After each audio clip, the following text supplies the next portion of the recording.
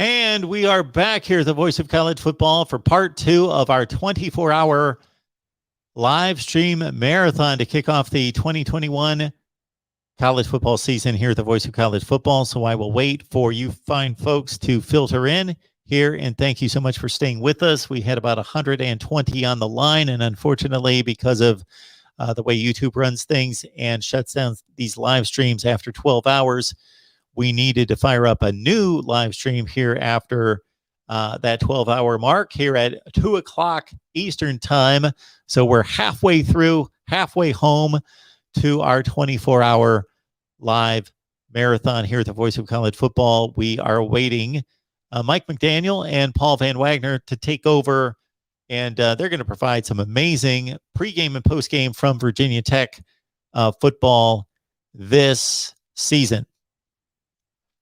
So I'm going to wait for Jack possibly to get back into the chat because I wanted to answer his question. There we go. And Jack's right on it. You talk about being efficient. Jack asked the question. I unfortunately had to shut down the stream. I come back on with the stream and look who is first in the chat. Jack, thank you so much for that. And again, unfortunately, we had to make this transition, which everybody's going to try to find us now, where we had over 120 people and we're down to 8. But Jack, I'm going to answer this question about James Franklin's performance at Vandy versus Penn State. What James Franklin accomplished at Vandy is historic. To be able to go 9-4, 9-4, 5-3, 5-3 in the SEC is phenomenal. And yes, there were some schedule conditions that were favorable. The SEC Eastern Division during that stage was down. Missouri had just joined. They were able to win the Eastern Division 2 consecutive years. And Georgia was down. Florida was down to a certain extent. And so the conditions were favorable for James Franklin, but that's a historic achievement at Vanderbilt to finish in the top 25, to win 9 games, 2 consecutive years, to finish well above 500 in the SEC, where it's commonplace for schools like Vandy when they're riding high, and for others when they're just doing what they typically do, like Ole Miss and Mississippi State, to basically win their non-conference games, go 3-5 or 2-6 in the SEC, and go to bowl games at 7-5 or 6-6. He went 10-6 in the SEC. Look at his predecessor, look at his successor, and look at their numbers in the SEC. It's not even comparable. So James Franklin, outstanding, historic job at Vanderbilt when he was there. At Penn State, okay, Bill O'Brien is the hero in the Penn State comeback. I thought, based on the NCAA violations and the penalties placed against that program, and there was such a stigma around that program, why would any star football player choose Penn State after that mess and have to answer to all of that, plus a bowl ban that originally was something like 4 years? They reduced the bowl ban. That was huge. They gave them back some scholarships. That was huge. Bill O'Brien did an outstanding job. For them to go 8-4 and 7-5 with a near-death penalty situation hanging over their heads and a bowl ban, not able to go to postseason play. You're almost telling the student athlete, you can't win a conference championship. You can't go to a bowl game. You're basically telling them you're playing a regular season kind of for nothing. There's no reward at the end. And for Bill O'Brien to bring them through that, hand it to James Franklin. He was very close. And Jack, I'm sure you remember this. He was on the edge after going 7-6, 7-6. So James Franklin takes over in 2014, correct? 7-6, 7-6. Then he's into his third season at 1-2 loses to Michigan 42-10, 49-10, whatever the score was. Loses to Michigan by 40 or 50 points. Loses to Pitt, in-state rivalry that was just renewed, and he loses that game. And they had the remarkable comeback, started winning all the games, beat Ohio State at home, a number 2 ranked team, went to the Rose Bowl, won the Big Ten championship. That set him up. That was remarkable in and of itself in 2016 for James Franklin. Now, since then, they've just languished in a good place, but they've not been able to get past Ohio State. So the Vandy performance out of James Franklin, much more admirable, much more historic. Right now, he's just a coach at Penn State.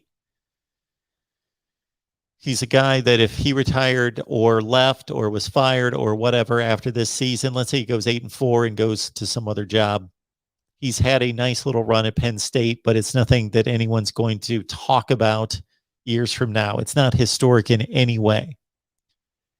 Yeah, he had a nice, magical run to the Big Ten championship and a Rose Bowl one time. And nothing wrong with 11-2 Cotton Bowl win, 11-2 Fiesta Bowl win. Those are nice seasons, top 10, but no championships involved. So it's a good run. It could be compared to a lot of other decent runs at other schools, like Tommy Tuberville at Auburn, or in a larger sense, Mark Richt. And we need to make sure that I can get my guys on here. Hang on.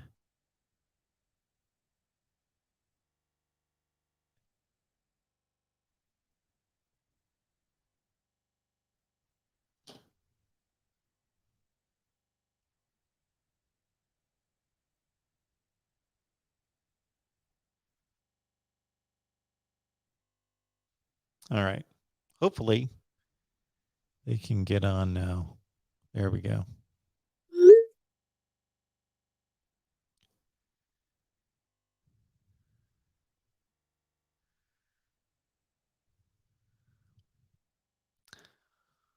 So waiting our Virginia Tech guys.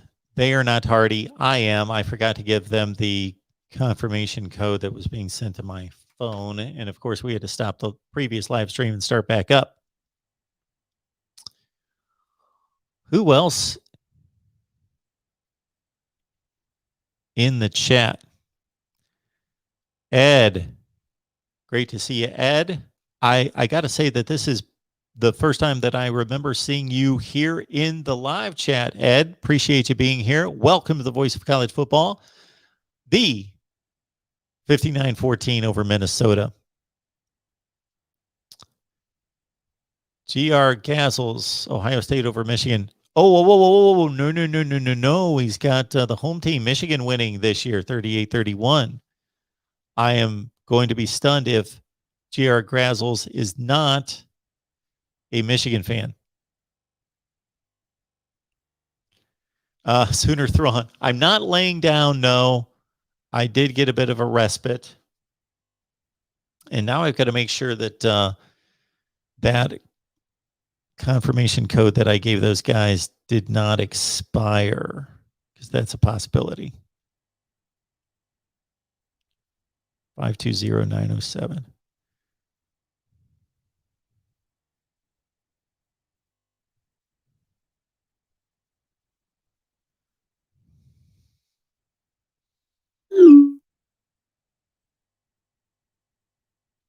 Stand by just a second. We need to make sure something's square here. Okay.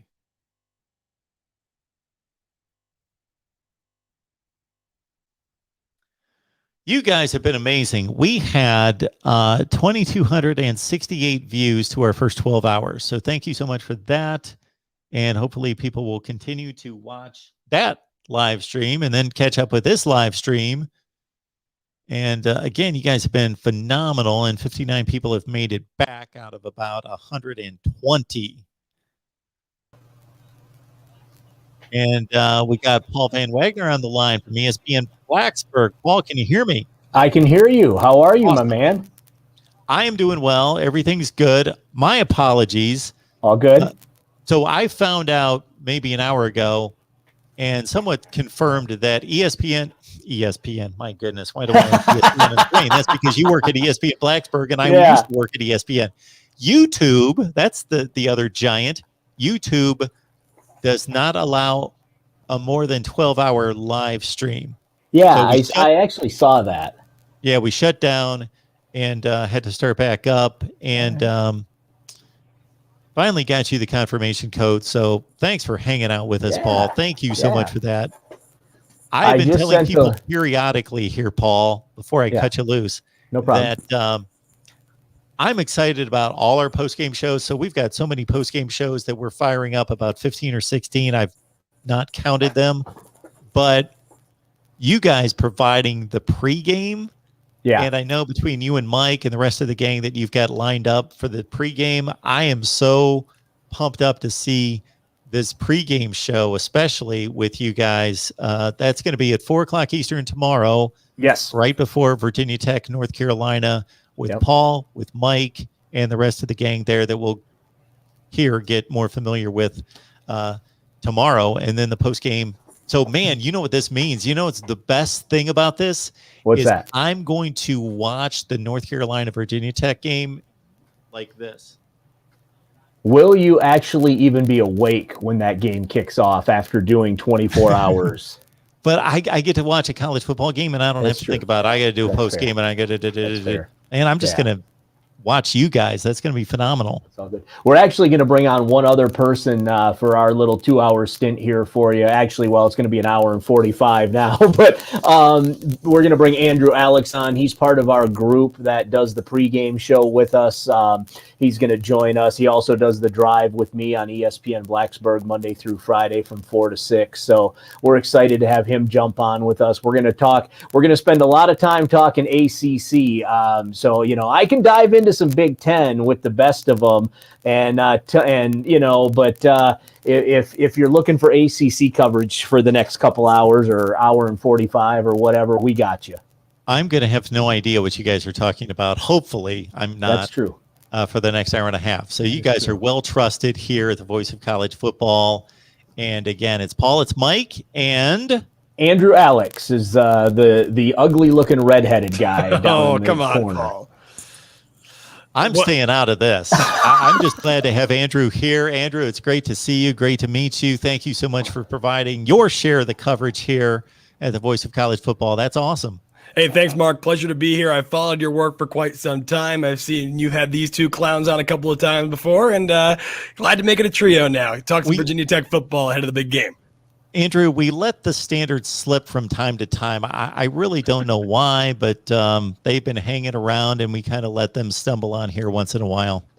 The bottom line is this. You can flip over the barrel, and you find this. So, you know. And of course, man, we've said all this without introducing the Mike McDaniel. Yeah.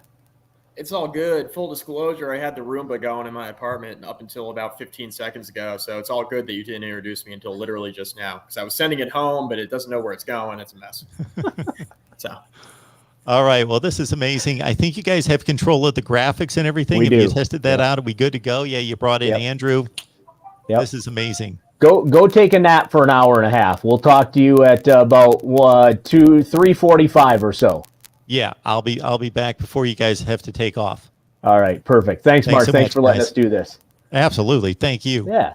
This is one of those things, guys. Mark is crazy for doing this. Like, I feel very comfortable in saying 24 hours, even with 2-hour breaks, right? Like, he had the Oklahoma guys on at around 10 o'clock this morning. We're giving him a couple-hour break here. Like, this is an insane stunt that he's trying to pull off here. It is, and we've said it before on live air at the pregame show, and when you guys have had me on the show before in studio, and we've had this conversation before. Literally anybody allowing us to broadcast anything at any given moment in time is quite honestly a surprise.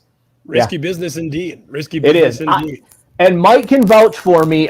We did a test run of this yesterday or 2 days ago, and I kept warning Mark. I kept saying, this is dicey for you to allow us to do this? And he said, we'll be all right. 24 hours, all these guests, and he chooses us three to captain the ship while he takes a nap. I wouldn't be getting much sleep. I'll promise you that. No. So let's jump into this, guys. We're gonna have a lot of questions here. We got people. By the way, for those that are just joining us, we do have a Virginia Tech channel that Mark just launched. Mike and I are going to be doing some post-game stuff on that after every Virginia Tech football game. As Mark said just a little while ago, we do a pre-game show here in Blacksburg from Hokie House. Anyone that's familiar with Blacksburg absolutely knows Hokie House. We do a live pre-game show there a few hours before every Virginia Tech football game. We're going to bring you that tomorrow from 4 to about 5:15. So you'll see us with, food and beverages and football. So we're looking forward to that. The three of us will be joined by Dave Perks, who brings kind of the fans' perspective on everything. But let's just dig right into some of these questions, guys. Ed wants to know, has Clemson recovered from the beating that the Ohio State University gave them yet? It got Brent Venables a contract extension. It did. A contract extension.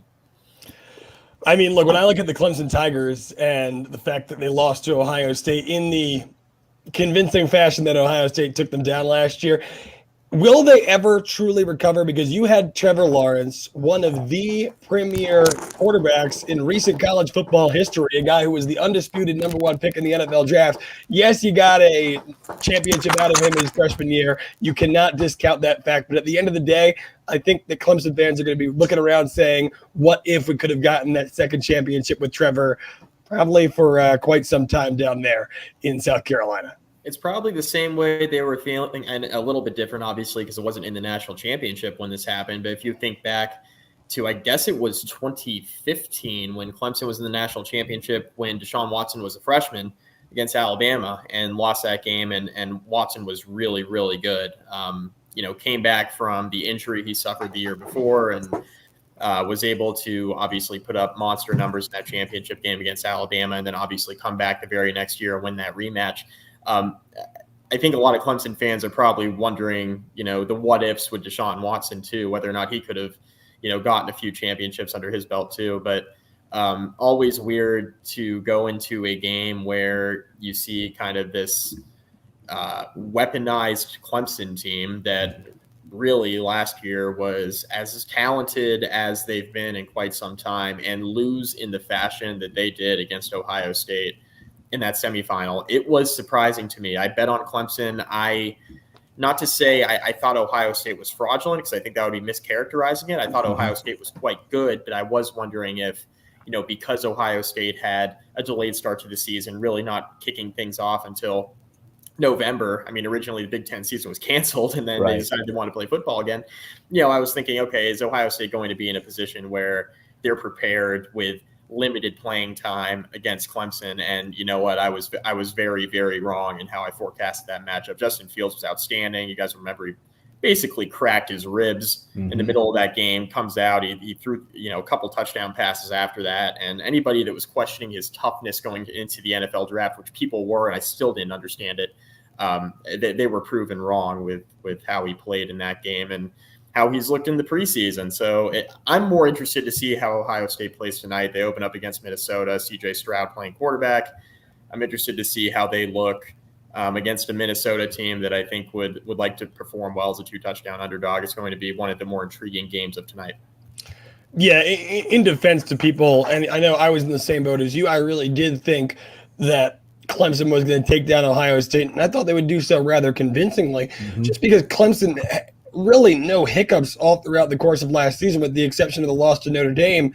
But Trevor Lawrence was out for that game. On the other side, I remember watching that Big Ten championship between Ohio State and Northwestern, and I still thought there were a lot of questions about Justin Fields. It was not his best game of the season, and to that point, it was probably the stiffest competition that Ohio State had played. I looked at a team like Clemson and said, this is a team that's been at it for 12 weeks. They're going to take care of business, but ultimately maybe that month gap between the Big Ten championship and the New Year's Day game that they played was enough. Good coaching by Ryan Day. We know about all the talent they have there, and Dabo Swinney was simply outmatched. Yeah, and this is one of those things where, you know, you look at what Ohio State had to go through not playing games even up to that Big Ten championship. You didn't really know how tested they were. You know they're always going to be good. And by the way, as a Michigan guy, this pains me to admit this, right? But you know Ohio State is going to be good. And the fact that, you know, they just absolutely took care of business with Clemson maybe is not so much... not taking anything away from Ohio State, but more of an indictment on Clemson and kind of what the ACC provides them for competition week in and week out. Yeah, and I think everybody thought, myself included, that, you know, even though DJU had to play in that, and again, I'd love to have DJU play for my team, but they had to have DJU play in that game in South Bend, right, earlier in the year. And everybody said, well, you know, Clemson was really tested. They lose that game with a backup, but there were other areas that Notre Dame exploited. I mean, you fast forward to the ACC championship game where they met again and had Trevor Lawrence, and it was clear Clemson made some adjustments. And now you're thinking going into the Ohio State game, all right, this was a Clemson team that lost a regular season game without their starting quarterback, and they looked real good against that same Notre Dame team in the conference championship game. And you know, what's this going to look like going into the semifinal? And everybody was confident after seeing Clemson beat a really good Notre Dame team in the ACC championship that all of a sudden they were just going to step right up and roll over Ohio State. I think a lot of people had Clemson winning that game by, you know, if not a touchdown, you know, 10 points, 14 points, what have you, just because Ohio State hadn't played. But we were all wrong, and it really ultimately didn't matter. It ends up being just an invitation to get your butt whooped in the championship game against Alabama because they were just that good all last year. We saw what happened to Ohio State in that national championship game. Again, not an indictment on Clemson or Notre Dame or Ohio State. It's just Alabama was so far and away the best team in college football last year. Yeah, you have to catch Alabama on a down week in the playoffs if you're going to have a chance to beat them. And you even see it in conference play, right? Like, I mean, Auburn, maybe because of the Iron Bowl, you know, you look at maybe a Georgia in the conference championship, but like Alabama, if they're playing even B+ football, are going to beat pretty much everybody in the nation 99 out of 100 times. Well, that's a pretty good segue. What do you guys think of the Clemson-Georgia game this Saturday? Because I think this is probably the best team that Georgia has fielded in quite some time. I think my personal belief is that on paper they have the best team in the SEC going into the season. Now, whether or not that's enough to go out and win the conference is a whole nother question. They have an underrated Florida team, in my opinion, in the division, and you know, they always have to, you know, I would assume they're facing Alabama. A lot of people are hyping up A&M, but they're breaking in a new quarterback. Yeah. And I trust Nick Saban breaking in a new quarterback more than I trust Jimbo Fisher. That's all I'll say about that. But I think the SEC is as wide open, with that being said, as wide open as it's been in quite some time. But Georgia's got a really, really good team. And I think that's going to be a difficult game for Clemson on Saturday night. Yeah, no, it's definitely a tough spot for Clemson. Of course, we have all talked at length about North Carolina and the issues that they have coming in with a lack of returning production. I mean, it's the same story at Clemson. You lose a generational talent at quarterback, you lose a generational talent at running back, and you lose your top two wide receivers. That being said, it's Clemson. We've gotten our sneak preview of DJU, and it looks to be the real deal. But you have an SEC team coming back with a ton of returning starters. The JT Daniels train is it's moving. It's moving, and there's a lot of hype there. I understand the Heisman hype. How quickly can Dabo Swinney get his team up for this? And honestly, Mike, I've talked to you about this. We can kind of segue. I've talked to Paul about this too, actually. It's an interesting question. How much does this game actually matter for the losers' playoff chances? I think it matters a lot, especially for Clemson, right? For Georgia, because you're an SEC team, you can lose to Clemson, run the table, and the committee is still going to look at that and they're going to go, damn, this is a good team. If Clemson loses this game and runs the table, the committee is going to look at the ACC and they're going to go, yeah, you beat UNC. you took care of Florida State, and I don't know exactly what Clemson's schedule is, but you took care of Florida State. Yeah, you beat Miami, but really, is that the level of these SEC teams? So I personally think that losing or winning this game means more to Clemson on Saturday than it does to Georgia, just for the fact that the committee is going to look at, if you go apples to apples, the SEC is going to outweigh the ACC 100 out of 100 times. See, that's interesting. So I thought about it a different way. I thought it was a more meaningful game for Georgia if they lost, because I think it's more likely that Georgia loses a game in the SEC than it is for Clemson to lose a game in the ACC. So What I'm thinking with that line of thinking is, okay, Georgia beats Clemson, right? How about if Georgia loses neutral site to Florida and then loses in the SEC championship game? They're probably out, right?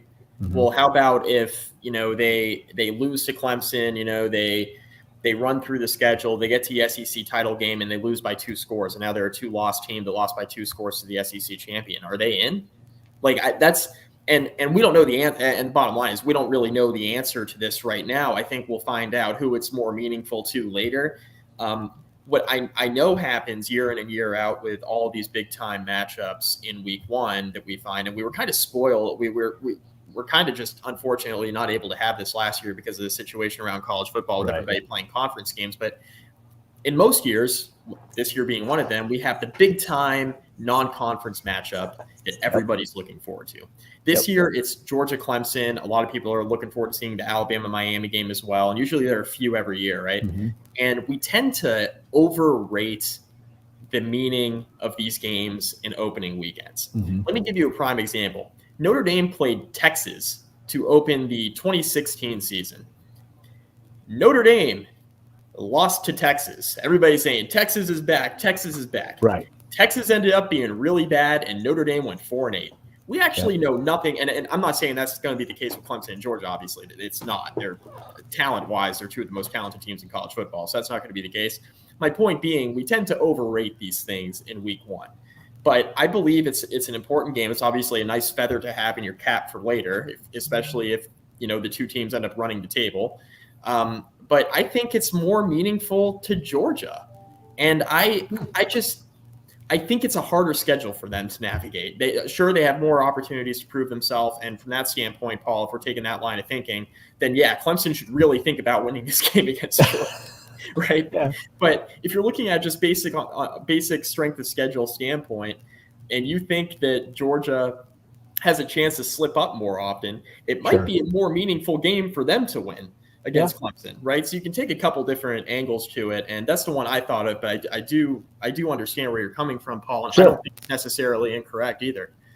But let's take a look at the schedule for Georgia right now today. And I know preseason rankings don't mean much, but the SEC East is down once again. I mean, Florida, you do have that marquee neutral site matchup in late October. Don't get me wrong, that's a big game. That's another feather in Georgia's cap if they can win, and obviously another opportunity to lose if they don't. But that being said, going along with Mike here, you lose to Clemson, then you lose to Florida, and then you have to beat Alabama or whoever it may be in the SEC championship, or you're definitely not going to be in. Well, because the rest of the schedule, South Carolina, Vanderbilt, Arkansas, Auburn, Kentucky, Missouri, Tennessee, Charleston Southern, Georgia Tech. When you put it that way, it does sound pretty favorable for Georgia, doesn't it? Yes, it does. Indeed, it does, right? So, but in the way that it sounds favorable, it's not like you're going to A&M, you're going to Alabama at least during the course of the regular season. You'll have that loss to Clemson, and obviously it'll be a very good thing that they have that win. But you lose to Clemson, and then you lose to Florida, and your season's essentially over unless you can beat Alabama. And if that does happen, of course, now we're projecting months in advance. You have a 2-loss Georgia, and then you got to probably put 2 teams from the SEC in the college football playoff to the chagrin of an Oklahoma. But with Clemson, I mean, like Mike says, I don't necessarily think that they have a lot of opportunity to slip up. Now, granted, as we were saying, they're installing new offensive players. There could be potential slip-ups against NC State or Boston College at the end of September into early October, but I'm not betting on either of those things to happen, right? You assume that Clemson's going to be able to push through. Georgia is the one real challenge on the schedule until you have to face, say, a North Carolina or a Miami or even a Virginia Tech, just to pander to our own people here, in the ACC championship game. I think that Clemson is going to feel a lot better about their college football playoff chances coming out with a loss than Georgia would. You know, and now that I take a look at Georgia's schedule a little bit more closely, now I'm sitting here thinking, who has the tougher schedule, Georgia or Clemson? Because it's not like Georgia's playing a bunch of world beaters on their SEC schedule. Now, yes, they do have a quality game. Obviously, playing Florida, it's always neutral site in Jacksonville. So, you know, Florida should be pretty good.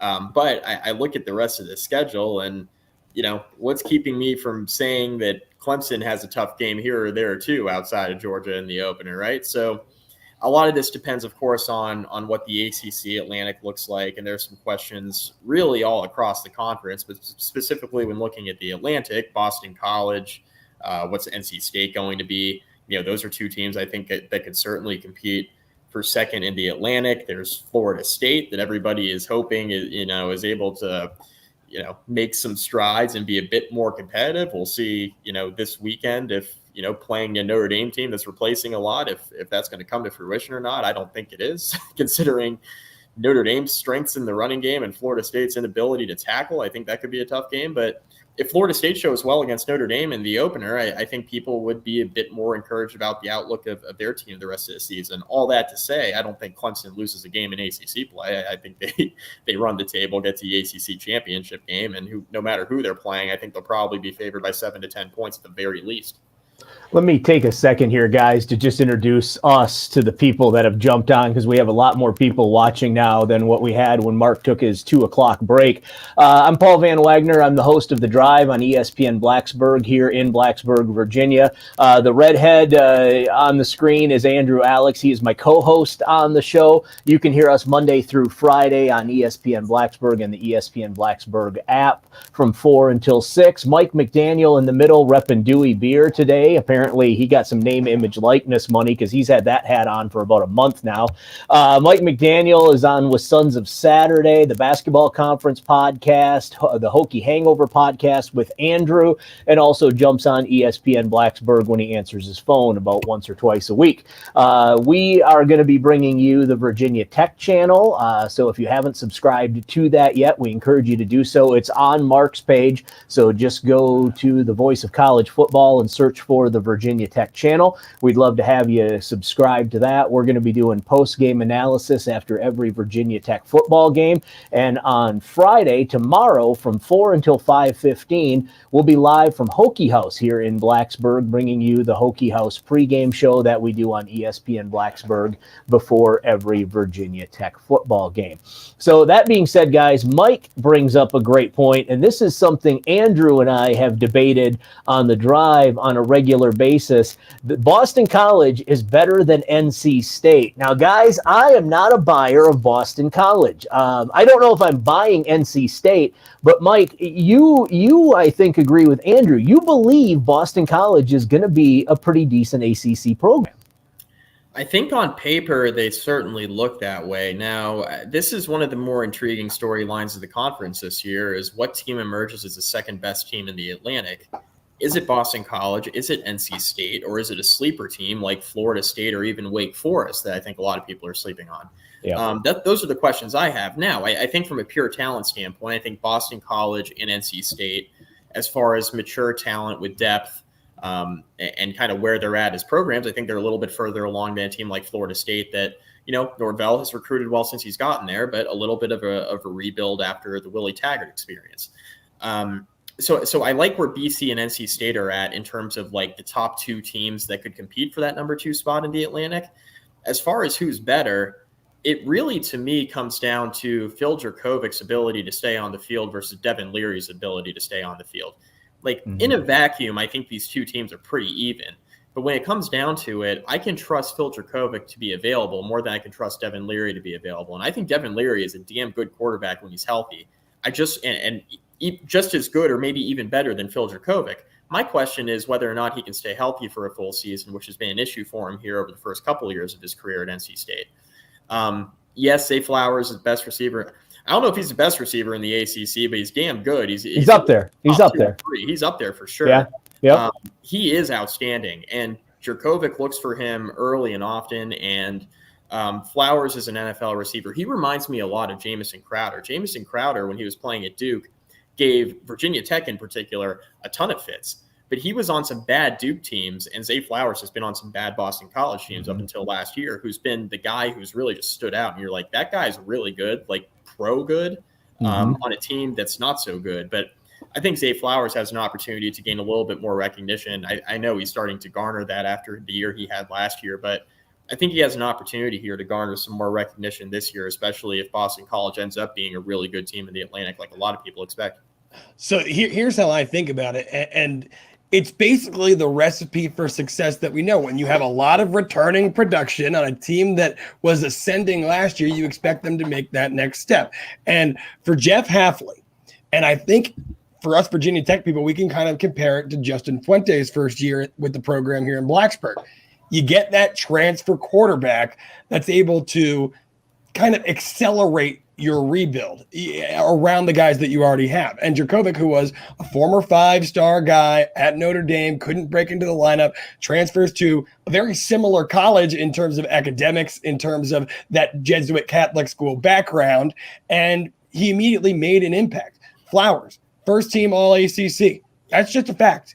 And they did that all without Kobe White, who was a great receiver the year before that was lost in preseason due to an ACL injury. They also had the other guy, Gill, the wide receiver, who added 400 some odd yards himself. He was a former 5-star Ohio State guy that followed Hafley to Boston College. And the offensive line with Lindstrom and others has a couple potential future pros there. On the offensive side of the ball, there's no reason, with the exception of what Mike mentioned, the potential of a Phil Jurkovec injury, that I had to believe that Boston College in year 2, because you're going to get that year 2 bonus with the coordinators, with the head coach, especially coming off of a COVID year, that this team's going to be able to make a jump. And I see them, and NC State not far behind, because I like what I see in Leary. I like what I see in their running game. It was very good last year. They don't lose a ton on the defensive side of the ball, save Aleem McNeil, who was an NFL caliber player on the defensive side of the ball. But that being said, ooh. Not only am I 21, I'm 29 and married. So, yes. But yeah, no, absolutely. 21 and a half sounds about right. But yeah, Boston College. And to put this in perspective, we did for 247sports.com, we had 9 different Virginia Tech analysts pick every single game of the season. And I thought I was being sneaky. I thought I knew something that others didn't with Boston College. But ultimately, when the final results came out, 8 out of 9 pickers choosing Boston College over Virginia Tech on a Virginia Tech outlet full of, Virginia Tech homers to some degree. Right. I mean, but here's the problem, right? The defensive side of the ball. All of this stuff that you guys are talking about on the offensive side of the ball is great. But here's the reality. Last year, the only defensive stat that Boston College had that was any good was fumble recovered. They had 12 of those, best in the ACC. Yards per play.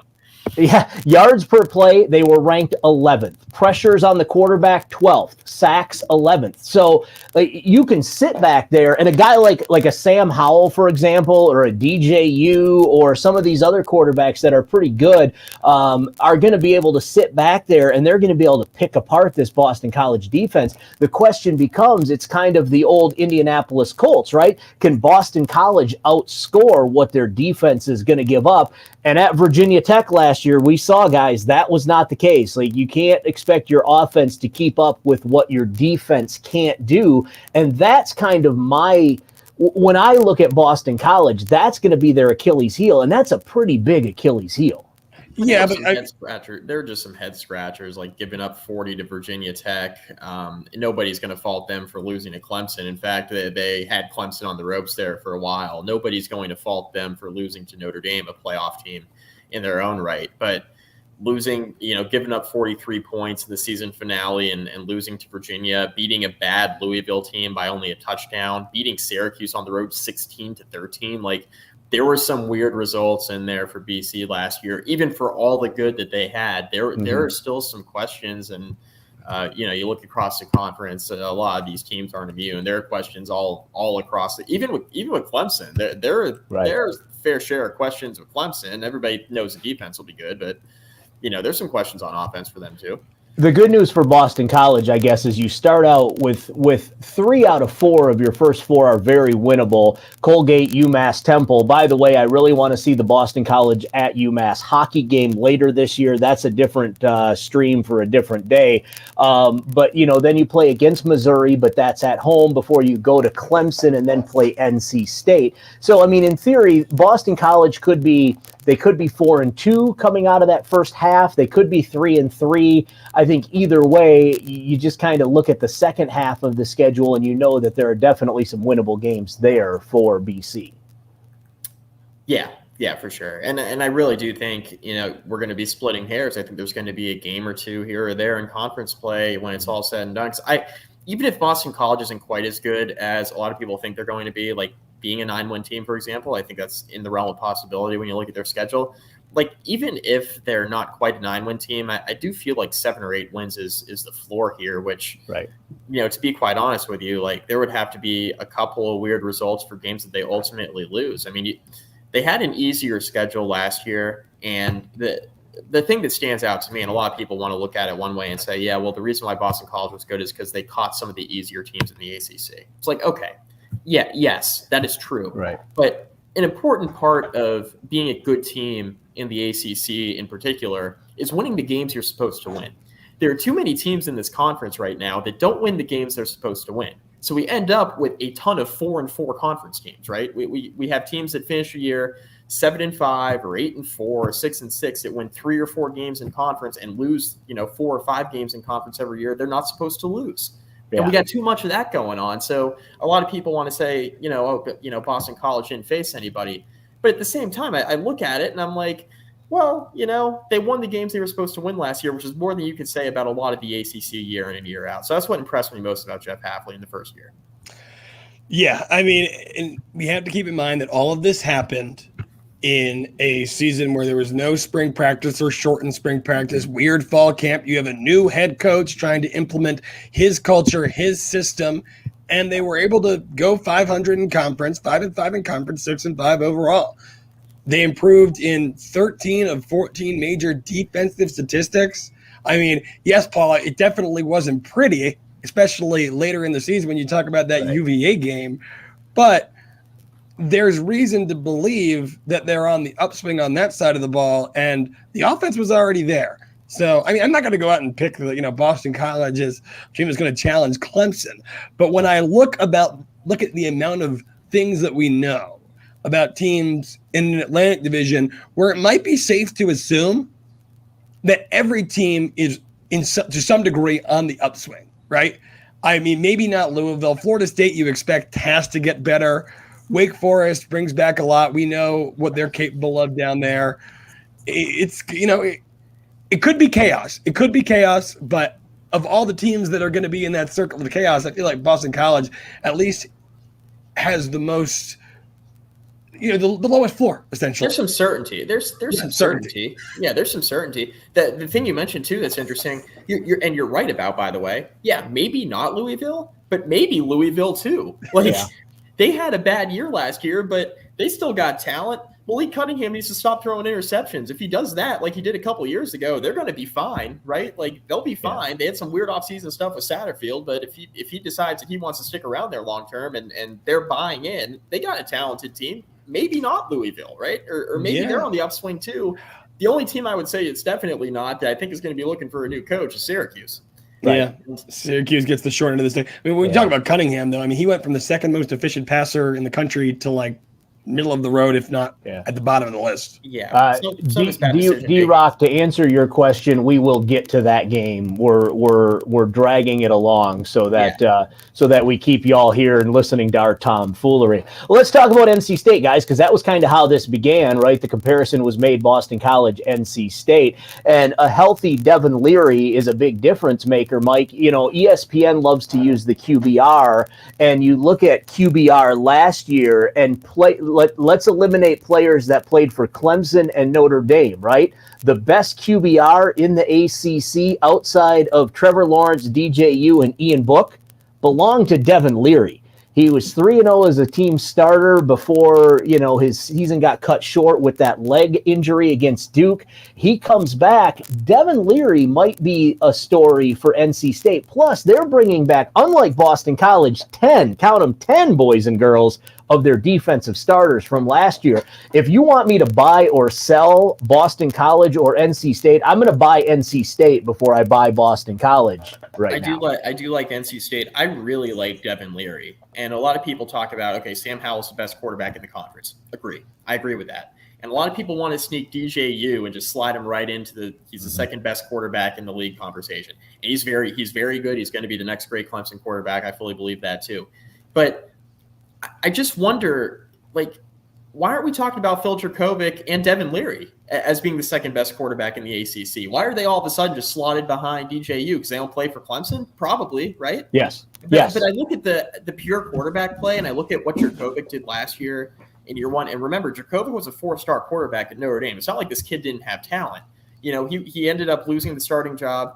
Or didn't win the starting job at Notre Dame. Ian Book won it year over year, so he ends up transferring out to BC. And it turns out he's really good. Notre Dame would love to have Phil Dracovic right now rather than Jack Cohn, I'll tell you that. But I look at Dracovic, and he's a really talented kid. And then on to the point about Devin Leary and the QBR, Devin Leary, when he played last year, was one of the most impressive, if not the most impressive quarterback in the ACC, not named Sam Howell. He was really, really good last year. Trevor Lawrence was a little up and down. He missed some time with COVID. I mean, you could make the argument that Devin Leary, for the 3 games that he played, was the second best quarterback in the ACC last year. That argument is out there to be made. Now, I'm not going to make it when Trevor Lawrence and Sam Howell are in the discussion. Yeah. But if you want to battle back and forth with that, you could. Devin Leary was really freaking good. They got a good running back with Zonovan Bam Knight. He's a real good player. They're going to be able to run the football. And the question with NC State is, can you have the consistency on defense? Can you find some guys on the outside to consistently make things happen for Devin Leary?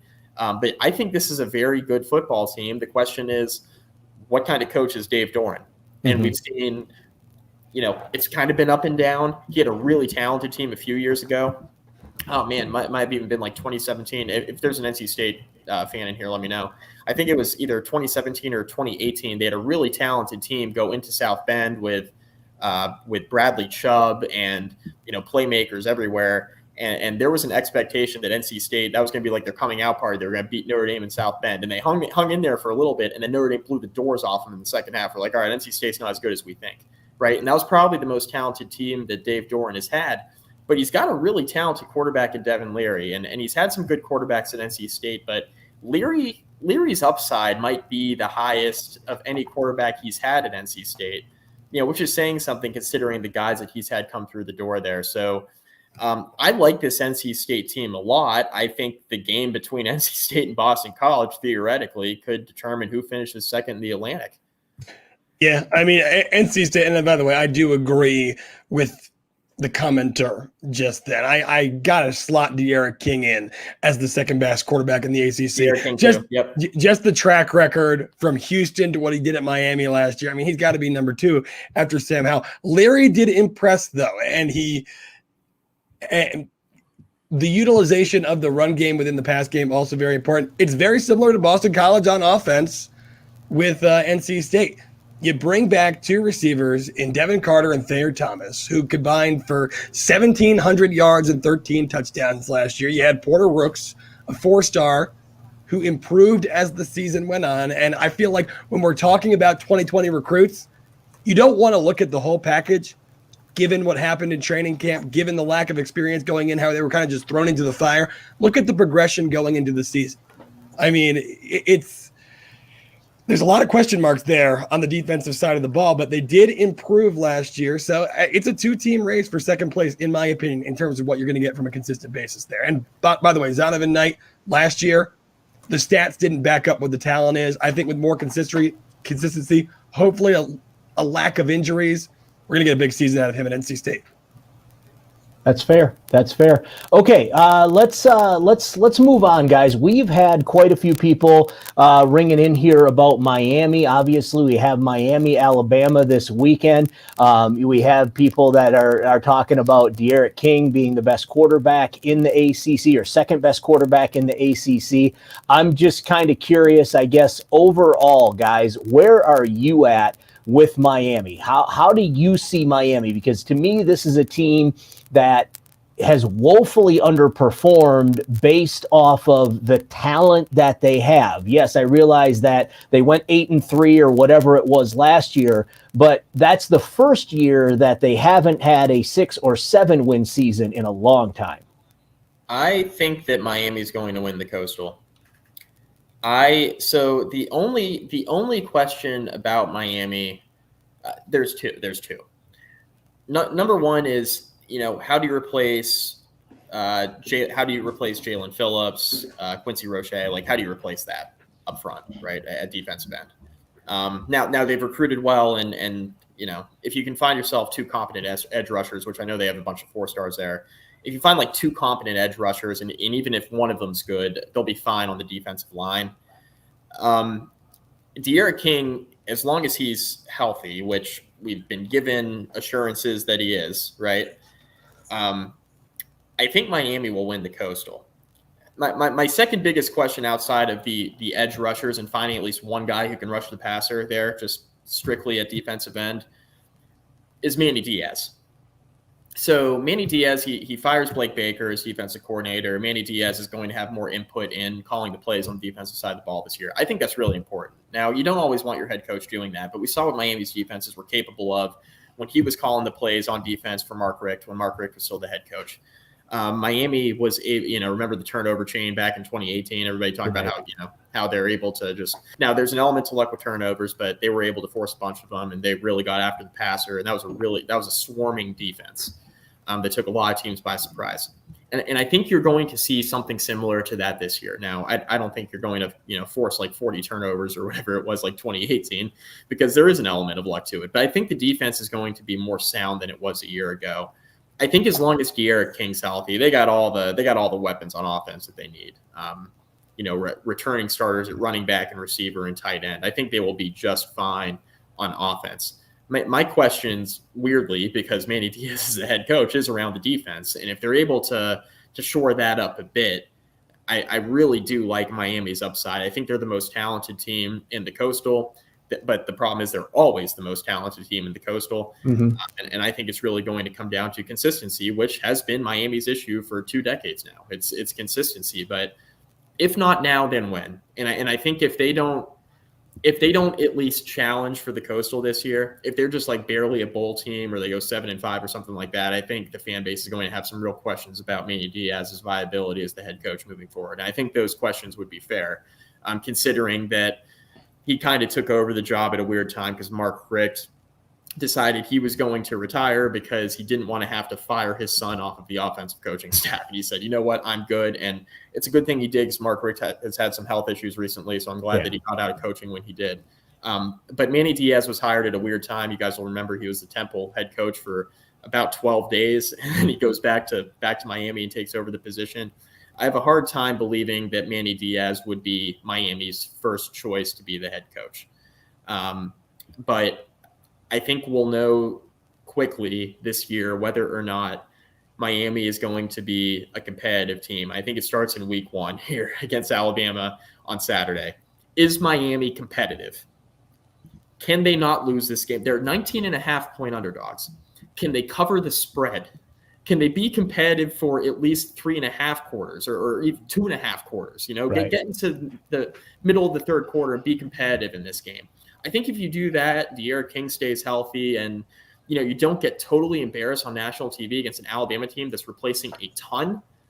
I think if you're able to just show up and play well, I think there's a decent shot for Miami to be pretty good.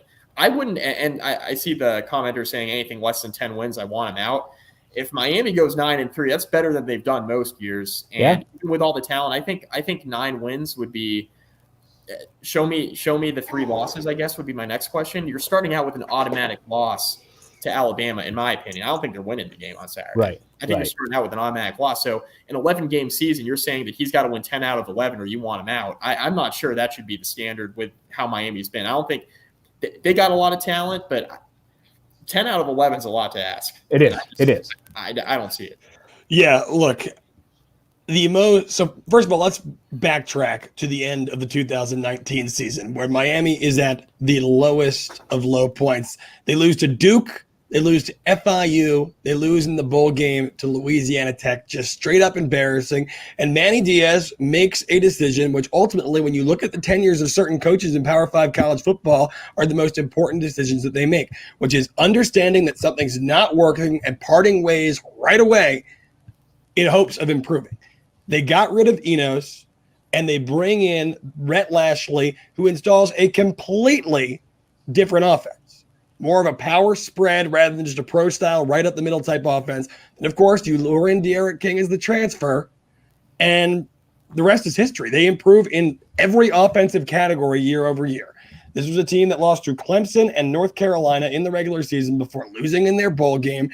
From where Miami was at the end of 2019, that is about as realistically, that's as much as you can ask for, right? You beat everyone other than the eventual conference champion and the eventual division champion. Now you bring everyone back on the offensive side of the ball, save Brevin Jordan, who was a great player, by the way. But when he was out for 3 games last year, Will Mallory stepped in that tight end role and played very admirably. I believe he had over 150 yards and 3 touchdowns over that 3-game span. This is a guy that could step in as his first season as the number 1 tight end at Miami and be one of the top tight ends in the conference. And this is a conference that is laden with some pretty serious tight ends this year.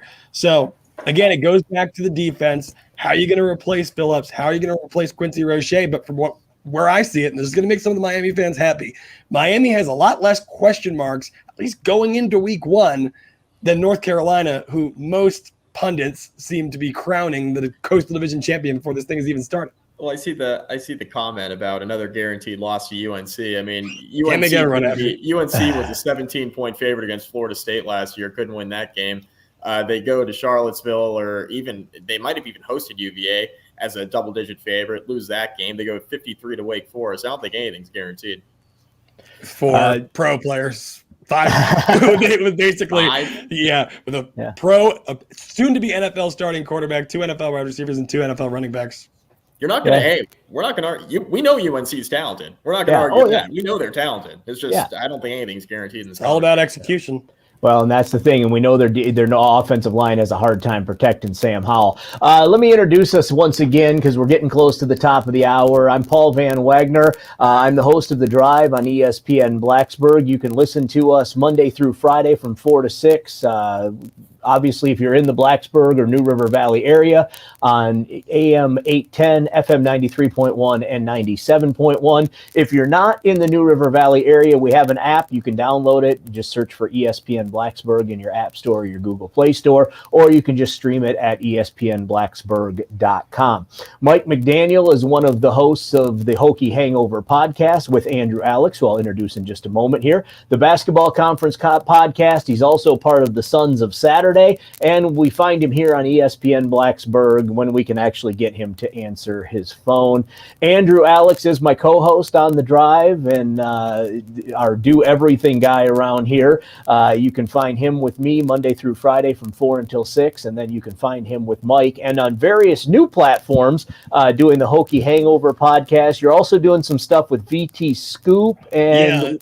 Yeah, VT Scoop 24/7 Sports. It's a podcast called Inside the Tunnel, also Virginia Tech. Okay, yeah. So if you're looking for Virginia Tech stuff, ACC stuff, Mike's Basketball Conference podcast, he and Joey Weaver do that.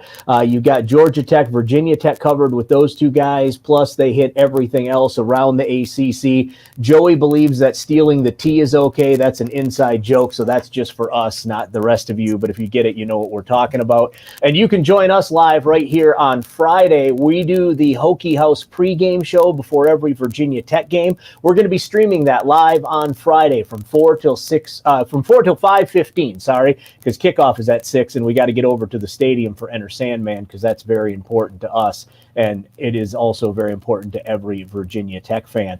Let me see, guys. What do we want to jump into next? Do we want to talk Virginia Tech, UNC? We're getting a lot of there's a lot of hate on here from the UNC people, but there's also a lot of people that are throwing some shade UNC's way. I guess let's jump into that game because we can probably spend a good half hour just talking about that. I've said time and time again on the show, guys, here's the situation. When you look at this game, I'm not taking anything away from UNC, right? Sam Howell is a hell of a quarterback. That defense is vastly upgraded from last year. But at the end of the day, you got to break in 2 or 3 new wide receivers because Bo Coriolis has hurt himself again, so he's out. So now you got to break in a whole new wide receiver crew, and you've lost 2,000+ yard running backs in the backfield. Sam Howell's good. We're going to find out on Friday exactly how good Sam Howell is when he has to try to break in these new guys under live fire in Lane Stadium from a Virginia Tech Hokies defense that is going to be vastly better also. So, guys, I guess let's start out on the UNC side of things. And Mike, I know we've all been big proponents of Sam Howell. Justin Fuente is a big proponent of Sam Howell. If you can watch college football and not look at it through your team's shaded glasses, you got to believe Sam Howell is a legit quarterback and probably will be a top 3, maybe top 2, maybe even first overall pick in this upcoming NFL draft. Yeah, Sam Howell's really good. I mean, you're not going to find. I mean, you might find some Tech homer somewhere who say he's not as good as he looks. I don't believe any of that. I think he's outstanding. He can make every throw. Easy Grazzle. I think if you want to nitpick with Sam Howell, and I think North Carolina fans will largely agree with this. It's that sometimes he holds on to the ball a little bit too long, right? So North Carolina, they gave up 34 sacks last year. They've given up 71 in the last 2 seasons. Yep. Some of that has to do with the offensive line certainly not protecting as well as they could in the passing game, but some of it has to do with Sam Howell holding on to the ball a little bit too long, which is something he's addressed in the preseason, by the way, and something that Mac Brown's addressed. So the team's aware of it, and Sam Howell's aware of it. He has to get rid of the ball a little bit quicker at times, right? So that's not something we're not uncovering something that's not out there already, right? That's pretty common knowledge about Sam Howell. But any criticism you hurl towards Sam Howell is just going to be nitpicking. He's outstanding. He does things in the passing game, and schematically, what North Carolina can do with Phil Longo as their offensive coordinator, what they can do with Sam Howell, and some of the throws and some of the design plays they can make, and these long developing passing routes down the field, you can't do with every single quarterback in the country. Right. You can't even do it with like all but 5 quarterbacks in the country in the FBS, in my opinion. Yeah. Sam Howell, because of his arm talent, opens up so many opportunities for this North Carolina passing game, something that Virginia Tech obviously saw firsthand last year when Carolina scored 56 points against a really beaten up Virginia Tech secondary. But we saw what Daz Newsome can do, De'Ami Brown. They do that regardless of if your secondary is beaten up or not. They're just really, really good receivers. And I think North Carolina is definitely going to miss them. I think they would have loved to have had Bo Corrales for this game on Friday night. Yeah, I'm interested to see how some of these receivers are broken in. You know, guys like Emory Simmons, does Caffrey Brown play? If he does, how much? I'm just really interested to see how they look offensively. And I think they'll be good. Phil Longo's a good offensive coordinator. The biggest story for me in this game is whether or not Ty Chandler's the real deal, right? And he was a good running back in Tennessee, not great, good running back, but he also didn't have the benefit of running behind an offensive line, in my opinion, that's as good as North Carolina's. I think North Carolina's offensive line is going to help Ty Chandler kind of unlock a different gear this year. I think he's got an opportunity to be one of the best running backs in the ACC potentially by season's end. So they're a really talented offense, but certainly not without questions. Luke, I'm going to address both of your comments here, this one and the one about the receivers. I agree, and I think Mike said it, right? Like, the offensive line isn't bad. I'm not saying that the offensive line is bad. I'm just saying that Sam Howell puts them in a situation where they've got to block forever, and that's hard to do at this level. I mean, you're going to see it against Virginia Tech, the Virginia Tech front four, as long as all four of the starters stay healthy and can play most of the game, are going to be a nuisance for that offensive line of the Tar Heels, right? And I do agree. But you know what? I think that is an attribute of Sam Howell's, and here's why.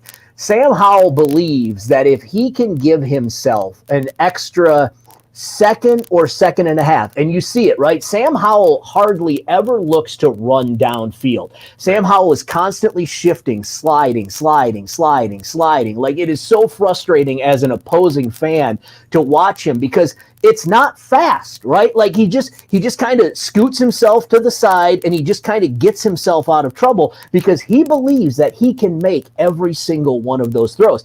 That's a good thing, in my opinion. And sometimes you do get sacked and sometimes you do give up sacks, but I'd rather personally have a quarterback that believes in himself and tries to buy that extra time like Sam Howell does than to have a quarterback that just tucks it and runs and gets hurt or chucks the ball willy-nilly down the field, Mike. Certainly, and I think that's one of the reasons why he receives the attention he receives from the NFL scouts, right? Like, they look at him as a guy who always has his eyes down the field, is always looking to make a play down the field with his arm, but is also athletic enough to make things happen with his legs. Now, he's not a dual threat running quarterback by any means, but he's good enough and he's certainly athletic enough to make opposing defenses pay. In my opinion, this entire game comes down to not only the matchup between Virginia Tech's I'm seeing the comments. Sorry, I'm going on the opposite side of that. North Carolina's receivers against Virginia Tech's very talented cornerback group. That's one story in the game, but the other story is whether or not Virginia Tech's improved offensive line can get pressure with four. And you guys are going to hear me say this on the pregame show tomorrow.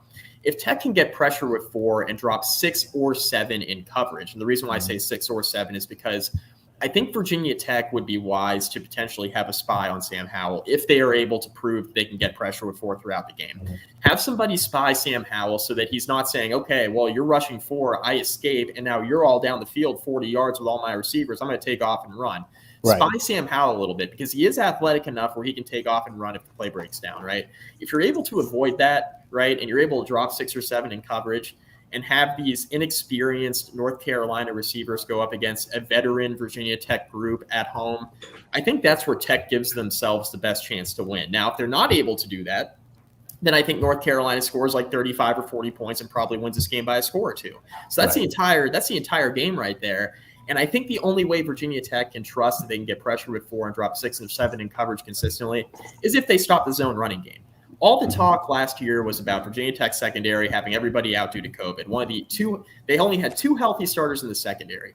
One was Chamari Connor. He was ejected on the second possession for targeting.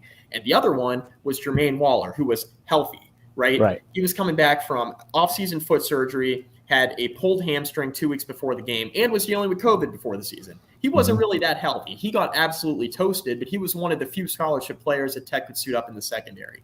That was a storyline, right? And an important one. And you can't say that you can't just gloss over it and say Virginia Tech didn't have anybody in the secondary because it did play a factor in the outcome, especially in the passing game. But the bigger issue to me last year was Virginia Tech's front 7 got absolutely manhandled. They did not run fit well at the linebacker group.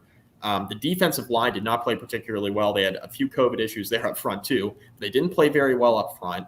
And the story of the game to me was the fact that Michael Carter and Javonte Williams ran all over Virginia Tech, opening up the passing game for Sam Howell and all those receivers against walk-ons and 3rd and 4th stringers in the secondary. That was the biggest story of the game to me, not just the COVID issues in the secondary, the fact they were able to run the way that they did. If Virginia Tech can slow down the run and give themselves an opportunity to rush with 4 on obvious passing downs, then I think that's step number 1.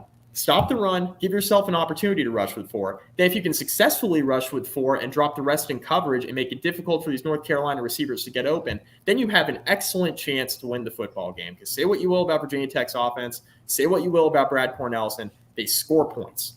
Score points. I'm not worried about Virginia Tech scoring points. I think they'll figure that out. But Mike, here's a question I have for you. Devin Hunter steps in, and it seems like throughout camp, a lot was made of the fact that there was real competition between him and Nasir Peoples, between him and Nyquil Hawkins. And I think where some Virginia Tech fans' expectation for Hunter still is, given that he was a 5-star recruit coming into Virginia Tech that really never got his footing in this defense, had to take a mid-career redshirt to try to just save that eligibility and move forward. Of course, he has the legal issues last year. He's off the team. If I'm Mac Brown and Sam Howell, I'm attacking him on that first, 10 scripted plays to see if this guy can actually play in coverage against the speed that North Carolina has on the outside and a quarterback in Sam Howell who can put the ball where he wants. Can they expose the middle of Virginia Tech secondary, right? Because as far as we know, that is the weakness of the defense for Virginia Tech, is the middle of the secondary. As far as we know, we haven't seen an extended sample size of Keontae Jenkins, who's going to be starting at free safety. We haven't seen an extended, for as talented as Devin Hunter is or was coming out of high school, we haven't seen an extended sample size of him playing in the secondary with the starters. We've seen him in mop-up time. We've seen him on special teams. That's really been it through his first few years at Virginia Tech. And then we really haven't seen Shamari Connor healthy and in coverage against this North Carolina team, right? We've seen him in coverage. He allowed 13 receptions and 3 touchdowns on 14 targets over the last 2 years against this team. As a redshirt freshman. We haven't seen him as a veteran upperclassman in pass coverage. That was 2 years ago, and he was ejected on the second possession of last year's game. We got to see it. It is a question, though. Seriously, Shamari Connor, Keontae Jenkins, and Devin Hunter in the middle of the defense. That's where the questions are, right? That's where the questions are. I think if Virginia Tech gets decent play in the middle of the defense and they're able to put pressure on Sam Howell, that's when they give themselves a chance to win. And I'm not 100% sure that North Carolina's got receivers that are healthy enough and capable enough to consistently torch Virginia Tech's defense in the middle of the secondary. That's a question I have too. I mean, they're starting a redshirt junior. They're starting a senior with 13 career catches, right? If he's a senior with only 13 career catches, how good is he, right? And then these are questions we're going to have answered in this game. I'm just not 100% in the camp of North Carolina's got all of this star power at receiver when they're suiting up redshirt juniors and seniors who haven't played over the course of their entire career, and those are the starters in the game. I'm just not that convinced it's going to be that easy for North Carolina to just blow by the second. Okay, but also on the defensive side of the ball, having watched North Carolina over the course of a season, and we know that North Carolina's influx of real talent in the Mac Brown era is a new phenomenon. So a lot of the higher end talent that they had was kind of just forced to learn on the fly about the defensive system and about how to play college football at the Power 5 level. They didn't have that full offseason. What I saw out of Tony Grimes, who wasn't even a starter in week 1 compared to what I saw at the end of the year, and knowing that he has a full offseason, I mean, this kid who obviously a Virginia native, a 5-star, Virginia Tech fans really wanted him. Obviously, it didn't work out that way. This could be the best player on North Carolina's defense. And for Braxton Burmeister, with what he's working with, obviously, the receiving core between Trey Turner, James Mitchell, Tavion Robinson, Caleb Smith, Jaden Payout, the list goes on. I think that this North Carolina defensive back group is going to be a lot better than some Virginia Tech fans are anticipating, just based on what they saw last year, because it was a young group at the time who really hadn't gotten their feet under them. Yeah, and certainly North Carolina's defense, I think if you even fast forward to the Orange Bowl, North Carolina's defense played much better right now. They still gave up a bunch of yards to Texas A&M, but they were better than they were early in the year. Justin Fuente actually mentioned that at a press conference this week. He remembered, watching the Orange Bowl at the end of the year last year and saying, man, that defense is much improved, compared to where they were early on in the year. Tony Grimes, I think, has the potential to be the best defensive player on the field on Friday night. I think that the potential is there for him to be the best position player on any defense tomorrow night. Now, whether or not Virginia Tech can isolate a guy like James Mitchell against some inexperienced North Carolina defensive backs, whether or not, Trey Turner is able to get open against a guy like Tony Grimes, which I think that it's safe to say that Grimes will probably be on Trey Turner for most of this game. That's going to be a story as well. And how does Virginia Tech scheme around that with some really talented players in North Carolina's secondary?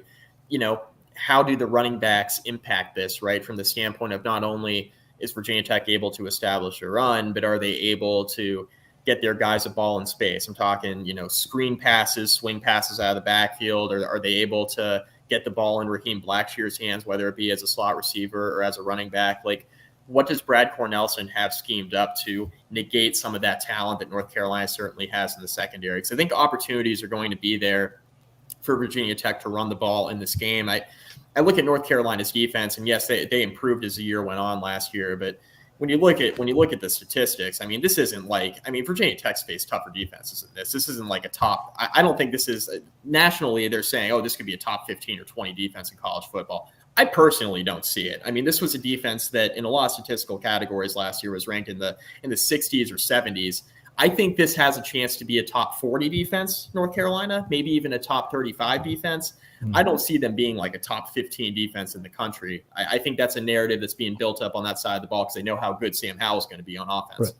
So I want to answer Richard's question here, and then that kind of makes a good segue for us to talk about the Virginia Tech defense. Richard, I think you're probably talking about Bud Foster as defensive coordinator for Virginia Tech. Bud retired in 2019. Last year was Justin Hamilton's first year as defensive coordinator. And of course, having all of the COVID issues, not having a full offseason to establish what he wants to do defensively, which isn't that different from what Bud Foster had done, because remember, Justin Hamilton is off of that Bud Foster coaching tree. Ham played for Foster when he was a player at Virginia Tech. So Justin Hamilton is the new defensive coordinator. So I think a lot of us in Hokie Nation are very interested to see, what does this defense look like when it has an opportunity to have a whole offseason? In fact, what was it, Mike, about 2 weeks ago during the media availability, I asked Ham how he felt about, having that whole offseason and where he was that day versus where he was a year ago. And he said, honestly, man, I feel so much better about where we are right now than where we were a year ago. And I think that a lot of that has to do with the fact that they've been able to have full practice with the full defenses. We saw it last year, right? And I'm not making excuses. Like, this is not an excuse. This is just fact. We saw against North Carolina, the entire secondary was devastated by COVID. When they went to play, what was it, Miami or Pitt, they didn't have any linebackers, or they had very few linebackers. It just kind of, COVID ran its cycle on Virginia Tech, and it just kind of went room to room to room to room. And so I think this year it's going to be a lot better, or hopefully it's going to look a lot better, at least on the defensive side for the Hokies. One of Virginia Tech's starting linebackers, Alan Tisdale, was playing free safety in the North Carolina game last year. Like, that gives you an idea of how depleted this really was. Yeah. I mean, Alan Tisdale's really athletic. He is not a safety. He's a right. linebacker, and he was playing free safety, which tells you everything you need to know. Virginia Tech also had a walk-on starting in the secondary. He's not even on like the 3 or the 4 deep this year with the depth chart that was released. So that tells you everything you need to know about, the COVID issues that the defense dealt with. It wasn't really a true year one for Hamilton, in my opinion.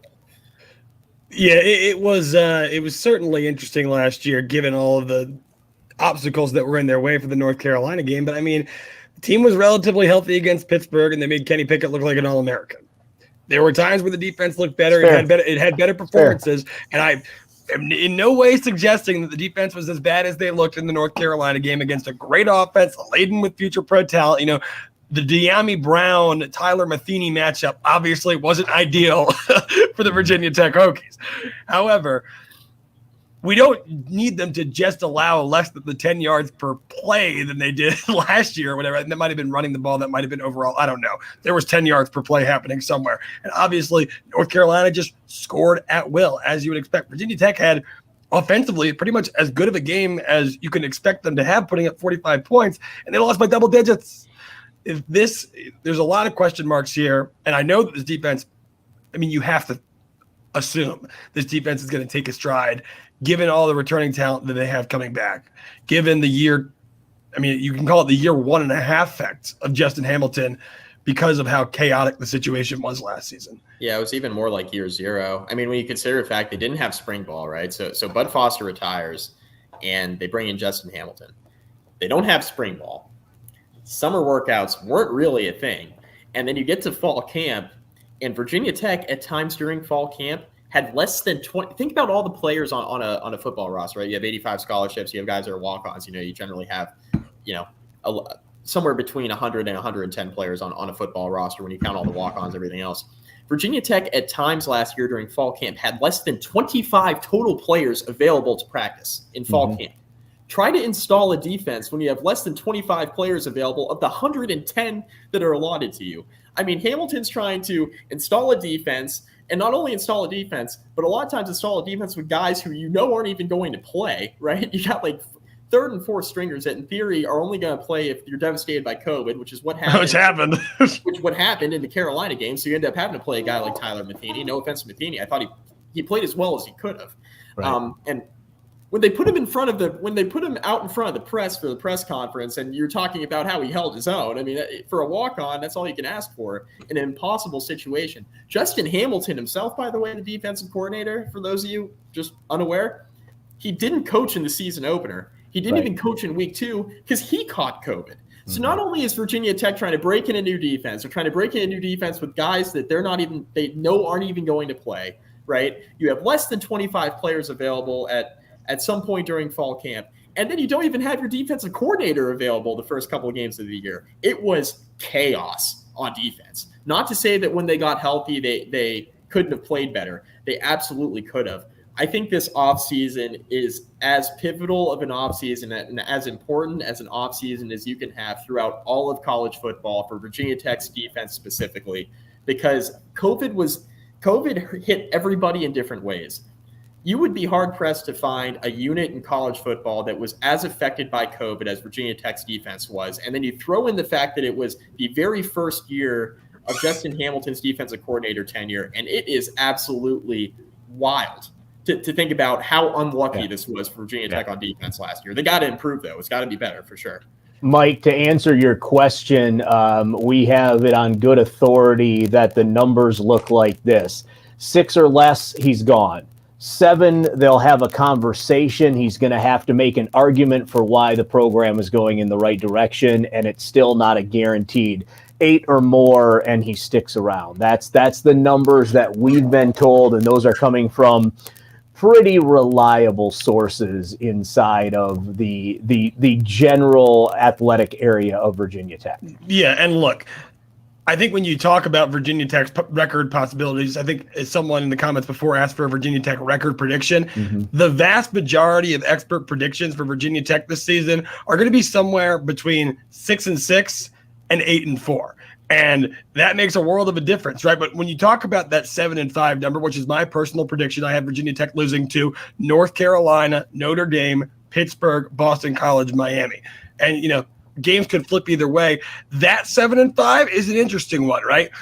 But you need to, for Justin Fuente to help his case in a 7-win season, get a big win at home. If you can beat Notre Dame or you can beat North Carolina, Justin Fuente doesn't, essentially, since he took over as head coach, every marquee game with a top 15, top 25 team that comes into Blacksburg, Virginia Tech has rolled over and lost. He doesn't have that marquee victory. He has some good victories. We can look back at North Carolina, the 6 overtime game, Quincy Patterson runs into the end zone. That was electric. They've had some good wins against Pittsburgh. They've beaten Miami, but there's no one thing that you can point to and say that was the game of the Justin Fuente era. With that being said, 7-5, if you lose to a Duke, if you lose to a Syracuse, say even a Georgia Tech, and this repeating theme of the one massive letdown game each season that has been the Achilles heel for Justin Fuente continues, then there's no way he's back.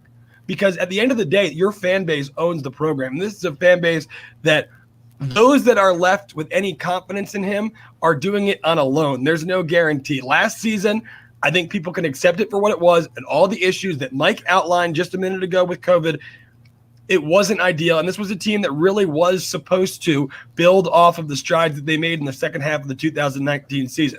Offensively, you look at the S&P numbers, and Virginia Tech had the biggest discrepancy between their actual record and what their statistics would suggest that they did. They lost almost 2 wins. I mean, you can point at the Liberty game with icing the kicker. You can point to close losses to Miami, where it seemed that Brad Cornelison just lost all ability to call plays late in the game. There were others. And, of course, the embarrassment against Pittsburgh.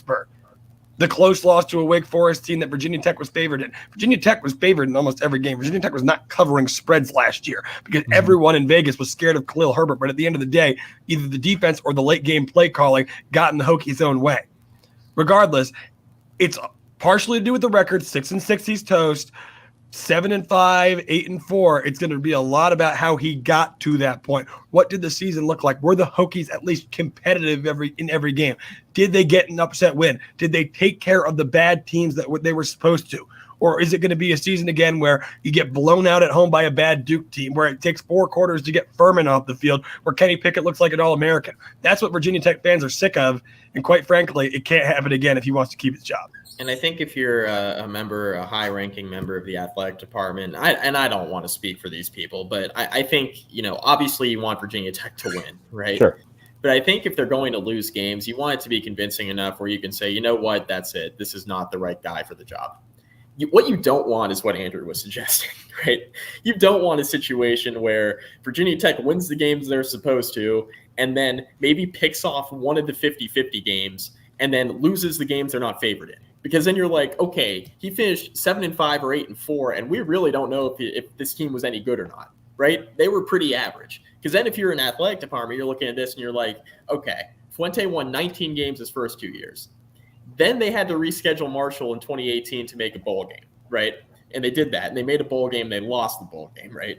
And then 2019, Virginia Tech had a really bad start to the year. The 3 of us were sitting in the press box when Virginia Tech was losing 14-3 at halftime to Furman. It wasn't a sellout, but there were about 61 to 62,000 fans at that game. And after halftime, there were about 40,000 fans at that game, right? Less. Maybe less. Probably less. Probably. Tim Thomas almost had an aneurysm in the press box. Yeah. Tim was struggling in the press box. That was a game that Virginia Tech had no business. I mean, they ended up winning because Furman had to go kick an onside kick at the very end. That's a game you should be winning by multiple scores, right? Virginia Tech ended up getting blown off the field against Duke. And then they looked better. They made a quarterback switch. They won 6 out of 7. Didn't have Hooker against Notre Dame that year. Could have won that game with Quincy Patterson if not for some questionable play calling. But you got to a point where, you were respectable. You were 8-5 and things were like, all right, well, you got your quarterback now. And then last year happened, right? And Tech goes 5-6 and elects not, they could have gone to a bowl game if they wanted to. They elect not to. Like, this is a narrative shaping year for the program in a lot of ways, right? Because if Virginia Tech does win 8 games this year, then you can say, you know what? Fuente's been here 6 years, right? 1 year was COVID. We can write that off. And the other year, he had one really bad season where he went 6-7. Other than that, he's won 8 games twice, 9 games, and 10 games. That's how the narrative changes. Now, now you can still point to individual matchups. They lost to Liberty. They lost to Old Dominion. They were trailing to Furman. They got blown off the field against a Duke team that only won 4 games. Like, you can still shape the narrative however you want, but the general conversation, depending on how this season goes, could change around the football program. The general conversation as a whole could change. You could shape it however you want, which makes it a really interesting year if Fuente wins enough to keep his job. If he's 8-4, it's like, how'd you get to 8-4? What games did you win? What games did you lose? So it is really interesting. I think the big thing, and Andrew, you and I have had this conversation with former players, is it feels like sometimes the Fuente regime would rather be right than win games. And I know that's not true, but you look at a couple of years ago, Mike, like you were saying, they go into Boston College, they turn the ball over 6 times, I think it was, and lose that game. The only game Fuente's lost in an opener, Paul. Yeah, and you come back and you're running the exact same offense again. Why? Like, that doesn't make sense to me, right? Like, you obviously have deficiencies. The deficiencies were at the quarterback position in this particular situation. And so why don't you make those changes? Because they want to be right. They want people to go, oh, they knew what they were doing all along. Yeah, that first game was bad, but they got the ship righted and figured out. And that may not be the case. Like, sometimes you make a wrong choice. Right. Man up and say, hey, we were wrong. We're going with someone else now at quarterback. And, oh, look, now all of a sudden we're winning games and we're not playing Furman at a deficit going into the second half. So this is one of those situations where if you're that coaching staff, especially on the offensive side of the ball, like, understand that you can make mistakes, but man up and admit those mistakes and stop trying to be right just for the sake of being right. Right. I mean, when you look at it, though, a lot of Fuente's job security is going to come down to what options are on the table. With Babcock, I mean, you got Fuente at 7-5.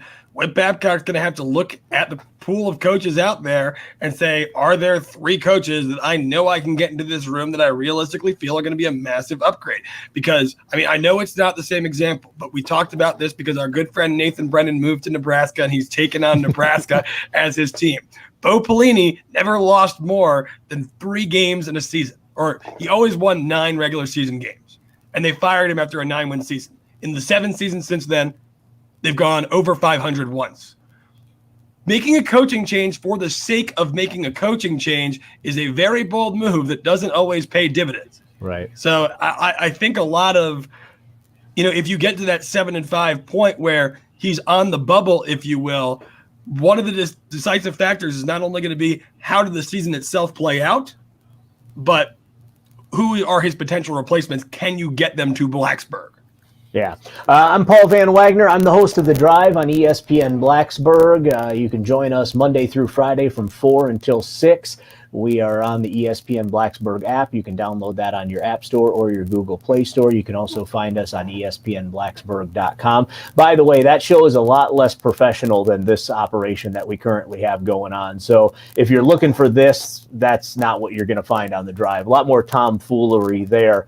Mike McDaniel is sitting in the middle today. He's host of the Hokie Hangover podcast, also the Basketball Conference podcast, and does stuff with us on ESPN Blacksburg, writes for Sons of Saturday. And of course, my co-host on The Drive is Andrew Alex.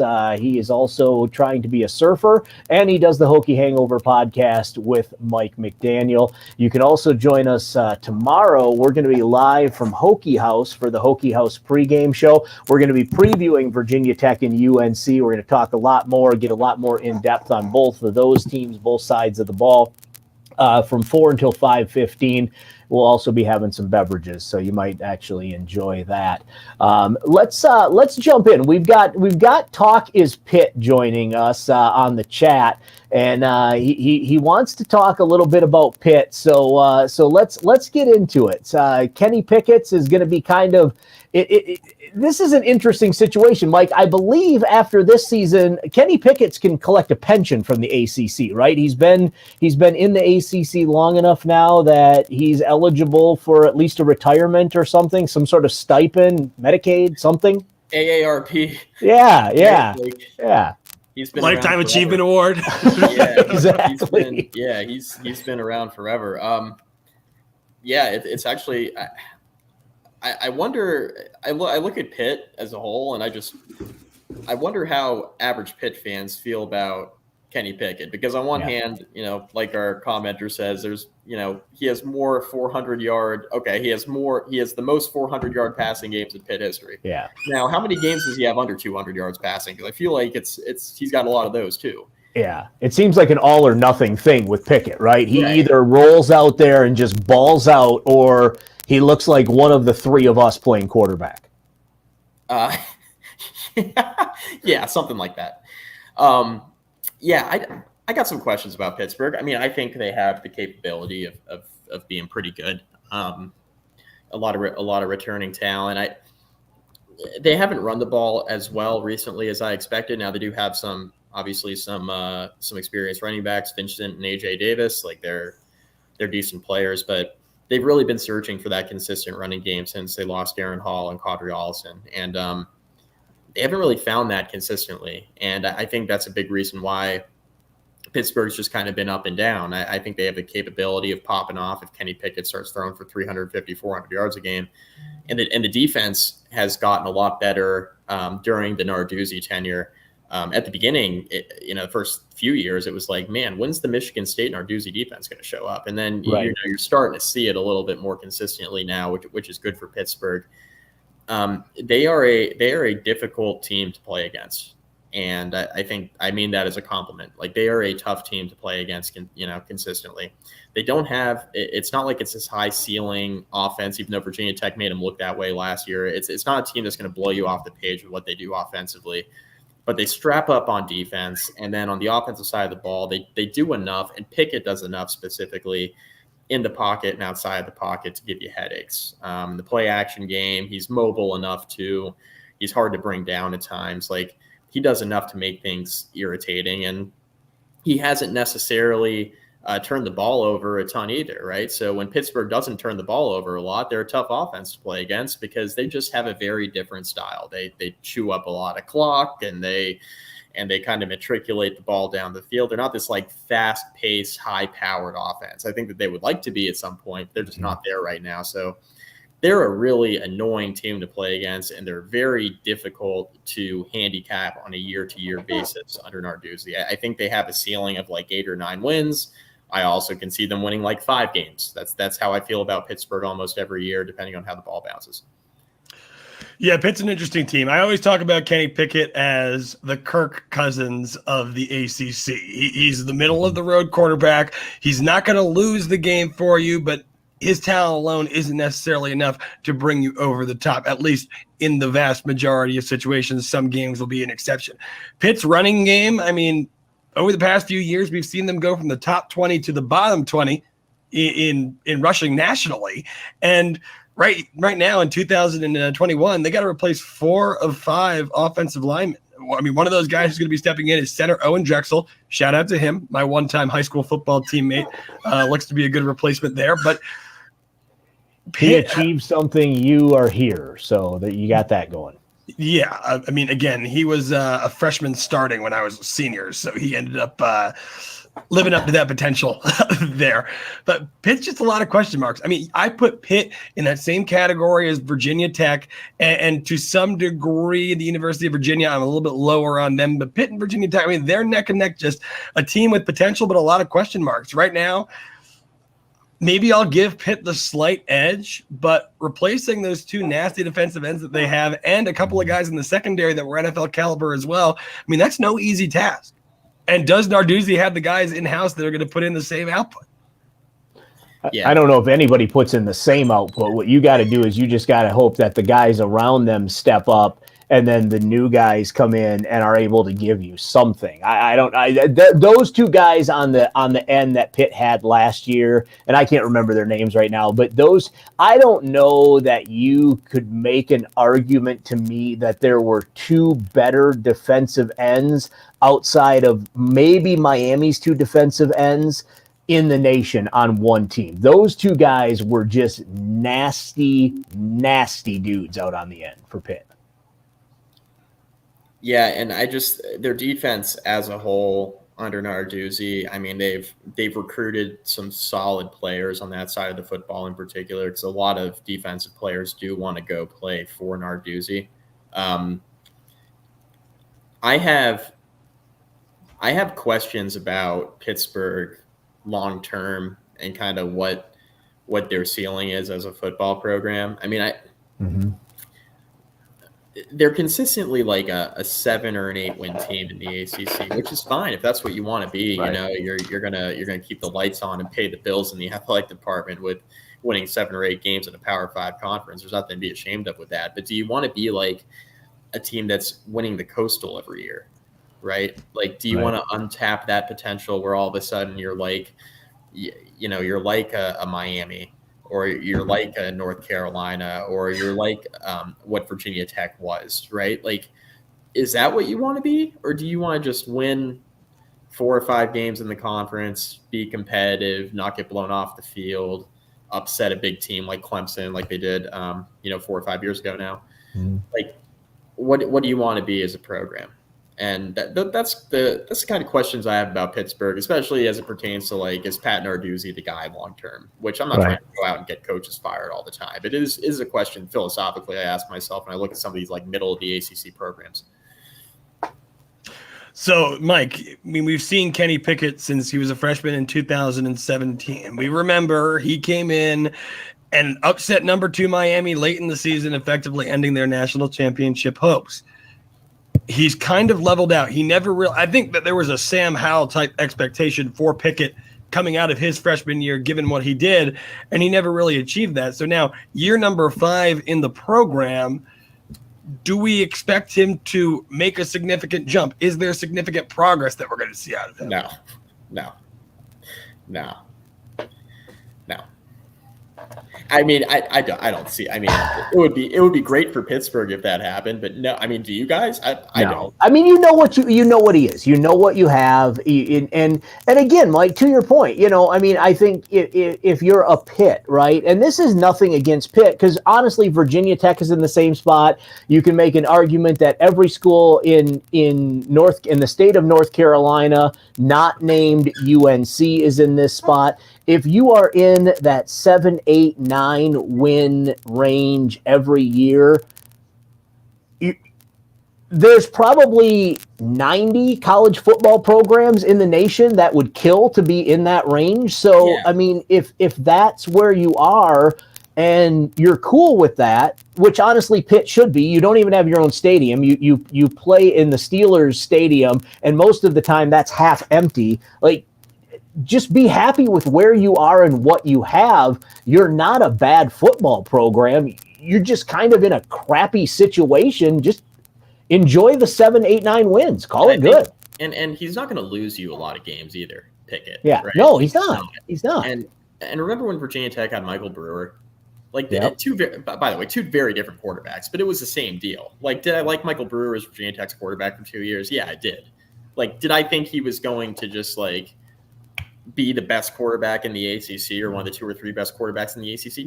No, I didn't. I knew he wouldn't shoot us in the foot. I mean, he got hurt a couple times in opportune times, but like, did I think he was going to just like be in his position where we're going to be screwed because he's out there? No. And Pitt fans shouldn't feel that way about Kenny Pickett. Right. All right. I'm looking at the chat right now. Luke Walker makes an excellent point. We are missing something here. We have not talked about the game of the week in the ACC, Duke at Charlotte. Mike, what do you think? I like Duke. I would have loved to have picked Charlotte. Will Healy, I do like Will Healy a lot as a coach, but the talent is just not there on Charlotte. Like they lost guys on both sides of the football, and this was a team that was a trendy upset pick against Duke last year, 2 years ago. 2 years ago. 2 years ago. Yeah, I think 2 years ago. They played last year. Last year. I can find out in a second. Duke. Yes. They did. Yes, they played last year. And Duke won 53. Right? Duke won 53-19. 53-19. The number of viewers is going down because we're talking about Duke football. 53. I'll end it with this. Charlotte was a trendy upset pick against Duke last year, and Charlotte was more talented last year than they are this year. And Charlotte lost that game 53-19. Duke is not going to be very good, but they're going to beat Charlotte. Coach K. Cameron Indoor. I'm just trying to bring viewers back for us here, guys. Good God, why are we talking about? Hey, Mateo Durant's going to have a good season. Duke's not going to have a good season. Mateo Durant's going to be one of the best running backs in the ACC. Okay, all right, I can agree with that. I feel bad for the guy though, because at some point people are going to figure out that you just need to put 11 in the box because again, one of the 3 of us could start at quarterback for Duke. Real quick, because I see Mark starting to make his way back from his nap. I want to hit on Florida State, guys, because this is a program that you talk about turmoil and flux. You're talking about top 10 recruiting class almost every year. You're talking about 5-star guys, 4-star guys across the board. Talent everywhere, yet they win like 3, 4, 5 games. This is a program, guys. I don't know what to make of Florida State. On paper, they should be good, but yet they ain't. Yeah, I'm with you there. It's going to take a little while. It's a culture change. Like, I'm interested to see what they do at quarterback. I think there's going to be a little shuffling with Mackenzie Milton, former national champion quarterback with an asterisk, Mackenzie Milton at UCF, coming back from a huge injury. It's going to be a great story either way, the fact that he's even taking the field. But him and Jordan Travis, I think, are going to split a little bit of time.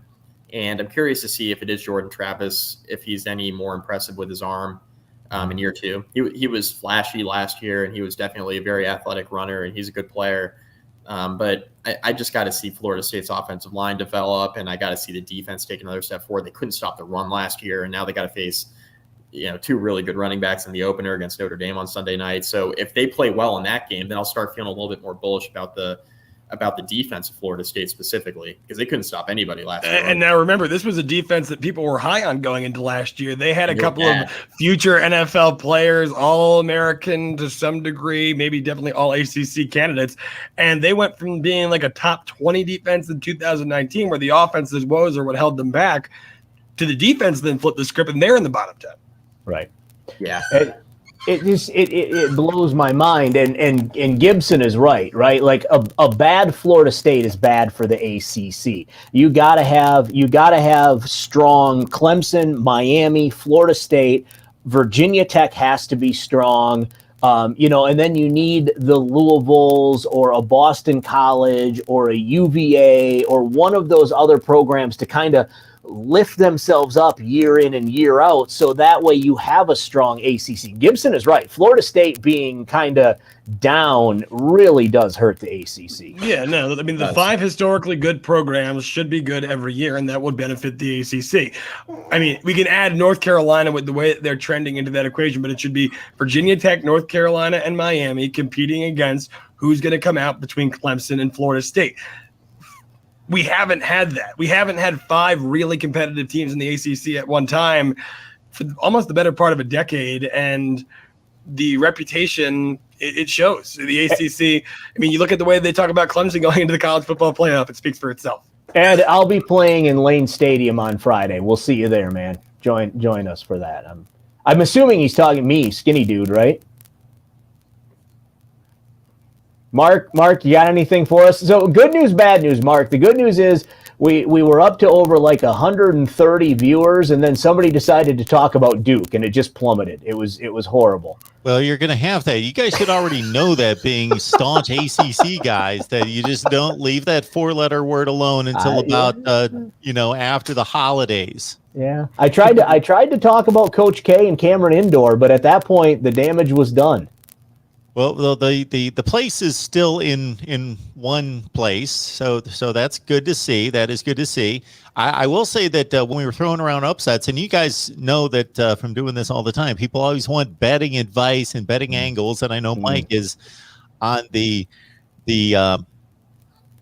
right in the middle of all that kind of conversation all the time. Is that people like this Virginia Tech team to possibly be one of those week 1 upsets. I've run the numbers for about 3 straight years, and you can bank on it. About 20% of the games in the top 25 are going to be upsets every week. You gotta try to find 4 or 5 games out of that 21, 22 games that are going to be upsets, and a lot of people like this one. A lot of people I wasn't expecting to pick it even against the spread, where North Carolina wins but Virginia Tech covers it.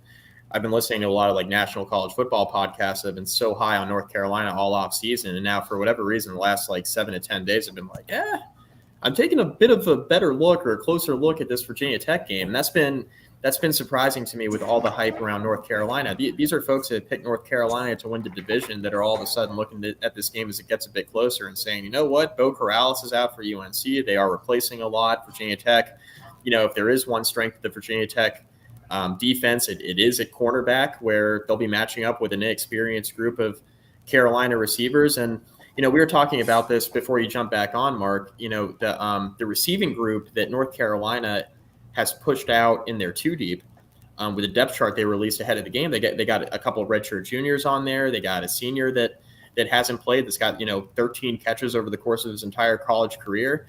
That has been sitting behind some pretty talented Carolina receivers for sure, with De'Ami Brown and Daz Newsome. But if the narrative around the Carolina skill position talent is going to be, they got good young receivers that are 4 stars and they've recruited well the last couple of years.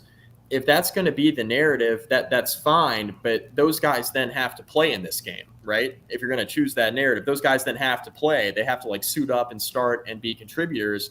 If it's like juniors and seniors that haven't played a whole lot that Larry Fedora recruited, then I'm going to look at it and say, you know what? I think Virginia Tech matches up pretty well with their secondary, with the veteran returners that they have, with an all-ACC player in Jermaine Waller, and Pro Football Focus had, freshman All-American Dorian Strong suiting up in that Virginia Tech secondary. So I think that's what, nationally, I think people are taking a little bit closer look at. Now, to ultimately pick the upset, you have to be convinced that Braxton Burmeister is going to be serviceable enough against a North Carolina defense that should take a step forward. And, you know, whether or not Sam Howell can make enough plays in the fourth quarter if it's a tight game, which, you know, at the end of the day, if you're rolling with Sam Howell, one of the best quarterbacks in college football, I don't think anybody's going to blame you. Andrew, I'm going to need you to put in a bet for me on that Virginia Tech UNC game. I like Virginia Tech money line. Do you really? I do. Okay. That might be the homer in me. I might just be pandering to my people here in Blacksburg, Andrew, but I'm taking it. I'm taking the Hokies to win this thing. I'm not. I'm taking North Carolina. I'm going to take them to cover. I think that realistically this ends up being a right around a 2-score game. We'll say 10 points. We'll say 31-21 North Carolina. I have too much faith in Sam Howell. I mean, ultimately, let's break it down. Defensively, it's a push. Maybe you give North Carolina a slight edge given the talent that they have in year 2, improving in a real offseason. Now, Virginia Tech's going to improve in their offseason too. We talked about that earlier in the stream, but we have to give North Carolina the same credit. They had young players that had to learn on the field last year, and you saw them improve as time went on. Yes, the wide receiver position doesn't have De'Ami Brown anymore. It doesn't have Daz Newsome. The backfield, yes, it doesn't have Michael Carter or Javonte Williams, but they add Ty Chandler, a guy who had success at Tennessee, running behind an offensive line that's had success before. Yes, they're not a great pass-blocking offensive line, but they were good with running the ball. And the guys like Downs, who they're bringing at the wide receiver position, former 4-star recruits who are no slouches either. Virginia Tech's got a lot of questions, including at the quarterback position. I'll take Mac Brown over Justin Fuente coaching a game any day. I'm sorry, I don't want it to happen, but I'm flashing my Carolina blue here. I'm gonna go with the Tar Heels to cover. Well, real quick, let me give the people where they can find us, Mark, and then we gotta get going. Paul Van Wagner, Andrew Alex, Mike McDaniel. You can find us, as the banner says on the bottom, Friday from 4 until 5 right here. We're going to be doing the Hokie House pregame show.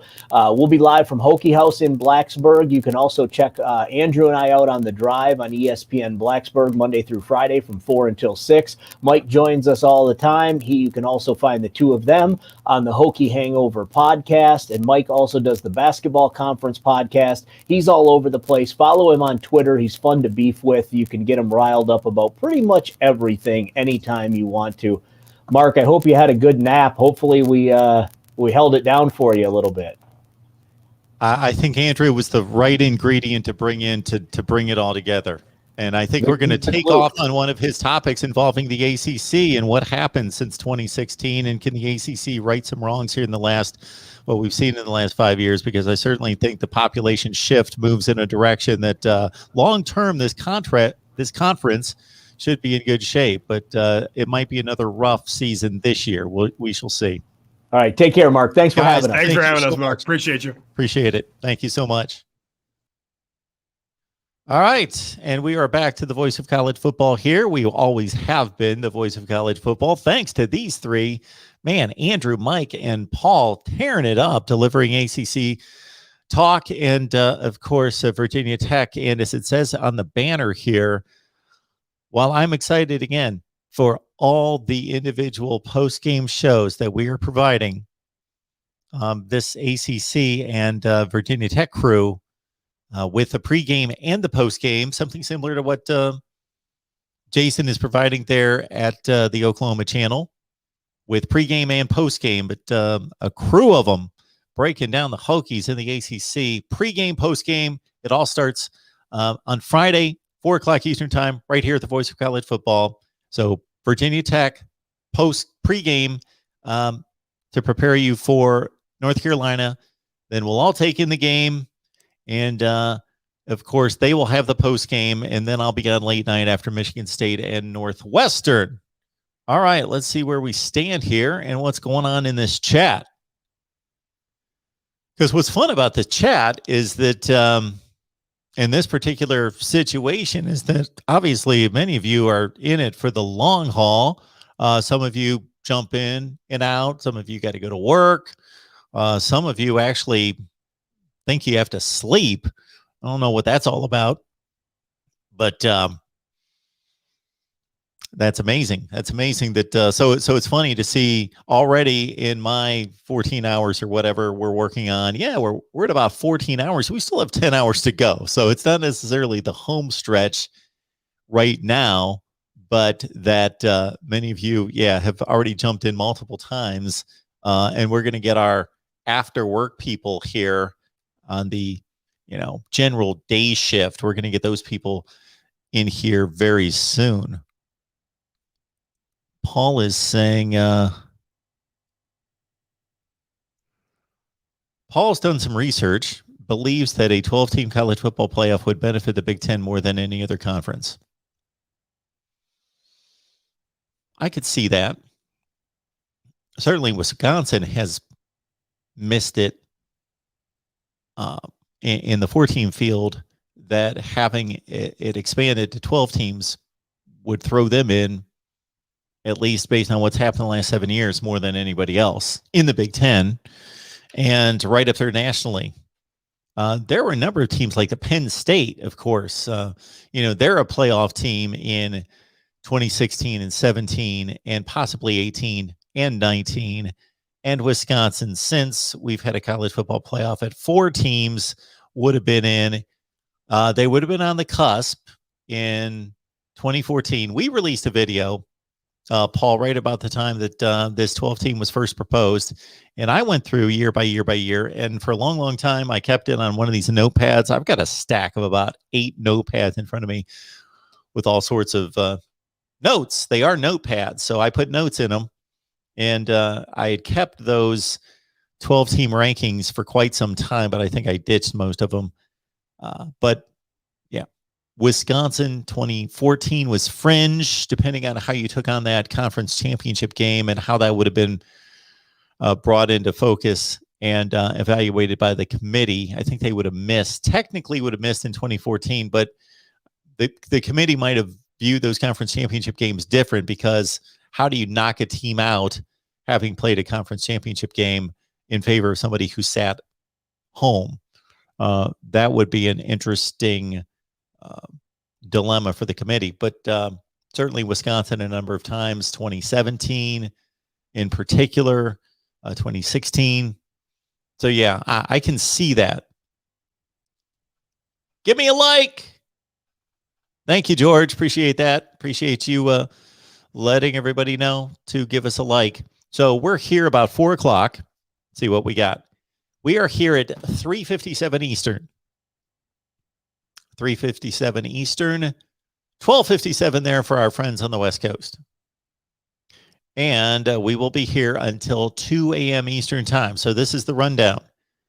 I do have another break coming up right near the end of the Ohio State game. But we are with you for the next 6 hours here at the Voice of College Football, meaning me. But we're still locked in for another 10 hours. We got Corey Brada filling in from the Hawkeye of the Storm at 10 p.m. Eastern time. And we've got football on the air at 6:30 Eastern time. 6:30. We are going to look right to this at 6:30 Eastern. My apologies for that. Get the silencer on. Had to have it on for the alarm. Had to have the volume up there. So here we go. We should be in good shape. Got the 55-inch right here. So we'll crank that up at 6:30. And I will be engaging with all of you, of course, but with one eye, maybe two, on Temple and Rutgers. We'll start there at 6:30, 7 o'clock UCF and Boise State, 8 o'clock Ohio State and Minnesota. And sure, a number of you have chimed in with Noah, North Carolina State guy last night was all excited about the South Florida game, and that's going to be on the ACC network. So we're going to track everything as we always do.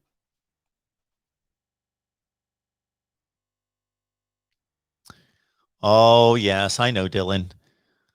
Dylan will be so excited when we make a college football channel, the Voice of College Football, Arkansas. We've had to make the decisions we've had to make, Dylan. I think you can understand. So Arkansas, I would say that they would be in the next group to consider. I think you can understand. I initially went the direction of Ohio State and Miami. USC at the time was a huge draw for us here. I got a ton of views on USC, so I started at USC. That has faltered a bit, and our USC channel is a little stagnant. But as we've added, we of course have added the brands and the teams that you would expect. But and pretty much the Iowa decision and the Virginia Tech decision was based on just receiving these tremendous contributors that we have. The guys that just got off Virginia Tech, how can you turn that down? So the Virginia Tech channel has like 3 subscribers right now. Head on over there and crank it up on the Virginia Tech channel, because we want to build that, of course. And then Iowa with Corey Brada, based on his response concerning post-game and being able to deliver quality post-game, that we started the Iowa channel. So Arkansas may not be too far away. I would think, depending on who shows up and says, "Hey, Mark, I can take this on for you, and we can grow this." Who would be the next few that could be next in the lineup of channels? I would think, yeah, maybe Arkansas, Ole Miss.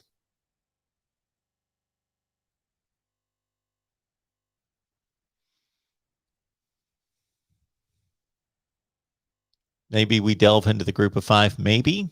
But Arkansas and Ole Miss, Washington, in terms of how good programs are and how good teams are. Okay, let's get to it here.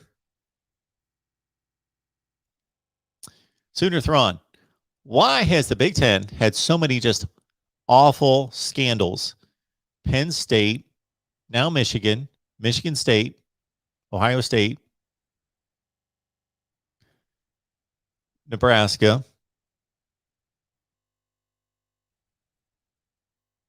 Okay. Well, trying to compare that over the same span of time. So you're going back 10 years to grab Penn State. Michigan, of course, involves something that happened years and years ago.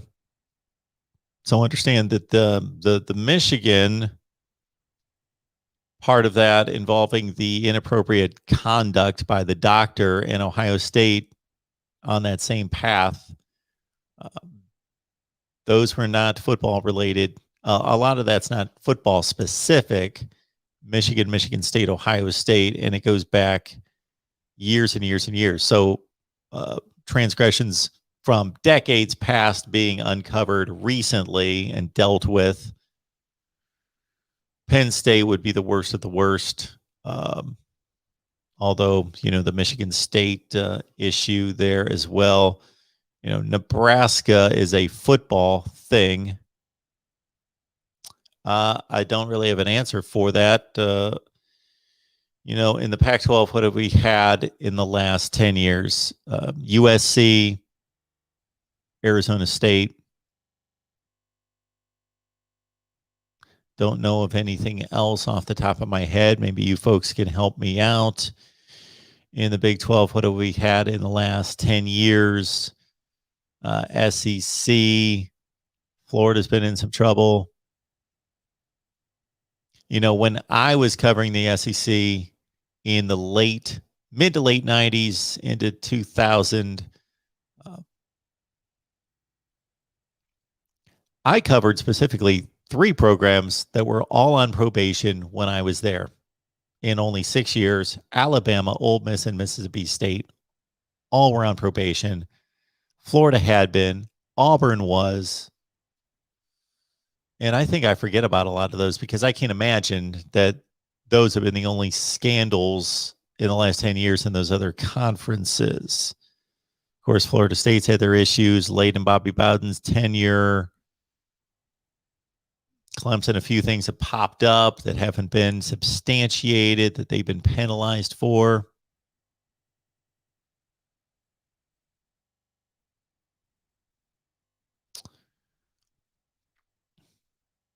Reasonable Gump, COVID year or not, 0-5 start at Penn State is a stain on his record. That was completely ridiculous and unacceptable. Well, when you bring up 0-5 for James Franklin, you also have to bring up 4-game winning streak to end the season. So that wasn't the end of the season. He did go 4-5. So we'll see. All right. Tukey G, scandal is subjective. Penn State shouldn't be allowed to field a football team after theirs. By comparison, no one really has any scandals. See, I see the Penn State situation much differently.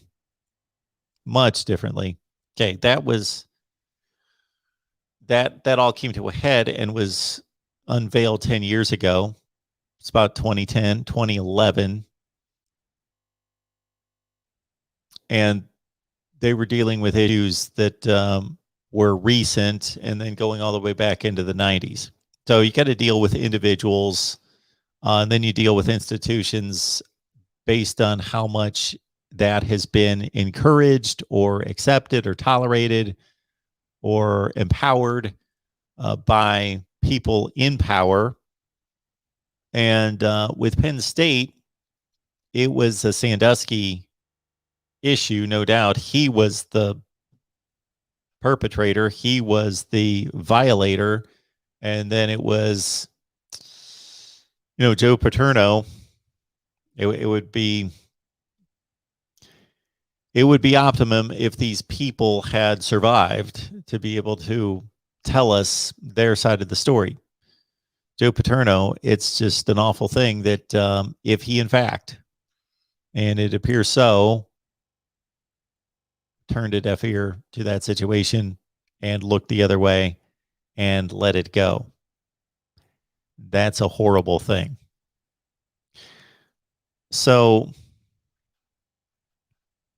I don't see any issue with once those people are removed from the situation. Once you've removed, either removed or they've removed themselves, or you've severely penalized those individuals and the institution, and those people are removed from the situation, I don't think a school should 10 years later have to pay the penalty for people that are long gone, either off the face of the planet or they've moved on. So I don't view Penn State any differently today than I did years ago, because as far as what we know of what's going on right now with Penn State, they are directing and leading a first-rate athletic program. So again, and then we're mixing NCAA violations and rules violations and competitive violations with law. Those things that are legal and immoral violations against humanity, we're mixing those with football rules, which those are serious too. We don't want people cheating. We don't want people breaking the rules to cheat and create for themselves an unfair competitive advantage by either playing players or fixing grades to keep them eligible, or breaking recruiting rules so that they can gain that unfair advantage. But that's all football related. Then you cross a huge line once you go into the Penn State scandal in particular, and also Michigan violating people.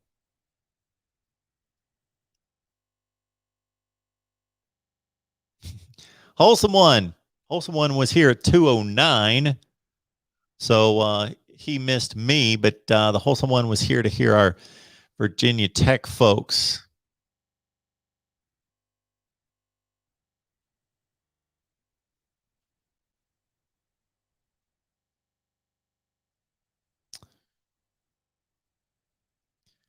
Got Mikey, Uncle Lou's here. Florida Gators, first Power 5 non. Yes, we talked about that 1991. They, there you go, Bishop Sycamore 2022. That would be a heck of a game. I am fascinated by, not fascinated enough to look it up and read about it and all that other business. There's just way too much football to talk about and football to watch. But I am a little fascinated on how this Bishop Sycamore pulled this off. It's crazy. But yeah, I would like the Florida Gators to actually step out the state and play a true road game someday. It goes back to Syracuse 1991. They lost that game, by the way. Well, you know, this spaghetti gluttony is a problem for most of us, but Oklahoma took it way to another level.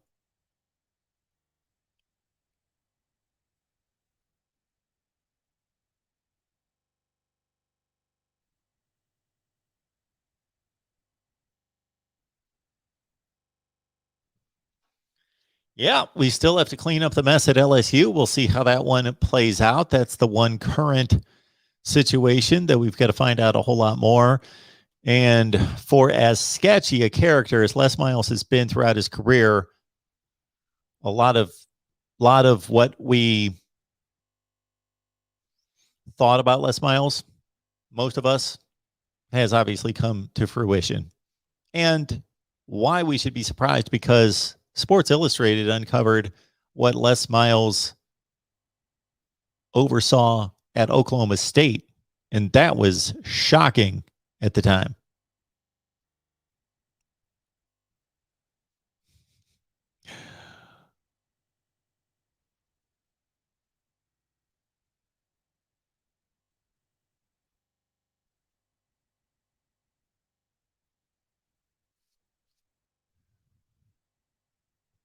What got you guys fired up on this topic? Let's see here. All right.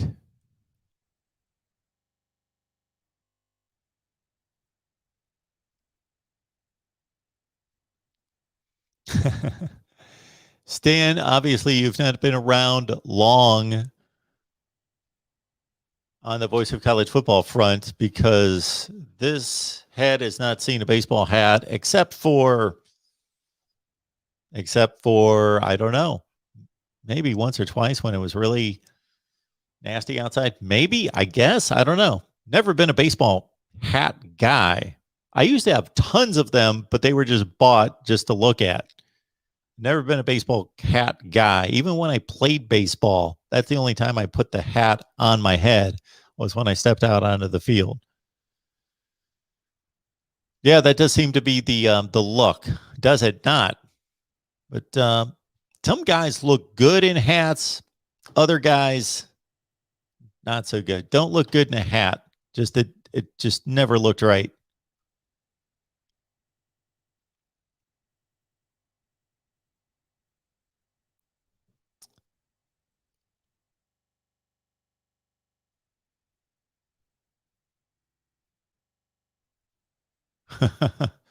Ori, good to see you. Ori is running our Voice of College Football Twitter. Voice of CFB. Voice of CFB. Go to Twitter. Find it right there. Great, as we talked about throughout the night. Tremendous clips and facts and trends and updates throughout your college football Saturday. Roger, good to see you, man. Kudos to Mark. Love your non-ending spirit. Definitely a leader in college football analysis, highlights, hot topics, discussion, multiple chat forums, college football. Thank you, Roger. Well stated. Maybe I'll steal some of that.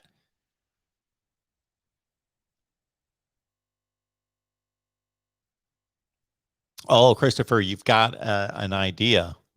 You talk about cutting edge. That would be phenomenal. We need to get right on that. College football, Bishop Sycamore. That would be phenomenal. Yes, let's get on that.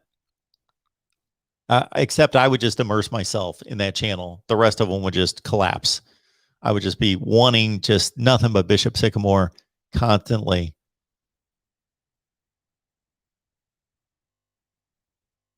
Oh, we got a little change in scheduling because of the flooding, apparently, according to PKL. Temple and Rutgers now Saturday at noon. Well, that's unfortunate. Wanted that 6:30 football game, but would like everybody to be safe. So no 6:30 football. We got to wait till 7 o'clock.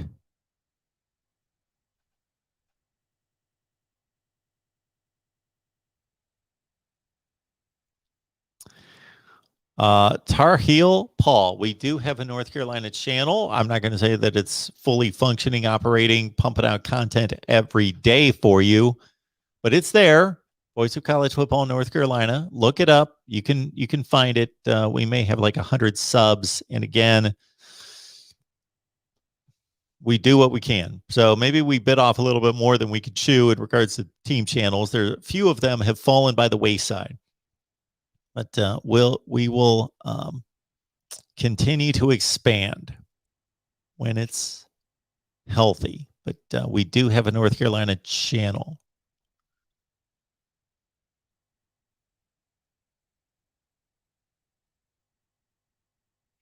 I'm holding up, Joey. Good to see you.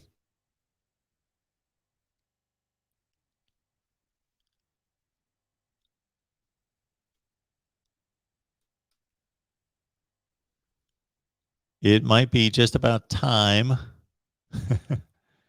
Christopher, it hasn't been that long since I've taken a shower. Shoot, I took one at 2 a.m. So yeah, I was looking more for sleep at that point. We will be watching Ohio State and Minnesota web security. Yes, we will. I don't think there's really another game that's going to be that interesting to watch at that time. Let's look at this TV schedule one more time here.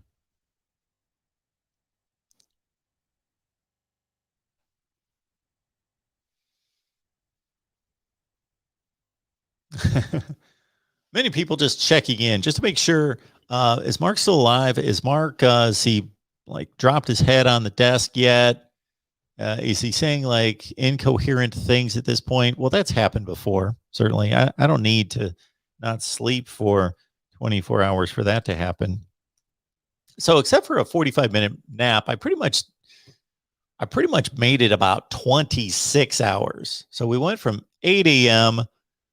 and then Jason took over the next day at 10 a.m. So made it about 26 hours. I did get a nap in there, so it's not official. And now, shoot, I'm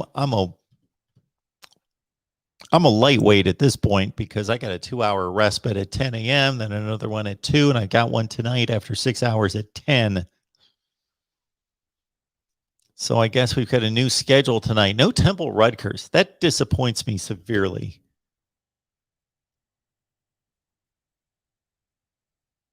I am hurt by that. I think that was a Big Ten Network game.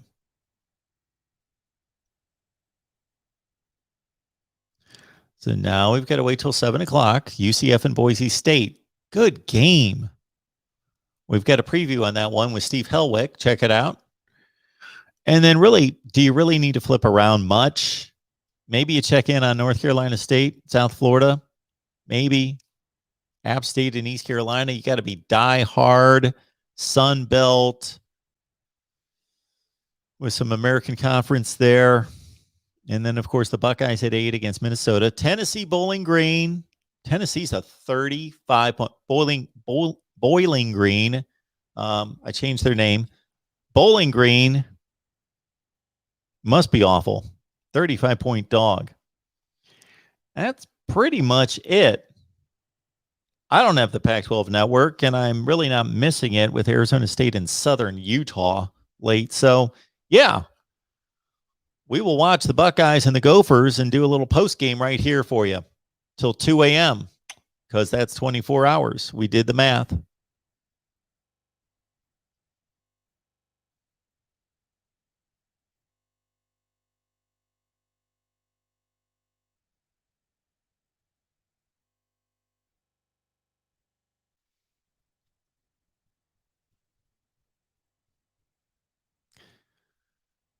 Do we want to strike up the phone lines? I guess we could strike up the phone lines. And also, I need to get those predictions done. So I'm going to have to do a little work here. You guys are going to have to like keep me awake because we got to get a little work done. Because as promised, you got my predictions. You got 20 media members' predictions coming on Patreon. And I got to gather that up and get that into Patreon before 8 o'clock. Should do it way before 8 o'clock. Mikey, we need to strike up the phone lines. So let me look into that. Let me check out some more comments.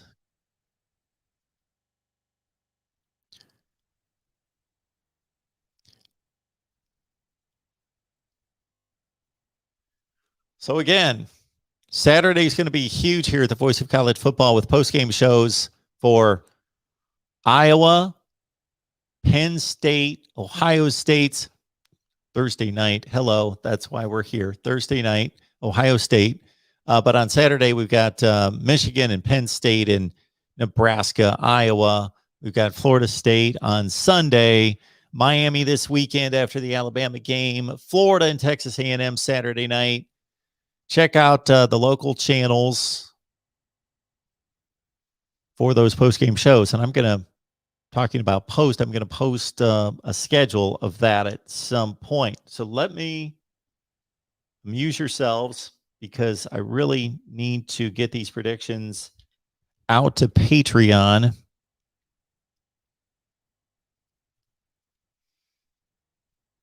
And I will strike up the phone lines.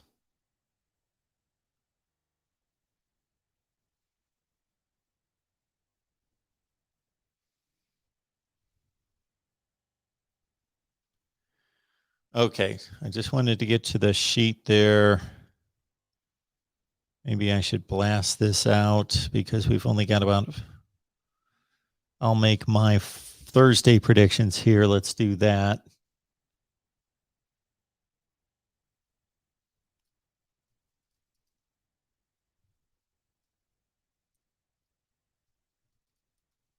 Okay.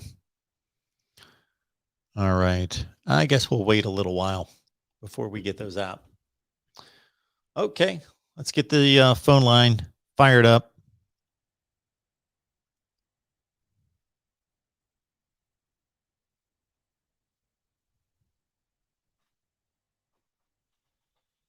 Thank you for calling Collins Studios host and call screener line.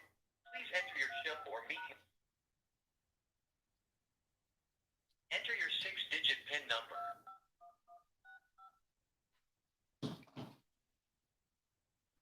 Welcome, host. You have not started a show session in Collins Studio and cannot yet receive calls on Mark Rogers' Voice of College Football. Please visit the Collins Studio website and begin your session. Music will play until your session begins, or you may call back when you are ready. Let's get that music off there. I got to get to it before we got to hear this awful piano recital. Yeah. Welcome, host. You are now in the host room and can manage your... All right, folks, we've got the call-in line open at 860-499-3332. 860-499-3332.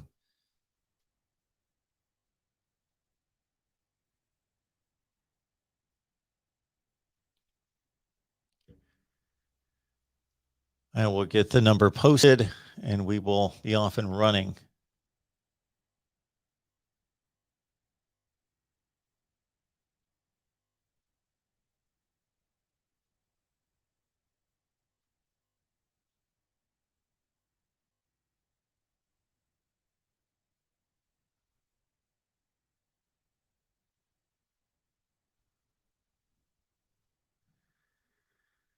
There we go. Go to the ticker down below, 860-499-3332.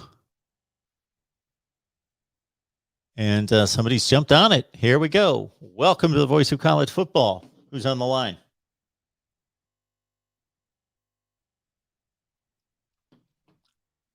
Hello, welcome to the Voice of College Football. Who's on the line? Oh, they dropped the call.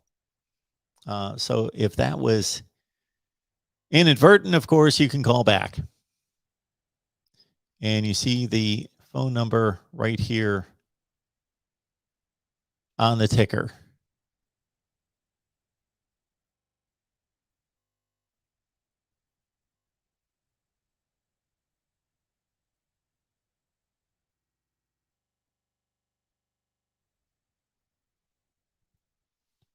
Have you seen, folks, the fine work that they do at Tri-State Wood Sketch? Tri-State Wood Sketch. It's on the banner right now. Tri-State Wood Sketch. And no, don't worry. This is not what you're purchasing. So you're not going to be stuck with this. No, you send them a photo of your family, your loved one, your favorite bird, your favorite scenic view, whatever it is.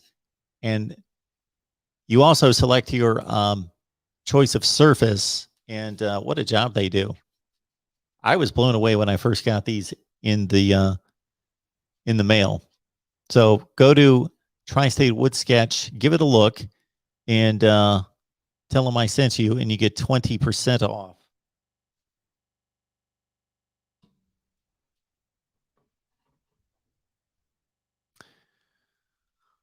And let's get to the calls here at the Voice of College Football. Who's on the line? Okay, somebody keeps calling. Is that the same person? Somebody calls and it drops. All right, welcome to the Voice of College Football. Who's on the line? Hey, Mark, this is American Football Network. American Football Network. Very impressed with your name. Thank you. Yeah, it took me a while to come up with it, but I just had a question for you. So, who are you picking tonight for East Carolina App State? Number one, my picks are on Patreon, so I want to respect the folks over there that are on Patreon, so I don't get my picks here. I used to produce the videos with all the picks, but we've got to honor what they are contributing there on Patreon. So my picks are on Patreon, number one. Number two, that would not be a game that I'm predicting. I do the top 25, and then I also add on a few other games are the games that I predict. So tell us about Appalachian State and East Carolina. What's the line, and what do you think? I'm not sure what the line is. I haven't looked at that. I don't have it with me, but I'm thinking East Carolina here. Chase Bryce didn't look very good last year. I think East Carolina gets the win here. I think they're just a better team overall. They definitely have better receivers, and I think Holton Ahlers is better than Chase Bryce. Yeah, Chase Bryce did have a difficult time at App State, which I was a bit surprised there, considering his work at Clemson. And although his last season at Duke, or his one season at Duke, wasn't the best either. So Appalachian State is a pretty clear favorite there at 9 points, but that came down from 13.5 as an opening line. But so Vegas likes App State by 9.5, but as a first week game, there's less known about these teams than at any other time. So the Pirates going to get it done tonight. Very nice. What's your investment in that game? I think so. I'm not betting anything on it, but I'm a East Carolina fan. I'm a Clemson fan, diehard Clemson fan, because I live near Clemson. But one of my buddies, he went to East Carolina, so that's why I like East Carolina. Okay. So it sounds like East Carolina is coming back a little bit. They've been down for a long, long time. I think so, yeah. They were pretty good. I think in the early 2000s they were ranked. Oh, yeah. I know they definitely upset Virginia Tech at home, I believe, when Virginia Tech was like number 13. So hopefully they're getting back on the right track. Yeah, they used to churn out some semblance of NFL players. Jeff Blake was probably the best. But that's been a while. All right, man. Anything else on your mind? What's going on there at the American Football Network?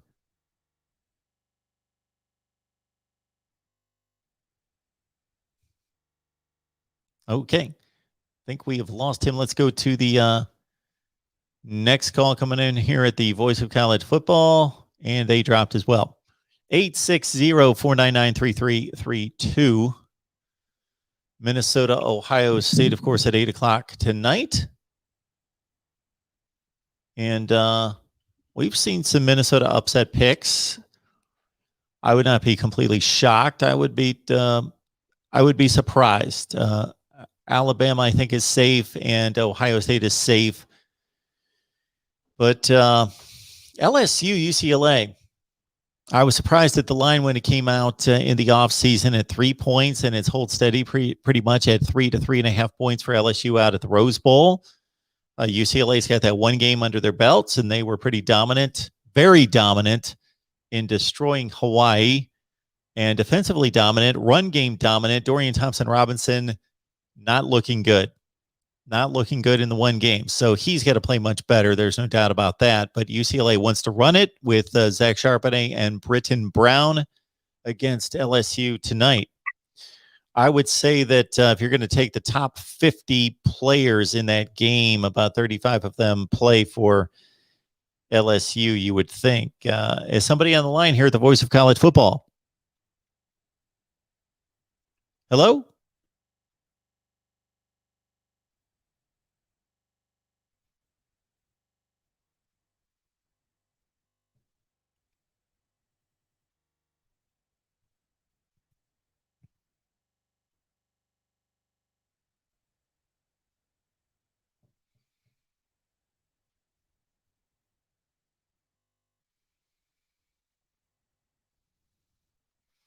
Chippy, good to see you, man. Don likes Notre Dame by 21 over Florida State.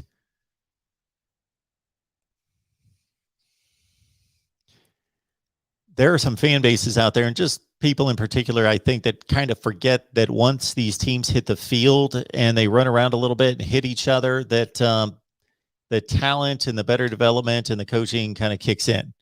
The crowd will have a say. The crowd will be a factor, make an impact to a certain extent, but I think that gets overblown. For example, I don't expect Notre Dame to be fazed by playing at Doak Campbell Stadium.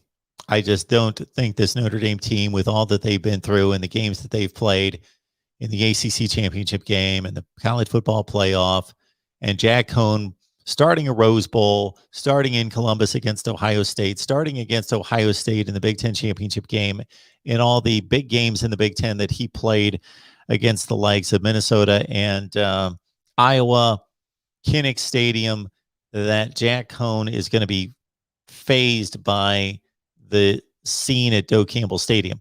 Now, that doesn't mean he's going to play well. He's not a great quarterback. Notre Dame only a 7.5 point pick against Florida State, which even on the road, I don't think Vegas is giving Notre Dame a whole lot of credit here, considering Florida State's coming off an atrocious season. They're coming off an atrocious 3 seasons, and Notre Dame, of course, has been a top 6, 7, 8 team in the country for quite a while.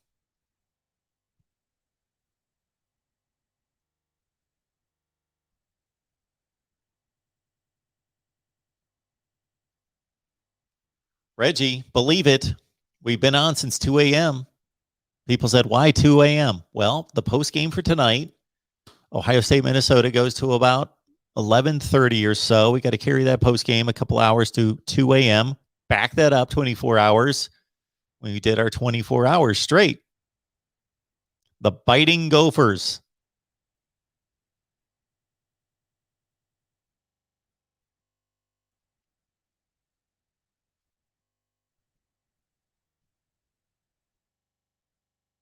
Casey, give us a call. Okay, we got some people calling here. Here we go. That's why we strike up the phone lines. Welcome to the Voice of College Football. Who's on the line? Hey, what's up, Mark? It's Colin. Hey, Colin. What's going on, man? Just got a couple. Hey, man. Not much. Got a couple questions for you. First one is what's on the Voice of College Football cooking channel tonight? Cooking channel. We are having HelloFresh deliver to us, and we're marching through the directions with everyone, making sure that all you novices at cooking, all of you knuckleheads that don't know how to cook, are getting the Cooking for Dummies step-by-step approach with the HelloFresh delivering here. And I need to get a sponsor from them now that I've mentioned them. That would be good. So that's the cooking channel. You get free publicity. You ain't getting it now. That's it. What else is going on, Colin? I just got one question. I haven't heard you talk about it. I just wanted to see your take on Big 12 expansion, do you think that it's more likely they pick up a few teams, might not be considered a Power 5 conference, or they end up getting teams, maybe 3 or 4 teams or 4 to 5 teams that could keep them as a Power 5 conference, or most likely that they split up and get absorbed into other conferences? So that situation is going to be interesting, of course, because this was my initial take on this, because this is the way it unfolds anytime a conference is depleted. It's obviously on shaky ground. And so when a conference goes from 10 to 8 like they did, and basically those 20% of schools in Texas and Oklahoma were what, 70% of the income, 70% of the brand image, and everything the Big 12 is all about. So you basically, your conference is teetering on the brink of distinction. So you need to act before other conferences act. Fortunately for the Big 12, it doesn't appear as though anybody's too excited to bring in Texas Tech and Oklahoma State and everything they've got to offer at this point. So the Pac-12 didn't move. The Pac-12 has stated that they're not going to do anything. The Big 10 and the schools closest to them, i.e. Iowa State and Kansas, didn't bring enough to the table and would not increase the value of the TV contracts. So fortunately for the Big 12, nobody acted. Nobody jumped on what they have left. Therefore, as I stated out of the gate, it was going to be a race to see, is the Big 12 going to get poached from first? And if they do, and they go from 8 to 5 or 6, then the whole thing's going to collapse. Or are they going to be able to grab from the group of 5 first?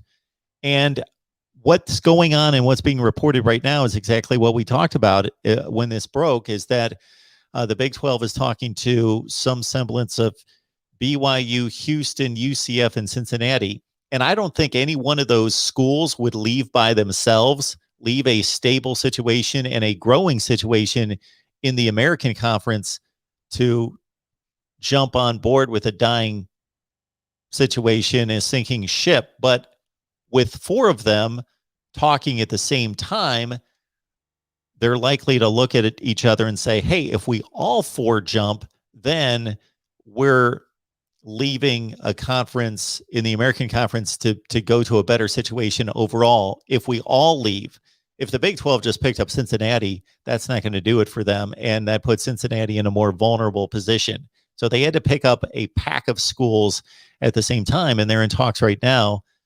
And those are all schools that want to be viewed as Power 5 schools. So this is their chance, because the American Conference, for as much as they promote themselves as a power conference, obviously aren't treated that way.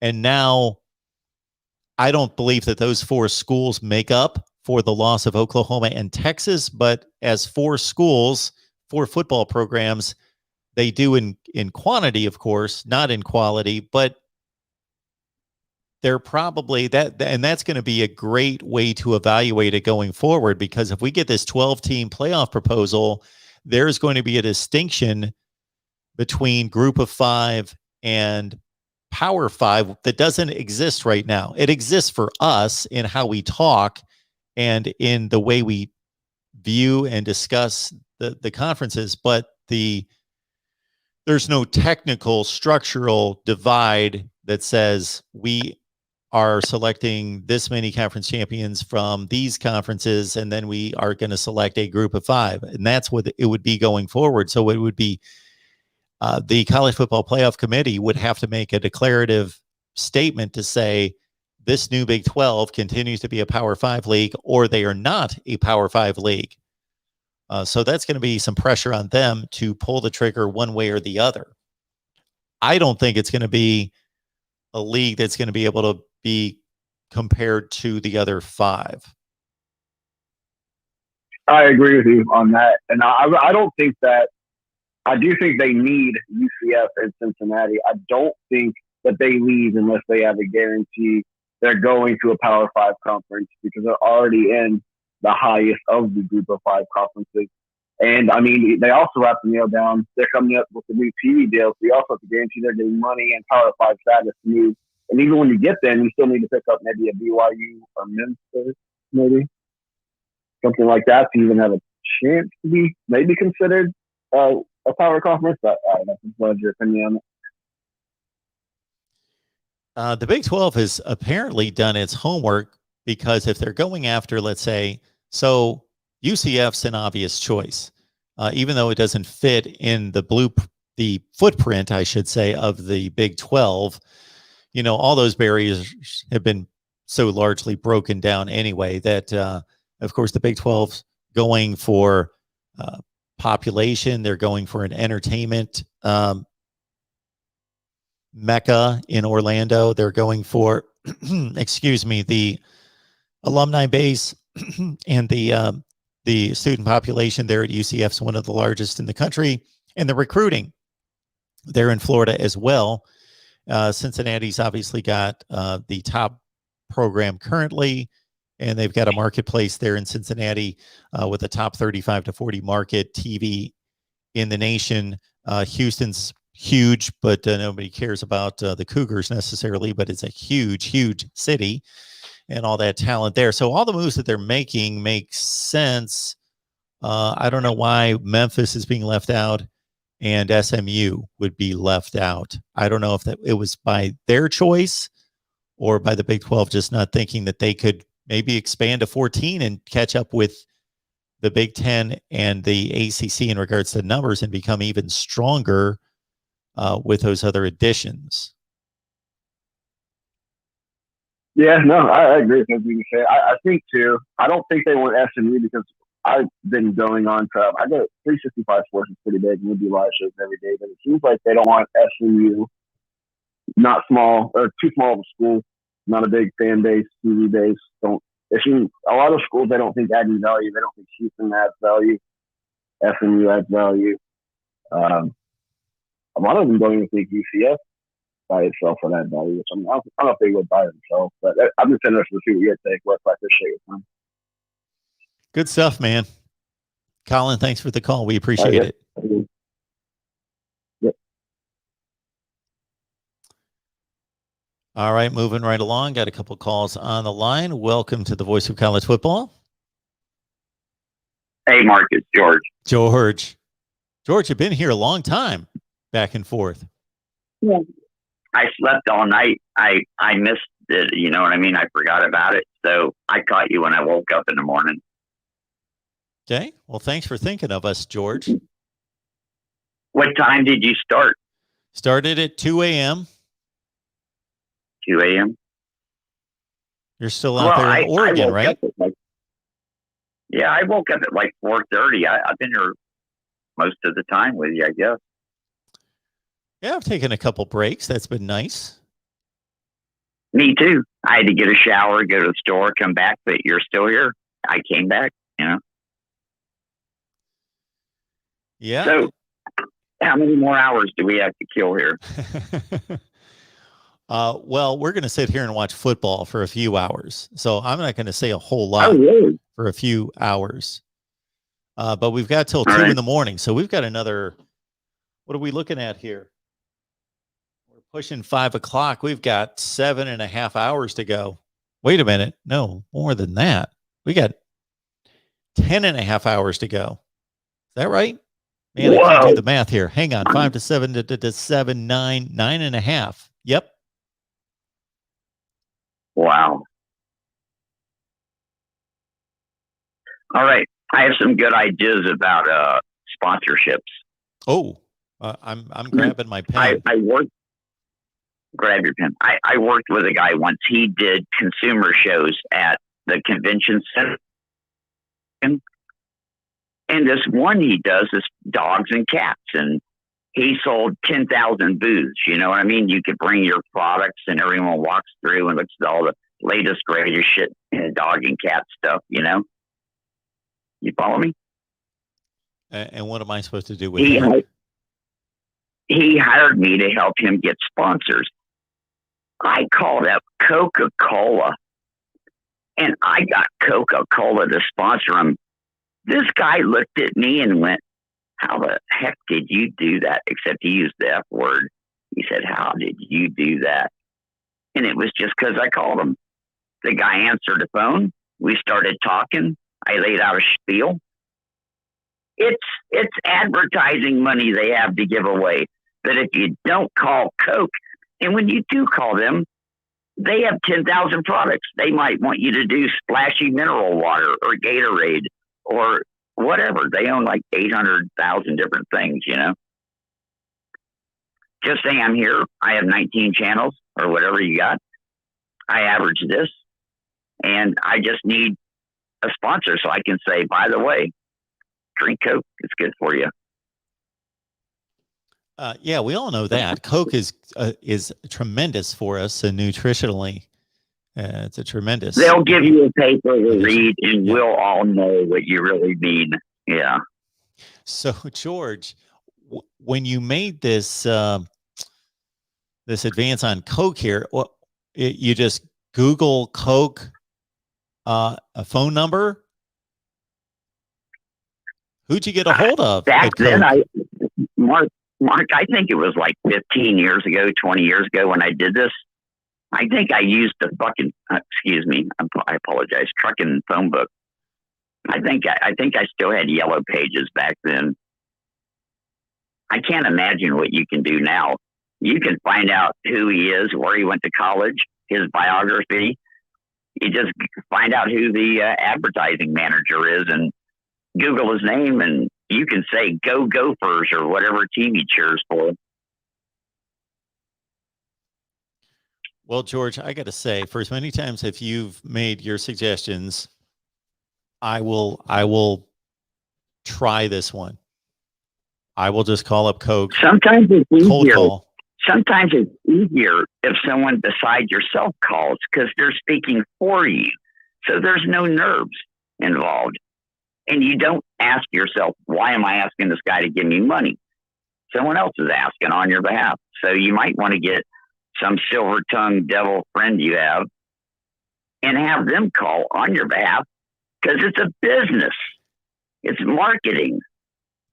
You know, you'll have a bottle of Coke, but it'll be something else. It'll be Gatorade or some power drink or something. And every 15 minutes, you can go, it's time to rehydrate. And you can be drinking iced tea or whatever you want. You ain't got to really drink that stuff. I am talking to that guy. Am I not? I'm talking to the silver-tongued guy. There's a possibility that could be true. I'm not committing myself, but okay. No obligation. Anyway, if not me, somebody else. And also, there's the DTC. You could call the DTC.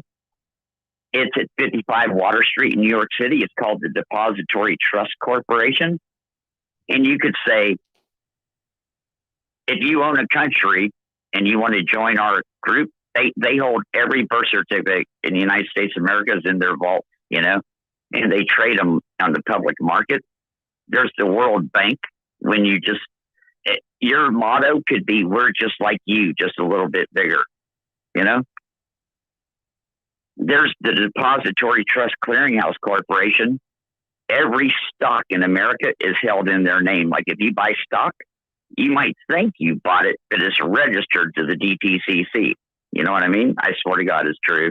We could spend a week on that one. And there's Pella Doors and Windows. Everybody needs doors and windows. That's more like it. Let's call Pella. Okay. I think I'm going to lose everybody in the chat. Can we get your pick of the week just for free with a whole explanation about the point spread? Pick of the week. George, I haven't even made my picks. I just threw. If I only had $100 and I got to get down to the bookie right now, who would I take? Oh, let me look at the games. Good game. I'll throw something out there at some point. But we've got. How do you feel about Rutgers? We've got all this at Patreon. Hang on just a second. So we got all this at Patreon, but with the games on Thursday, Friday, Saturday, I haven't touched the Saturday games. Didn't look at the Friday games. I just made sure that the people in Patreon get the one Thursday pick with Ohio State, Minnesota tonight. Hey, Rutgers is canceled. That's Saturday because they're having too much rain there right now. So they moved it to tomorrow at 4 or something. Oh, I heard Saturday at noon. Okay, Saturday at noon. They moved it.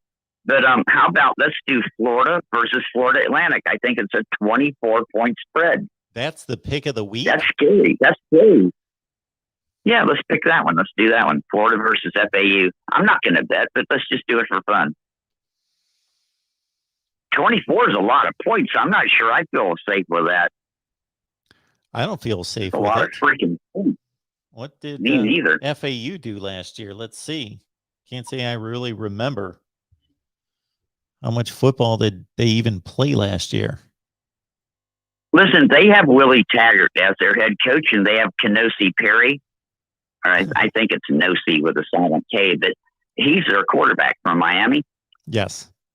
And everybody's freaking out because Willie Taggart made his bread and butter on a certain style of quarterback, right?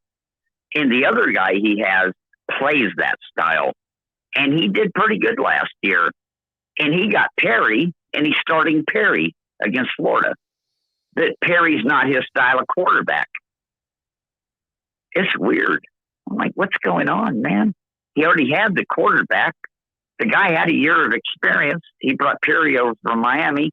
Perry averages 2 yards a run for his whole career and 6 yards a pass. Maybe that's why Florida's 24-point favorite. Listen to this breakdown Everybody on doesn't FAU by understand George. They went 5-4 last year. Yeah.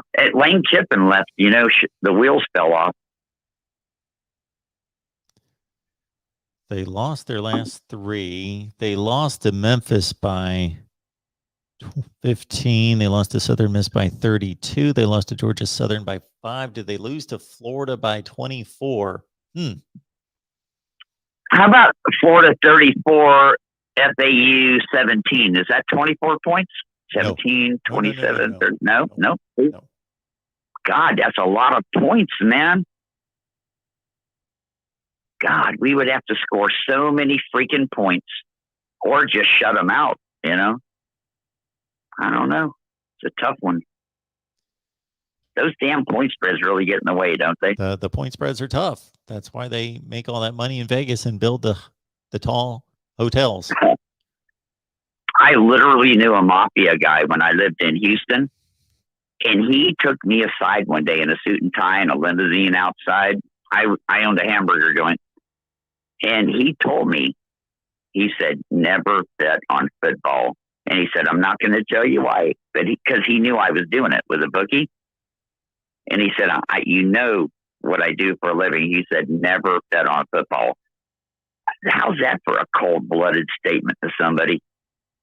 It's because you can't win in the long run unless you're special, unless you can just bet one game a week or something. I like them parlays, man. That'll cost you your fortune. Stay away from the parlays. The parlays are truly for But, suckers. no, it's like Keno, man. If you do win,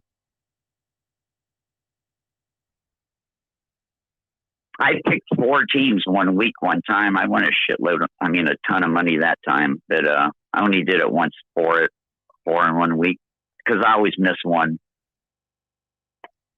George, you always get the live chat stirred up. You know what? If I only bet one team when I have 4, I want to bet on a parlay, I'll pick the one team that loses, and the other 3 will be right. That's frustrating.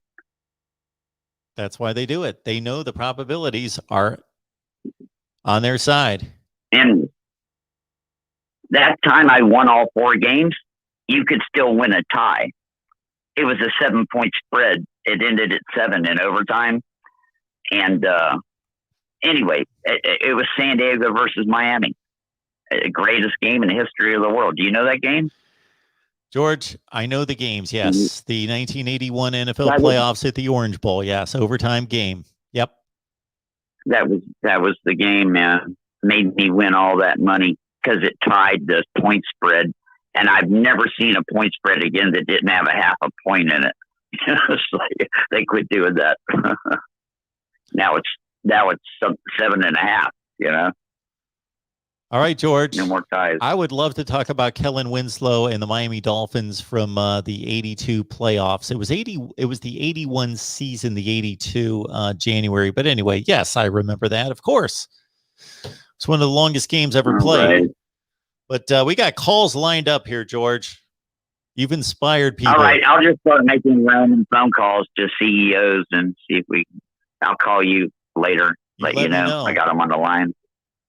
Back up the Brinks later. truck, and we'll talk to you later. Exactly. 30, 40,000 years. We'll give them a lot of commercials. That's it. All right, George. Later. See ya. Nikosi Perry and FAU at the Swamp to take on the Gators, of course, is a 24-point underdog. Welcome to the Voice of College Football. Who's on the line? Hey, how's it going, Mark? I'm good. What's up? I'm just curious on your thoughts on my take of the Miami game. I feel like it's actually Miami's least important game of the year, considering that everybody expects Miami to lose that game, and we're favored in the rest of our games on the year.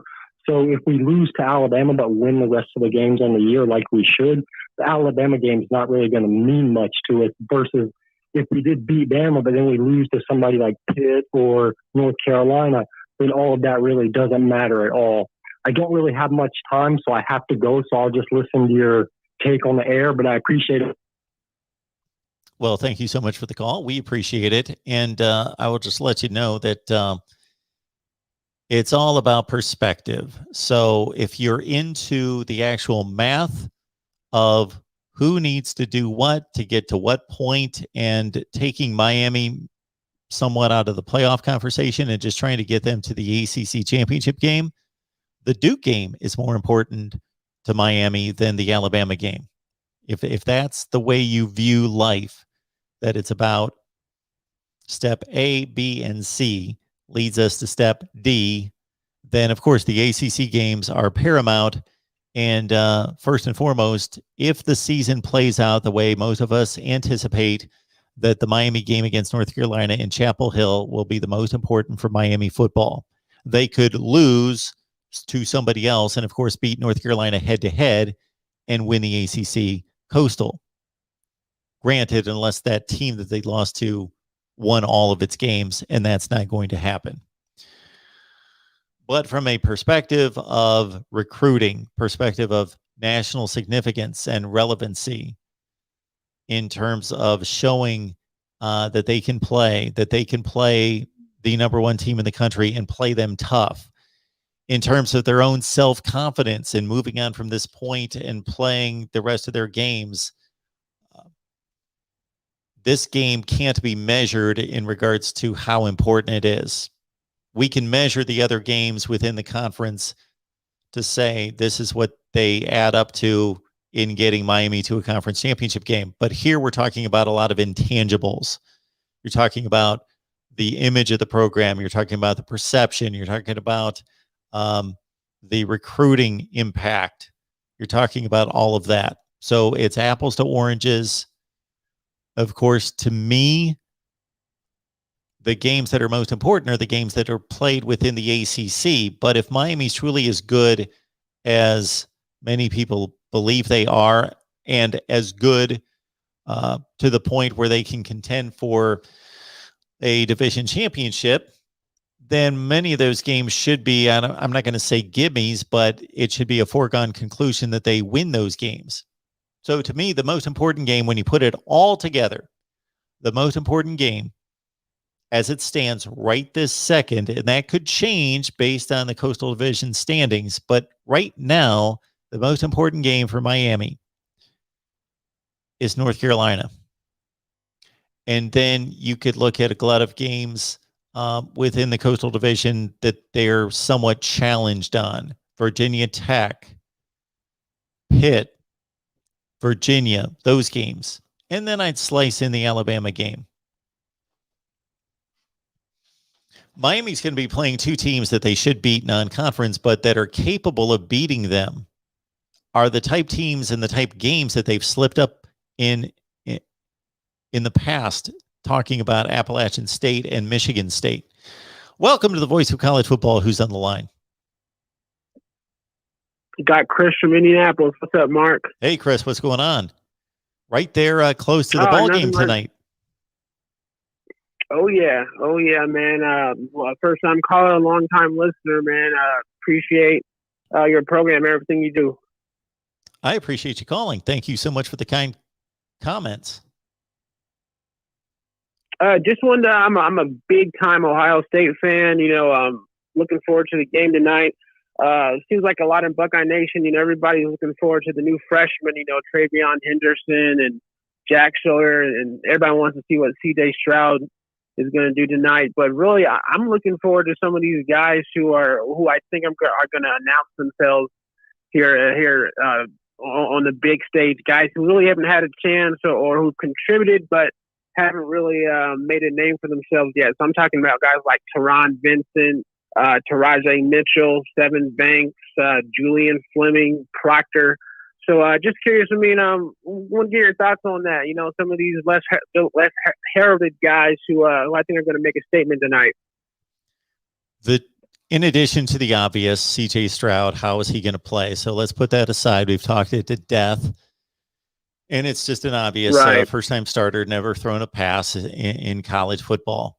The two units that I'm most interested in, and it may surprise some people that I'm not going to include the secondary, but I'm going to include the linebackers and the running backs. So even though we know Master Teague, he's a proven commodity, and he's probably not going to be a dynamic Ohio State all-time back in the line of J.K. Dobbins and Zeke Elliott and Carlos Hyde. We know what he brings to the table. I am curious to see if Travion Henderson gets a look tonight, what kind of look that is, and how that proceeds through the season, how he develops, how he does the things when the ball's not in his hands, running routes out of the backfield, and of course, mostly pass protection, whether they can keep him on the field, and how that transition possibly plays out from Master Teague to Travion Henderson. And we've got another factor there in Mayan Williams, of course.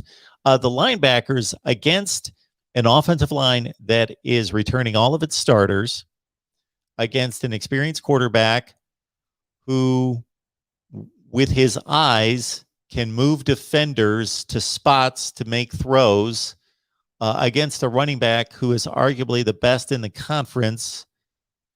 How are these linebackers? Are they going to be in position? You will remember as well as I do, maybe the worst stretch of games we've ever seen from Ohio State linebackers in recent memory, culminated with that awful run defense performance against Maryland in 2018 when linebackers were slow, out of position, when frankly some of it wasn't the player's fault, but the Maryland scheme, the approach, the play calls caught the coaching staff off guard, and that was just a mess.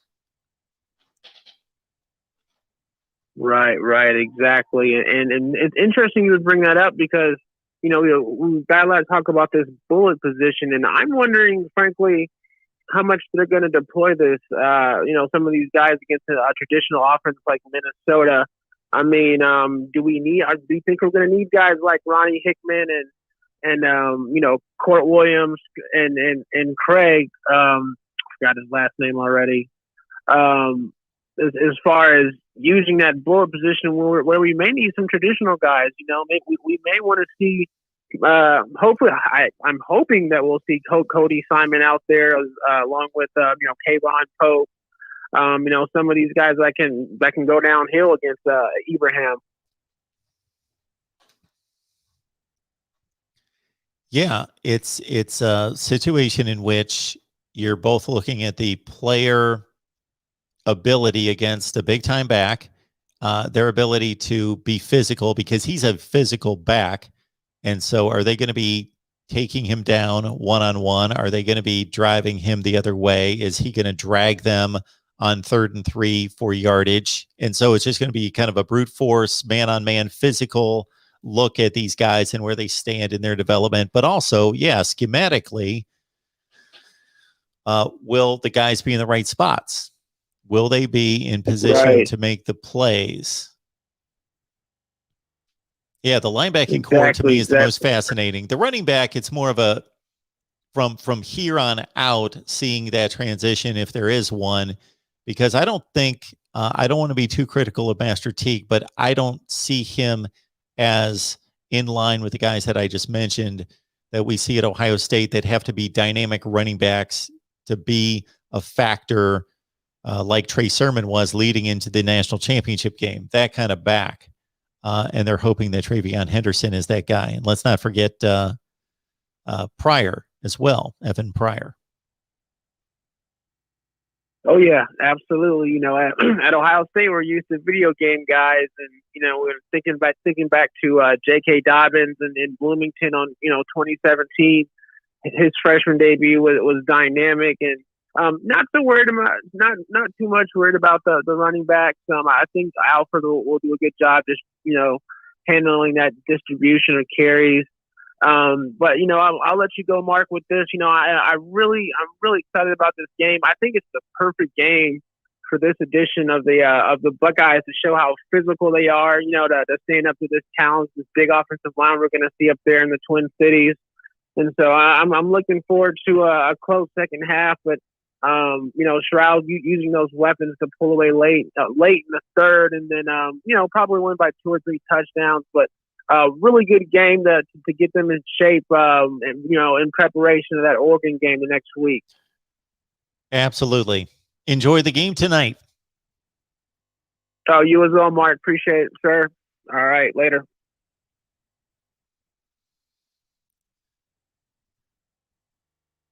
You're on with the voice of college football. Who's on the line? Hey, Mark, it's DeAndre, man. Hey, man, what's going on? It's been a while. Yeah, I've been busy. I took the over in Minnesota and Ohio State. I think it's 64. Got thought that with I was surprised how high the spread was because of 14 points. Not because I don't. You with us, DeAndre? Oh, sounds like we lost DeAndre, but its call is still on the line, so we'll wait to see if he comes back. Nope, he's gone. We unfortunately lost that call from DeAndre, our guy BGPO Football Funk. So we'll see if he calls back.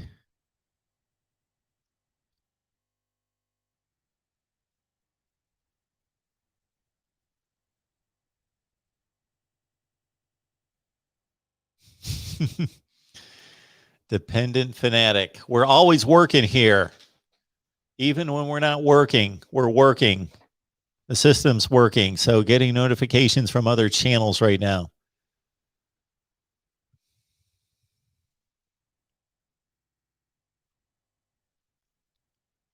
Not your cheese. Love you, man. Thank you. It's good to hear. Jack Sawyer is already Cheryl's guy. He hasn't played. He's already your guy. Okay.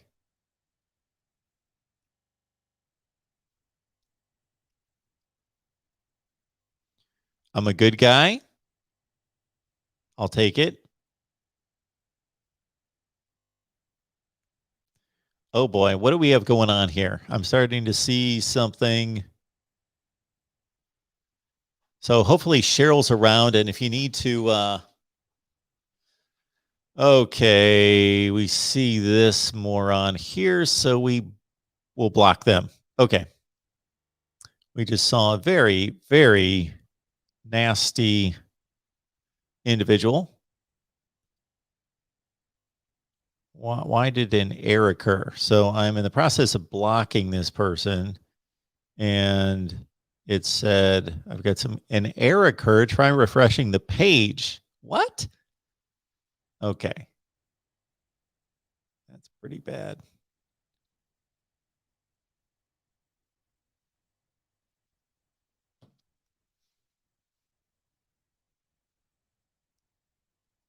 All right, Google, you got to help me out here, YouTube.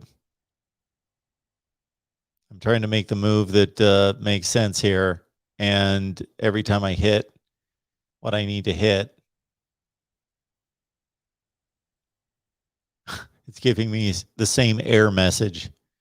That's crazy.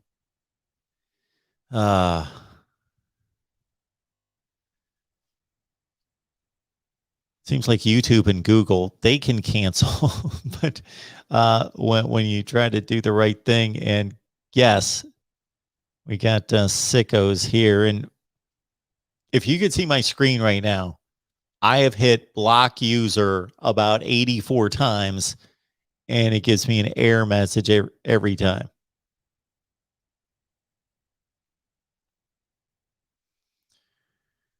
Oh, can I put them in timeout? Guess it did that. Okay. We don't need people's stupid political comments. Get them out. Okay. It's not letting me do that. So we'll just put them in timeout.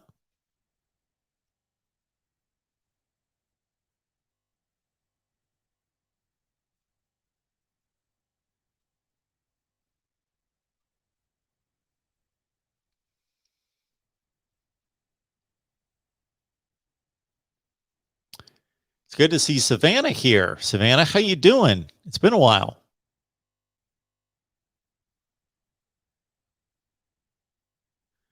All right. I wonder, did that not delete all those ridiculous messages? I hope so. Are they gone?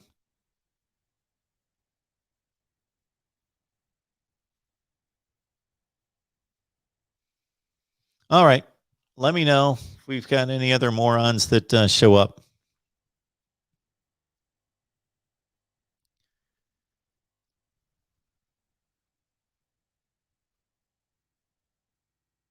Okay. Okay. Where are we?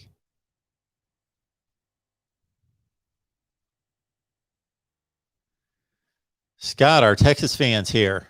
Good to see you.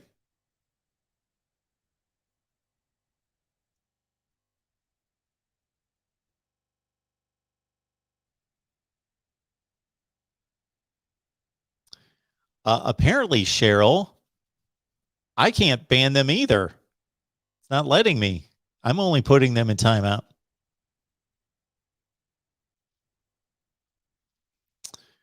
Savannah, back covering college football.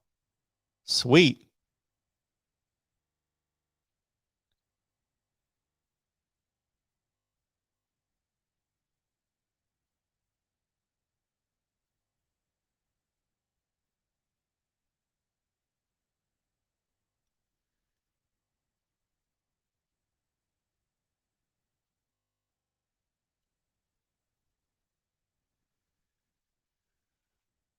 All right, folks. Hopefully they're out of there. And Michael's looking for another Tennessee debacle here, like we saw against Georgia State, and basically like we've seen forever with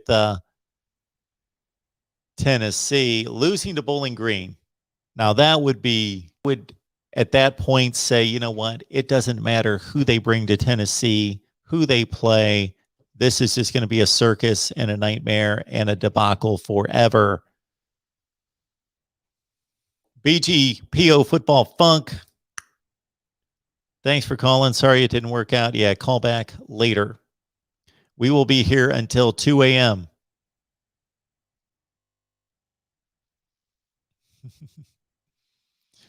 But I got to say, I'm going to zone out about 7 o'clock. 7 o'clock, we're watching football. So I'm watching football, and you can watch with me.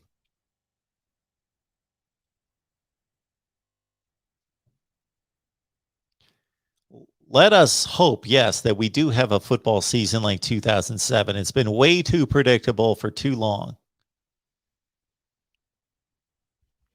Georgia and Clemson. Savannah, do you want to give me a call? Do you want to tell us what's going on with this Georgia football team? I know that you can't explain all these injuries, but man, I've pegged this team to take a run at the national championship, a serious run this year. And now I'm looking at Tyke Smith and, of course, George Pickens and Kyrus Jackson. And, of course, it didn't work out with Eric Gilbert. And now your backup tight end, Washington, Darnell Washington. He's out. Who am I going to pick in that game? BGPO Football Funk says, my phone's down. Huh. Oh, I lost the connection. You're right. I did.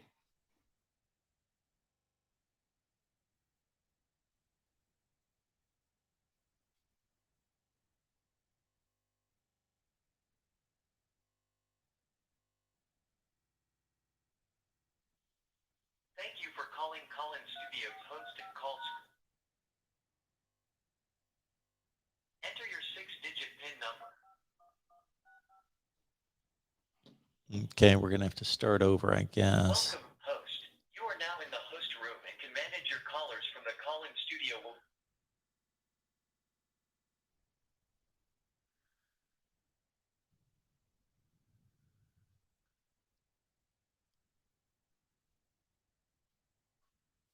All right, folks, we should be back up and running. So give me a call. 860-499-3332. Now is a good time to get everybody up to speed on what's going on here.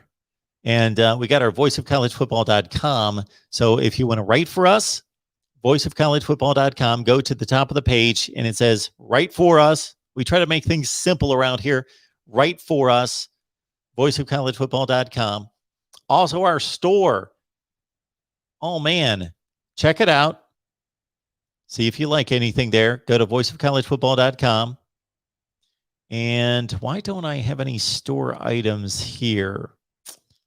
Shoot. Thought we had some store items. Well, we do have that.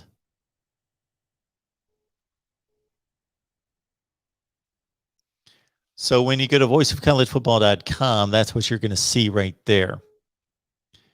So go to voiceofcollegefootball.com and go to the top of the screen. There you see we've got a store. Check things out there. We also, so this is the second page after you hit the store, and you've got your choice of either going to a particular team. So if you're a Tennessee fan, God bless you. You go to the team selection there at the top and go to Tennessee, or you can just search around and look for particular items. Voiceofcollegefootball.com, voiceofcollegefootball.com, and check it out at the top there. Also, we would love for you to register for free. Also, keep in mind that, man, we are going to have so many post-game shows this weekend, starting tonight with Ohio State on the Buckeye Channel after the game on the Ohio State Channel. I'm going to be here, but we're going to have Ohio State-specific coverage on the Buckeye Channel. Also, you heard our guys from our Virginia Tech coverage with Paul, with Andrew, with Mike.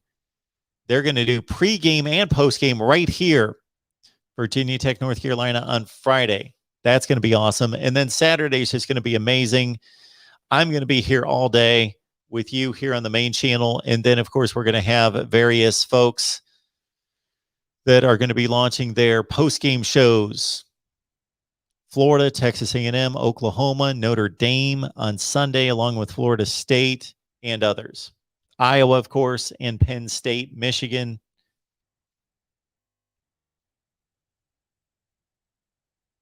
And yeah, poor Nebraska. Got to get a win against Fordham.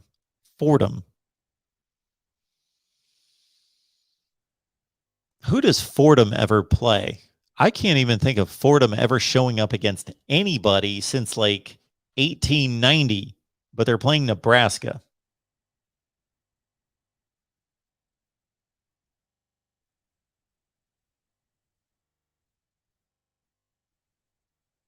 Fordham. When does Fordham play anybody? Okay, they played. Oh, wait a minute. Okay. I just went to college football historical scores because this site never lets me down. Never. And I went to Fordham, and the last year recorded for Fordham football here is 1954. Okay. All right. Anyway.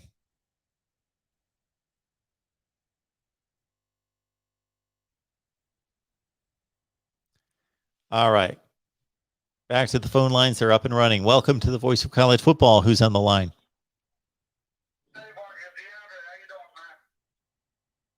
I am good. What's going on Can you hear today? me? I got you. Oh, okay. I don't know what happened earlier. Did I try to call back and you couldn't hear nothing? But anyway, I was saying that I'll go take the over in Ohio State and Minnesota game for the reasons why you named. I know Ohio State's going to win the game, but I thought that Minnesota might be able to score a couple of points on. But I know both defenses are having some type of issues. So I was thinking what you thought about the over. And another game I was interested in was Michigan State and Northwestern. So Michigan State beat Northwestern last year, right? Yeah. And I know Michigan State has had Northwestern lost a lot of their good players later, and cornerback, I can't remember his name. And I wonder what you thought about that, because I thought it was just like Nebraska, Illinois. I couldn't understand why Nebraska was a 7-point favorite over Illinois. And I took the under in that game. I didn't think neither offense could do anything. So I came very close to losing that under. But about 2 points, I think it was 54 and a half. And thanks to that guy missing those 2 extra points, that helped me out. So I was wondering what you thought about that Michigan State and Northwestern game as far as the line being at Northwestern favored at 3. If you notice, the line started at 7.5 and it's dropped to 3. And I don't know of anything that's really happened to do that. I don't know why so many people are high on Michigan State. Yeah, they did win the game. And Northwestern did have 2 NFL first-round draft picks for the first time in their history. You're mentioning Craig Newsome, the cornerback, leaving for the NFL. And they have had a lot of players like Patty Fisher at linebacker who have moved on. Blake Gallagher, I believe, is still there. Some really tremendous front 7 players at Northwestern. You're right. Michigan State beat them last year. Michigan State is going to be probably going to give us the worst quarterbacking situation in the Big Ten, along with maybe Nebraska now. I hate to say that about Adrian Martinez, but it's true. Michigan State's going to be pretty bad at quarterback. They're either going to go with Peyton Thorne, who's played a little bit, or Anthony Russo, who was a turnover machine at Temple. Yep. Well, I don't know what they're saying, but you saw a lot of lines. I wish I would have had that Notre Dame Florida State game at 10 when it was there, because I definitely would have took that one. But now it's down to 7.5, and I don't see when you have a team from the north coming down and playing some heat, even if it's a late night game, how they're going to adjust to it. So I mean, we're going to blow that game versus, Boise State a couple of years ago. Florida State probably would have beat Boise State, because Boise State definitely had trouble with the heat. I was even surprised how low that Central Florida Boise State game was, because I think it was at 5 points last time I checked. Central Florida a -5, but I ain't gonna pretend like I know Central Florida, Boise State, but just the change in the weather, that's what would worry me. If I was a bet person, I mean, I am a bet person, but if I was a Boise State fan, that they're gonna keep it at 5 points, and the way Central Florida runs their offense, and the amount of speed they probably have. So, but that's what I was looking at prior to today's game. A little bit more.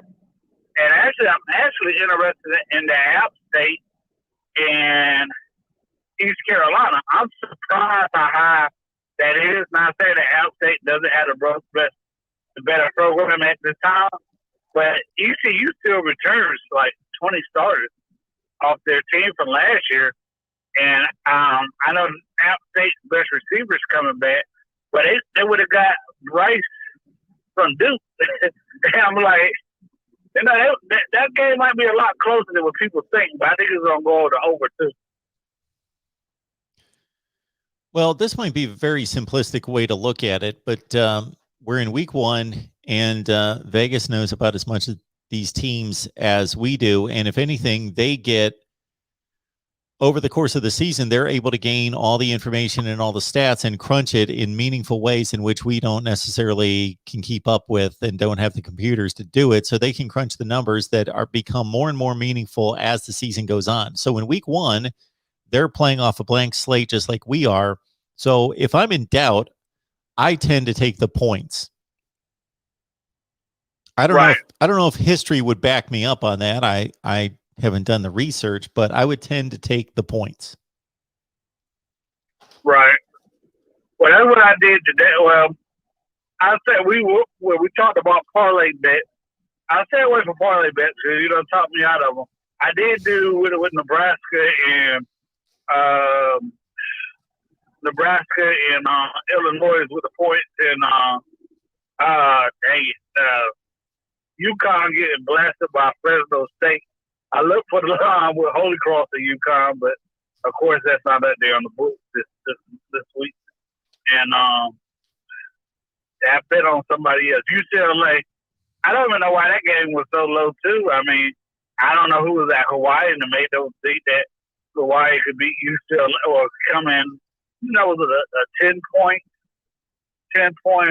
spread at one point, and they ended up winning the game like 45-10. I'm like, Dad, they got a returning quarterback who didn't play well. They got a good good players better than Hawaii, and I was like, I wonder why the line was so low. And you know, Hawaii came out and crushed them. I mean, UCLA came out and crushed Hawaii, but I mean, you know, block punt and stuff. But you know, I always thought 10 points was kind of low. I'm just surprised how much UCLA is getting respect for this LSU game. 3 points. I'm like, man, I don't know about that 3 points. I think LSU has had time to, you know, get their act together, and I think they're gonna be pretty good this year. I can't tell you who's there, but they got too many good coaches over there. That, you know, the Duck and the way Robinson played this past week against Hawaii was just terrible. Because I watched some of that game, and man, Robinson got. Is that the name? Yes. Tom Robinson. Yeah, he got to get it together, man. He a 4-year starter. And you know, you got to play a little bit better than that, man. I just couldn't understand it.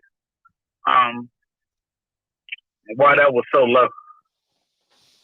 So, yeah, you know. he did not look good. He and Adrian Martinez were the disappointments of week 1 or week 0 because neither one of them looked good, and especially Adrian Martinez. But yeah, DTR as well for UCLA, just missing open receivers, didn't play well, and he's not going to have that kind of running game that's going to just be able to push around LSU, of course. And, you know, they ran for about 240 yards in that game. Yeah, Hawaii had a worse run defense when I was doing my research for the game, for that game. But I don't know, man. You saw Charlie Davis is out for Clemson. Mm-hmm. For the Clemson. Yeah, so I wonder how that's going to figure, but Clemson's loaded at defensive line. I mean, the interior might not be as deep as the defensive end, but, I mean, they got some guys to come in there. So I think it's going to be interesting, especially when it comes to depth and rotating people out. I wouldn't be surprised if Clemson runs that 3-3-5 stack most of the game with Tyler Davis being out. You know, I just think they might come out of there with instead of the 4-3. I think they'll put 3-3-5 out there to get more athletes on the field. I'm hearing Darnell Washington might play the tight end. He might play this game. What you think? Okay.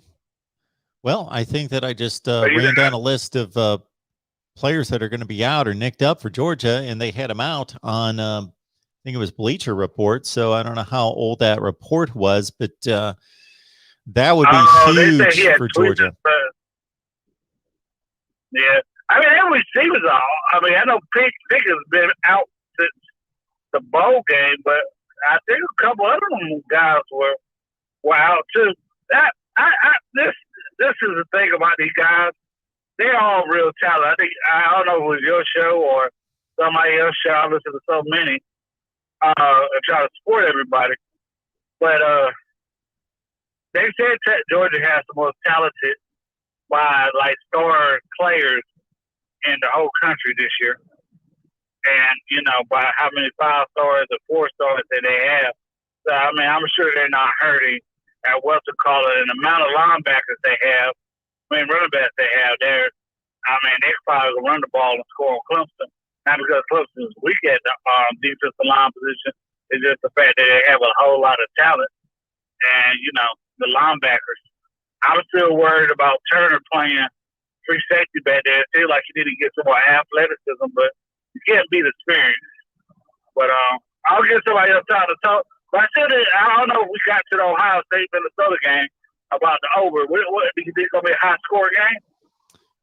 DeAndre, I think you remember this. I'm not a big over-under guy. So we're sitting on 64, Ohio State, Minnesota. So I think I've settled on a pick of 42-24. So that would put you on the over, 42-24. I think Ohio State's going to struggle a little bit on defense. They're going to give up some plays. Minnesota, they return everybody along the offensive line, veteran quarterback who knows what he's doing, and one of the best running backs in the Big Ten. And Chris Ottman-Bell, their best wide receiver, his injury status is a little in question. So that's going to be big for Minnesota and for the over.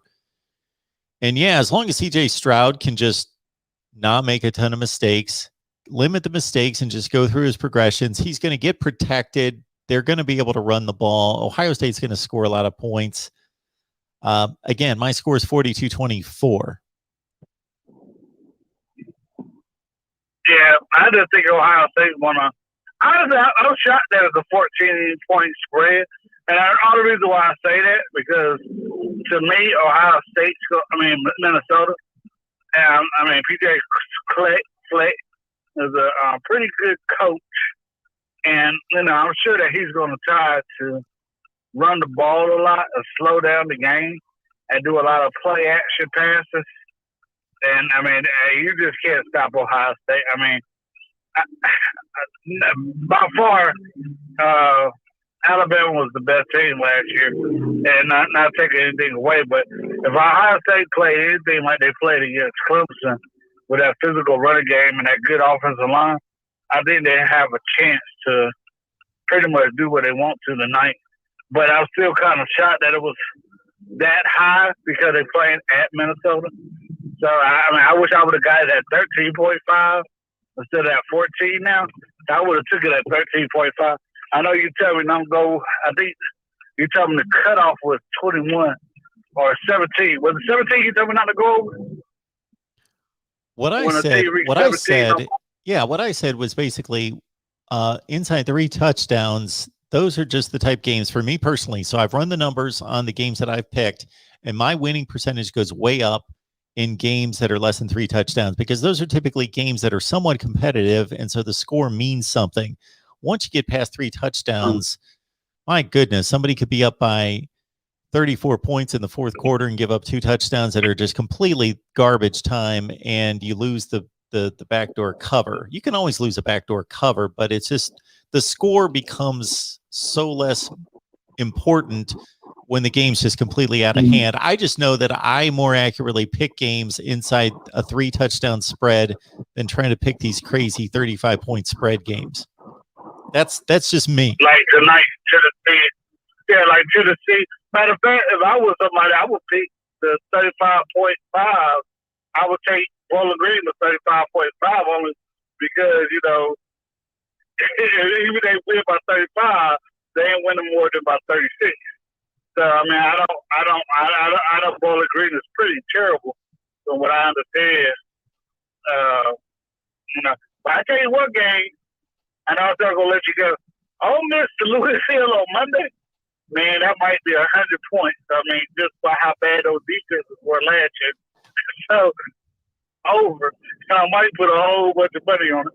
And if it's 100, you have a good day, man. And if that one's 100 points, I'll take Ole Miss to score 60 of them.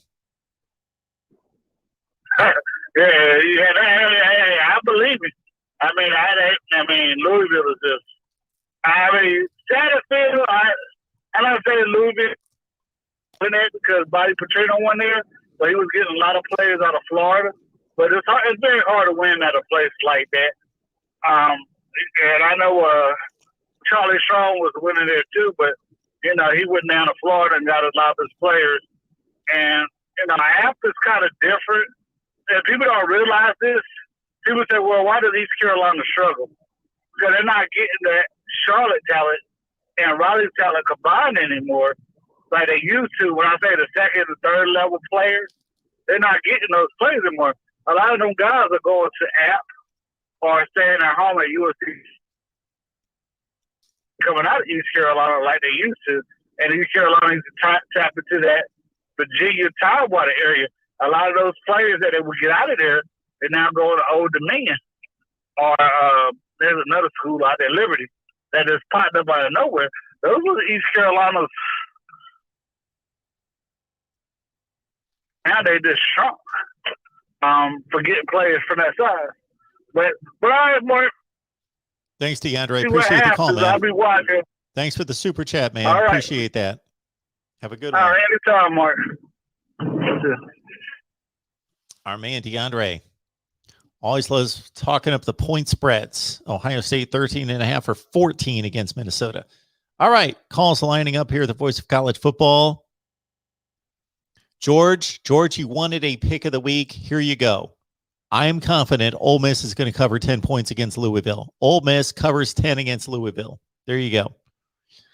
All right, welcome to the voice of college football. Who's on the line?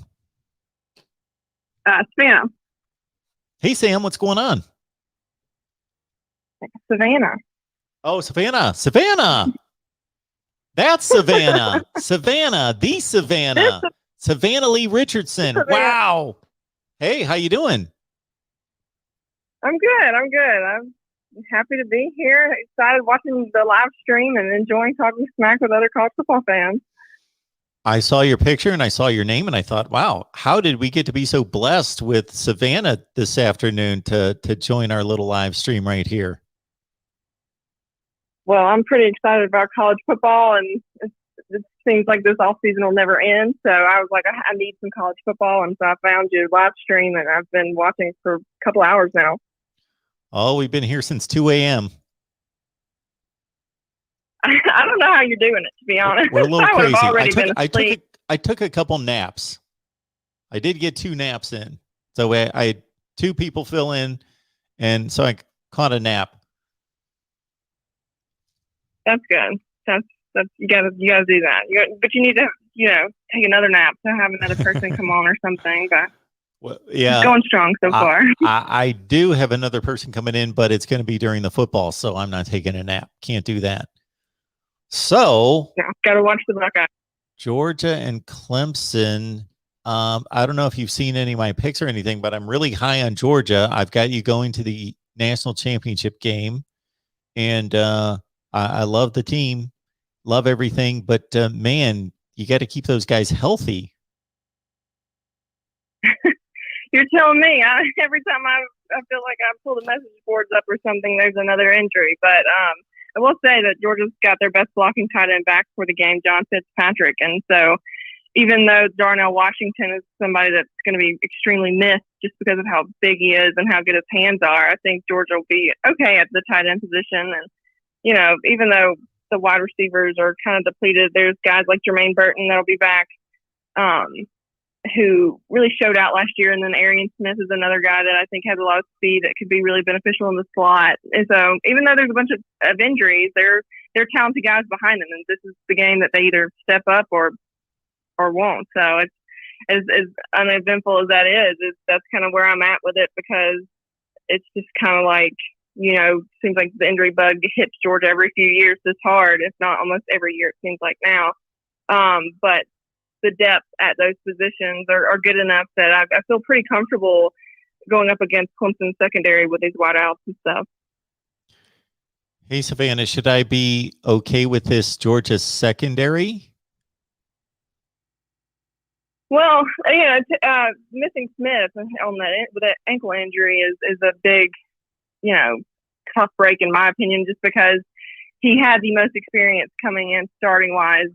But I mean, Georgia's secondary does have a lot of guys that have seen a bunch of playing time. Lewis Seen is one of the returning, and I'm really excited to see him step up this season and get a ton more playing time. And even though I'll be missing Richard LeCount back there, the guys like Chris Smith and God Lord, why does my brain go blank? Chris Smith, Amir Speed, Keely Ringo is a redshirt freshman who got hurt during the offseason last year before the year, and he's one of the most highly recruited cornerbacks out of the entire country when he came in, and he's somebody that I think is going to shock a lot of people. He may be young, but he's really smart and he's really bright, and so I think he could be one of the guys that step up back there in the secondary. I mean, that's definitely a weakness for Georgia, but I think it's something that they can work through as long as the front seven can, put some pressure. Very good. Very good. All right. Well, anything else for us? I also think that, I respect Clemson's defense a ton, and I think that it's going to be a defensive battle between these two teams. They're two of the best defenses in the country right now. And so I think it's going to be who can put the most pressure on the other offense and make them one-dimensional. If Georgia can make Clemson one-dimensional and shut the run game down, there were 2 games last year that Clemson struggled on the ground. And while they were, predominantly passing team, it really stood out to me. The first Notre Dame game was like 34 yards, I think, and then the OSU game at the end of the season, they shut them down to 44 yards. And so if Georgia can force them to throw a lot of passes, not all of those passes are going to be completed. So I think it's going to give, an edge the field, because in those 2 games, I think they were like 4 and 15 on third down conversions or close to it in both games. And so that's going to be a big stat to me in terms of whether or not Georgia can be successful and win the ball game. I also like the fact that JT Daniels has been here a whole year now, and the buzz surrounding him and the way he carries himself is really, really speaks to me. We've had great leaders in the past at Georgia, but the way he understands how important it is to be a starting quarterback in the SEC, and the guys just love him. So I'm really excited to see him really lead the team this year. But other than that, I'm good. Hopefully I answered your injury questions. Absolutely you did. Some people in Tuscaloosa and College Station may disagree with the best defense in the country. I don't know, but we'll see it play out this season, of course. And everything good with you? Everything's good. I'm back to covering Georgia football for Fanside of Dawn of the Dog. So I'm doing that, and then I'm doing pro golf for them as well, and some extra freelance social media stuff. So I'm good. I'm enjoying the Georgia and ready to, keep going and keep pushing, and back. Really excited to be back writing about college football. Didn't realize how much I missed it until I started doing it again. Awesome. Well, that's great to hear. I appreciate that. And obviously, it was great to have you on here many times. So you're always welcome. So thanks for calling in, Savannah. Thanks, Mark. All right. Savannah used to join us on a regular basis when she wrote for, I'm sorry, Savannah, I'm not going to remember it, but Savannah would join us just like almost every week to talk Georgia football. All right. Welcome to the Voice of College Football. Who's on the line? Hey, what's up? Not too much. Who's on the line? Jeremiah. I'm going to talk about Texas. So I was going to talk about the odds for Texas to beat the Big 12 championship. Yep. It says plus 1,000. I think that's a solid to bet against that. I mean, they had Iowa State plus 280. I know you think they're really good with the returning, but I think that's a little ridiculous. I agree with you. I do. I think that 1,000 is worth a shot there.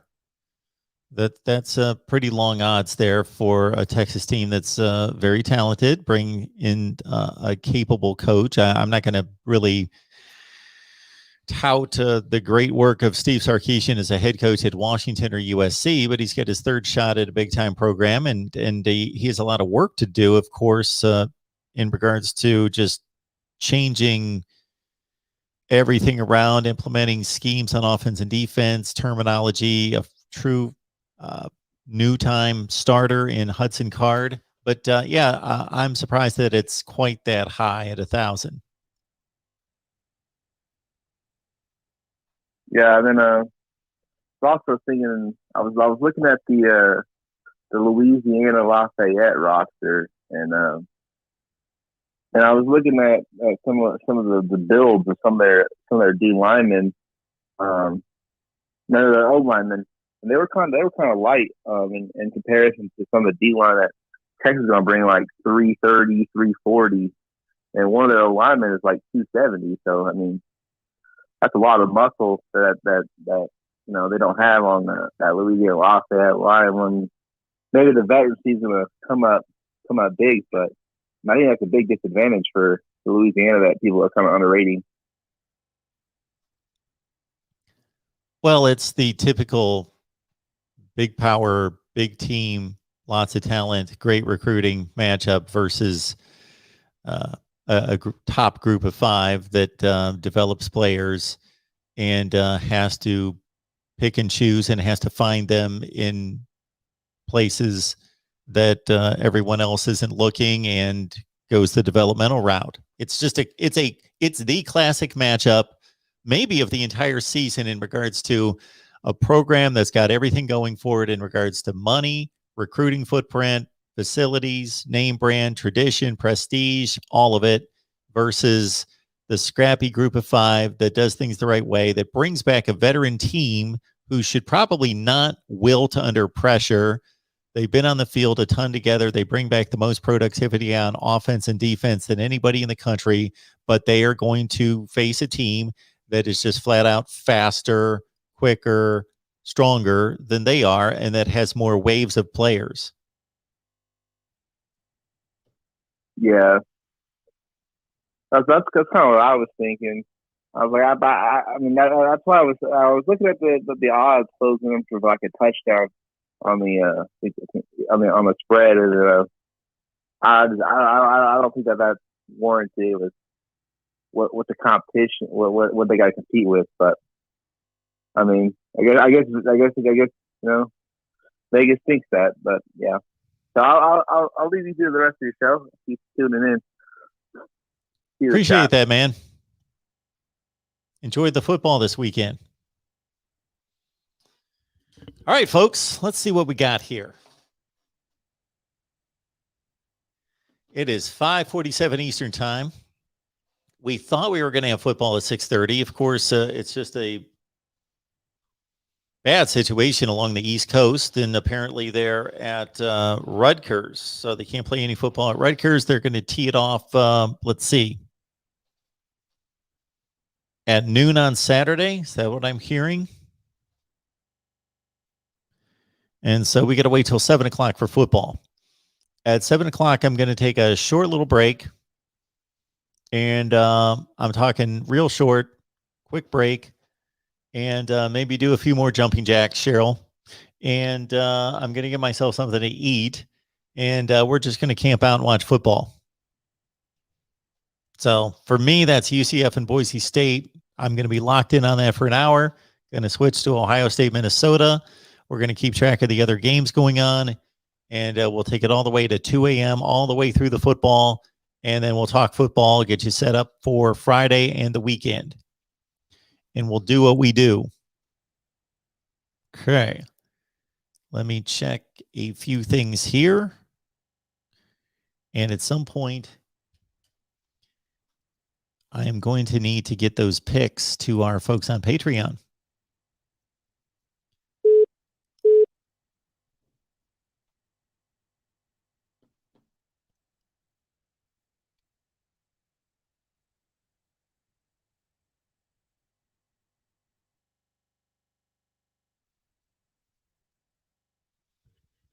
So you can always give me a call at 860-499-3332.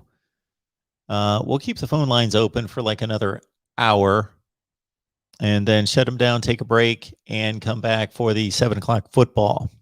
And I'm going to put my eyes in so I can see the football. And I might go to somewhere more comfortable, maybe.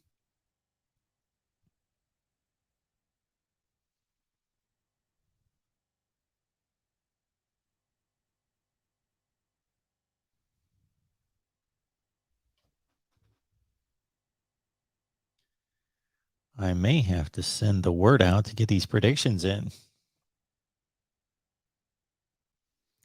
That's what it looks like I'm going to have to do here.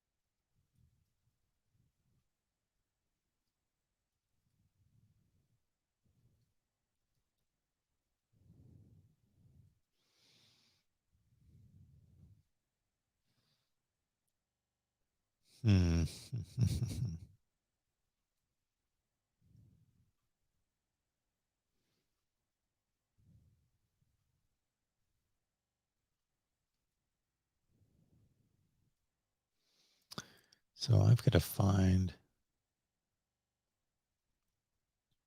I know this is exciting. I'm sure I'm just holding the attention of a huge audience at this point.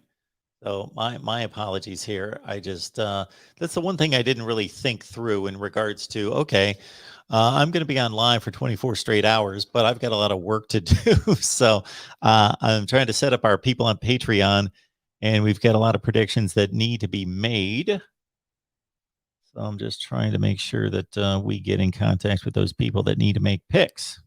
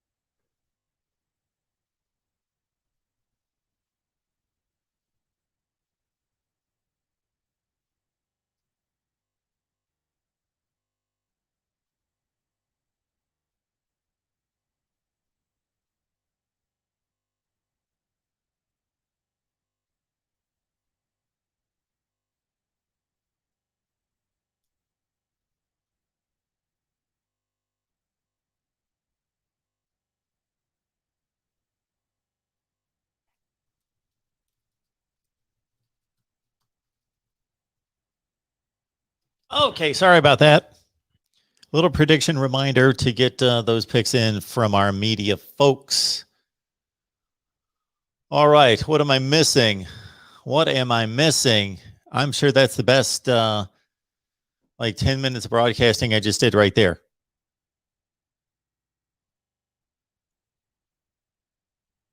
Oh, George is back on hold. Really? Oh, we got calls coming in. My bad. Welcome to the Voice of College Football. Who's on the line? Hello? Hey, Mark's reasonable going.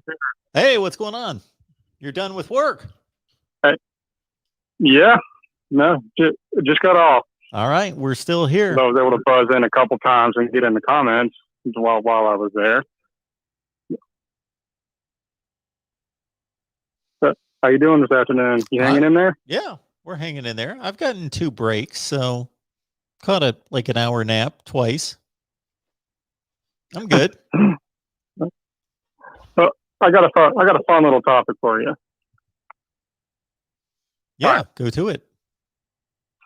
So you live down here in Mississippi when you were doing your old job. Yes.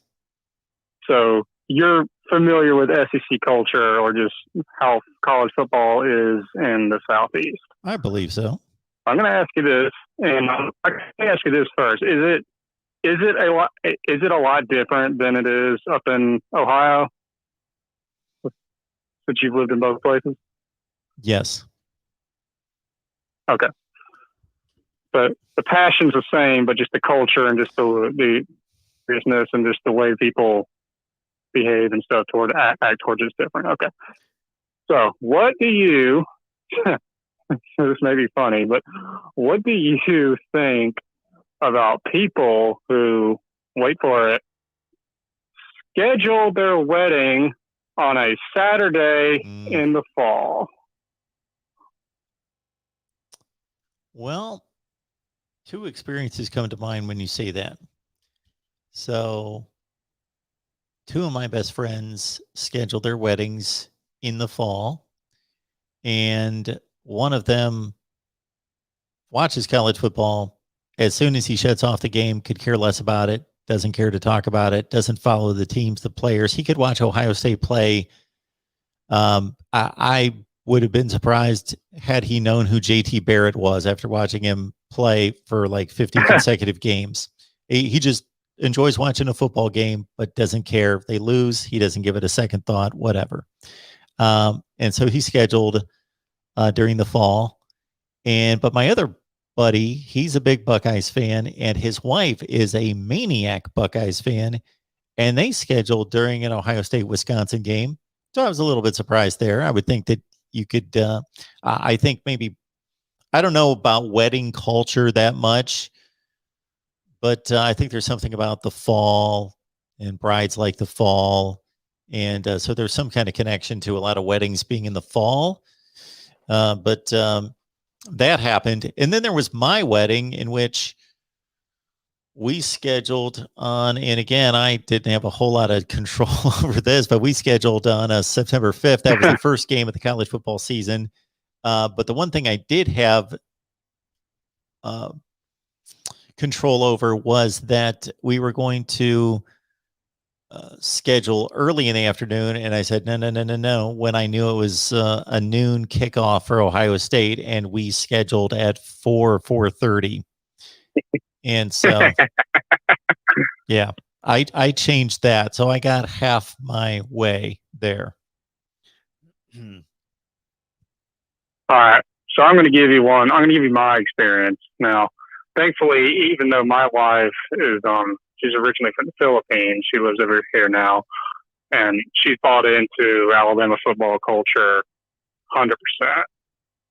And our wedding was in the spring anyway, so it wouldn't have mattered. But so my best friend, and I mean that when I say my best friend down here, he's kind of like the first guy you mentioned. He likes Alabama football, and he likes when they win national titles. Probably could not name our starting 3 receiver core last year. He might. I would be halfway surprised if he could tell you who the quarterback was. And he was marrying someone who was an Auburn fan. So still, SEC football should understand the unspoken rules about this. So a few years ago, 2019, they're scheduling a wedding for the fall, and I'm just kind of on eggshells. Okay, be very careful what the next words out of your mouth are. He tells me that the wedding's going to be on a Sunday. It's going to be on November 10th, I want to say. And I'm like, great, you found a keeper there. She understands. Sunday is great. It's still a weekend, and it doesn't piss people off. And then, so everything's good. We're going on, go through the spring, go through the summer, and then I get up to the fall, and I get a notice that they have put the reception, or sorry, not reception, the rehearsal on that Saturday. Now, this is 2019. I'm going to give you one guess as to which Saturday this happened to be. The Iron Bowl? Worse. November 9th, LSU. Alabama, LSU, 2019. Are you familiar with that Brad Paisley song that has the chorus says, "Well, I'm gonna miss her"? Yeah, that's basically my reaction. I told them both. I'm like, you don't. I was one of the groomsmen in it, but I was like, you guys. I'm just gonna tell you right now, I'm not going. You're not dragging me away from Alabama LSU. I told him point blank. It was over the phone. Thankfully, I didn't have to do it in person. But so this was in 2019. So what happened after that? So you followed through.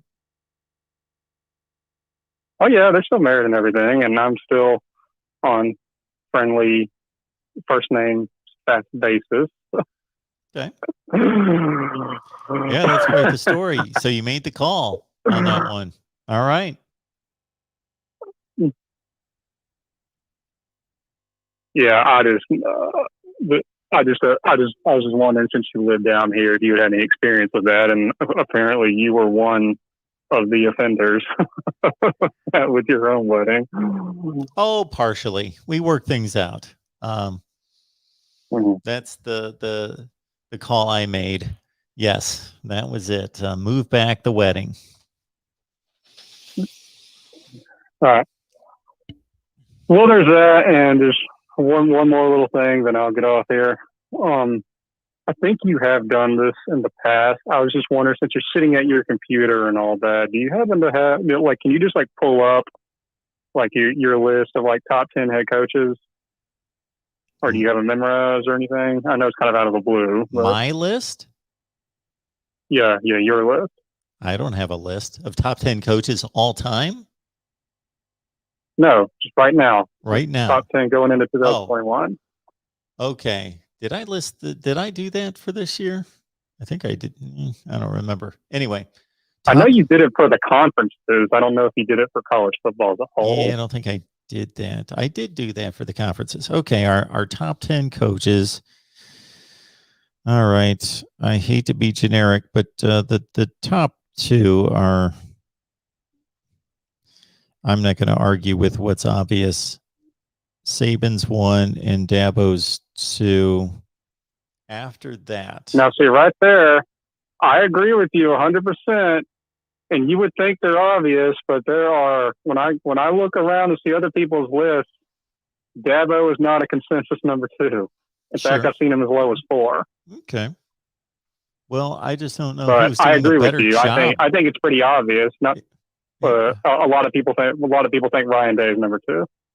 But I mean, I put Dabo number 2 easily because A, 2 national titles in 3 years. B, he not only has that on his record, he also has built up. Clemson he did not inherit exactly a championship program.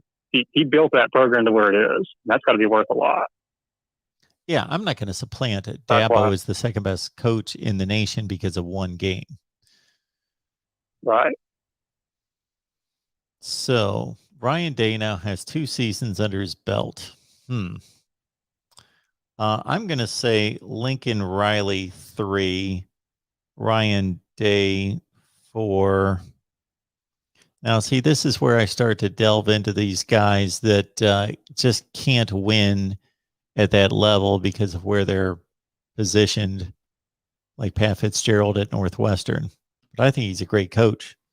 Actually, I should rank him ahead of Ryan Day because I ranked him ahead of Ryan Day. I think you did. Yeah, you did. So, I do have Ryan Day at 3. Now, I have Brian Kelly at 4. Okay. I think Brian Kelly is easily top 5 coach in America. If he were anywhere, if he were any of these other programs, he would have won a national title by now. Okay. Yeah. I think just the modern era of college football is just in a place where it is just very, very, very difficult for Notre Dame to kind of sustain, just because they just have too many things working against them that these other programs don't.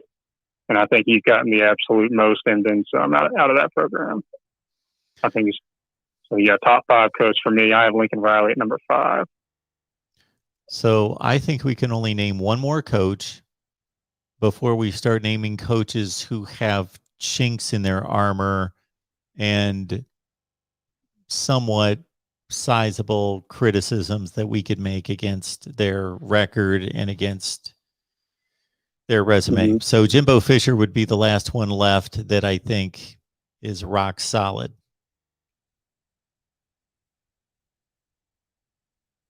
I might be tempted to put him in the, as you say, chinks in the armor category, mainly because of how he left Florida State, of how awful they ended up being in 2017. Sure. When they were supposed to be in top 5 country. Now that one hits personally more with me because that right there, the reason that team tanked so hard is the very reason why we have this debate of Alabama doesn't play anyone. You know, no one ever said that before then, but then all of a sudden, when Florida State turned out to be not even a bowl eligible team, and none of the SEC program teams on our schedule that year were ranked, I don't think, when we beat them. Then that's where that argument, I think, it may not have gotten completely started there, but that's where it completely blew up. And everyone seemed to forgot that they were a top 5 team supposedly coming into the season. So that one hits more personally with me as how he left that program. And not only did he screw everyone at that program that has lasting repercussions to this day, but he somehow managed to screw us with it too. Yeah, so some people would take that into consideration as you have, and other people would say, you know what, he made a career move. He left that program in whatever shambles that he did, but he accomplished what he did when he was there, and he just did what was best for him and moved on to the next job. So I'm not going to count that against him as a head coach. I've got problems with him making a career move and going to a job that's better for him. I think his son had some sort of health condition that they could treat better near Texas, at a hospital near Texas A&M or something like that. I have zero issue with him making a lateral move, or in his, maybe even he thinks Texas A&M may be an upwards move from Florida State. I don't know how anyone could really think that, but maybe he does. But you should still, at least in my opinion, you shouldn't just you shouldn't salt the earth behind you. You know what I'm saying? Like, there was no reason for him not to finish out that season at Florida State. None. I mean, it was as clear as that he's too good of a head coach to win 5 games. You know, you kind of know what I mean there? If he was invested in that program in 2017, there was no way they ended up being that bad. There's just none. And I like your point there. You've changed, not that you've changed my mind, because I wasn't really hard and fast one way or the other. I was just stating another way to look at it.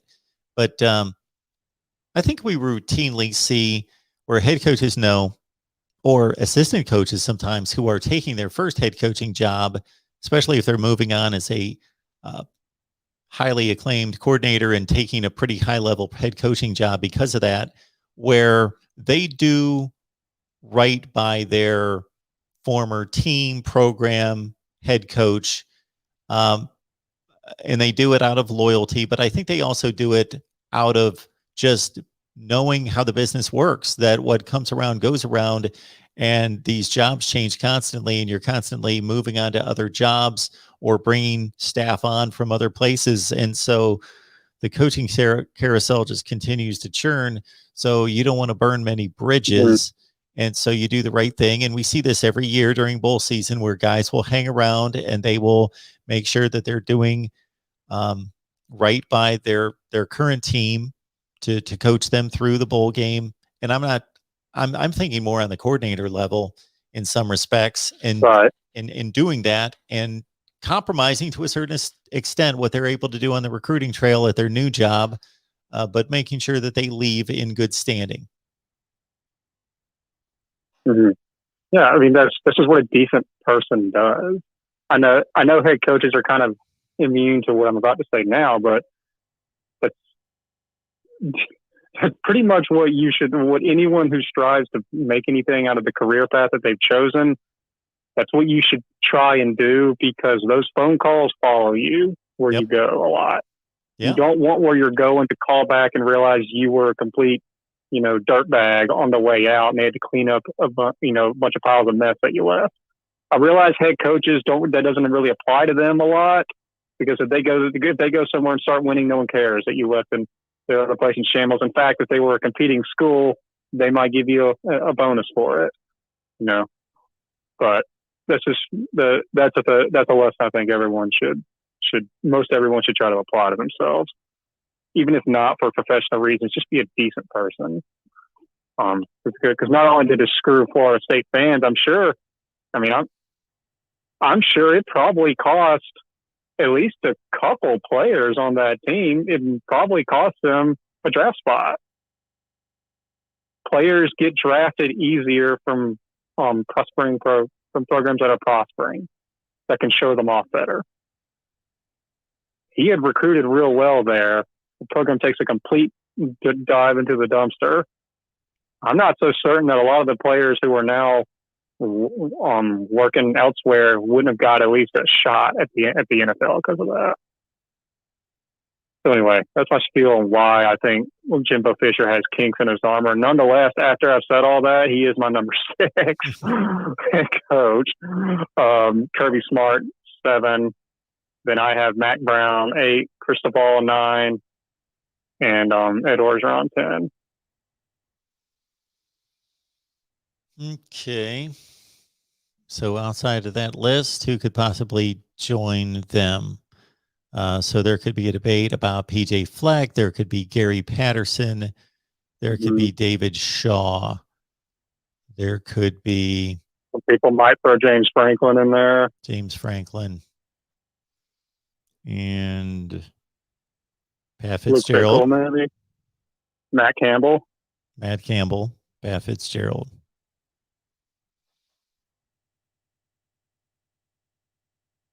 You like Kyle Whittingham.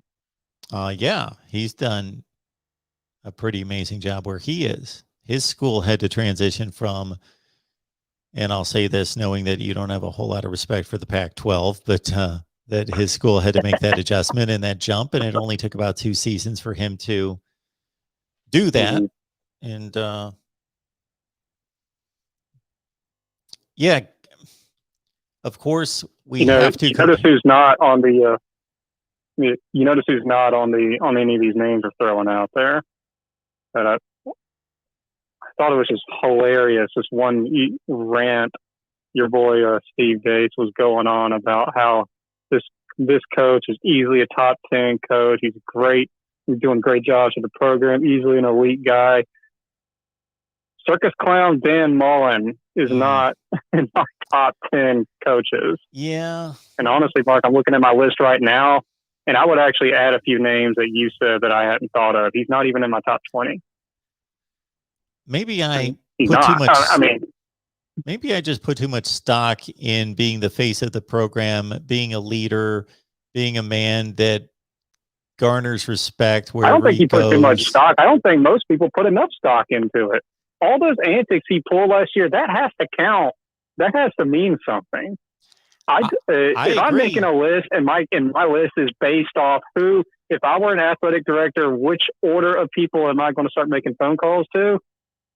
After all that stuff I saw last year, he's not. There are more than 20 people that I'm calling before him, because I don't want that kind of garbage in my program. Okay, so to your point, Reasonable Gump, on the surface, it would look completely absurd and ridiculous to most people that when I did the coaches rankings prior to Dan Mullen beating Kirby Smart head-to-head, beating Georgia, winning the division, that I had Mullen ranked ahead of Smart, and then they go I remember. beat them on the field. Uncle Lou blew his top for that.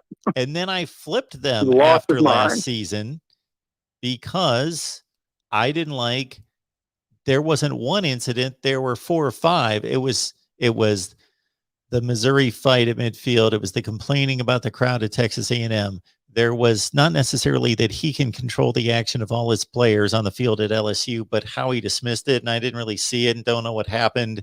And then the creme de la creme for Dan Mullen for me was how he treated that bowl game, and that he completely threw his team under the bus. And basically these guys suiting up with Florida uniforms aren't really, that's not really that rubbed my me team. the wrong way. That rubbed me the wrong way. Yeah, I'm sorry, I don't mean to cut you off there, Marva. When he said that, I mean, how do you think that probably felt to all those players who had actually suited up and played? Wait, we're not actually the real team. Your own head coach saying that. I mean, what? I'm sorry. I didn't mean to interrupt you, but what a disgraceful thing to say. I think it is as well, especially when I remember going to these news conferences every week with the likes of Gene Stallings and Jackie Sherrill and so forth. And then you can watch them online now.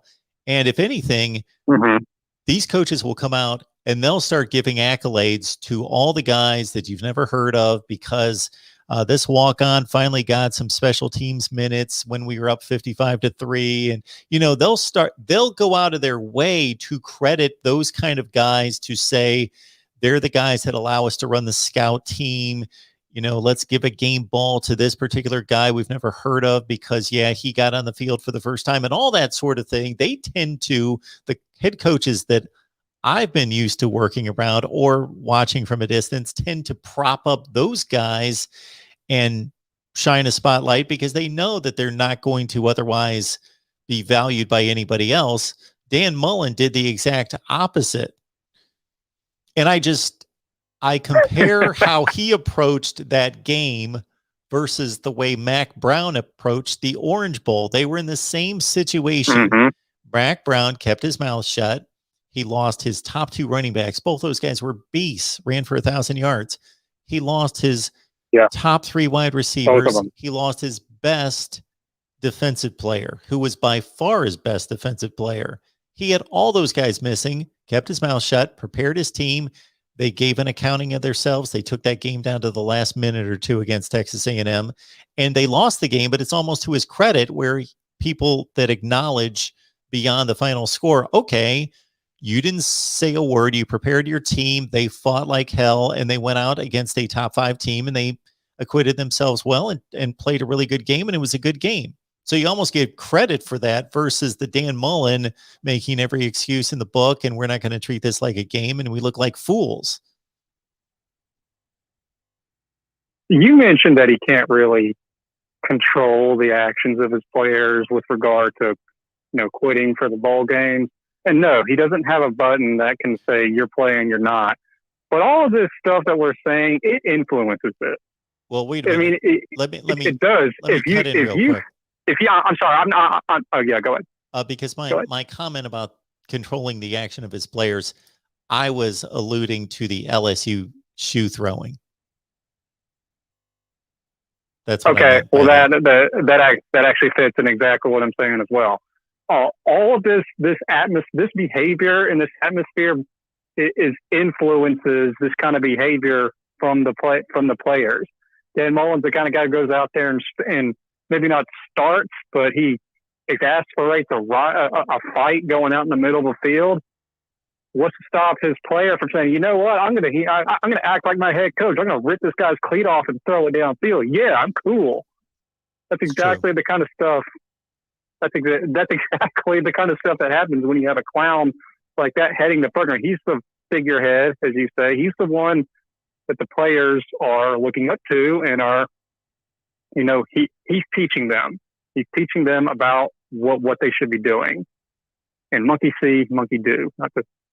Not meaning that in an insulting way. It's just a saying.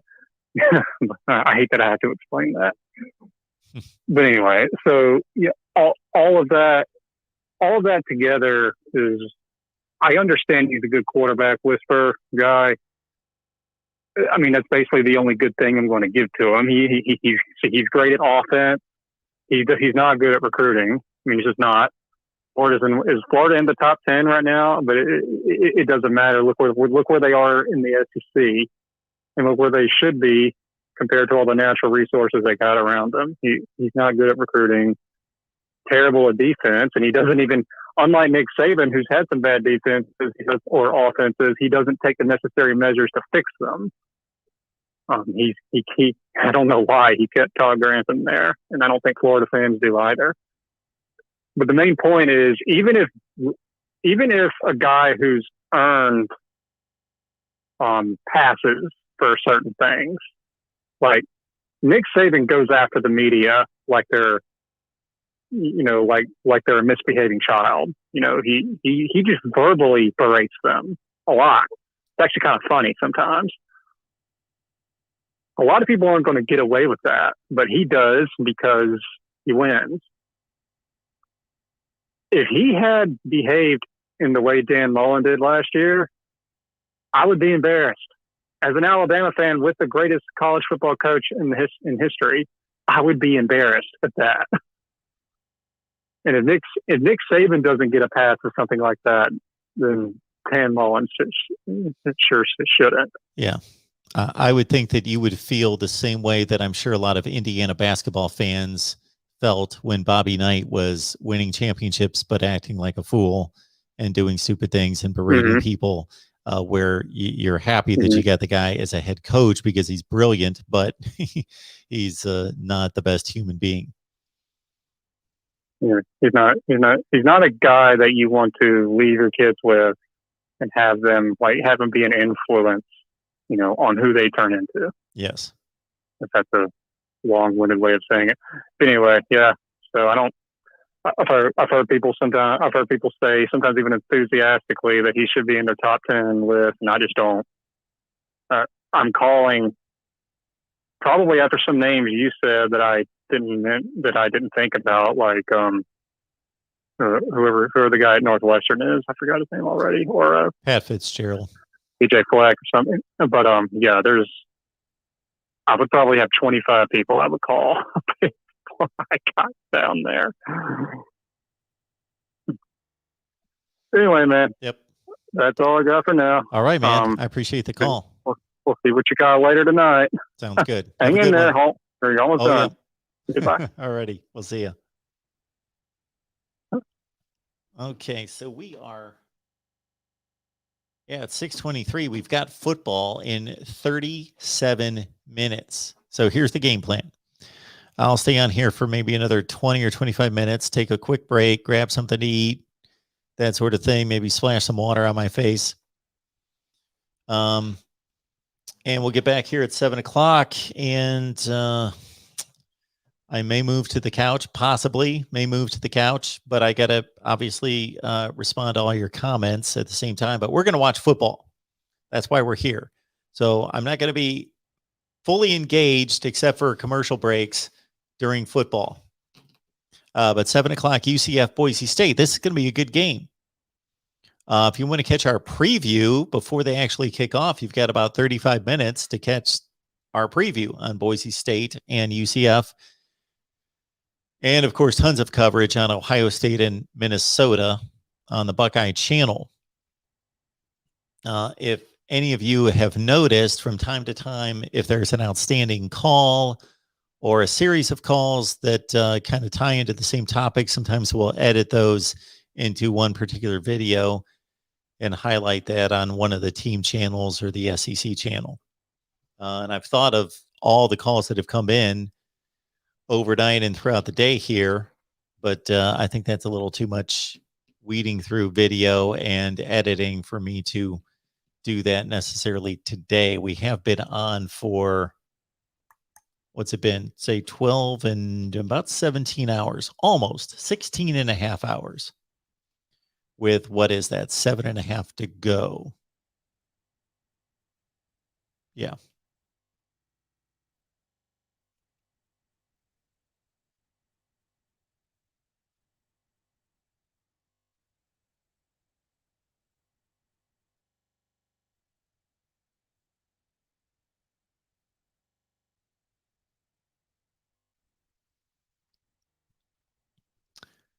Yeah, so David, we'll be here after the Buckeyes game, so we're going to carry this right on through until 2 a.m.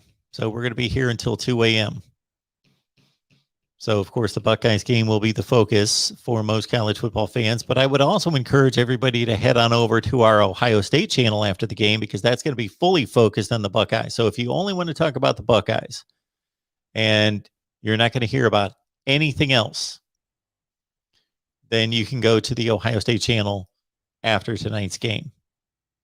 I'll, of course, be here talking about whatever you would like to talk about in the world of college football. And if you've noticed, I have delved into these Slim Jims. So I have probably only had a handful of Slim Jims in my life. And then my daughter bought some Slim Jims a couple weeks ago. And then she complained because I dusted off the box. And so then we went and got some more Slim Jims. And, I'm not crazy about them. They're okay. But while I'm not eating anything else, basically today we made some scrambled eggs at, what time was it? Like 7 in the morning, 6 in the morning. I made some scrambled eggs and I've not had anything since. So I had a peanut butter and jelly during one of my breaks. So we'll knock out one more Slim Jim and then we'll look at something possibly to eat during football. And Corey Brad is going to be here from 10 to midnight. And can't wait to see him.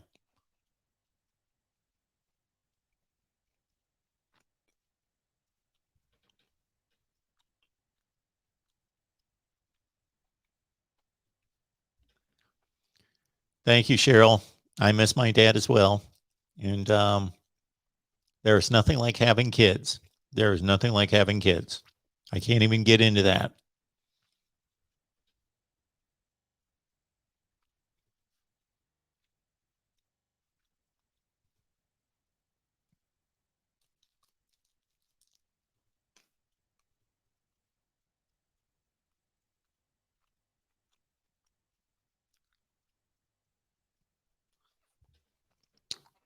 Knox K 96. I probably 94. Sorry. I explained my glasses / contact situation, I think, to everyone last night. So I'm currently making it through with no vision insurance. That'll have to change soon because that coincided with leaving the job, losing my vision insurance. I haven't picked any up. And then my glasses broke. And I still have contacts, but I need some new contacts too.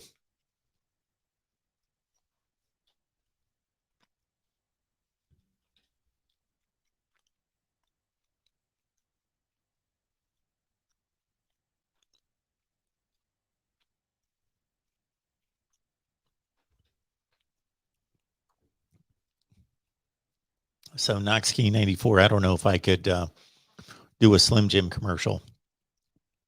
How do they say that? I forget. I know what you're talking about. Snap into a Slim Jim.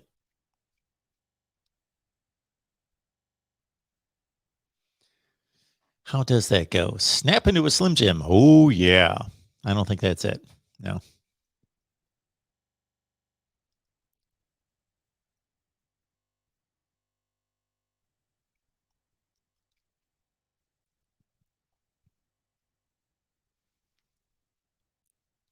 We do have a call coming in. Let's pick that up right here at the Voice of College Football. Who's on the line? Mark. Yeah. How many hours do we have to How many more hours do we have to go? We've got to make it, hang on, 7.5. We're closing the gap. Yeah, it's 6:30, so that's 5.5 until midnight. We're going to make it till 2. We are going to have football in a half hour, though. Okay. Right. That'll help.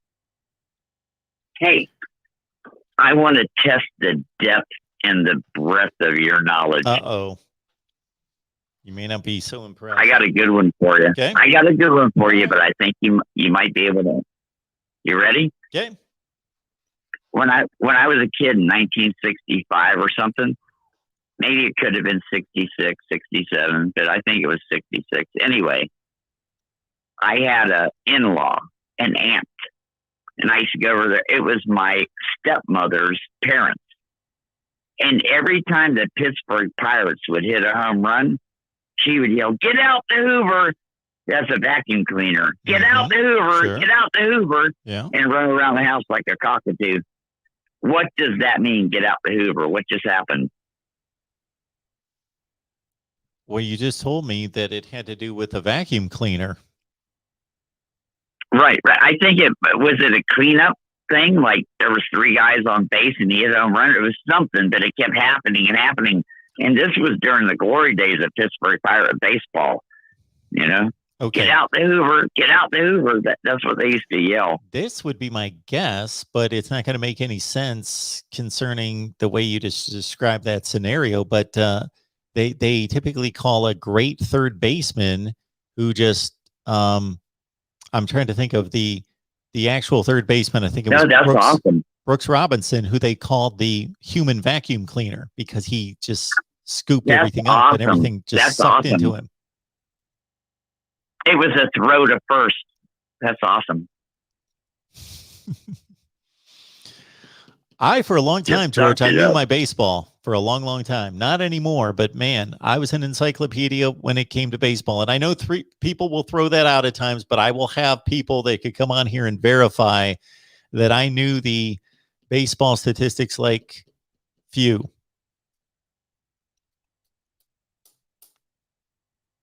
Man, the chat is going crazy. I want to answer some of these people. Okay. What are they going crazy about? What do we got here? David Greenshield said I'm old. That's like, he's like talking about Dave Park. No, Willie Stargell era. I could still name you the David said, I could still name you the I know starting you- I lineup know for the you Pittsburgh can. Pirates 1979 World Championship team. you did it for me the other day. It's freaking hilarious, man. I just threw out a couple players. I could go through the whole team. But That's funny. well, George, you've been loyal. You've been here, man. You're slugging it out. What I think they're picking at you about is you dropped the year 1965, and I think that that raised a few eyebrows. What? Why did they lose every game or what? No, in terms of your childhood. Oh yeah, I was born in '60. I'm the golden child. Mark, my birthday is June 27th, 1960. Can you think of a better day to be born? The birds were chirping. It was sunny out. It was a beautiful day. I don't recall it myself, but I can imagine that it was pretty Yeah. amazing. None of this shit that's going on now was going on. Everybody loved each other. We were all happy. Well, I that was might there. be a bit of a stretch, I but know. something like that. No. You It were was born. the only thing that was going wrong was TV at the time. If you watched TV, you might have thought there's a problem, but in the real world, it was just heaven. You were born Just like now. in a Pittsburgh Pirates World Championship season. I was born in Ocala, Florida. That's why I'm a Gator. I lived like 20 miles from Gainesville. Then Yeah, why are you bringing up the Pittsburgh Pirates? because I was raised in Pittsburgh. Okay. My dad came and picked us up. My dad got custody of me and my little brother and drove us to Pittsburgh. And that's a wide-eyed experience for a 4-year-old. I'm like, we're going to where? Bye, Mom. See you later. You know? And when I got to Pennsylvania, I had 2 older brothers, and we were all within 6 years of each other. every day of my life since then has been a blast. I still talk to all my brothers every day. Every day we all talk. Isn't that great? We're all in our 60s. We're like, you remember the time we did this? You remember the time we did that? Good stuff. That's awesome. That is awesome. Well, it's good that The you only have family people that still sticks together. Yeah. The only people luckier than me are the people that were born in like 1948 or something. They got it all. The glory days. We just won the war. Free money for everybody. What an explosion that was. I came in right after. Guys, there's still some of them around. They've never seen one bad day in their life. They don't know what it means to need anything. You know, it's like they worked for the county for 20 years and retired at twice their pay. Hey, I'm happy for them. That's all our parents. That's what our parents did. Yeah, I'm not necessarily going to feel that jealous of that era. Like they just had it that easy. You know why I'm going to go for Clemson? This is a tough game to call, but I'm going to go with Clemson because of that quarterback. I'm just picking Clemson's quarterback over Georgia's quarterback. It's that plain and simple. All right. You can do that. You're allowed. There's no way JP Daniels is beating some guy whose last name is Yui Youngalele. Isn't this just not happening? Didn't Tui Tagovailoa already prove that to us? Well, Tua won the games. He won the big game. Whatever. All right, George. It'll be a miracle if Yep. It'll be a miracle if Florida can beat Clemson for the national title. We have two quarterbacks, and we might be able to pull it off. I'm not sure. All right, George. I think we're going to reset here. Just a little insight. Yeah.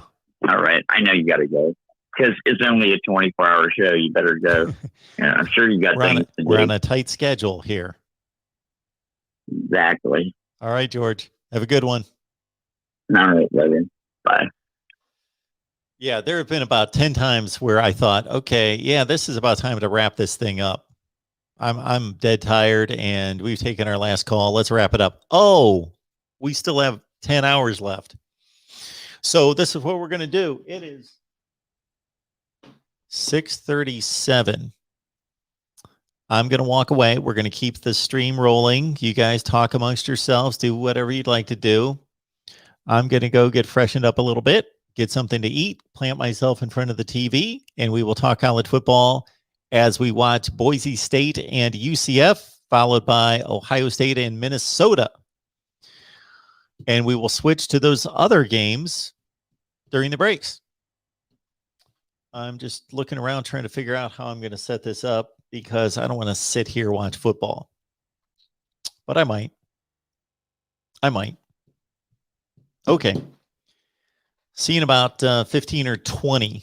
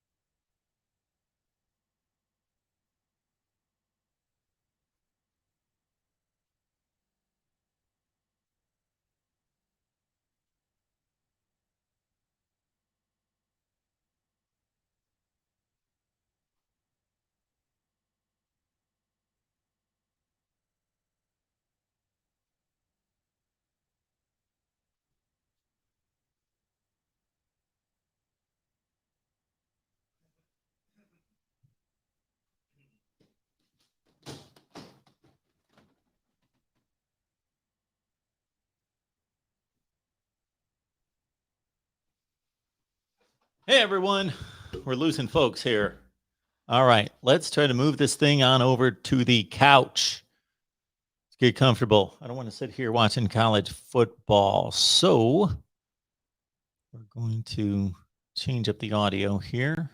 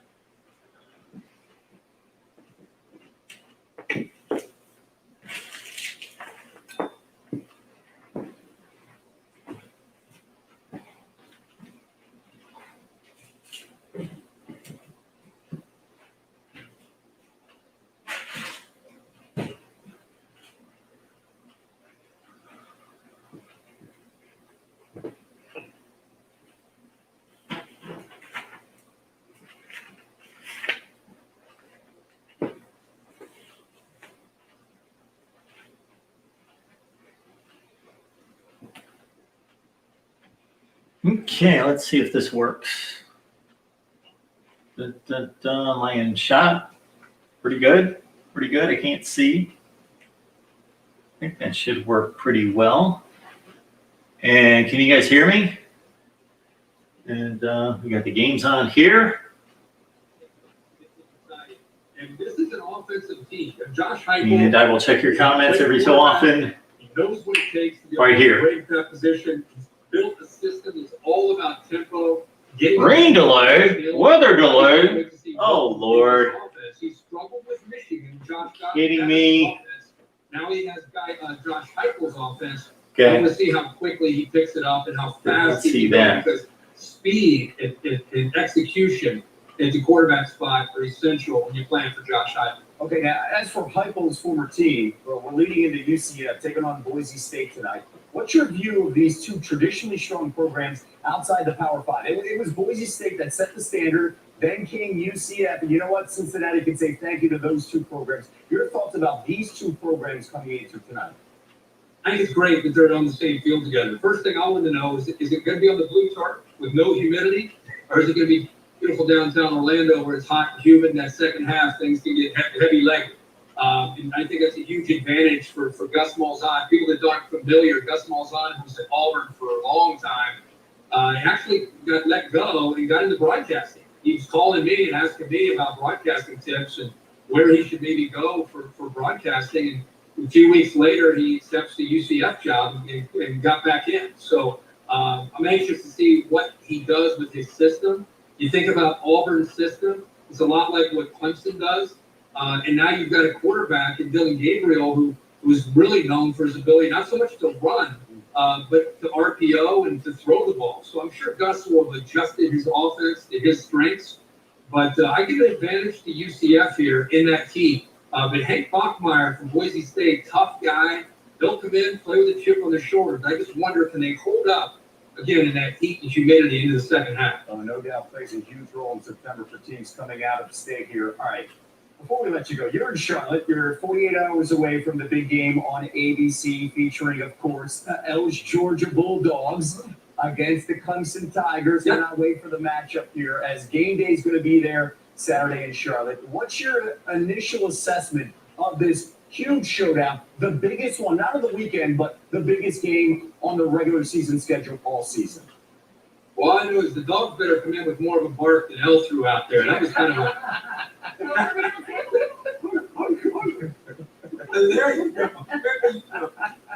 Now, L, it's one of those kind of weekends for the dogs. It's all hands on deck. You know, you need to bear down and get ready to go. I can't wait to see JT Daniels.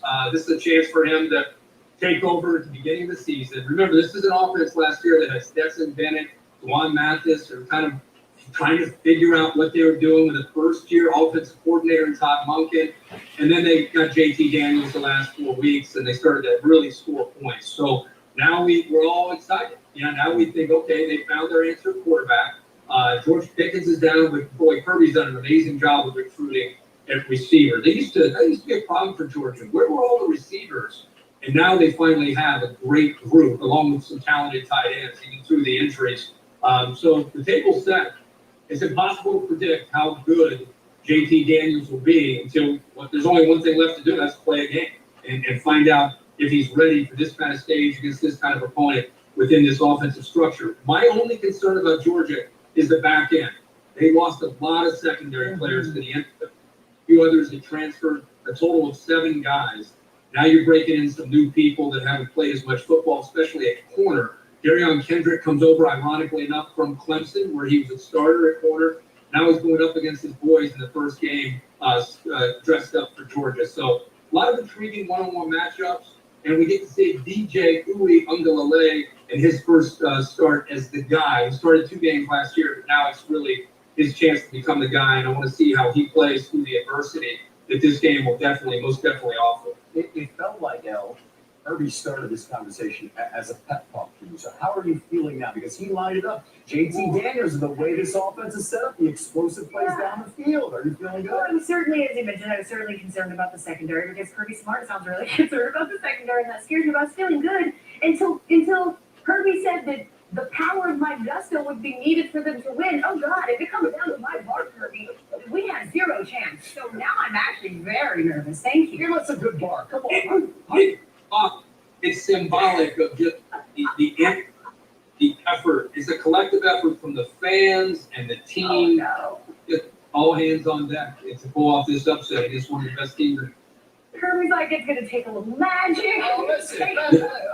You gotta believe, Herbie, we do appreciate it. Looking forward to, of course, College Game Day in Charlotte, Saturday on ESPN at 9 Eastern, and then, of course, the ABC game that is Saturday night at 7:30. Fairy godmother, invoke the power. I feel it.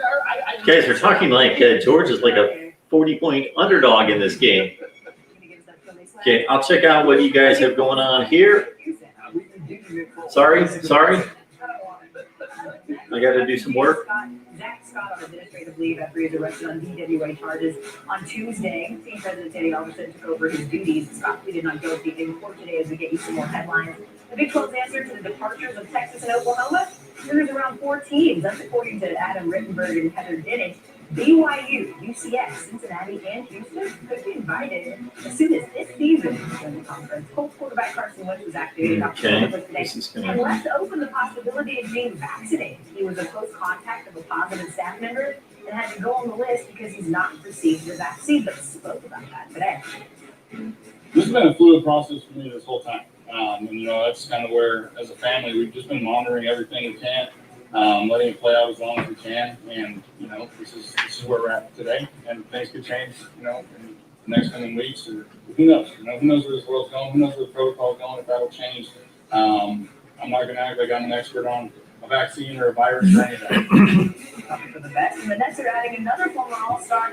Buccaneers coach Bruce Arians says his team, speaking of COVID, is 100% Okay. vaccinated. Tampa's the second team to reach that mark. Atlanta hit it first. The Bucs host the Cowboys. What do you guys have here? Kickoff game next Thursday, and as I mentioned, that's big news for the Mina Conklin men.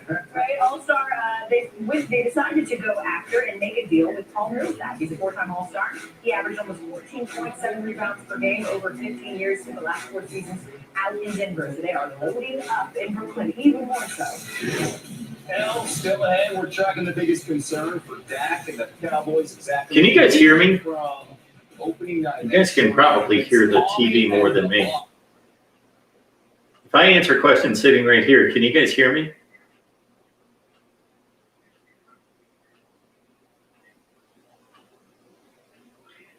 So Ben asked, Mark, could you discuss what the Big Ten would look like if Ohio State lost tonight? We did not talk about that. It obviously is a one-game better situation for everybody in the Big Ten Eastern Division. While in the Big Ten Western Division, it is a situation where everybody gains a game that they did not, or loses a game that they didn't expect to lose to Minnesota in the standings. So, yeah, if Ohio State loses tonight, it's going to be a blow to the Big Ten in terms of college football playoff performance or expectations, you would think, because unless somebody else emerges, then that's going to be a huge loss to the conference representing the playoff. But it's pretty obvious to what it does to the Big Ten standings.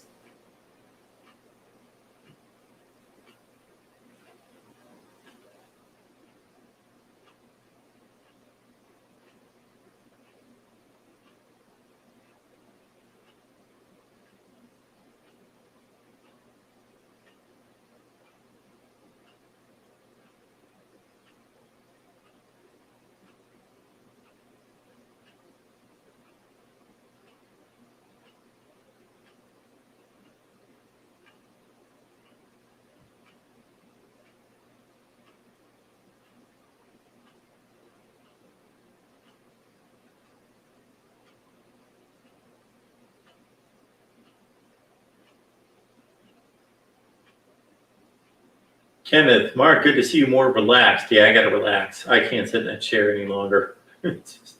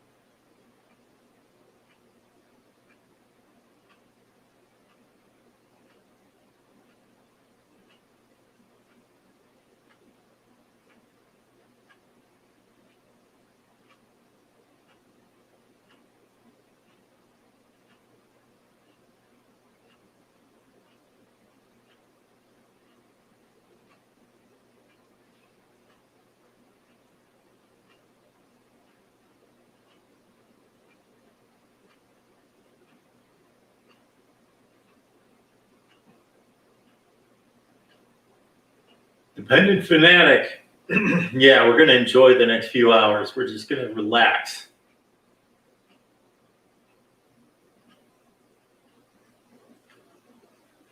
Oh, we do have football here at 7, right? Coastal Carolina, where are they? They're on like CBS Sportsnet, right?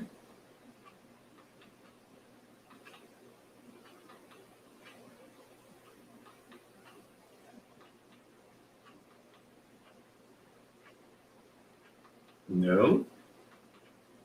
ESPN2? No.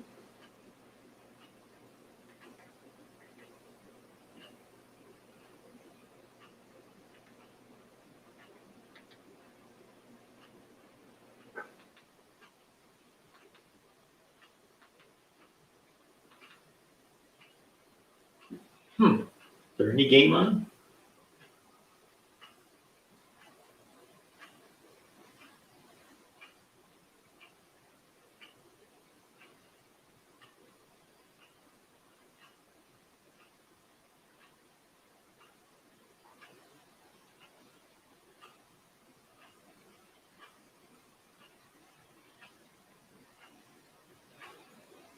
Okay.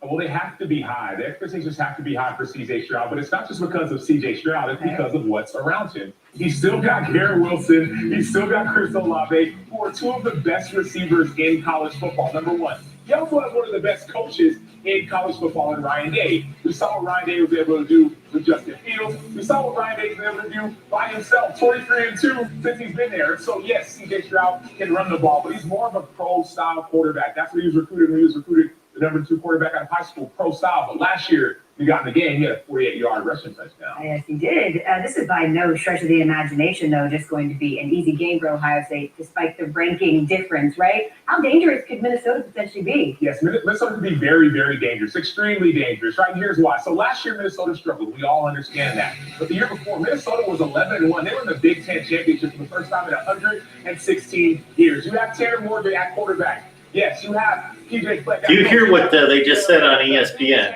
Whoever this guy is, he just said that Minnesota was 11-1 2 years ago, and they played in the Big Ten championship. They could be dangerous. Offensively, yes, they have weapons. Defensively, they struggled. We understand that, but they're returning 10 starters on offense, 10 starters on defense. Hopefully, they can come back and be together and play better from a defensive standpoint. Certainly bringing back that continuity. The same could not be said, at least for the head coaching position at Tennessee. We are getting Tennessee Bowling Green tonight. That game is over on ESPN2. Expectations for Josh Heupel. Yes, there's been a lot of hype around Josh Heupel. Has anyone else done that yet? Yes, I like that. I'm the first one. Yes, Don't believe the Heupel. Exactly. I believe in the hype, but I believe in the hype, but here's why.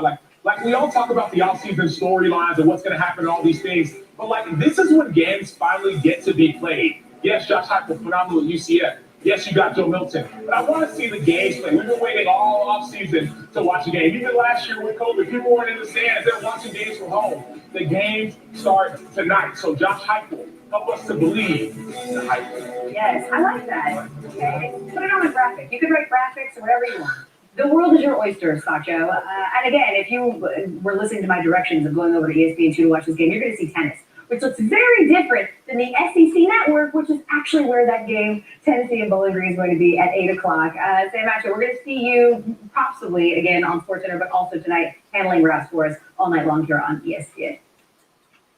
Senior NFL draft analyst Mel Kiper Jr. is back. He joins us on the show. Mel, of the 3 new starting quarterbacks I just talked about, which one has the highest ceiling? Yeah, none are draft eligible. Keep that in mind, Ted. But I think of the ones you're talking about here, DJ Uiagalelei is the one with the highest ceiling, 6'4", 250. Uiagalelei. Cannon arm. And think about what he did. I've added an extra A on there.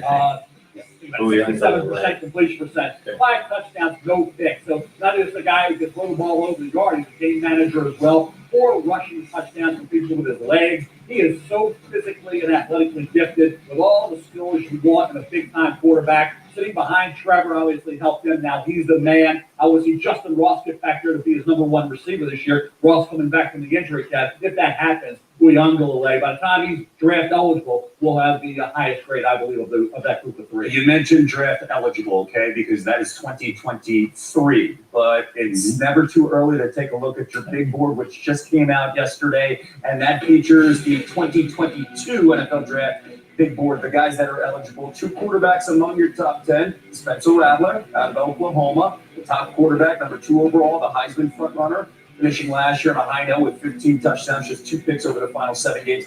I love North Carolina's Sam Howell. Coming in there at #7, 68 career touchdown passes, the most to a player's sophomore season in ACC history. Let's get to know some of the other guys, and Kayvon Thibodeau is one of those guys who could be a household name by next Saturday night, taking on Ohio State. He was the #1 recruit in the 2019 high school draft class. What do you like on his college film so far? I think he's after the quarterback, and I think he gets the pressure. What you want to see him this year is go back to the form of his freshman year when he had 9 sacks, go back to 3 this past season, the COVID year. This is the year where he's working on his craft, he's getting better physically, and I think he's learning more about obviously augmenting that initial burst with some more pass rush moves. We talked about that. That will allow him to become a Miles Garrett, Davion finding Mario Williams, like maybe be the #1 pick overall. How about Garrett Wilson? This young, we're going to see him tonight for Ohio State.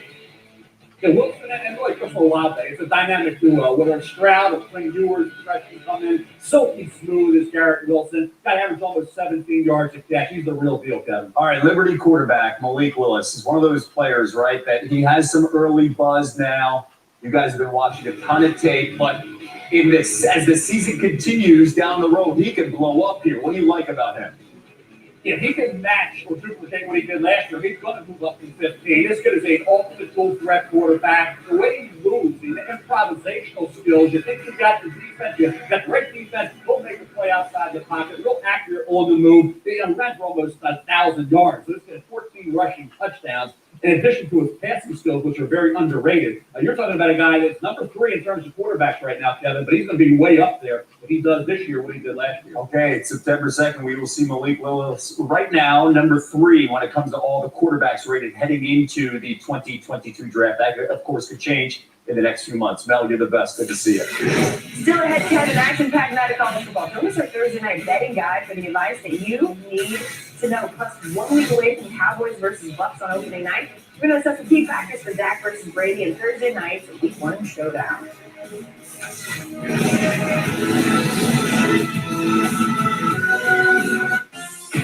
Introducing Vizzy Lemonade, the only lemonade hard seltzer with antioxidant vitamin C. It just tastes different. All new Vizzy Lemonade. Step up your seltzer game.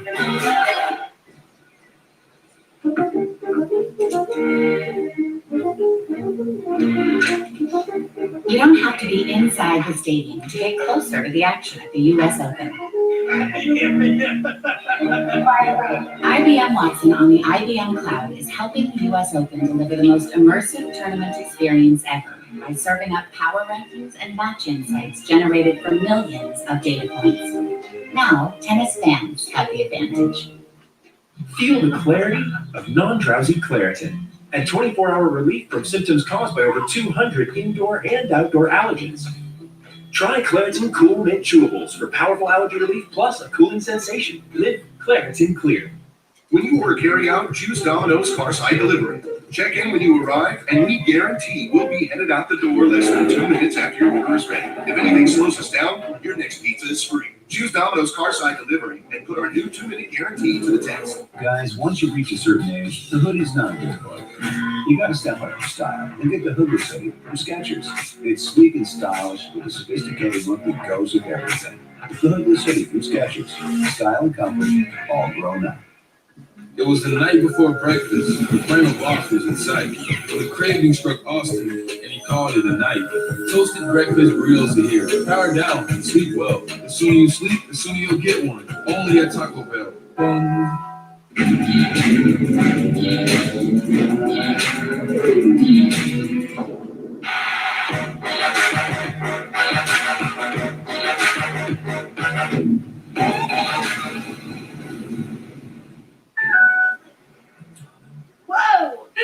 you're loving Cricket's unlimited plan with all these awesome extras. But it's time to stop scrolling. Nice. Everything you want, including the price. We finally found the perfect house. Yeah, we couldn't believe the deal we got. Just lucky, I guess. Really? Lost in the air from any thought?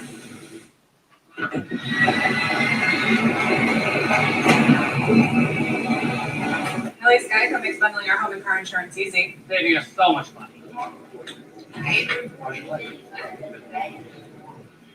Morning, Ted. For bundling made easy, go to geico.com. Welcome back to the DIFY show, the show where others do it for you. Today we're going to DIFY a broken sewer line. The first step is to have HomeServe replaced. HomeServe will do it for you with home repair plans starting at just $7.99 a month. The next step, we're going to roll these bocce balls towards that smaller ball. Oh, good roll. Did you feel that? That must have felt great. That's how you DIY a broken sewer line. That's our show today. Let HomeServe do it for you with plans starting at just $7.99 a month. Go to homeserve.com or call now. Country music is bringing the heat. It's CMA Summer Jam. The hottest stars light up Nashville with the biggest hits and brand new collaborations. Dreams do come true. CMA Summer Jam tonight on ABC and stream on Hulu. Stay tuned to save $10 on Tax Shaver. Nick Bolton here with the newest addition to our tactical line, the Bell & Howell Tax Shaver. Tax Shaver gives you a quick, razor-smooth shave, whether you're at home or on the go. It even has a built-in trimmer for sideburns and beards, and it works wet or dry for a great shave in even the harshest conditions. That's right, the Tax Shaver is completely waterproof. In fact, you could even use a Tax Shaver underwater and still get a great shave. Maybe, guys. Tax Shaver is $29.99, but act now and we'll take $10 off, so you get it for just $19.99, and shipping is free. Call or click today and you can get a second Tax Shaver, just for a separate fee, and is backed by our 10-year warranty. I better not fall asleep tonight. Call 1-800-620-4124. You guys have anything for me? Let's see. Again, that's 1-800-620-4124, or order online at taxshaver.com. We're going for two. A lot of games on ESPN Plus. Gotta keep running it. I don't think it's any aspect. And probably get those online. Anything known to man to get a decision. Accomplish all that we want is only doing some things. Let's start the decision right away. The first biggest game is Thursday night. Oh, yes. One more week for the Cowboys to step their way out of the Storm. Now practicing today, officially for the first time. Got reinforcements. Wide receiver CeeDee Lamb was among 3 players that were activated from the cold list, but the questions surrounding Dak's health, shoulder is something new, and the defensive prowess, Michael Clark today talked about preparing for the real thing. I mean, it's extremely exciting. I think this is the kickoff to the regular season. I think we want to go to the development. Watch us play together quickly. Have a great week of preparation. I think it's certain to hit me now. We're joined now by senior NFL insider Chris Mortensen. We're going to bring in Keyshawn Johnson in just 1 second. I want to go there. I mentioned the shoulder. That's the most immediate thing with Dak, right? Of course, he's coming off that devastating ankle injury. But is there something that's potentially more concerning than watching Dak's ankle for the Cowboys? Yes, I think it's the people around Dak, and specifically the offensive line. We've always talked about what a great offensive line the Cowboys have had, but we forget their left tackle, Tyron Smith out of USC, former first-round pick. So he had neck surgery. Now today, he said his neck is better than ever. He's not going to wear that big cowboy neck collar. His goal is to play 17 games. On the right side, at the right tackle, Lyle Collins, who's a Pro Bowl right tackle. So he had hip surgery last year, and now he's having some stingers. We need to get some of those Wendy's breakfast sandwiches for Reds, too. This is a Buckeye bachelor party that could go sideways at. It's only pregame. I don't care about that. So good that college football is back with the fans. Rob So, Brady Quinn, Reggie Bush, Scott Lauder, Bob Stoops hanging out there. Big game. My first time I got my volume set. He's having trouble with audio already. Shake it off, baby. Shake it off, man. Honestly, it was windy earlier. Brady's hair did not move. That's right. Not one shot. I can That's it. Was flopping all over the place.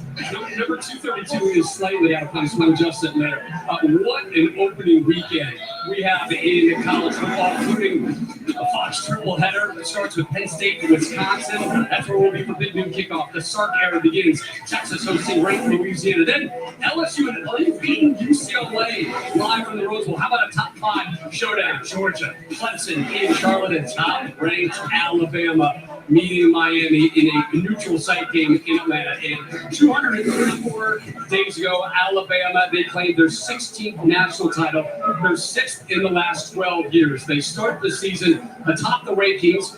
We're going to catch up on NC State. Let's check them out.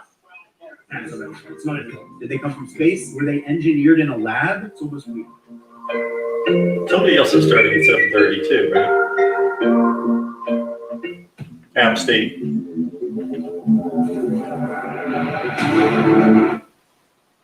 Now, a guy who took over in Game 7 of the 2018 season. He was their leading rusher that year. It tells you how things have gone for the Pirates. He has stuck through it through thick and thin. Here was a guy who had offers to go play for schools in the ACC, the SEC. Last year, north of 60%, and they're hoping the big lefty gets even better this year. The hometown hero. His father, in fact, is the PA announcer at East Carolina. So there's a lot of homegrown talent on this roster, including Holt Nailers. Okay, playing football.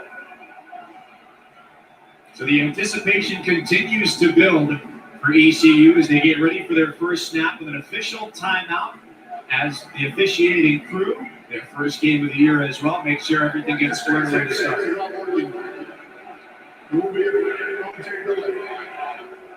All right. We were so excited to kick the season off, Mike. And yet we're still in better shape than Boise State and UCF, one of the other big games tonight that has been pushed back due to lightning. So at least a technical delay can theoretically be in their control rather than having to wait out the weather. And if they can't get the headsets working for Appalachian State, they would have to remove the headsets from East Carolina to do the game, which obviously that changes things dramatically. Well, here's a chance for both of these fan bases early on to show who traveled better here to Charlotte today. I can't tell so far. There's a good contingent of App State fans, the Pirate fans have come a long way. This is about 2 hours to Boone. 2 hours, give or take, to either school's campus, but you can be sure spread out throughout the state of North Carolina. These fan bases are well represented from coast to inland between ECU and App State. And you can imagine just the jitters right now for these players. Great. Hey, maybe I'll even... So Stokes back to punt. And a lock-up defense right away on display for the Wolfpack. And forcing the punt. And a fair catch. A 43-yard punt. So NC State will take over the football behind Devin Leary, who broke his leg in the first half of the Duke game last October. But the offense is his, Tim, this year. For 336 yards, 4 touchdowns against Pitt. And he can really throw the long ball. Yeah, he's got a strong arm, Dave. You're exactly right. And I think his leadership and his confidence are the things that have probably stood out the most to this coaching staff as well as his teammates. His top back is Bam Knight, who wears number 7. As Bam Knight will get that first carry. He's thrown out to the sideline and dragged out by Christian Williams. He's going to pick up 9.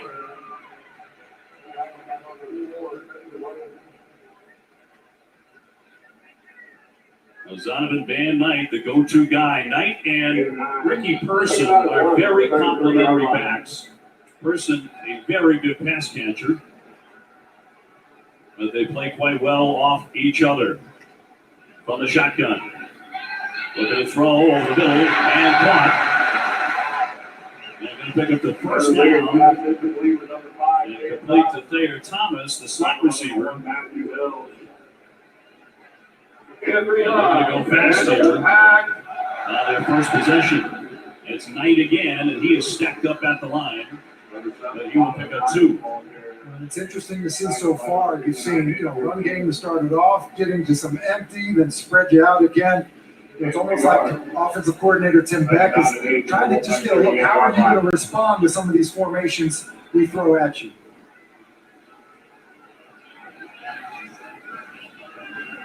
Second down and 8.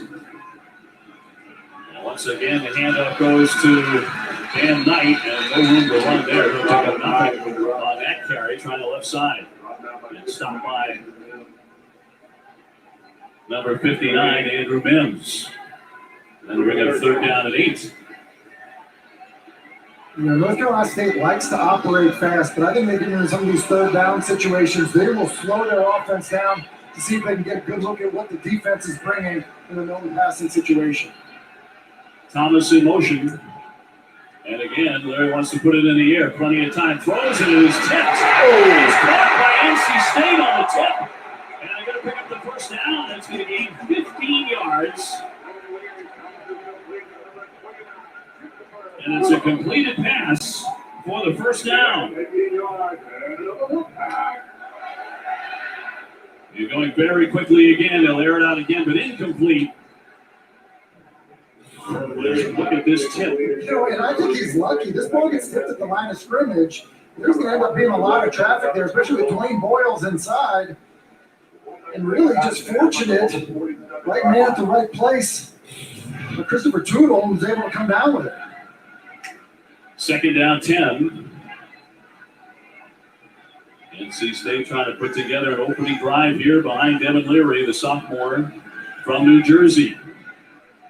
Got a little bit lucky. And the handoff again goes to Knight. He will gain 3 hard yards. Preseason All-ACC running back, also a dangerous kick returner. Led the pack in rushing yards last year, averaged almost 5.5 yards per carry. An outstanding back, and you've seen him run to the left multiple times. I do think that's the side that they want to run most often. It's the 8th play of the opening drive for the pack. Larry, good time again. Now he's going to roll. Looking downfield, over the top, and a completed pass, showing off that athleticism. Got it tonight for 11. That's an outstanding play, Dave. Moving to his left as he's deciding whether or not he's going to be able to throw the football. We're going to just kind of slow his body down and then the touch to get that ball up and down to Bam Knight, who does a good job of working for his quarterback. And I think it's maybe an underrated aspect of Devin Leary's game. We talk about his arm strength. That's pretty good on the move. Well, they converted 3rd and 8 and 3rd and 7 on this drive. 1st and 10.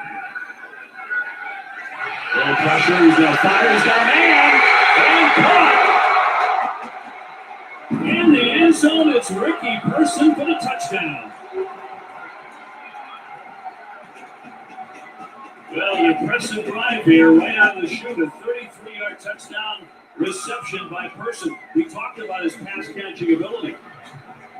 He's good at pass pro. He's good when they bring him into the football game to throw it to him. It's a really well-designed play, perfectly executed by the Wolfpack offense. Well, Dave Doran said this year between the offense and offensive coordinator Tim Beck, he said they are speaking the same language. After a year of some miscommunications, and they have taken a quick 7-0 lead. NC State doing a good job putting their drive together. Devin Leary to Ricky Person on the wheel out for the score. Wolfpack on top.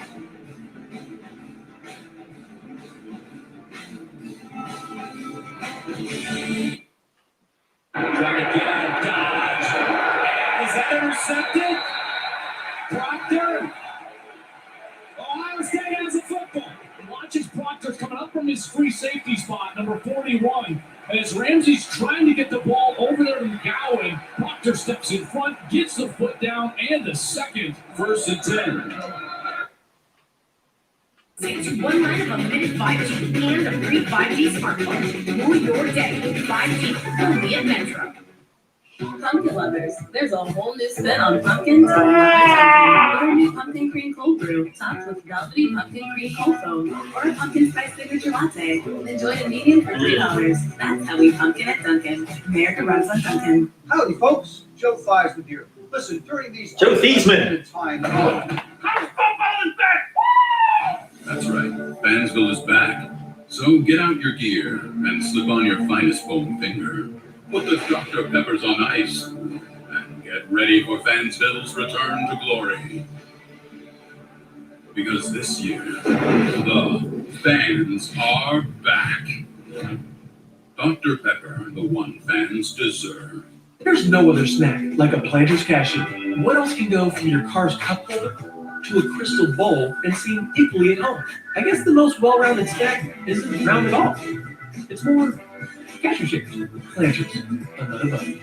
Fans have waited a long time this summer. This is big. Most impactful games that have to start a season. Georgia, Clemson, Saturday, 7:30 on ABC.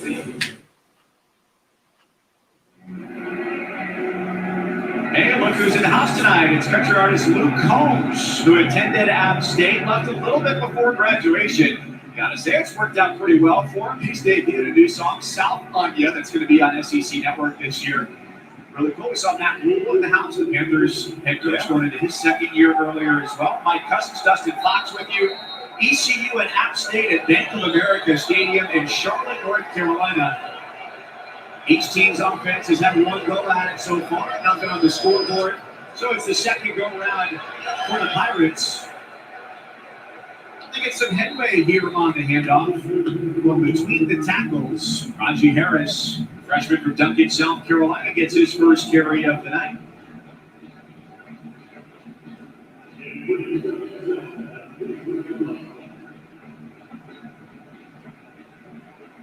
ECU a year ago, 3-6, their overall mark. Started out with losses in back-to-back games, beat USF, lost 4 in a row, and closed things out with back-to-back victories. A lot of uncertainty from a year ago for all teams across college football. Thankfully, right there this year. English was looking to throw. He can run as well. He's just going to tuck it as he takes off and gets hit, knocked down at about the 27-yard line. Here's DeMarco Jackson again, the team's leading tackler in 2020. It's a smart decision by English because they try to run a double move on the outside, and App State's all over it. Then once he gets to the line of scrimmage, he knows he's got to take off, pick up a couple of yards. And he got a 3rd and 3, a manageable 3rd and 3.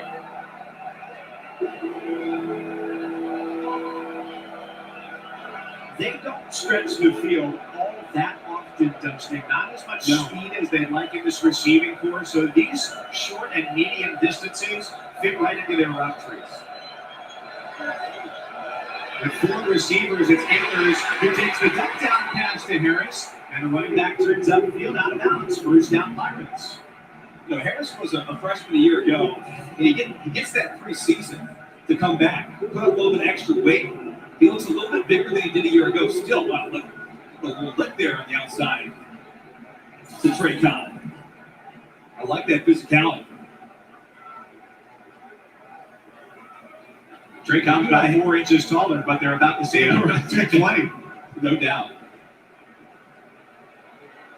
10.5 minutes in the first quarter. Ayers with the fake. Oh, what a beautiful hit at the 45-yard line to lay out C.J. Johnson. But the high school teammate of Ayers hangs on. Big hit by Huck, and maybe a better catch on the outside. Just a deep hit pattern. And Ayers finds the hole in the zone. Look at this. Bam. That's a laser. To hold on that football, that's tough. Terrific concentration by Johnson. Off the senior safety also helps them as a run stopper. You can see exactly why. 1st and 10 with ECU approaching midfield. And that goes nowhere. It's stymied in the backfield. Jordan Earl, the nose tackle, was the first on the scene for App State with a flag down at the end.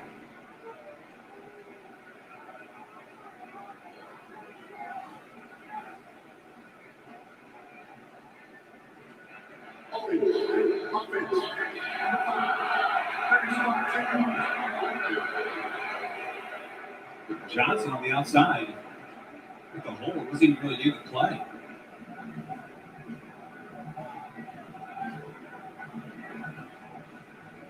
Well, find me a coach who after the first game won't say we had too many penalties.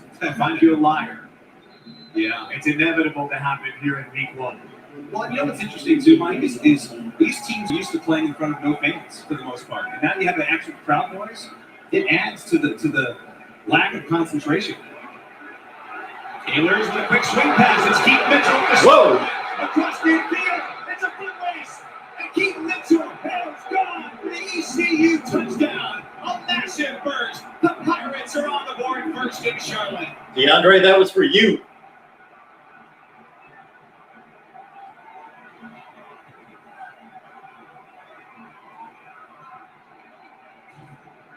This was just going to be an easy first down pickup. But watch the speed from Keaton Mitchell, the freshman. Outruns the entire defense. Ryan Huntington had an angle and still couldn't get there. That was just an amazing effort from Keaton Mitchell. Looked like his dad out there. 63 yards for Mitchell, who was on a 4x100 relay team in high school and looked every part of it as he was ready to hand off the baton, which he does, to Owen Daffer for the extra point try. Looked like he lost his footing there, and the extra point is no good. What a start on drive number 2 for Keith Mitchell. He said, I looked at my wrist. I got time today. You know it. I'm crossing the line today. Touchdown, ECU.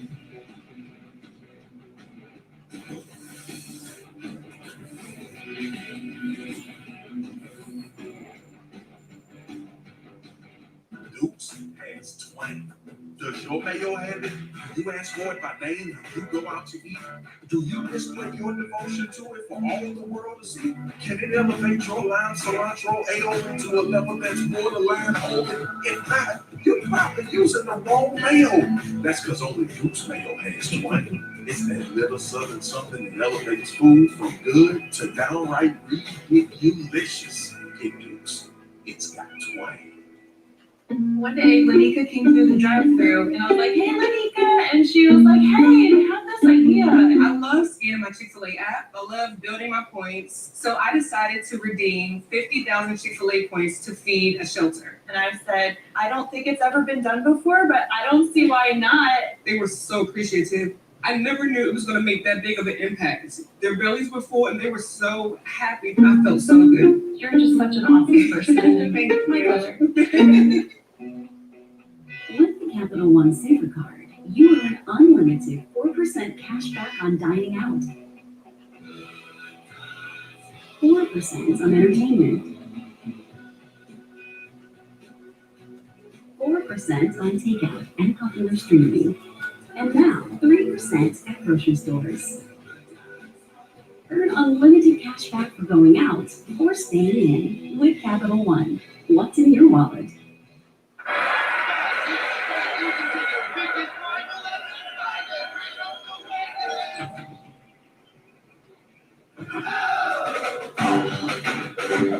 What did I eat? One bite of 100% Angus beef ballpark fruit. You'll see.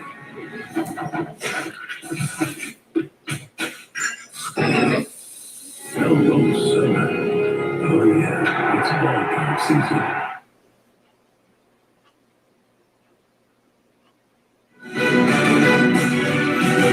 Mayo Classic on ESPNU is brought to you by Duke's Mayonnaise, the only mayo with that southern something, that added ooh.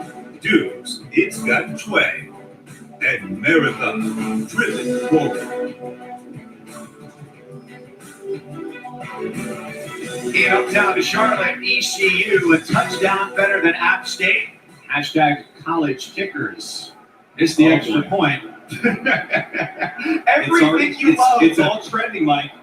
Everything you loved about college football is back in 2021. Mike Cousins, Dustin Fox. Tweeting about that. I miss tweeting hashtag college kickers. I'm sure there's no shortage of people who are willing and ready to do that for you. No question. From the goal line, a gutsy return And Jalen Virgil gets it out near the 35, Dustin. So let's go back to the touchdown run by Keaton Mitchell and just show you the speed. He breaks 2 tacklers that have the angle right there. This guy's got the angle. That's 4. That's Nick Ross. And then 21's going to come to your screen. Right now, that's Huff.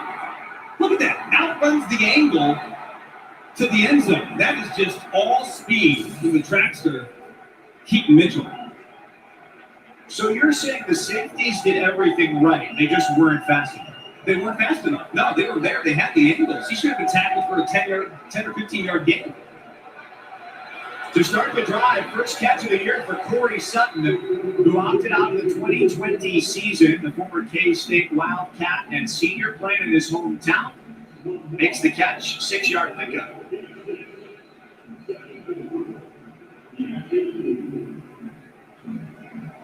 That was a quick scoring drive by the Pirates. 5 plays, 80 yards in just a couple of ticks over 3 minutes.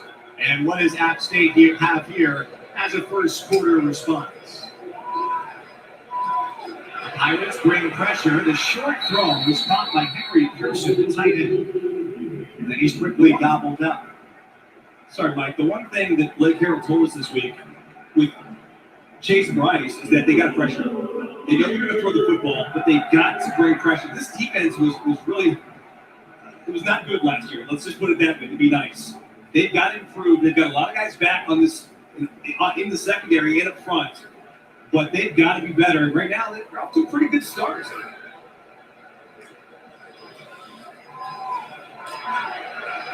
On first down, the handoff goes to Nate Noel, the sophomore from Miami. College football returns to ABC. It's a triple header. And you don't have to go far for it if you're in Charlotte, because it'll be right on this field. Georgia and Clemson, Saturday, 7:30, ABC, ESPN app. One of the biggest games of week 1 with massive implications for the college football playoff. And 4 mandates. Still waiting on ours. I'm ready. Whenever it shows up on my doorstep, I'm ready. 2 blockers, 3 defenders, and still somehow Thomas Hennigan with his first catch of the season finds a way. He moves the sticks. That's the block down the field. 81 Miller gives out there. It's a good block.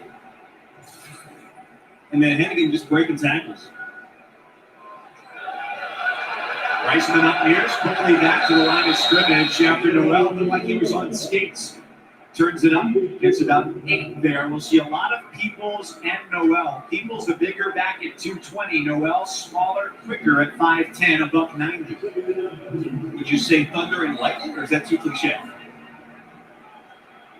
It's cliche, though, but it is perhaps true. Rice runs. He has the first down. It will be interesting to watch his decision-making today throughout the season. Last year at Duke, 10 touchdowns. His 15 interceptions led FBS. But Frank Ponce, the offensive coordinator, said, certainly, when we looked at his tape as we entertained him transferring here, we said, all right, if we can get his decision-making where it needs to be, not always trying to go for the big play, but taking that 4 to 5 yard pass, letting your talented teammates do the work, I think we can get those numbers where they need to be. ECU shows blitz. Here it comes. Pressure doesn't get there in time. Got him. That was a beautiful pass by Chase Bryce. Touchdown, App State for the equalizer.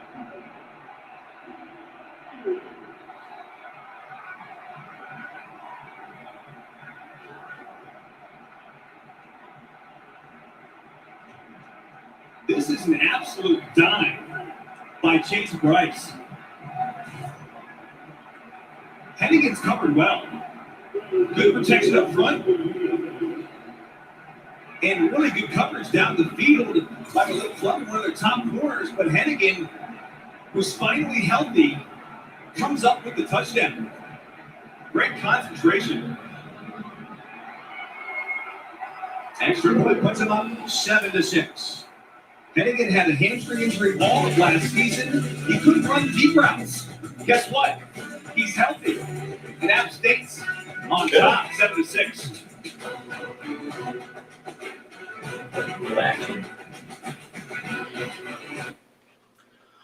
great to be there in Clemson, South Carolina.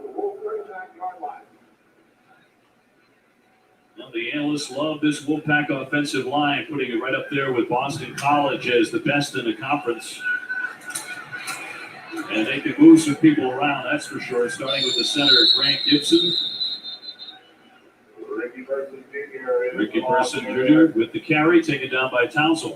And you mentioned the O-line, Dave. You know, it's really anchored by Grant Gibson, number 50 you see there. He's a converted defensive lineman. And I think it's one of the things Dave Dorn's done a really good job of here at NC State. Finding, places for players to play, even if it's not their recruited position, having them embrace it and then thriving at the position.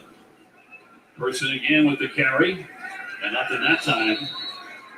Yeah, Gibson is regarded as one of the nicest people on campus. ESPN has named him one of the 3 best interior linemen in America. Sporting News has him second team All-America. His dad, Harvey, served 2 terms as the mayor of Charlotte, North Carolina.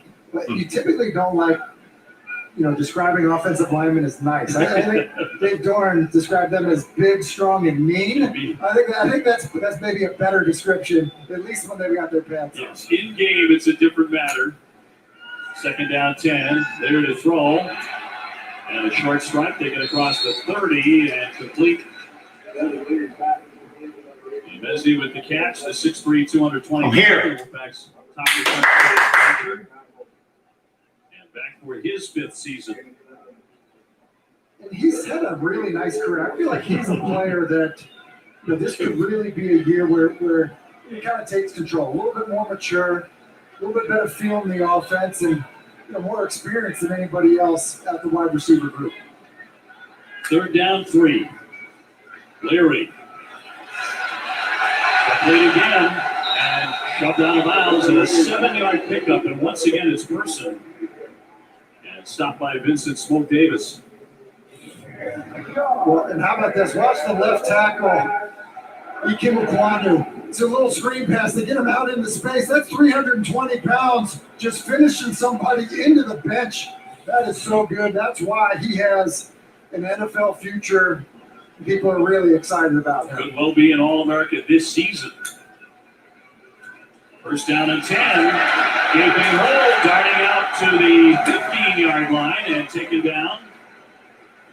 And once again, they continue to run it with Person time after time, and Mims with the tackle. And they get into the red zone with a 7-yard pickup. Going quickly once again. Person tries the center of the line.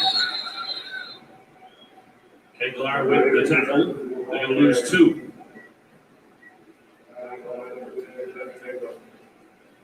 Sometimes pace can get you in trouble. You think about it, you run the screen for a first down. You get a big run on first down. The defense not being set actually worked to South Florida's favor, defending that run on second down. Spotted at the 17.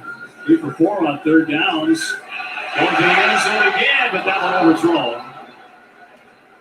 And intended for Rooks. Porter Rook's a good, talented young receiver that they feel like they can get stuff out of. He's got leverage, running the corner around. You see how early Devin Leary throws it and really just misses it. Almost like if he could hold it a half beat, get a sense of the angle that Rooks is going to set, maybe got a better chance to complete that one. So this will be a 34-yard kick by Christopher Dunn, the 3-year starter. Yet another area they have all sorts of experience, the Wolfpack coming back. It is in the air, and that kick is good. NC State out to a 10-0 lead here late in the first quarter at home. Lots of good topics, lots of good guests today. It's go time. We raise the bar on bar food with sandwiches, tenders, and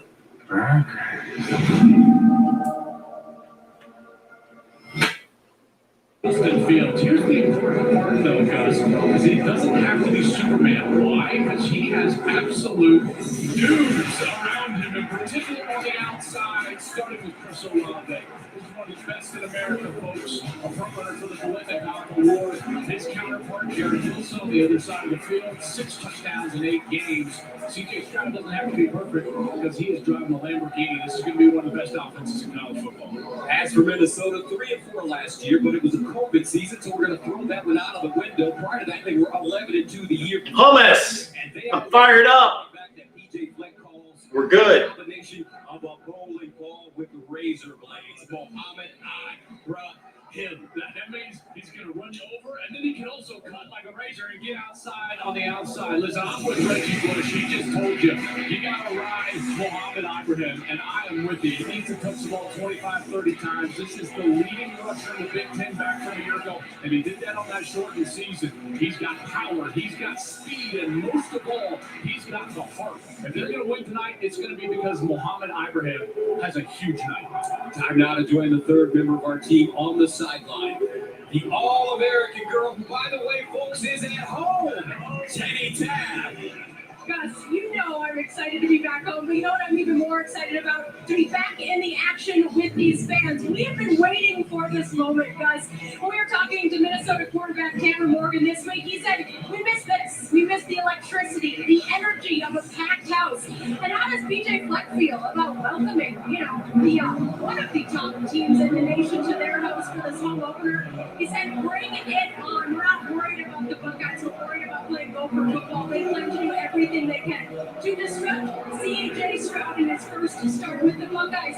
But this is about college football, guys. This is about enjoying the moment as a community. The Gopher fans, they're ready for the action. All right, Jenny, thank you very much. Minnesota won the toss. They will receive the football. Perfect football conditions. We've got football weather here in the Midwest. 68 degrees, rain in the forecast. This is a series that dates back to 1920. Ohio State has won 45 of the 52 meetings, including the last 11.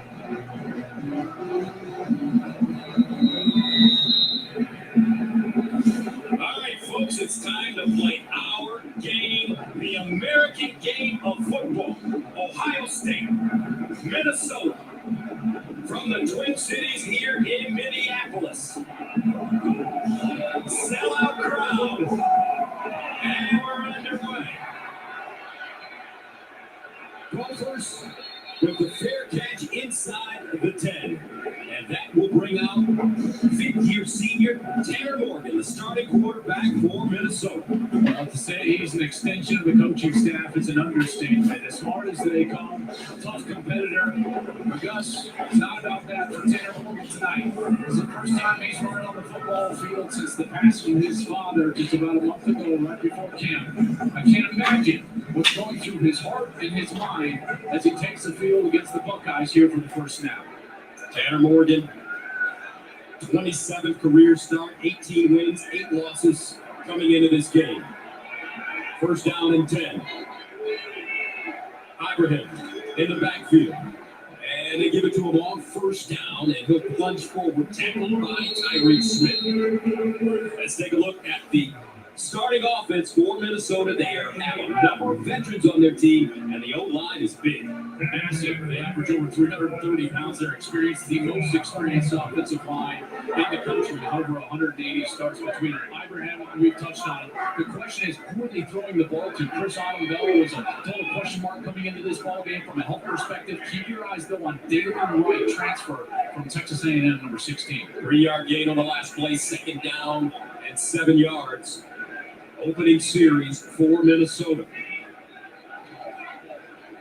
Morgan pulls it down, wants to run it, has some room, picks up the first down, slides down, close to the 40-yard line in front of Ransom, and that's a first down for the U. Let's take a look at the Ohio State defense. Well, that's a huge question mark for this team. Is this defense going to be any better? They're deep and talented up front. Zach Harrison, he has got to have some production getting to the quarterback. The linebackers, very unproven and inexperienced. And in the back end, folks, some change-ups. Ryan Watts at corner and Denzel Burke. Gus, the true freshman, gets the start for the Super Bowls. Gain of 12 on the play. First down for Minnesota. At at the 28, close to the 40-yard line. And Morgan with the handoff straight ahead. Ibrahim again with the power run. Eichenberg, the junior, with the stop. The game plan for Minnesota. Hey, Mark. Thanks, man. Awesome. Thank you. Appreciate that. Also have extra offensive linemen. They're going to roll in 6 guys, 7 guys, sometimes on the field at the same time, and really force this into a slow tempo game. They're going to try to snap the ball all the way inside of 5 seconds on the play clock the entire night. Second down and 5 after the 5-yard pickup. Tanner Morgan in no rush. They usually like to snap it late in the clock, and they run around the right side, close to a first down for Ibrahim. Jerron Vincent, first man to it. This is the exact situation that these coaches from Minnesota wanted all night long. We asked PJ Fleck, what do you want all night long? He said 3rd and short. He wants it on every set of downs. He wants to take up as much time as he can, keep that high-powered offense for Ohio State on the sideline. 3rd down and short from the 45. Morgan out of the shotgun. And they run it. Looking for the first down. Looks like they have it. Ronnie Hickman bringing down Ibrahim, who lined up in the Wildcat. They went Wildcat, 2 backs in the backfield. How about the push here from this offensive line? Like I said, they are experienced. They feel like they've got one of the better offensive lines in the country. A lot of attention being paid to the Buckeyes, and rightly so for their offensive line, and a talented one that we'll see here coming up. But this one is very good for the Gophers as well. Good start for Minnesota on their opening series of the game. First down. Ibrahim. And this time he's stacked up and driven backwards. The one area of this Ohio State defense last year that didn't struggle was stopping the run. They got a lot of those same guys, at least up front and back. They are deep and talented along that defensive line. Haskell Garrett, Antoine Jackson, Jerron Vincent. A lot of size in there in the middle. Where they don't have experience is at linebacker. I'm interested to see how those guys play here tonight. Only a 1-yard game, 2nd down and 9 for Minnesota, close to midfield. Morgan wants to let it fly, goes through his progressions, tucks inside, and he'll get inside Ohio State territory. Down at the 46, Mitchell. Eichenberg combining on the tackle. That was an interesting flag. You wonder if there was maybe a hand on the face mask or maybe a target coming.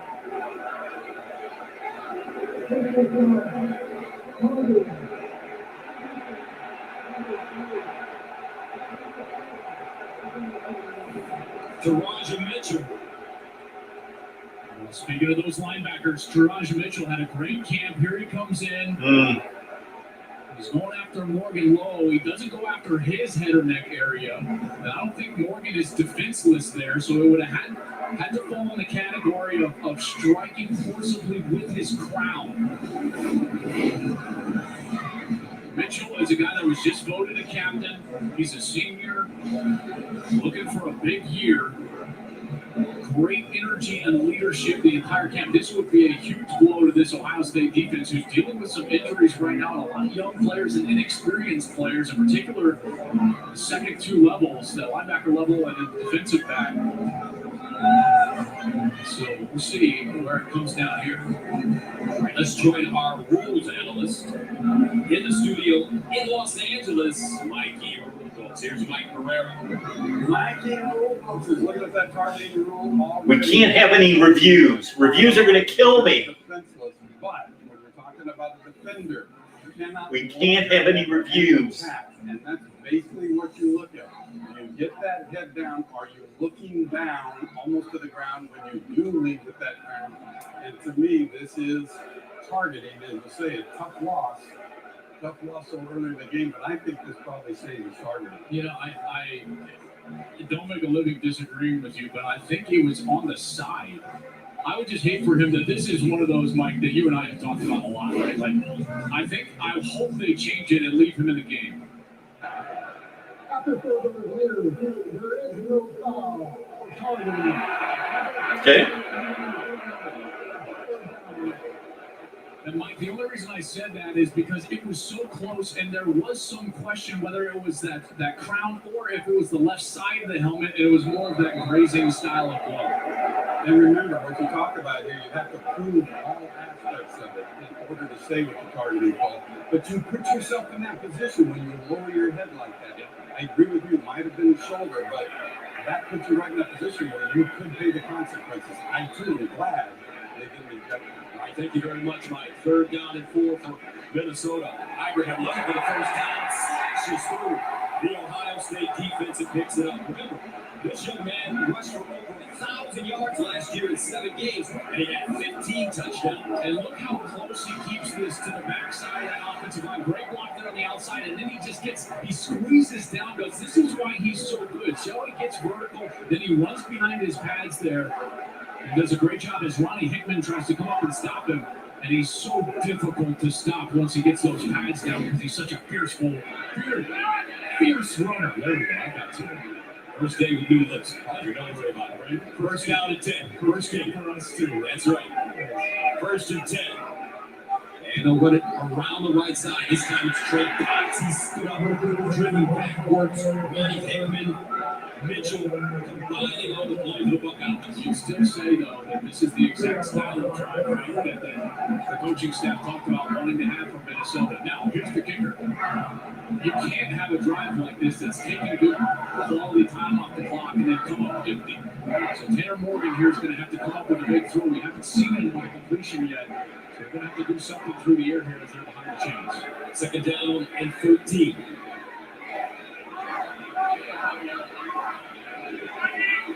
Empty backfield for Morgan. Under pressure, tries to set up. Oh. Dangerous throw. Hamilton had that one in his hands, just couldn't hold on. Oh, I thought we were going to have a big back over right there, right down the sideline, rolling and stumbling. He almost picks this one off. Falls right in the lap of that screen. And that was almost a huge play for the Buckeyes. There's one paw on it, can't get the second paw on it, but it does bring up the best pass rushing situation the Buckeyes have had all game long so far in this first series. We'll see if they can get home. They were not able to a year ago. 3rd down and 13. Passing situation. Ibrahim in motion out of the backfield.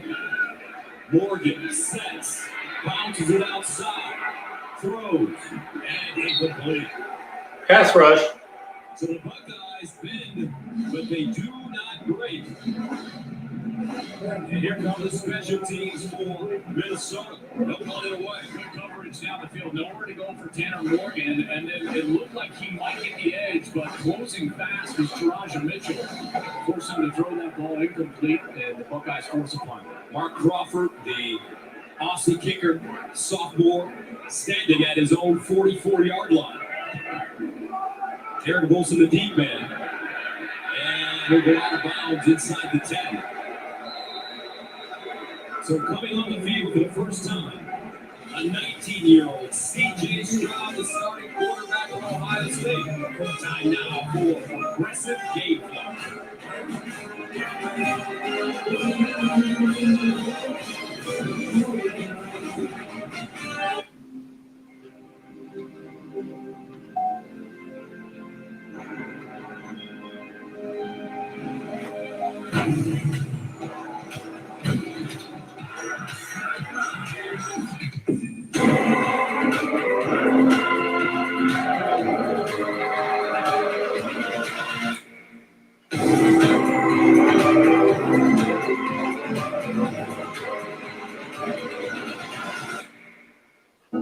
If Mark, Mr. Cartoon Machado, didn't have the fighting spirit to draw out his passion, he never would have turned chrome into a canvas. If he let a lack of tools stop him, he never would have started tattooing using a homemade machine. But if he listened to those who said you need an art degree, he never would have perfected the street look that made him a street legend. That's the fighting spirit.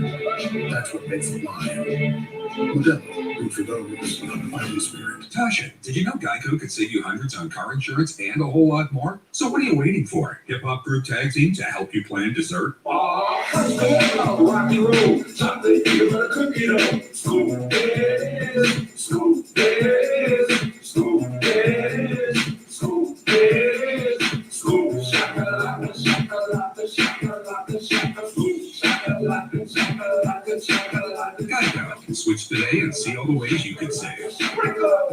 This is so crispy, juicy, and tender, you might even call it deluxe. Okay, now you can definitely call it deluxe. McDonald's Deluxe Crispy Chicken Sandwich.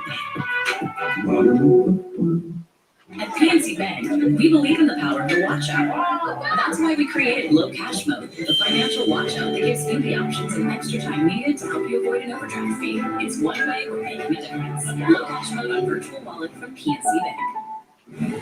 There is this dance reality show. Maybe my last chance, and I'm taking it. All these people living have their lives turned upside down. Big League, a new drama, premieres September 20th on Fox. 19-year-old CJ Stroud, 6'3", 205, a redshirt freshman from Rancho Cucamonga, California. And he was named the 2021 starter after the team's second fall scrimmage 11 days ago. First down and 10. Stroud to throw his first college pass, and it's on the money to Garrett Wilson. And as you mentioned, partner, he's got some dudes around him. Oh, man, and it might start up front, right? This is potentially the best O-line in the country. They're one person's going to move from tackle down to guard. But they're deep and talented in the backfield, on the outside. It's a plethora of weapons.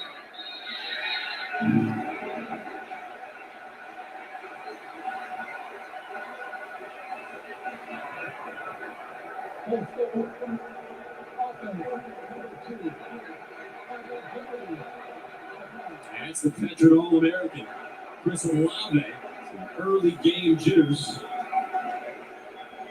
for one of the best, if not the best, wide receiver in America. Yeah, and this is exactly what PJ Fleck wants. He's even in his hands. He wants this student section to get loud. Guy making his first start backed up in the shadow of his own building. Second down and 8. Play fake. Stroud drops it off in the flats. That's Jackson Smith in Jigbo, a sophomore from Rockwall, Texas. Another one of those dynamic receivers for Ohio State. Jordan Howden with the tackle. This defense really struggled last year, but they're getting some help in the form of transfers. Kyle Pickney up front. He was a captain from Clemson. He won 2 national championships. This is a guy that's very good up there at the defensive tackle position. Braylon Oliver's back from an ACL. They've got a veteran secondary. Really the best cover guy, Comey Durley, on the outside. First down and 10 to the 21. Pump fake. Stroud goes down the field. Oh! Garrett Wilson out of step. Stroud couldn't put it on him. And that will bring up second down. That was a good ball there. I thought Wilson wins right here, and it's just out of his reach. I wonder if that little bit of moisture falling, that rain might have allowed that to slip through his hands there, because Stroud almost had him at Stroud. Makes it second down and 10 at the 21-yard line. Opening series for the Buckeyes. Williams, the lone setback, and it burst through the hole. And it close to the first round marker. Now they're missing Trey Sermon, who got drafted by the San Francisco 49ers. He was their star running back late in the season. They're looking for a man to carry the load this year. And they're running around the right side. Williams down the sideline. Stepping. Ryan Williams, touchdown, Ohio State. Just like that.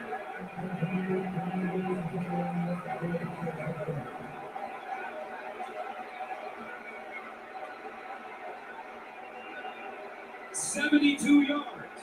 Boy, looked like he was shot out of a cannon, wasn't it? I mean, he was rolling there. I love right here. First, you're going to get Rucker. He gets a block right there, but then it's just all Williams. He just totally out-leverages Tyler Newman, number 27. He took to the sideline, and then he's gone. There was nobody else. Nobody had the angle. Williams is not touched, and it goes for the touchdown. What a series for Ohio State. Extra point is up. Noah Ruggles, the freshman, and it's good. So Ohio State, ground and pound early. Buckeyes taking a 7-0 lead on the road here in Minnesota. There you go. CJ delivered, 2 out of 3, and the third one, Garrett Wilson could have caught it. Nice. What in my bundle? Home and Auto Bundle Extrema Festa Save-A-Thon. Bundle cars, trucks, colonials, bungalows, and that weird hot girl who lives in. So strike up the Home and Auto Bundle Extrema Festa Save-A-Thon band for the deal that started forever ago and will probably never end. Home and Auto Bundle Extrema Festa Save-A-Thon. Say it with me. Home and Auto Bundle. No one's leaving till you say it right. Home and Auto Bundle. Reggie Bush used to eat breakfast somewhere else, but then he tried Wendy's breakfast. What's this word? Are those fresh eggs for me? He's become a really big fan of Wendy's breakfast. It's always bacon season over here. Tyler. Please thanks for me. Man, Tyler, keep killing those breakfast sandwiches. I appreciate you. Well, don't sell that online. Choose wisely. Choose Wendy's. Select breakfast croissants, now $1.99. Every game is my game. Distracted, too heavy, too tired. That's all in your head. Train your mind. Train again. Because you're 30 minutes.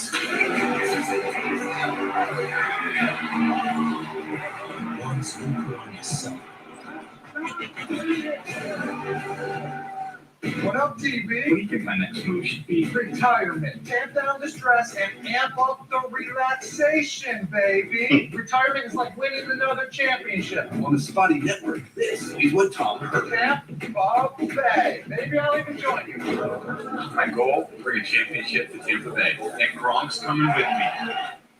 Mom, where are my football pants? Don't trust big decisions to just any network. Go with T-Mobile, the GOAT in 5G.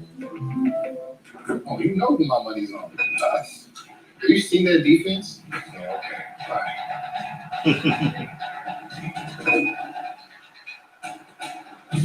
Fine. Hey, I'm just trying to buy these. I think you may need one of these too. I'm just messing with you. Oh, that was good.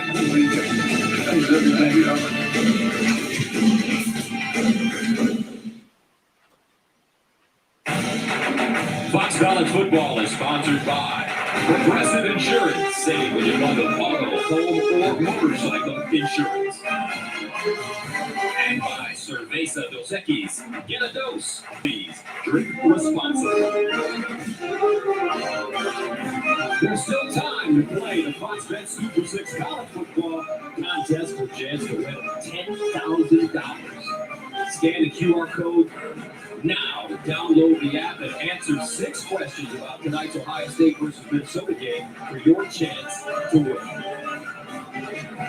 So if you had Mayan Williams scoring the first touchdown today for the Buckeyes, you win a prize. Yeah, and it would be a big prize because I'm going to pay a lot of money on that, right? With all the weapons that they had going back, man, it just shows you the depth that they have. And obviously, the money back might be as deep and as talented as it's been in recent history. And that's even without J.K. Dobbins, Trey Sermon. I mean, they just recruited at such a high level. Bill Ruggles sends it away. He was a graduate transfer from UNC, University of North Carolina. Fair call coming up. Minnesota. Let's see how they respond. Down 7-0 at home. You know how some carriers give you so little for your older busted phone you just end up living with it? I don't think so. Verizon lets you trade in your broken phone for a shiny new one. You break it, we upgrade it. You dunk it, crash it, yes, doggy bone it, slam it, wham it, strawberry jam it. We upgrade it. Every customer, current, new, or business. Up to $800 for the 5G phone you want. Because everyone deserves better. Put my phone in the washer and the dryer. We raise the bar on bar food with sandwiches, tenders, and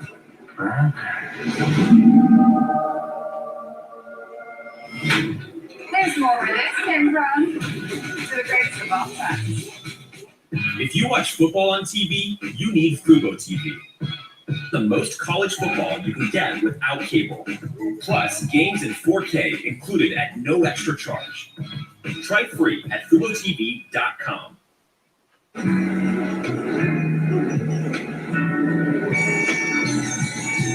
the sunshine,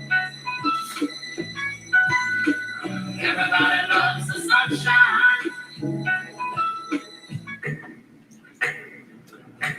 See if UCF's playing yet. Refresh your rhythm with Travit. Keeps defenses on their toes. Nope. But if there's any way you want to start, this is the way you want to start the Josh Heupel era at Tennessee. They've been waiting a while to have a winner there in Knoxville, and so far, again, against Bowling Green, on a 14-0 lead, 2 touchdowns, 2 possessions for the Vols. Meantime, Ohio State, how about starting on the road against a good veteran Minnesota team? They got a new quarterback there, too. I guess a good way to get it going, Nacho. Mayan Williams, 71 yards. Yes, and his mama, Miltonia Ray, will be proud. Mayan Williams, he's 5'8", 225, but he can tote that field. We got to replace quarterback Justin Fields, who's in the NFL, and a lot of people think he could be the future at that position in the NFL. C.J. Stroud, the new quarterback there. Again, sort of like Alabama and some of the other traditional powerhouses. The expectations always through the roof at Ohio State. Absolutely, but when you have a running attack that can take the pressure off of a young quarterback, that's what you want. Obviously, some early throws look good from C.J. Stroud, but he didn't have to use it right now. He's going to have to use it later. He's going to have to use that arm soon. Minnesota was trying to control the ball early. We saw that. That early touchdown is not what you want if you're Minnesota. Weapons in the fold for C.J. Stroud, of course, with the first-team All-American Chris Olave at wide receiver, a 7-0 lead, Ohio State. We'll keep you updated on that throughout the course of the evening. Of course, weather's still an issue in the Orlando area. You can see rain falling right now, but there's been some lightning strikes down there. They're in a weather delay, Boise State, UCF. We are waiting for... We might have a little Boise State UCF late night, huh? Maybe. He said he could be my offensive coordinator tomorrow, and I will hire him as my offensive coordinator. He's going to be a coach one day. And it was reciprocated. When we talked to Tanner, and just the, obviously, no one's going to replace his father, but just the wisdom that BJ had for him during his time in need, his teammates stepping up, the coaching staff stepping up, and he said that this was my family where I was most comfortable being. And I still don't know where he puts that one. All the money, daily right to Texas A&M transfer, redshirt sophomore. He is a heck of a specimen, 6'3", 215. And they're going to need somebody on the outside. That's one of my biggest questions for Minnesota is who's going to step up and be a threat on the outside for Tanner Morgan. I think it's got to be David. Right. Listen, this guy is an absolute monster. He looked terrific in practice yesterday. Great in warm-ups. They've got to find a matchup and a way to get him targeted here early in this game. Picked up 13 yards on the play. First down at the 38. Ibrahim bottled up and he'll gain a half yard. I'm seeing right now, Gus, is that Ohio State understands what Minnesota is trying to do. And they're just going to say, okay, I know we got inexperience on the outside. They're about to leave. Gary Combs, the defensive coordinator. They're going to leave these guys on an island. And they're going to play man out on the outside. They're going to load that box, and they're going to send all the troops to try to stop Mohamed Ibrahim. And now they're going to have one-on-one opportunities if Minnesota wants to try to throw the ball. Right now, right at the bottom of your screen, matched up with a true freshman that ends over. Second down and 9 at the 39. Play fake to the sideline. And another catch.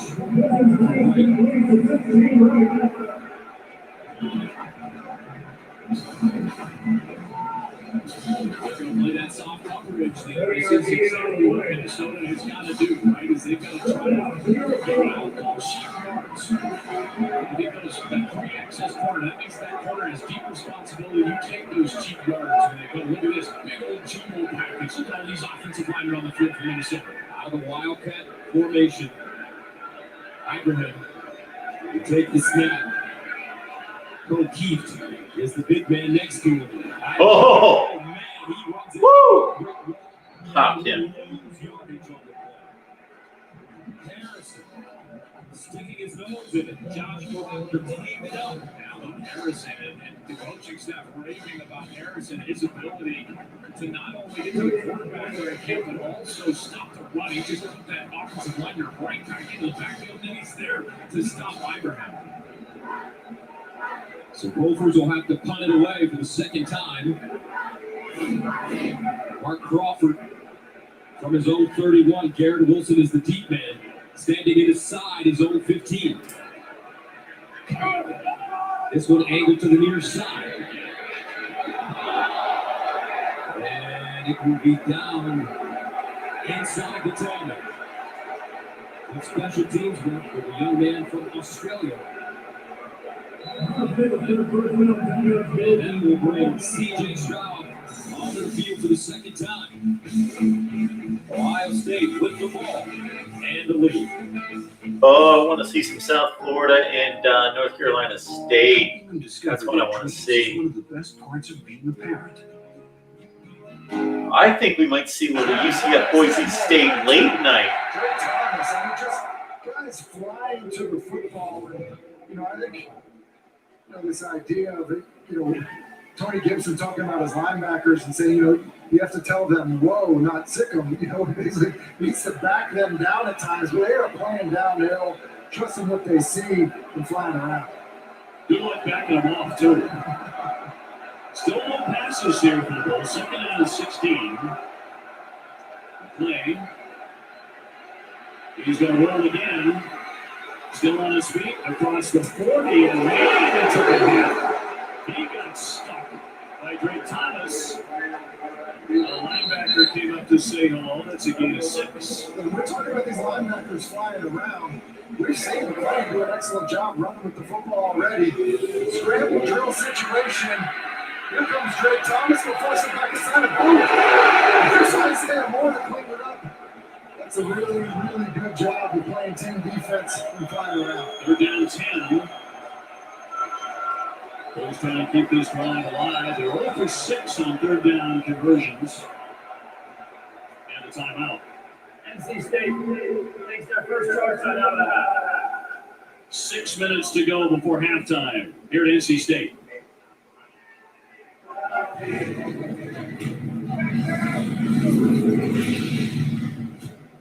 At PNC Bank, we believe in the power of the watch out. The make way coming through.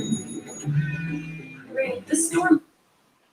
Service and service required. Fire hose every function. Only at Duluth Trading. Some have a history of building the best trucks. But according to just about anybody who's handed out a trophy, Ram currently builds the best trucks. So if you're shopping for a truck today, here it is. If you're shopping in the past, well, good luck with that. That was then. This is Ram. Right now, get 0% financing for 72 months, plus no monthly payments for 90 days on select 2021 Ram 1500 models. Fox College football is sponsored by Pacific Life. More than 150 years strong. Protect what matters most. Our Ram Power Players is brought to you by Ram Trucks. Built to serve those power players for Ohio State. Those 4 offensive linemen. Nicholas Frere, Blair Mulford, Paris Johnson, DeJuan Jones. All of them folks are really tackles, but they're all on the field at the same time. You got Paris Johnson and Blair Mulford moving down and playing guard. I'm telling you, man, this is a talented offensive line. Master T checks in the game now and running back for Ohio State.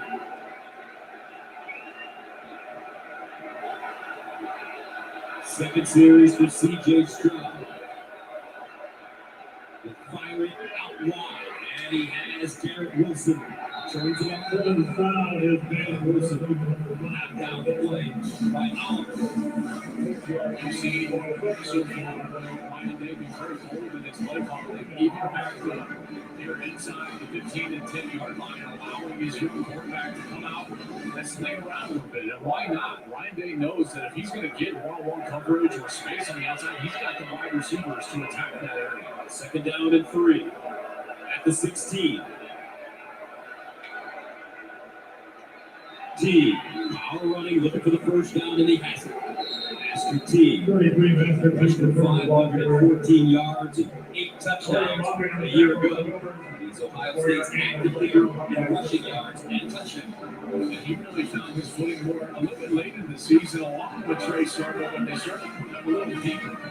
They started putting him in what's called a pistol formation, which you'll see right here, which means he is behind the quarterback.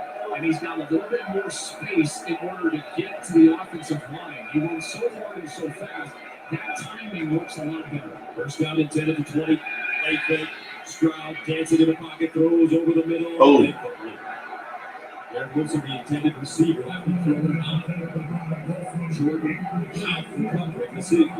They're trying for a shot there. This is one of those deep crossing routes. Good protection for the offensive line. Way over the head of Garrett Wilson. He loves to take shots. We know that. We've covered this team enough to know that he's going to take his shots, try to force the football down the field. Tonight was going to be no different, whether it was C.J. Stroud's first score or his 15th. Second down and 10. At the 20-yard line. There's that pistol formation. T. They give it to him. T. Looking for a hole. Hits the sideline. Picks up some real estate. Being shot down. Terrell Smith, Jack Gibbons in on the play for Minnesota. I think that was a great example because it wasn't really there early, and then also that went a little later. And since he was deeper away from the line of scrimmage, that's when he was able to hit the hole. That's the formation he ended up that coach. That's right. Pistol formation. Third down and 4. Can Minnesota get off the field? Olave, the wide receiver at the top of your screen. Rucker. Tight end in the slot. In motion now. T looking for the first down and has it. Master T. Sweet feet. Calvin Swinson chops him down. Look at the cover up there given on the interior. Guard, center guard. Luke Wilper is in the lineup because Harry Miller was not able to play tonight. So he fills in at center. Does a beautiful job there. Getting up to the linebacker. T reads it beautifully. He gets those shoulders square and he's able to get upfield and move the chains. T picks up 10. First down at the 36.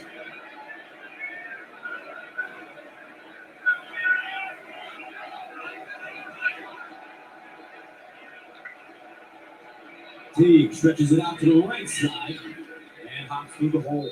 Picks up a few. You know what's fascinating to me is that 2 years ago in 2019, J.K. Dobbins, he was quick in a phone booth. So this offense was better when he was up next to the quarterback. So they were better in what I would call is like a regular zone, like a formation like this. Well, last year they were better in the pistol. So therefore, the big play action pass was more a part of what they could do. And I think that they've got both of those elements in the running back room. They can be good at both of those styles of running. Second down and 7. Play fake.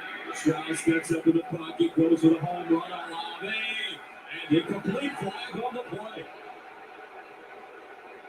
Chris Olave was the intended receiver. Terrell Smith will be called for interference. He wasn't going to catch that ball.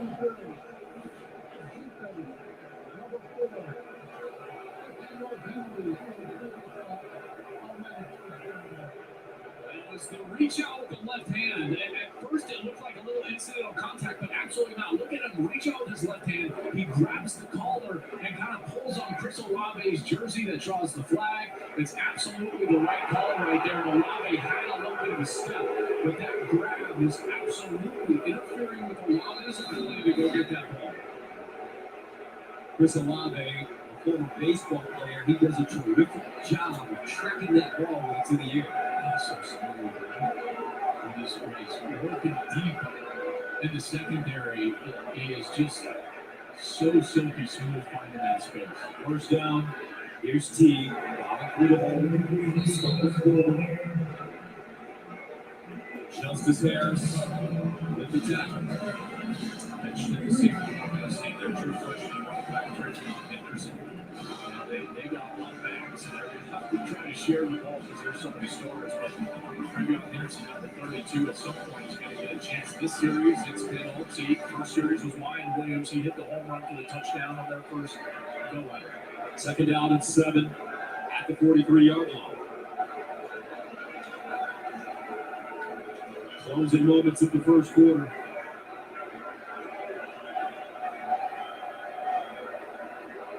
Record in motion. I took a timeout there, I think.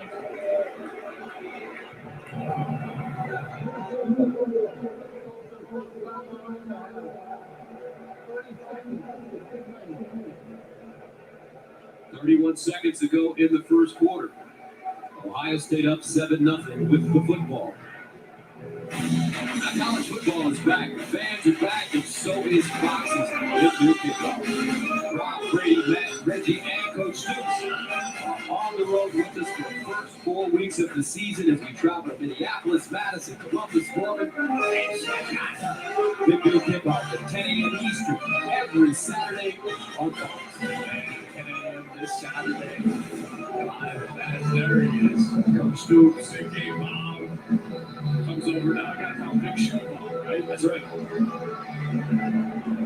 can't wait, man. I tell you what, Tom Rinaldi is going to have an amazing, inspirational story behind Penn State's Joey Porter. Did you mention Tom Rinaldi? Yes, sir. Every time you mention that name, I start to cry. If you want a tearjerker, it's big noon Bob Stoops, big noon Tom Rinaldi, 10 a.m. Eastern Time Saturday. Check him out. Second and 7. They swing it out to Olave, looking for a block. Cuts it inside, dives forward. And he either has the first down or is close to it. Out again with the stop.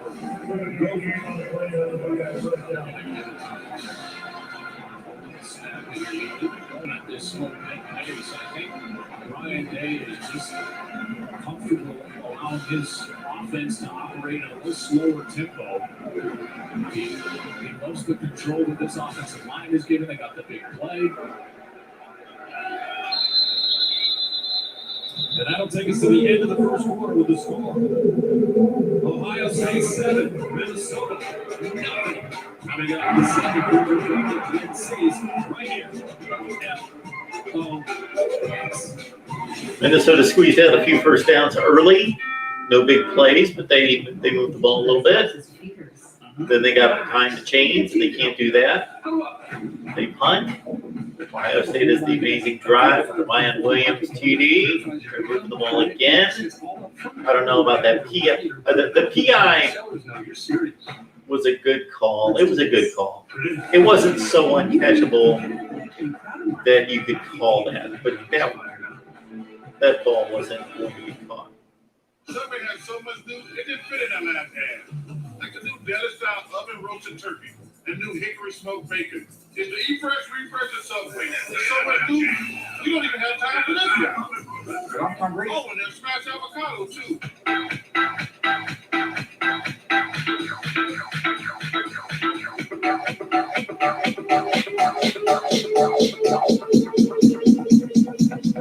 I need to try it first. Welcome to Allstate. Cross-train those guys as well. Wow, Mills got all day. And then he eventually gets taken out midfield, couldn't pull the trigger. Carl Brooks out of Lansing, Michigan with the sack. Now watch tight end Princeton fade up the middle here from the inside of the bottom of your screen. That's where Milton should go with the ball right now. That hole that opens up right there, he's looking to the outside. That one's the first in your progression. Don't try to do too much. Missed one there, but man, it's going to be a guy that's going to be interesting how they use these tight ends, how that evolves moving forward for this offense. Adam Skolish, before going to UCF, the new offensive coordinator, was at Iowa State. We worked with Charlie Kohler, one of the best tight ends in the country. First punt of the night for Tennessee, Paxton Brooks. Embry takes a fair catch inside the 5. So, told you a little bit about Matt McDonald and his dad. Well, he was a USC player for the Red John Robinson band, and he had some big wins. Went on the road, knocked off #1 Alabama September of 1978. The lefty. Also outdueled Joe Montana Notre Dame. As Montana nearly completed the comeback. Gold Bowl against Michigan. That's a win in a top 5 showdown. And a national championship in 1980. after the 79 season. Eked out a win against Ohio State. He also had some pretty good talent in the backfield, Marcus Allen. Oh, that guy? Yeah, he was pretty good. Charles White, Marcus Allen. Yeah, he was 22-1-1. Is that Paul as a starter? Seems ideal. Now working from the checkerboard, swings it outside, and he'll have a little bit more breathing. Did you guys see this? That the Bowling Green quarterback, his dad is Paul McDonald? I didn't know that. For Bowling Green, they're going to start stringing a few of those together. They'll want to move the pocket, see if they go back to the quick game. They're going to call a timeout here. Actually, that's the quarter there. Tennessee has won 28 plays and they've scored 14 touchdowns. Great start for the Tennessee offense. Dominant.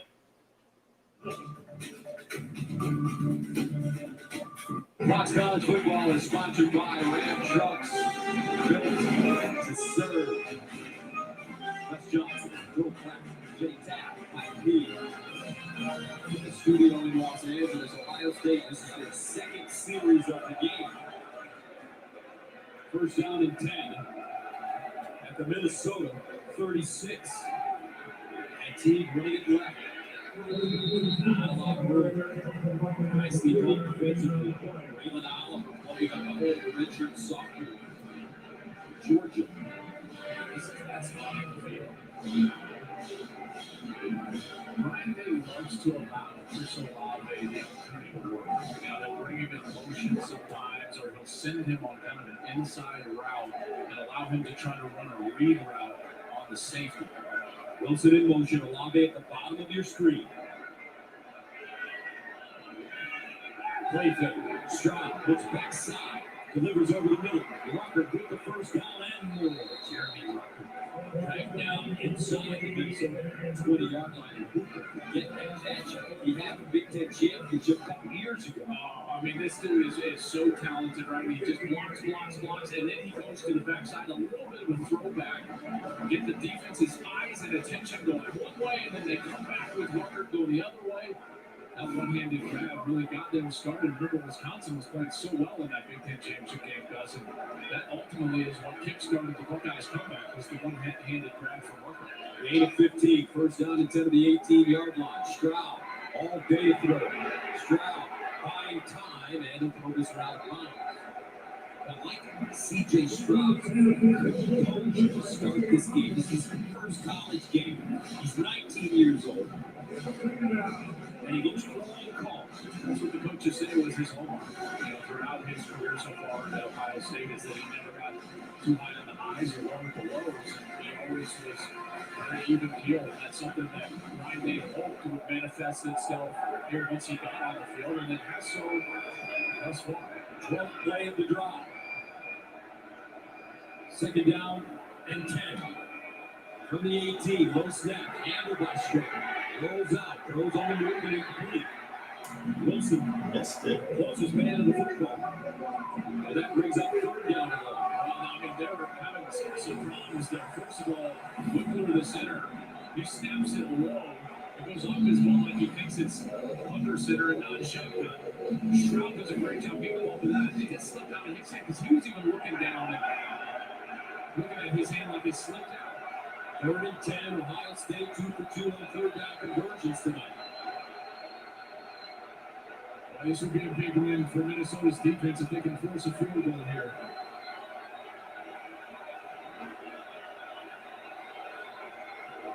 Teague in motion. Stroud. We haven't seen him run yet. Over the middle. And Jitbuck stumbles, barely gets back to the line of scrimmage. Mariano Sori-Marin. They're going to run down. And as you mentioned, Rucker, this will be a win for the Gophers as they force the field goal attempt. And a nice job by the linebackers. They're staying home. Mariano Sori-Marin. He's there as Jackson Smith and Jitbuck. He's tripped up on that turf monster. Huge win there for Minnesota. PJ Wolfenett forcing the field goal.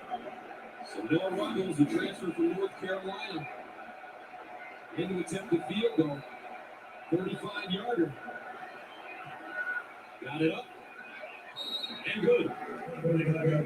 Buckeyes settled for 3. Second quarter, Ohio State up 10-0.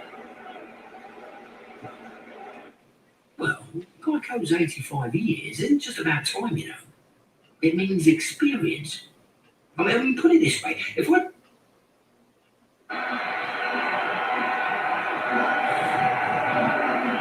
Let's see, did he get across?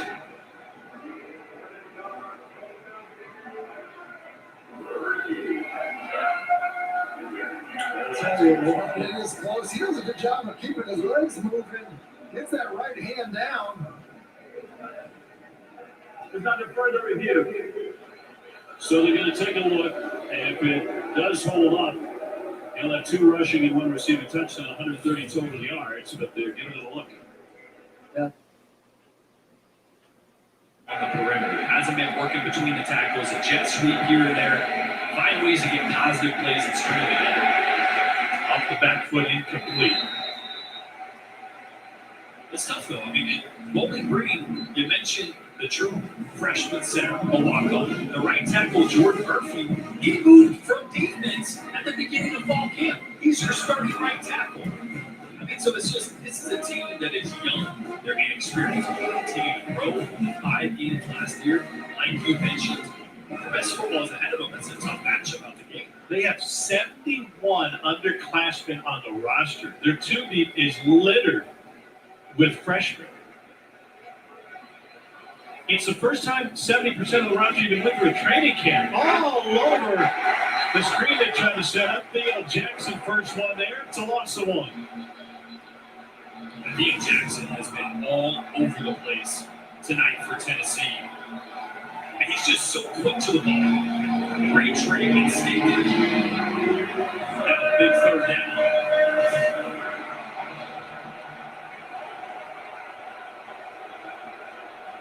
It's going to hear some noise on 3rd down here in Neyland.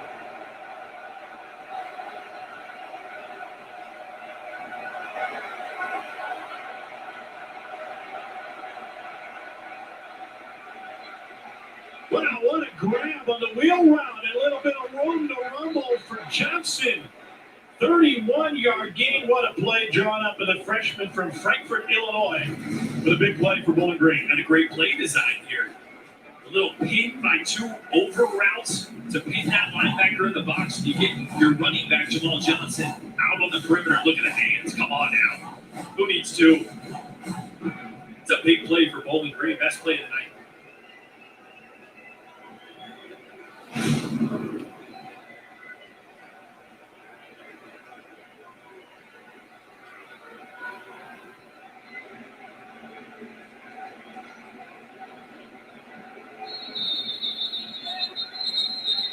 Bowling Green will use the timeout. Falcons don't want to waste this opportunity early in the second quarter into Tennessee territory.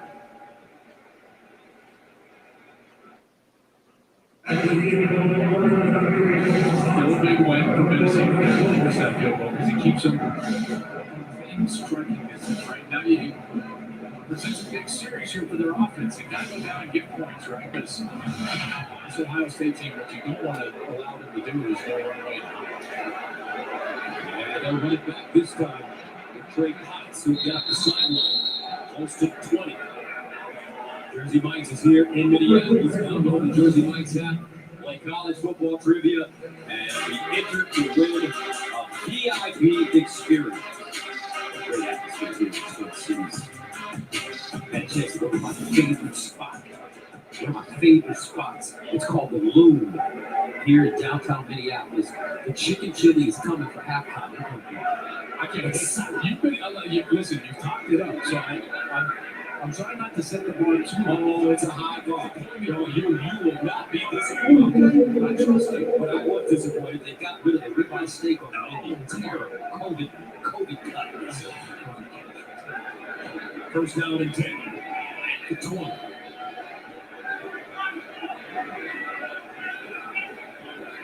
Tanner Morgan trying to get things going for the Gophers. Ibrahim. Pushes the pile forward. There's that holding ball. Lindry. It's else? Here's Chicken JT. Receiver Chris suited up, couldn't go, dealing with a lower body injury sustained in camp. Right now he's day-to-day, but expected to be a top receiver for the Gophers this year. The senior has over 1,200 career yards, so obviously they miss him now. Hopefully he's back soon. And guys, by the way, you mentioned the room. Are you sending me any jerky? That place too. Well, you're at home, Judy. I think your mom did your laundry yesterday, as you told me. That's true. All right, so you got food. You should have brought us. There we go. And then run it again, the right side. Vincent, 110. Let's talk about Chris Austin Bell. I mean, he had 22 catches last year. The rest of their wide receivers combined in their career came in tonight with 22 catches. So, again, a huge question mark was going to be who is catching the ball on the outside. But here he goes, they're going to go Wildcat, Tanner Morgan split out. 3rd down and 3. And they get there, doesn't look like it. Ibrahim submarine forward, he looks short. To Roger Mitchell. Wound him up. And DJ Fleck has to make a decision. This would be a bold move for the go for this 4th down. The last thing you want to do is give Ohio State a short field like this. It looks like they're going to stay on the field. Here's the deal. The last play they just ran was more of the short yardage situation, and now they're taking a lot of time as if this decision to go for it on 4th has taken them by surprise. So 4th down and 1. Oregon in the shotgun. And a timeout call by Ohio State. Big 4th and 1 coming up. Back after this. An F-150 isn't an F-150 because of the name on the tailgate. It's an F-150 because it's built for tough, built to haul more, built to tow more. For the people who Gotta keep it moving. Because they know that wrong. I can stand the chance. Huskies. Terrion Stewart in the backfield. They'll give it to Stewart, trying to find some room inside.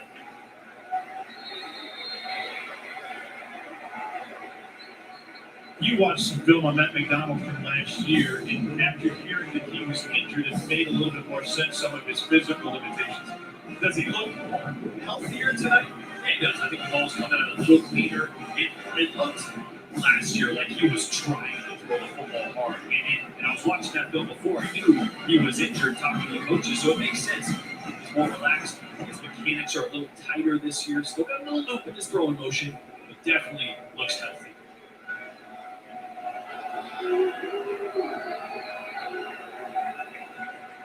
Four-man rush for Tennessee. McDonald goes deep. And coverage downfield by Warren Burrell, junior from Swanee, Georgia. New opportunities for a lot of these guys in Tennessee Orange. And they force another 3rd and long. Bowling Green with its 10th play of the drive.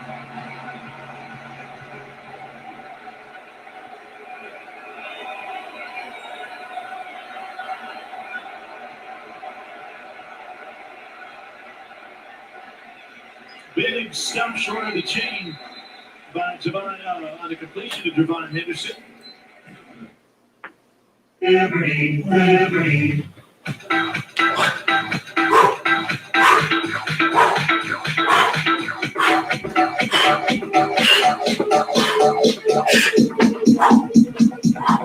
I have to try it first.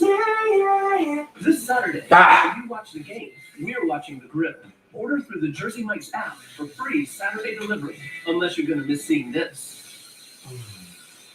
Introducing free Saturday delivery. Jersey Mike's, a sub above.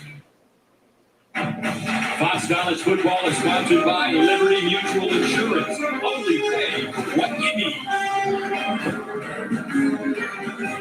To help people affected by hurricanes. We should do these together. Everybody should get up. We should do some jumping jacks together. you know. Oh, oh, oh, oh, oh. Good for everybody. All right, football.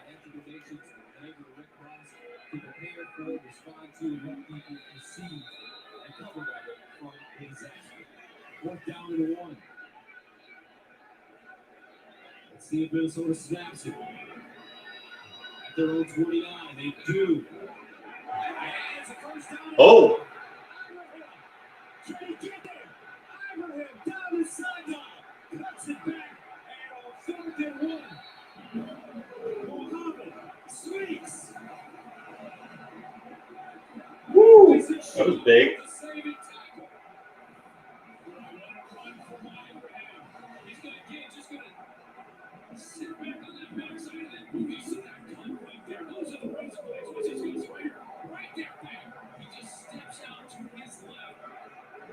Runs away from the defense. What a terrific run for Ibrahim. PJ Fleck, that is listen, I didn't love going for it on 4th and 1 there. You know what I do love? Watching Ibrahim get the ball. That was great. That's my partner Bill Blackburn would say. For PJ Fleck, onions to make that call. 1st down and 10. And it's Trey Potts. Was number 4. He was the one that would have come in and stopped. Low money as his teammates followed. Ibrahim is just so good. And one of the things that, we always make the boxing analogy, right? So I'm going to go with that. This guy is like body blows, but then he also presents the quickness to jump outside and hit the home run like you just saw on the 4th and 1. But can the Gophers pay it off? 2nd down and 8. The Ohio State 13. Oregon in the inside. Touchdown! Taylor Wright, use on 6-3. And PJ Fleck and the Gophers are on the roll.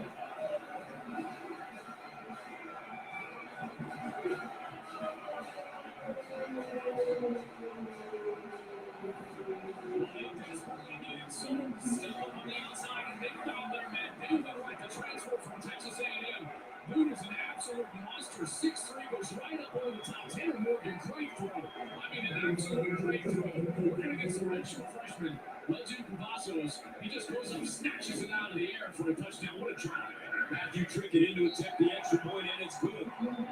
Minnesota in business now against the 4th-ranked team in the nation. As Taylor Wright pulls down the 13-yard touchdown. 10-7. Buckeyes.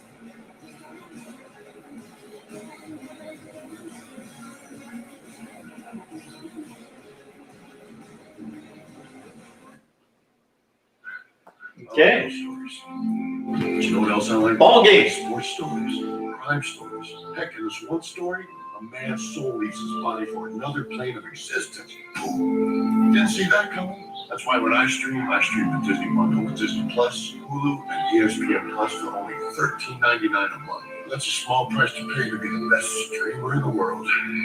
I'm also a top 5 snacker. The Disney bundle. It's streaming at its best. Howdy, folks. Joe Theismann here. Listen, during these unprecedented times, College football is back! That's right. Fansville is back. So get out your gear and slip on your finest foam finger. Put the Dr. Peppers on ice and get ready for Fansville's return to glory. Because this year, the fans are back. Dr. Pepper, the one fans deserve. Hey, I didn't order any pizza. Jake from State Farm. After you saved me so much dough on insurance with that Parker promo, I devised a promo for you. Here's the deal, Parker. State Farm offers everyone surprisingly great rates. Yeah, right. Pepperoni pockets, an atomic brownie, cuckoo crusty. There's no promo. It's just great rates. And a cider ranch. You're the man. You want the real deal? Like a good neighbor, State Farm is there. Subway has so much new, it didn't fit in the last year. Like the new app with customization, curbside pickup, and delivery. There's so much new, we don't even have time to show you who's on this phone. Bet you don't treat Brady this way. Come on, man. You clearly haven't seen the other ads. It's an Eat Fresh Refresh at Subway. Today, let's paint with Bare Ultra Scuff Defense so that you can live that scuff-free life.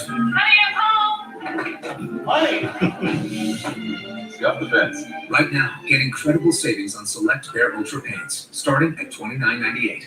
With DirecTV Stream, I can get live TV and on demand together. Watch Serena Williams, Wonder Woman. Serena, Wonder Woman. Serena, Wonder Woman.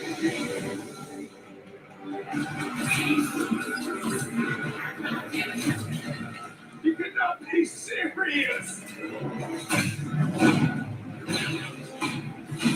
Get your TV together with the best of live and on demand. Introducing DirecTV Stream with no annual contract. Be with the Saturday Kickoff, a huge day of college football.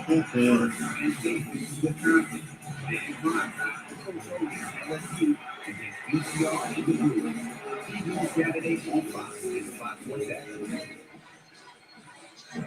Minnesota goes on a 6-play, 80-yard drive, eating up 3 minutes and 34 seconds. The big play, though, the 56-yard run by Ibrahim on 4th down and 1.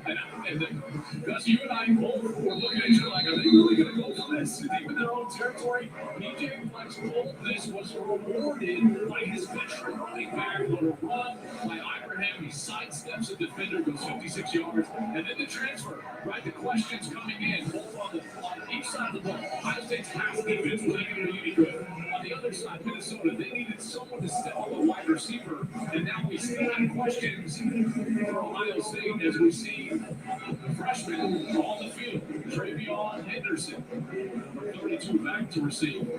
They say this kid is special. See if we get an opportunity to return one. If not, get a couple of carries on this upcoming series for Buckeyes.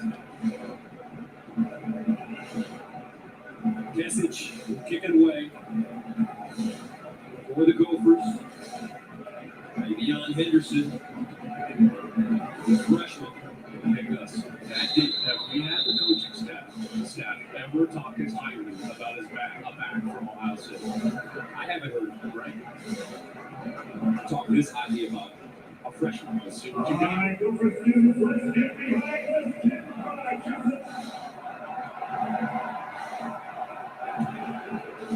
This one goes and into the end zone for a touchdown. Start Saturday strong on Fox with a big new kickoff pregame show. Live and on site from Madison at 10 a.m. Eastern. Then it's a triple header featuring 19th ranked Penn State squaring off with number 12 Wisconsin. Then at 4:30 on Fox, number 23 Louisiana takes on number 21 Texas. Followed by number 16 LSU making their first ever appearance in Rose Bowl to face UCLA. It's all on Fox and Fox Sports. What a day. UCLA is a lot better than you. They do. I think that they've got a terrific team. Travion Henderson is still there. The unknowns for Ohio State playing out a little bit. We'll see about C.J. Stroud. Has the defense been fixed? We'll see. And then the freshman impact. This might be one of the best freshmen they've had in a long time. Let's see what he's got. First down and 10. They throw it out near side. Wilson with the catch.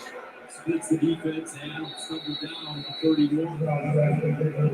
Sack remaining by Jordan.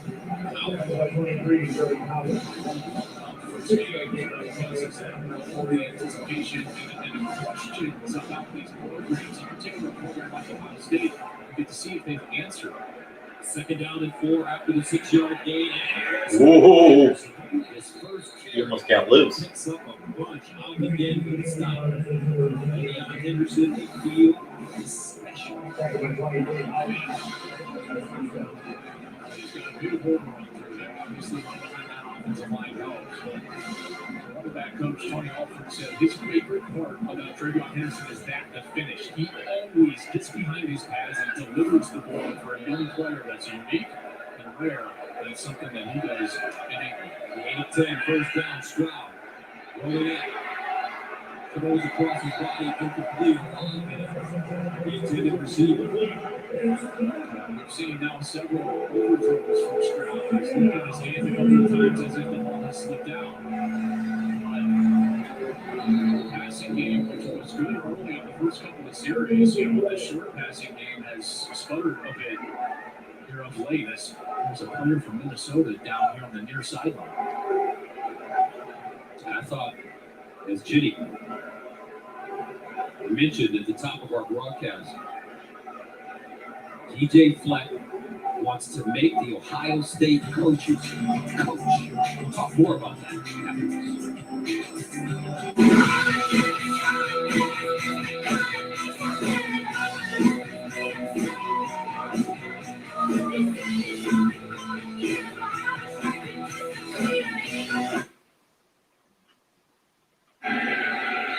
And that'll be a first down for the Falcons.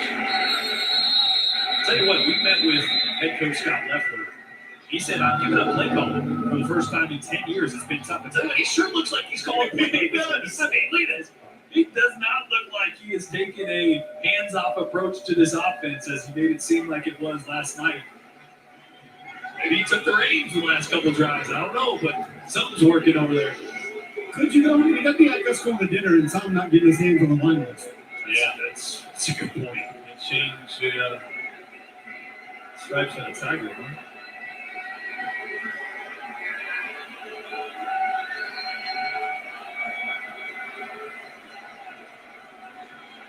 McDonald, crossing route. This guy Osborne, I guess one way, Jordan, you want to make the quarterback better? Bring in his favorite receiver. Yeah, bring in a guy that he's thrown a football to for the last 6, 7, 8 years, right? I mean, there's definite chemistry there. Like I said, when you have a go-to guy, the next thing is disguising where he is pre-snap, moving him around, and finding creative ways to get him the ball. They've done that. The last 2 drives, he's been all over the field. In Tennessee trying to play catch-up. Line change up front. Tennessee loves its depth on the defensive line. So they're bringing a bunch of new guys. It's surprising they start manning up. Looks like it here. With one safety on. 2nd and 9. For some sweep action, and nothing doing for Jalen Embry. Been up Flowers. Aaron Beasley got to him. This is a busted play here. You're going to see McDonald, the quarterback, go out for a pass. I'm not so sure someone wasn't supposed to come back. A reverse pass there. Something was off on that play. Watch the quarterback. He's going like he's expecting to get the ball back on the 89. He's supposed to come back the other way and throw it. Confusion there for Bowling Green to no 3rd long. Here's Joe Cucamonga, California, making his first college start.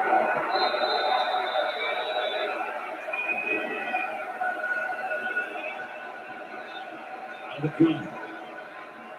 Scott pulls it out over the middle. Intercepted. Smith down the sideline. Minnesota forces the first turnover of the game. Strong to make the tackle. DJ Fleck said he wants to make the Ohio State coaches coach, which means confuse this 19-year-old. I think he just overthrew that again. That was just behind Chris Olave, and you got credit. I'm sorry, Marin. Watch 55. He jumps up right there, kind of gets a hand up there. It's hard to see if that was tipped or not, but Olave's trying to reach back behind his body, go up there, and he tips the ball. Joe Smith is right there for the interception. And this Minnesota team now, boy, is that 4th and 1 just totally changed the dynamic of this game. They get the 4th down conversion, go down and score, and then a huge turnover for their defense. First down. And it's Potts. As he kicks around the corner, picks up 6, maybe 7. This is the perfect scenario now. You are at home with your PJ Fleck. You are one of the most talented teams in the country, a team that has owned the Big Ten, but this is the perfect scenario, right? You've got an experienced team and an experienced quarterback. It's their quarterback's first start. You're in your own building. It's at night. The atmosphere is amazing. Now you got to go pay it off. If they can score here, you know what the Ohio State Buckeyes will start to feel? The creep of panic, and that's what you don't want to feel as a heavy favorite. Gain of 8, 2nd and 2. Ibrahim. In the backfield, Tanner Morgan. Spanko in motion. Ibrahim breaks a tackle, first down, Gophers. Minnesota strong, Minnesota tough. There's the weather. Ibrahim is going to step out of and run through arm tackles. There's one arm tackle, and he just runs right through it, and he gets behind his pads. He's always going to run for more. Mitchell tries to come in with some force, but now before Ibrahim can move the chains. Ibrahim 5'10", 210, first down. At the Ohio State 23. Morgan pulls it out, fires far side, he's got his receiver, spin through, and he stumbles forward, throwing out of bounds. Tommy Higgins with the tackle, but right now the Gophers moving and grooving. You get confusion there on the outside, watch the secondary, they leave wide open over there, span forward. And he goes right down the sideline. Too easy right there for an experienced quarterback. You can't just give him an easy money like that. And now Minnesota is in business here inside the 10. 16-yard gain. First down and goal for P.J. Fleck and the Gophers. At the Ohio State 7. Gotta pay it off. Gotta pay it off, Gus, right? They gotta get in the end zone here. Ibrahim in the backfield. They give it to him. And pick up 2 yards. I think you got to get Dalen Wright back on the field. Even if you're not going to throw it to him, you at least got to put him as a threat out there, and maybe that loosens up the defense. You might have to get a safety over the top. I think you got to get a threat on the outside here to the far side of the field. They're not going to do that. They're going to stay big with these extra offensive linemen. This is, I think, playing into Ohio State's hands here because their front, their defensive line is the strongest part of that defense, and Ryan Day knows it. Second down and goal at the 5.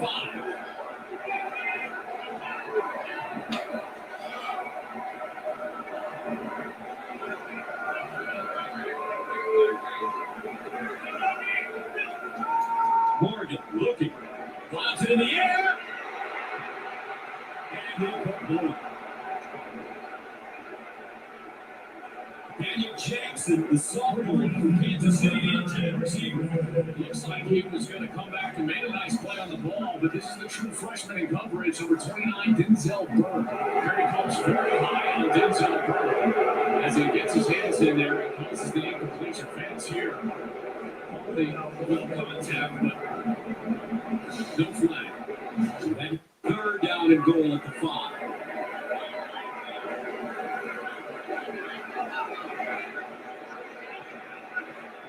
One-on-one on the top, and I think you got a better matchup. There's Dalen Wright. Morgan looks that way. Cuts it. And flag. Dalen Wright was the target. And Minnesota.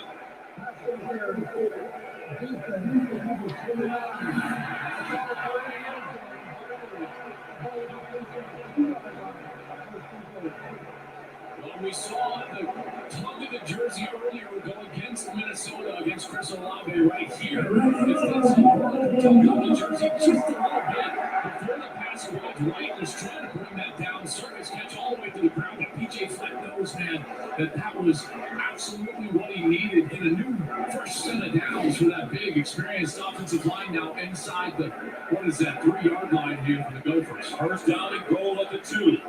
Ibrahim. They give it to him. Ibrahim trying to break it back, and he'll be lucky if they spot it at the line of scrimmage. Antoine Jackson, first man to it. At some point, Tanner Morgan is going to have to read this and take it himself because Ohio State right now is closing so fast from the edge, trying to stop Mohamed Ibrahim. That edge is where it's at. Here they'll go Wildcat here, Gus. Couple of backs in the backfield, Ibrahim and Potts.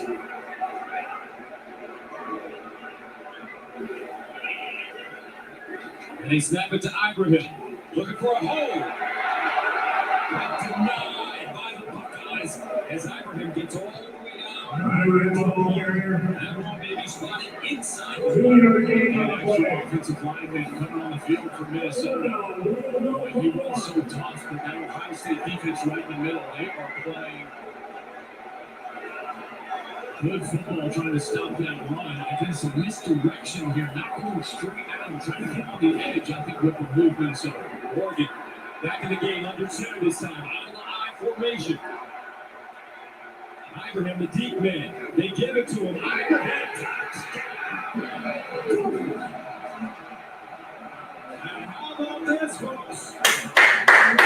Got a ball game. Look at that. Minnesota with a chance to take a 14-10 lead.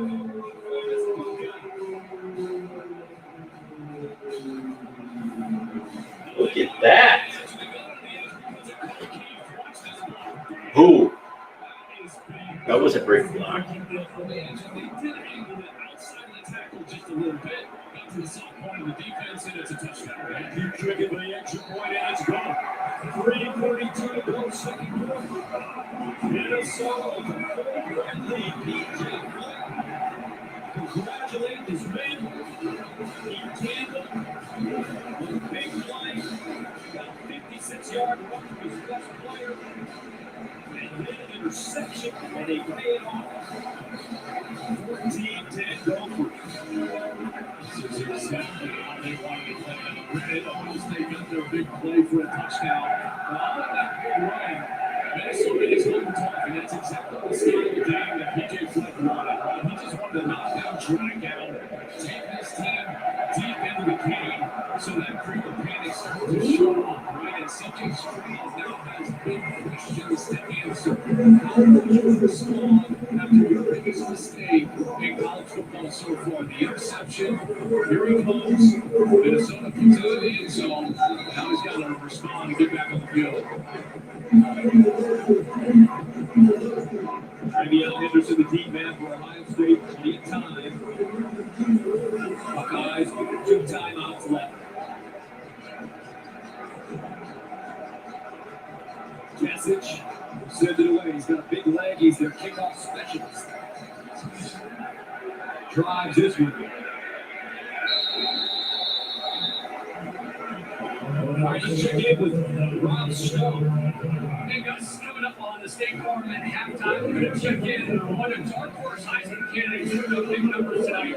Former Michigan quarterback Joe Milton makes his Tennessee debut, and Coach Stoops on that new look Penn State offense ahead of our road trip to Madison. Can't wait to see you guys at halftime. Can't wait to see you in Wisconsin, my friend. No doubt about it. Thank you very much, Stone. Got a great game developing here in Minneapolis. First down and 10 now, Ohio State.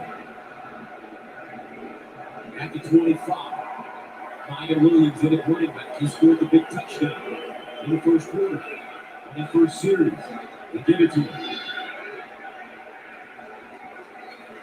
He's dragged down at the 30. Well, it started out pretty good for C.J. Stroud. He looked in rhythm. He started 5 of 7 on his first half of passing attempts. But since then, just 2 of 6. As he played with the deficit, here's Jared Wilson. Stop and start. Close to the first down. But there is a flag.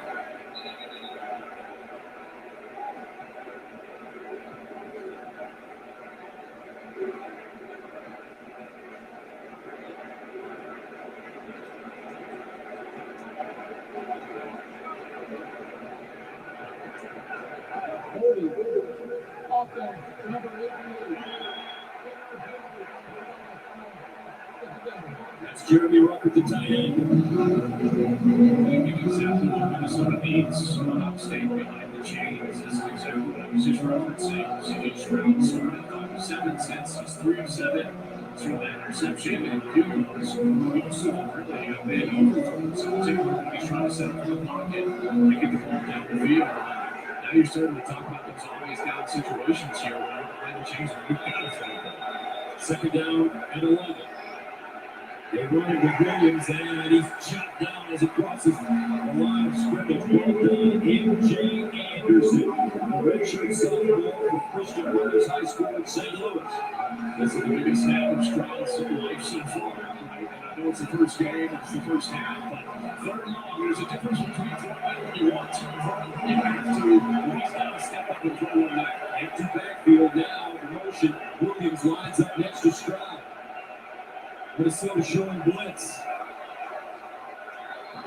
Stroud looks to the sideline. Third and 9. Here they come. Stroud. Morgan. Stroud. Buying time and just steps out of bounds at the line of scrimmage. Ohio State will have to punt it away.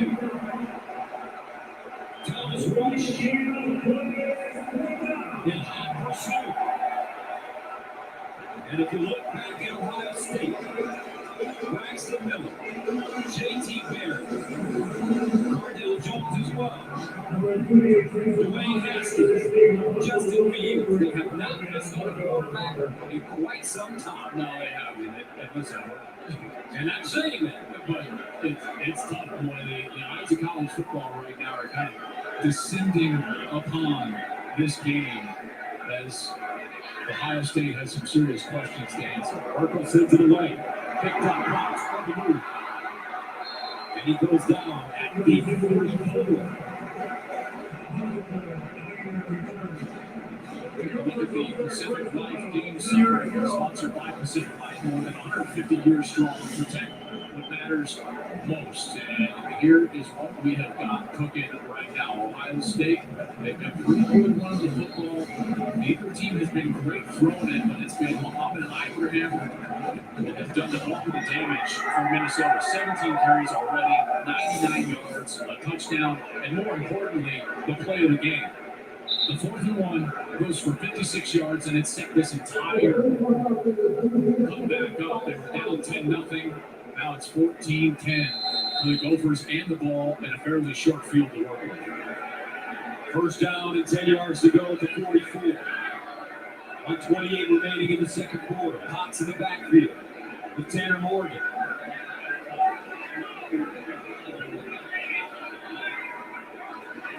Morgan.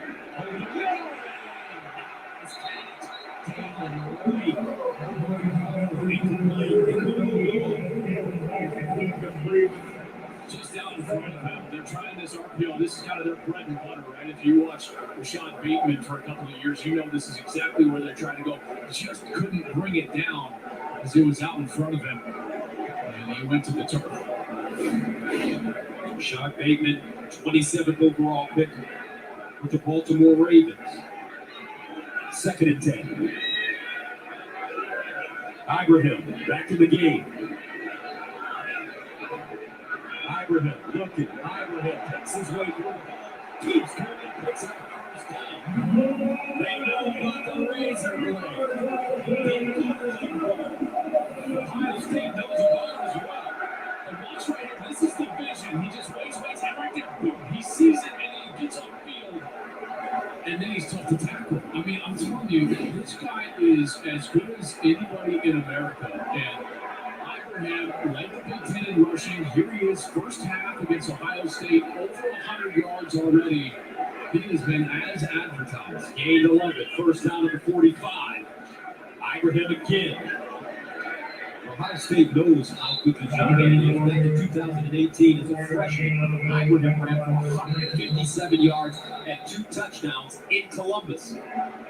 That was a game that B.J. Fleck had a ton of really young players that had no business being on the field yet. But guess what he did? He traveled and put them on the field so that he said, in his words, he said, I wanted them to see what a championship team was. So we put them on the field against Ohio State in the shoe. Guys like Daniel Falele, the right tackle here tonight. All these young players, right?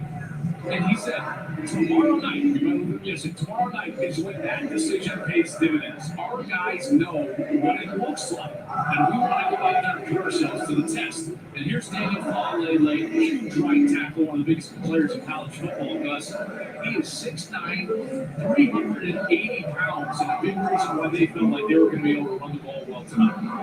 I had a chance to stand next to him before the game. We were like, oh my goodness.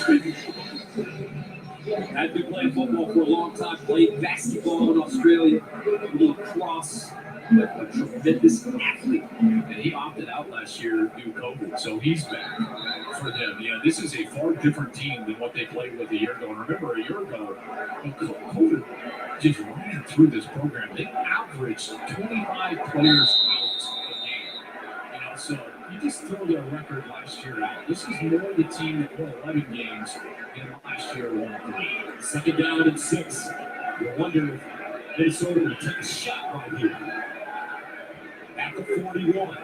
But one good. I think it's going to be David White. He's the bottom of your screen, Gus, and he's one-on-one. Morgan looks to his right. Morgan takes the shot. Oh. Daniel Jackson had a step. Morgan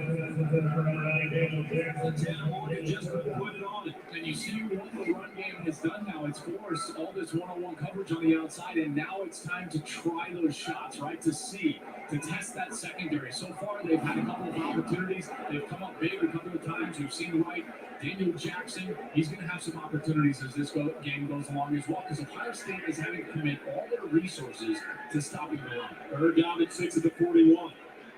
Box in the backfield.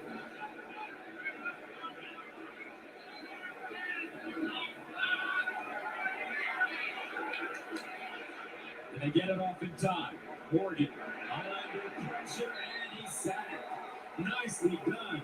Cody Simon shoots through the hole and comes up with the tackle for the loss. A little bit of a delayed blitz. Watch this. He's just going to sit for a second, and then he's just going to shoot right through here. He comes totally unblocked. That's a missed assignment up front. Somebody's got to be responsible for Simon, and that is a huge play for that defense. So that'll take us to the end of the first half. Minnesota has to feel good about themselves. They head into the locker room at halftime. On top of a fourth-ranked team in the nation, leading it 14-10. Coming up, the State Farm halftime report. For you, let's go.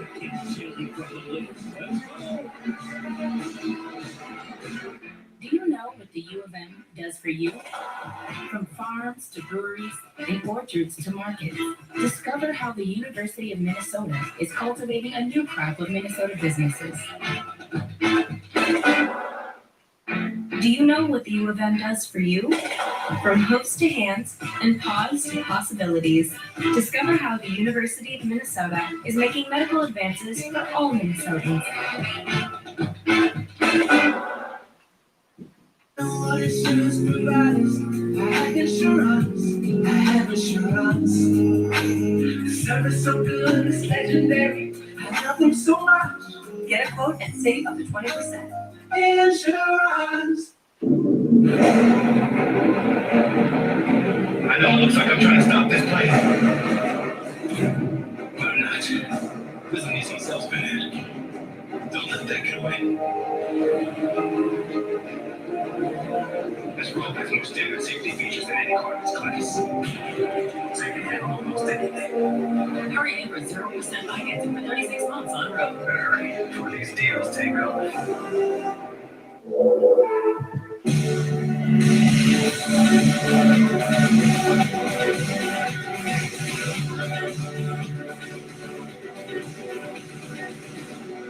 One year apart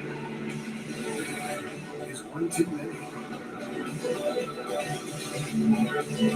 Is the return of the Great New York State Fair, August 20th through September 6th. Come be a part of it. Get your tickets at iloveny.com. Make the last weekend of summer count. Save big during Pilgrim's Labor Day sale.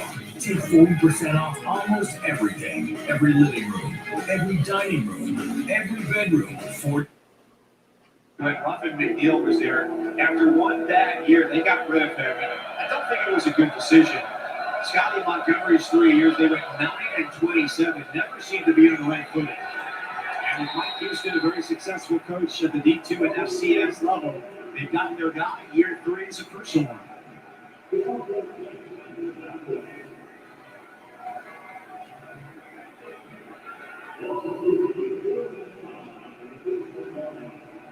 So fourth down by 14, 5 yards to go. They're at the 31, Dustin. What do you see?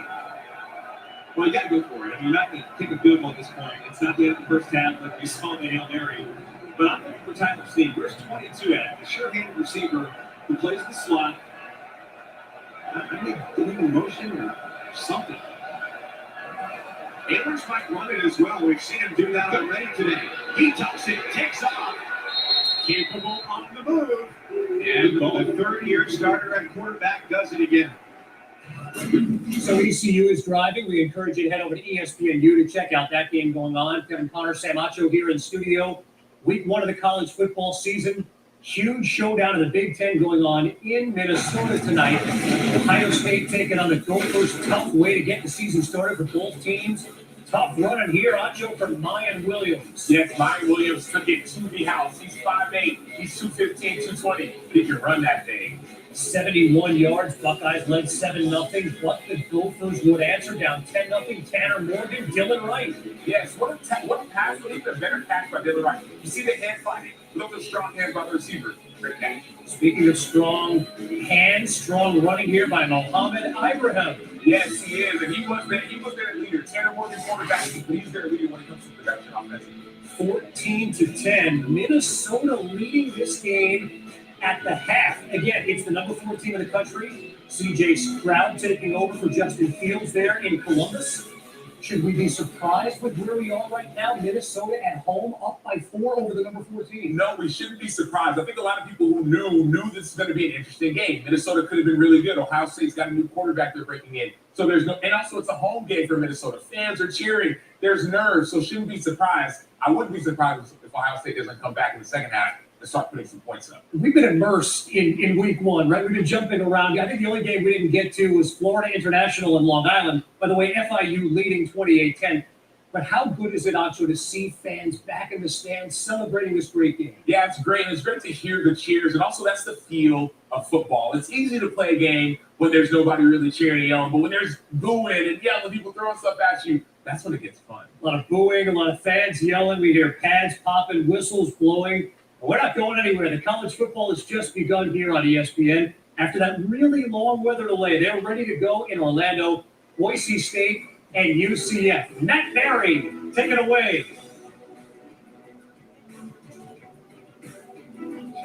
Kevin Connors, thank you. Better late than never. We have a little college football on a Thursday night. You're watching the American Conference on ESPN. You had mentioned it a second ago, some 2.5 hours. You see the time lapse. We had players on at one point. They had evacuated the stadium twice. We now have football on a Thursday night in the bounce house. It's been waiting patiently to see Boise State and UCF. And what promises to be a great season opener for one Gus Malzahn making his debut for the Knights. He'll go to Chicago after 8 years in the atmosphere with the crowd. And look, Ronnie Jones, when you wait 2+ hours to watch your first game of the season, you're going to be excited. You're fired up. These guys have been picked up. They've been playing spades, probably stolen on TikTok. Now it's time to go play football, man. And there's nothing like first run out of the year. It doesn't matter. It's at 9:45 at night. You're going to be excited.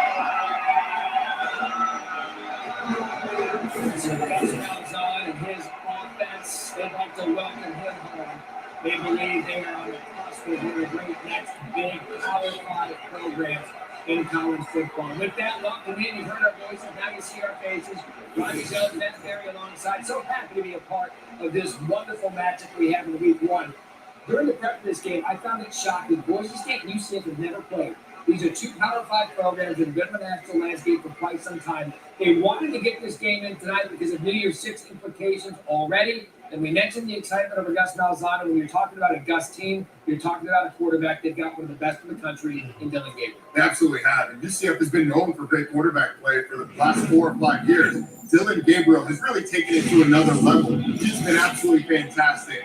11 300-yard passing performances in his career. Most of that under Josh Heupel. Look at that, though.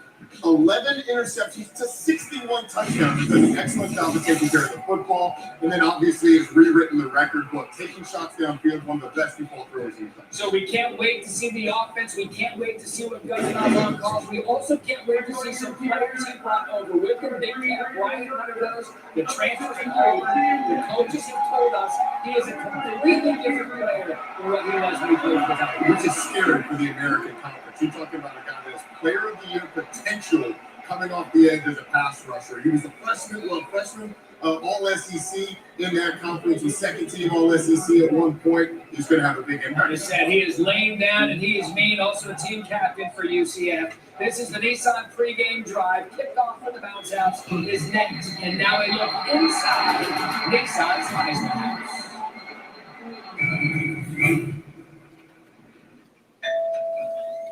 Finally, another wide receiver in the house.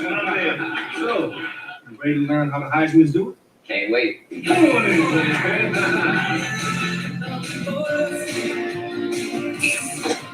Once an 8, then again 6. They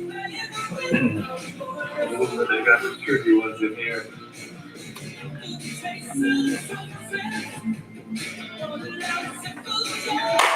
Hi, did one of you gentlemen need Halftime jumping jacks. What do you say? Well, halftime jumping jacks. Let's go, let's go, let's go. Let's go. Let's go, let's go. So hot. Here we go. Halftime jumping jacks. Here we go. Let's go. 1, 2, 3. What do we got? About 6 in here. 7. Cross the legs.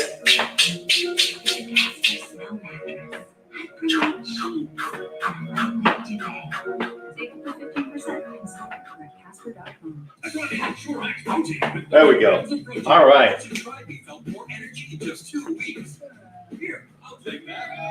Ensure Max Protein with 30 grams of protein, 1 gram of sugar, and up to 2 new flavors. Bert, you won't phase me. Unlike Zyrtec, Allegra won't make me drowsy. Allegra starts working 2 times faster than Claritin. So trees, you won't take me down. When allergies attack, take Allegra. Before your symptoms take over you. Live your greatness. We'll be staying in the family room with Big Al. See how excited he is? He's been doing it all day. That's great. I love Big Al.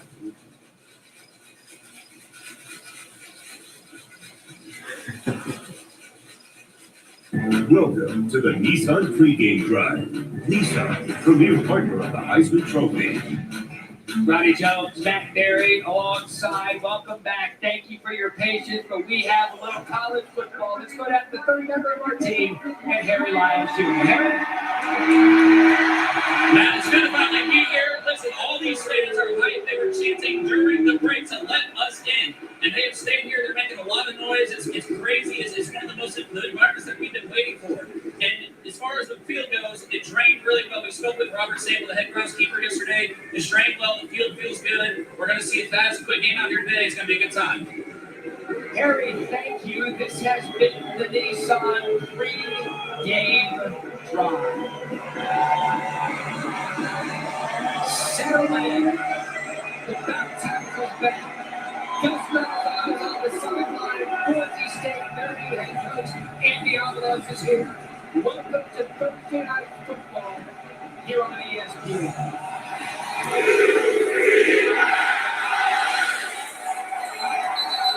UCF got the top of the third, kicked into the end zone, and that will get a long and 8 from Meyer and the Boise State offense. Blackfire now routing for the third consecutive year, wins the starting job, 11-2 in his career, but injuries have been the issue with him. We certainly have. You see that career, only 13 games played. So the coaches are looking for him to take a step forward, not just on the field, but also in his leadership. Andy Avalos has told us that he's been impressed with the way that he's embraced the leadership that comes with that quarterback position, and this new offense should benefit. I just mentioned Andy Avalos, one-time and all-conference player, captain for Boise State, now the head coach at his alma mater. 1st and 10 from the 25. Blackfire, the fake, pitches it out. Cyrus to Beebe, let's field. the transfer in from Oregon in a gain of 7 for Lichio. We expected George Holanda to get the start, but early on, it's Lichio gets the carry. Yeah, the Oregon transfer. We're really excited about the impact that he can make. So 2nd and 4, and again, it's Lichio. He bounces off the tackle. And a good second effort. Our gain of 10, that move to change the Broncos already received that 10-point call.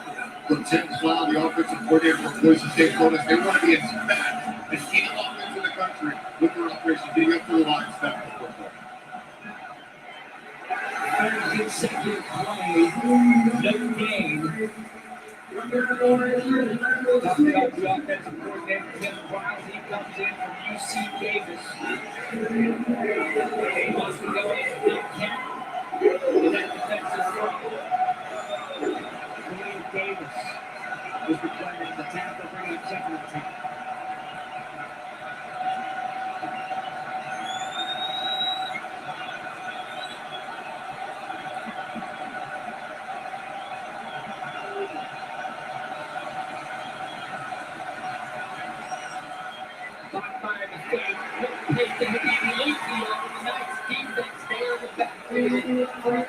And there he is. Big left right tackle. Finding up the block on the edge. The offensive tackle shots to seal the big catch bites outside, sitting on the 3rd long. He's going to be lined up down the bottom street. Quick snap by Bachmeyer. Plenty of time was over the middle, incomplete. That was intended for Stephon Cobbs. Travis Williams, the defensive coordinator, first time defensive coordinator. He's a fiery guy. This is the defense that was ranked 123rd in the country a year ago. And they get a quick punt on the Boise State offense. He's going to appreciate the passion that his defense played, but there you saw Big Cap, Bryant, Khalil Davis, those guys up front, really taking control of the game early on. That's exactly what he wanted to see from his defense on that first drive. Joe Velasquez deep to punt for Boise State. And Amari Johnson deep to receive for the Knights. Johnson's going to field that for 22. And it closes pretty quick. 43-yard punt, the gain of 12 yards. And now we welcome out one of the best quarterbacks in the country, and Dylan Gabriel. Dylan Gabriel, since the second he has taken over as the starting quarterback, has made an imprint on college football. You see those career numbers, 7,000 yards, 61 touchdowns. And the thing that you're going to see, there is not a single quarterback in the country that throws a better deep ball than Dylan Gabriel. Maybe some that throw it as well, but nobody better than number 11. Gus Malzahn said of his new quarterback, he does something in every practice that makes you say, wow.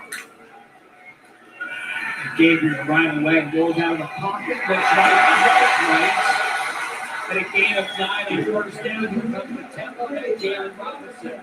Tackle the play by Tyreek Jones. Expected a frenetic pace earlier, we got it.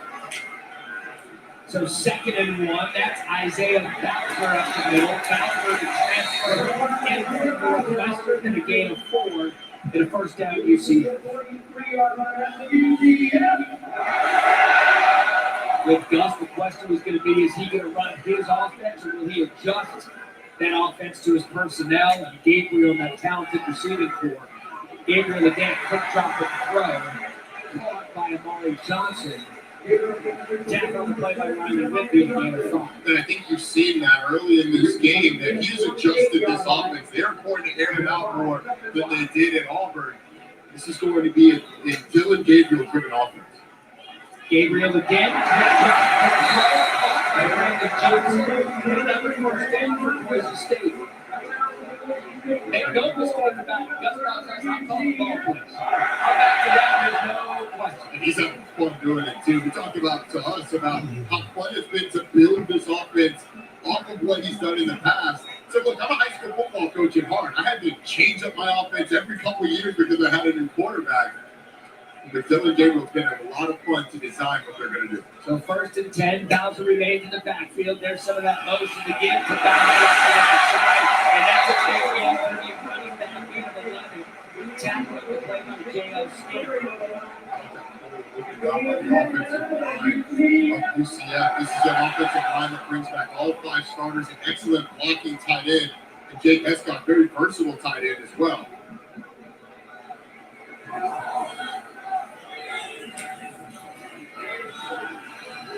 Bowser again.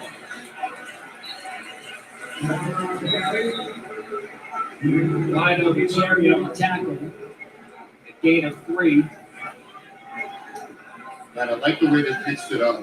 You've seen the short passing game, Dylan Gabriel dishing from side to side, and now they're starting to get the run game going. Inside zone on a couple. Stay front. Second and 7. A quick start for UCF. Gabriel throw. Has to find the pocket. Gabriel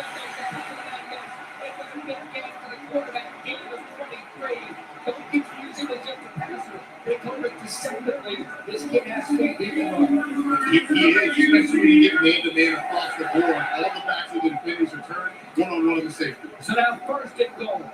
Gabriel the key. Whoa! You just see that? What was Dylan Gabriel not looking at?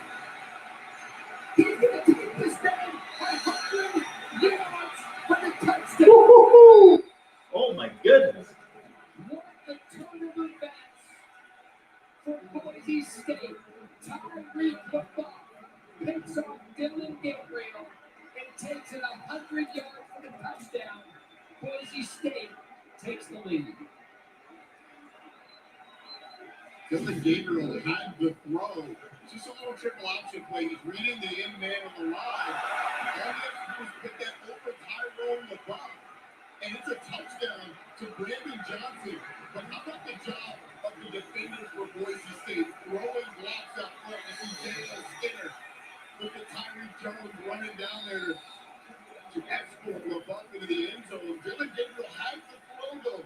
He just made the wrong one. Got a little lazy with it. Had to put it over the top. Just bounce on going for a flag. But it's a touchdown, Boise State. So Tony Bell is on for the extra point.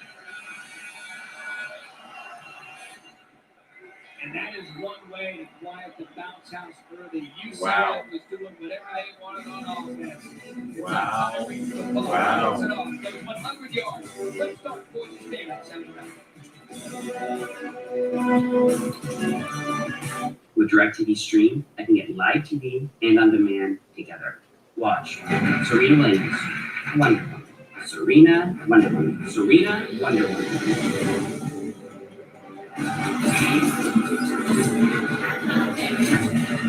You cannot be serious.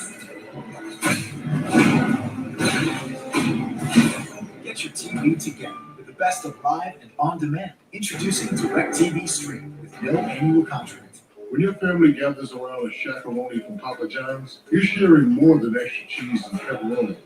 You're sharing scholarships, meals, and laughter. Because $1 from every shakaroni goes to charity. That's pizza with a purpose. I wasn't born in the spotlight. No. Hey, the ground is shining like a star on a hot night. Real rock star gonna chase the spotlight. He chases too. Finally, another wide receiver in the house. So, you ready to learn how the Heisman is doing? Can't wait. What's today? Good again at 6.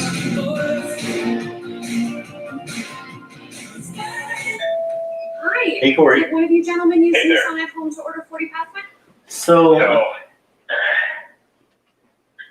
yeah, I'm trying to think how this would work for you because I use my cell phone to call the call-in number, and then on my laptop I go to the call-in studio site, and we went through that. Yeah. Yeah, I got it configured yesterday to where I've got a virtual interface on my. The reason I was going to do it, if it doesn't work out, that's fine. The reason I wanted to test it out was for Saturday. Sure. Because I've got a virtual interface installed on here so that I should be able to answer phone calls through the computer.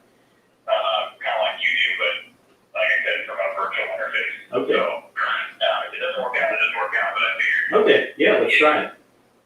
Yeah, okay.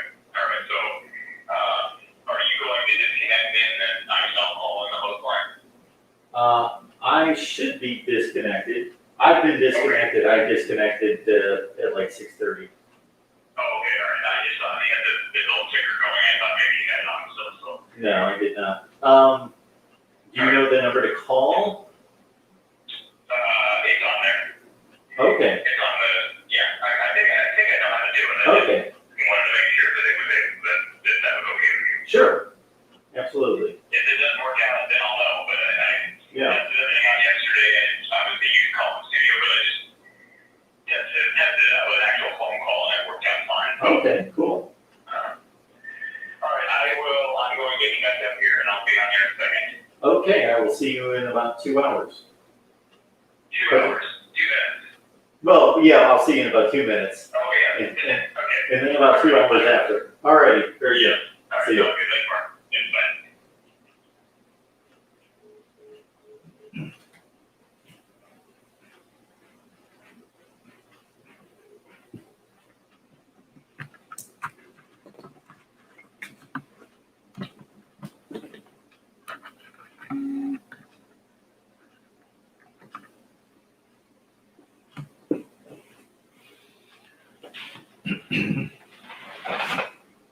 Okay.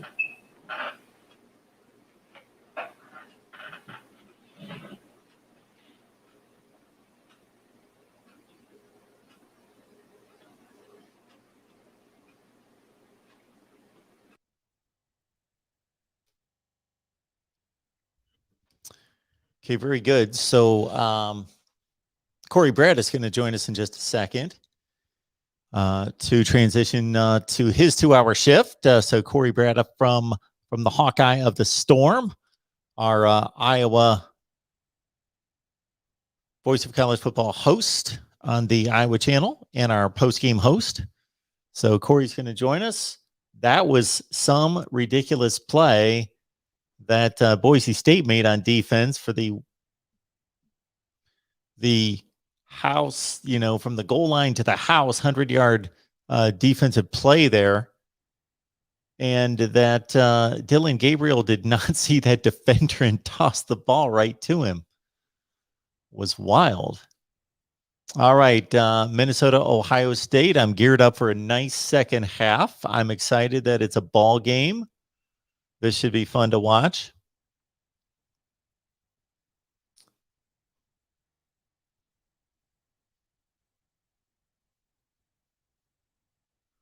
Oh, it looks like the Buckeyes and the Gophers are back on the field. Oh, we got a touchdown already. Wow, I missed it.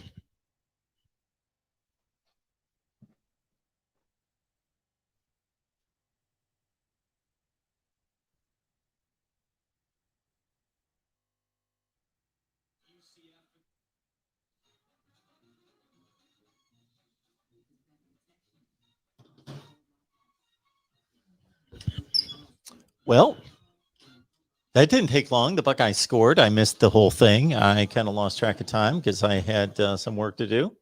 So I will have to check that out. But Chris Olave, the All-American, obviously stepped up, made some plays. I found it kind of amusing that a lot of people were just going crazy about CJ Stroud looks awful and he can't throw the ball. Well, he's not starting at Ohio State if he can't throw the ball. That is kind of stupid. Stay in that chair. Yeah. We're not going to stay in this chair. No, I'm going to be back on the couch. It'll be all right. Then you can blame it on me, the Rod Farva. Yeah, for those folks, I just, yeah. I don't think that somebody gets the starting quarterback job at Ohio State, especially in a Ryan Day offense. Maybe in a Woody Hayes offense, not in a Ryan Day offense if they can't throw the ball.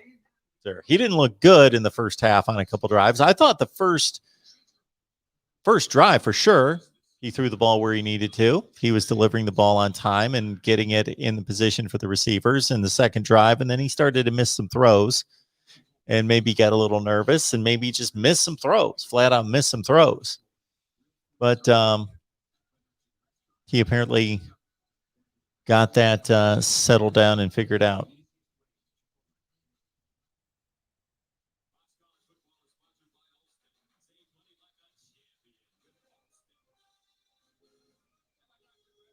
Desmond, yeah, 4 hours left. My man Corey Brad is going to take 2 of the 4 so I can watch some football. And I think it's very cool that Boise State and UCF are just starting now. So with a 9:45 start, that game should be over about 1:30.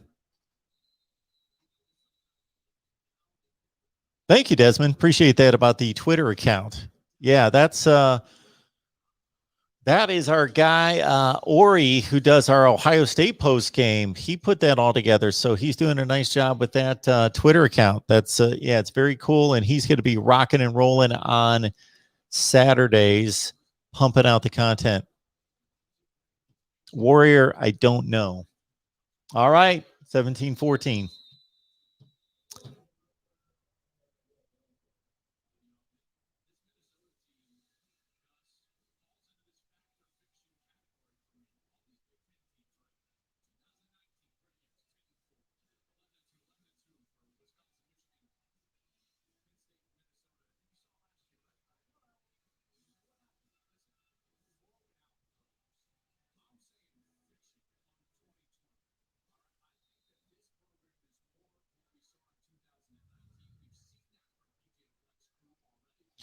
Rocker, we're going to do the 24-hour stream, take an hour off, then we just start them back up. That's going to be the rotation throughout the season. 24-hour stream, take an hour for lunch, 24-hour stream, hour for lunch. We just keep going with that.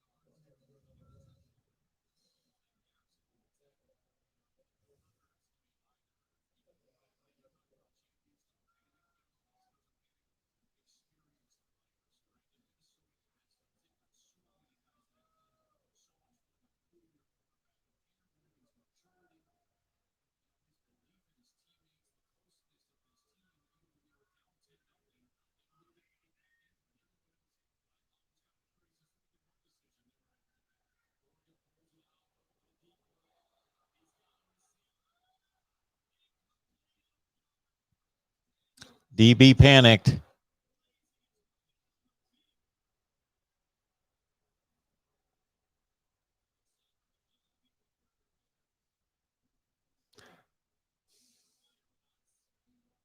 Going for the strip was fine with the right hand, but the left hand.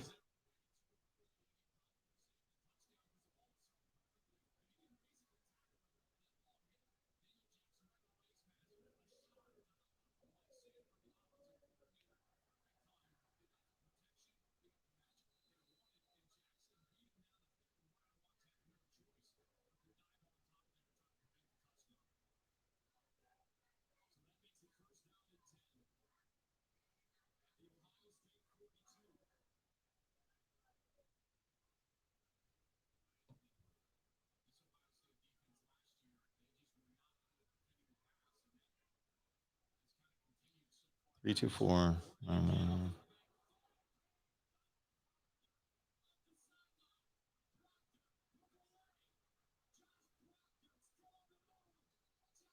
Oh, wow.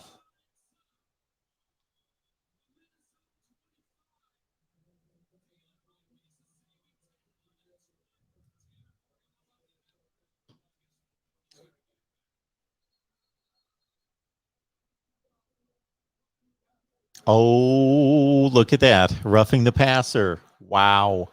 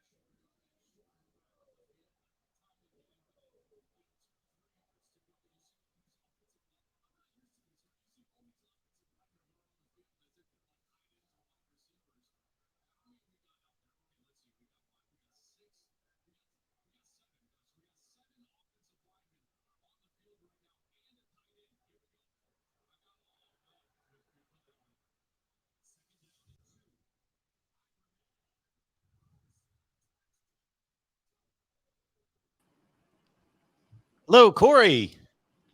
We are here, Mark. I apologize for the delay. You're probably no worries. Tell me, you need a nap. No worries. I need to increase my volume here. I really can't hear you too well.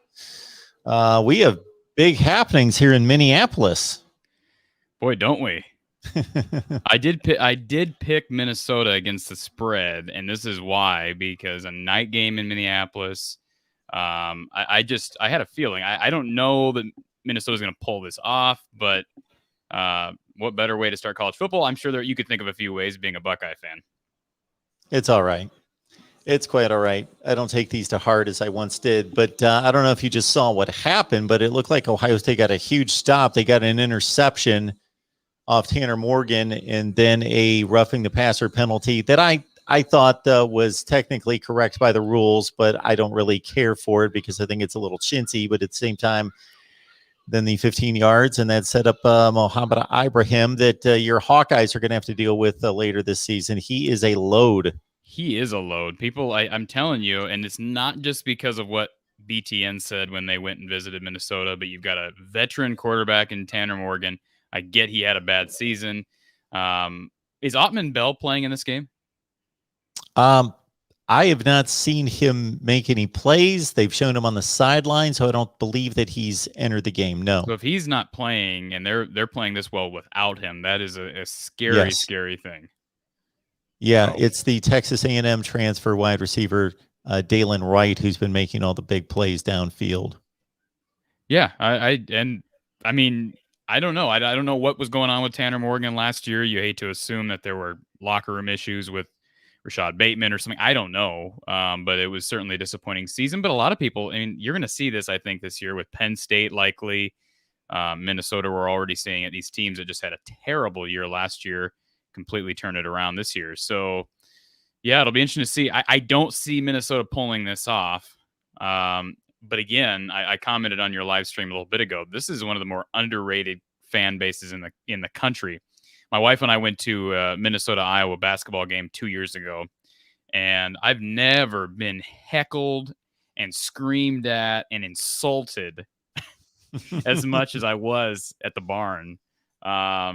you know, but it is what it is. I didn't take it personally, but it's certainly a passionate fan base.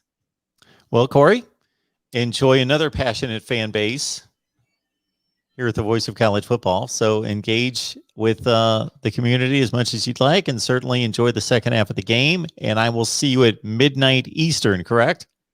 Correct. And I'm assuming you're Excellent. going to watch this game.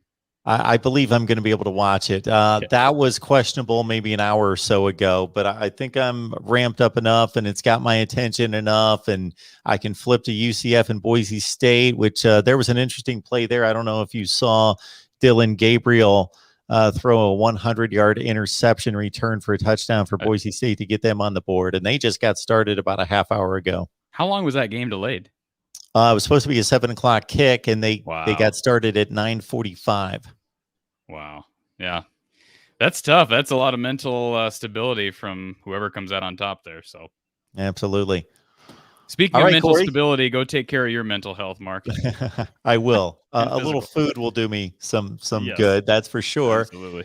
All right. Have a good 2 hours. We appreciate this, Corey. Appreciate you giving me a little relief shift here. Absolutely, Mark. Take care. So we got, let's see, check in on the score here before we start talking about this game. And again, I said it to Mark. I'll say it to all our listeners now. This does not surprise me in the least. Let me get my camera. There we go. A little bit centered. There we go. It surprised me, 2 weeks ago when BTN went to Minneapolis and said they were impressed to a point where they thought this was the best team they had seen preseason in their bus tour. But not surprising to a point now, night game early. And I didn't say this with Mark on, but I don't believe this is, and I'm sure he would probably agree, honestly, this is not a massively consequential game for Ohio State on a national level. I mean, it's important. I don't want to say it's not, but as far as the national picture, if they're 11-1 with a loss week 1 at Minnesota, they're making the playoff. So obviously that eliminates your margin for error. But I don't see any way that the committee would leave them out at 11-1. Again, I think Minnesota, certainly right now, I mean, I think people are seeing that they are the dark horse in the West. Nobody's really talking about Minnesota, including myself. I really wasn't, and I haven't, even after BTN's comments. But I would not be shocked to see Minnesota contend. Doesn't make me happy. I don't like Minnesota. They're obviously a big rival of Iowa's, but at the same time, it helps the strength and the balance of the Western Division. It looked like Minnesota had taken a step back last year, and they have proven otherwise at this point. So, and here's a deep throw incomplete for Ohio State. So 21-17. If you're not watching this game over on Fox, 21-17 right now. Minnesota leads the 4th-ranked Buckeyes. Do want to let everybody know, if you want to talk about this game as it's happening, feel free to call us. We have want to make sure we're connected here. Let me make sure we have the right number up.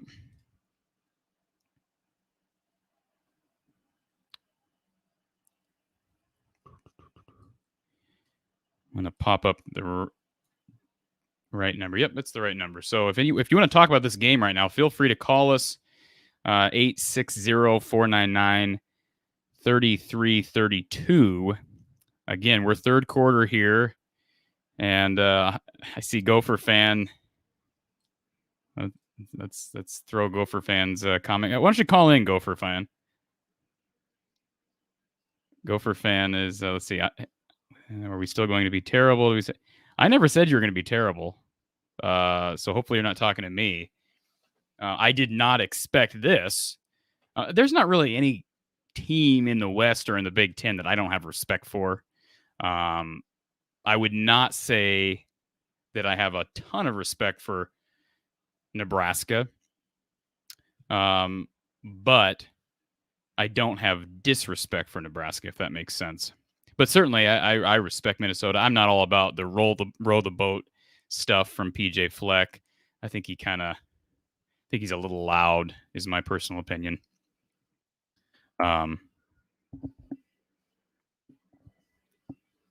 Sort of obnoxious in my opinion, but yeah, I see all these comments about CJ Stroud, and I saw somebody comment that they told us so, or they told Mark so about Stroud being young and inexperienced, and it's like, come on, man. We're talking about Ohio State, who has thrived with young quarterbacks over recent years, and I mean CJ Stroud, 5-star kid. I mean, he's going to be fine.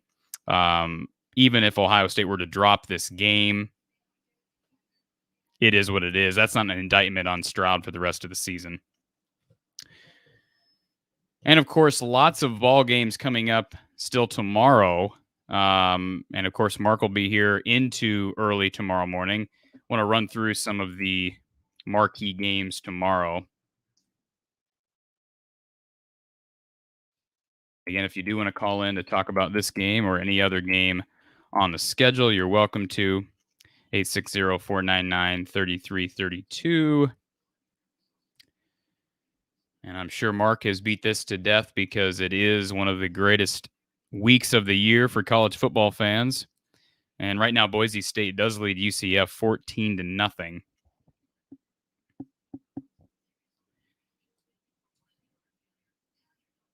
Pull up our scoreboard here, our schedule.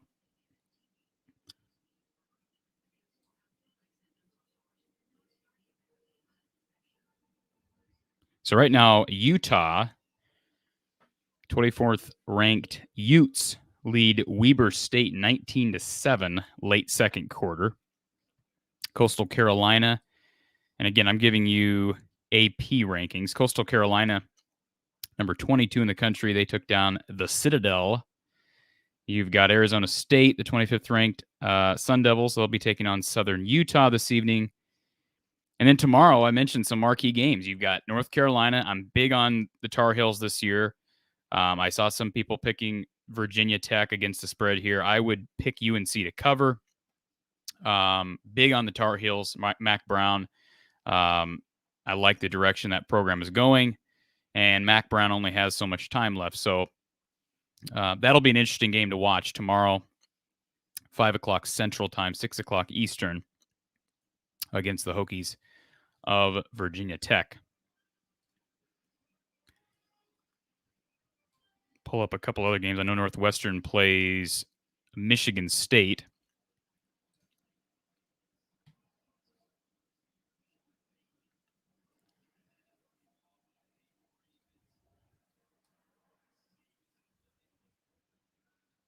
Boy, North Carolina State right now is trouncing South Florida 45-0.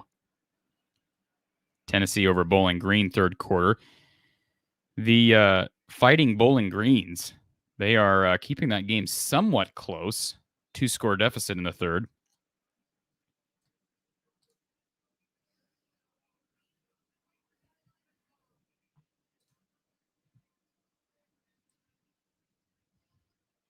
Buffalo destroyed Wagner. Let's see. Let's get down to the rest of the games tomorrow. So Duke plays Charlotte tomorrow. Old Dominion, Wake Forest, Kansas, South Dakota. I'll take South Dakota. Michigan State, Northwestern. That game will be at 8 o'clock Central Time, 9 Eastern. And as I'm saying that, Tanner Morgan's taking a shot and complete for a first down gain of about 15. So Minnesota right now with the lead, 21-17, mid-third quarter. And it is a new set of downs for the Gophers. Also tomorrow night, Colorado plays host to Northern Colorado. Colorado State playing host to South Dakota State. And then, of course, Saturday, there's all kinds of great action, including the Hawkeyes and the Hoosiers, of course. But, of course, the Sooners are in action early. Got a top 25 matchup between Penn State and Wisconsin at 11 o'clock Central Time, 12 Eastern. Western Michigan will also play in the morning slot. Nebraska-Fordham. A game maybe Nebraska can win. Alabama-Miami, of course, at 3:30 Eastern. Maybe the marquee game of the week besides. Scroll down here to, of course, LSU, UCLA. Don't want to discredit the Bruins. Looked very good last week against Hawaii. But of course, the marquee game is certainly number 5, Georgia, and number 3, Clemson on the night slot on ABC tomorrow night.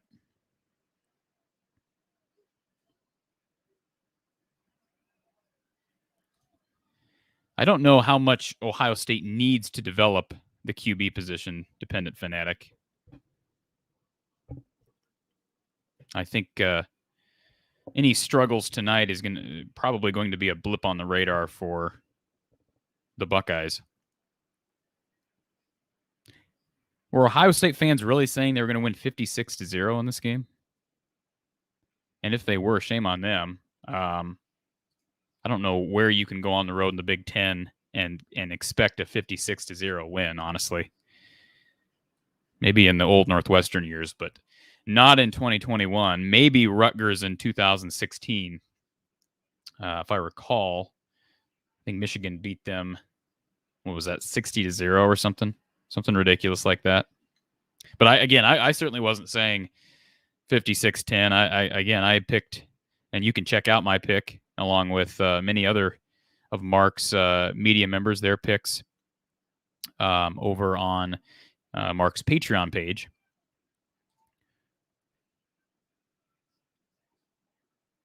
And of course, you can follow Mark Rogers, voice of college football, voice of CFB on Twitter, and check out all his many channels that he has launched. If you are new here, which I'm assuming many of our watchers and listeners this evening are not new, you are loyal supporters of the voice of college football. But if you are new, be sure to head over to Mark's YouTube channel and check out all the different channels that he has launched with the help of many, many different media members. So many different post-game shows, so much content, even the channels that maybe don't currently have post-game shows, so much content college football related. So Mark is the best in the business as far as on-demand content. There's no question about that as it relates to college football.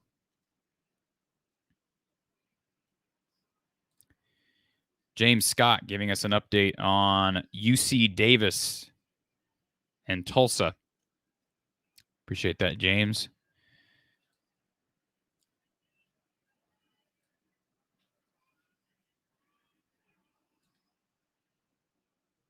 I would be interested to hear, we had a discussion the other night with Jim Coyle, radio personality for the Indiana Hoosiers. If you didn't catch that conversation, you can watch that back on the Big Ten channel.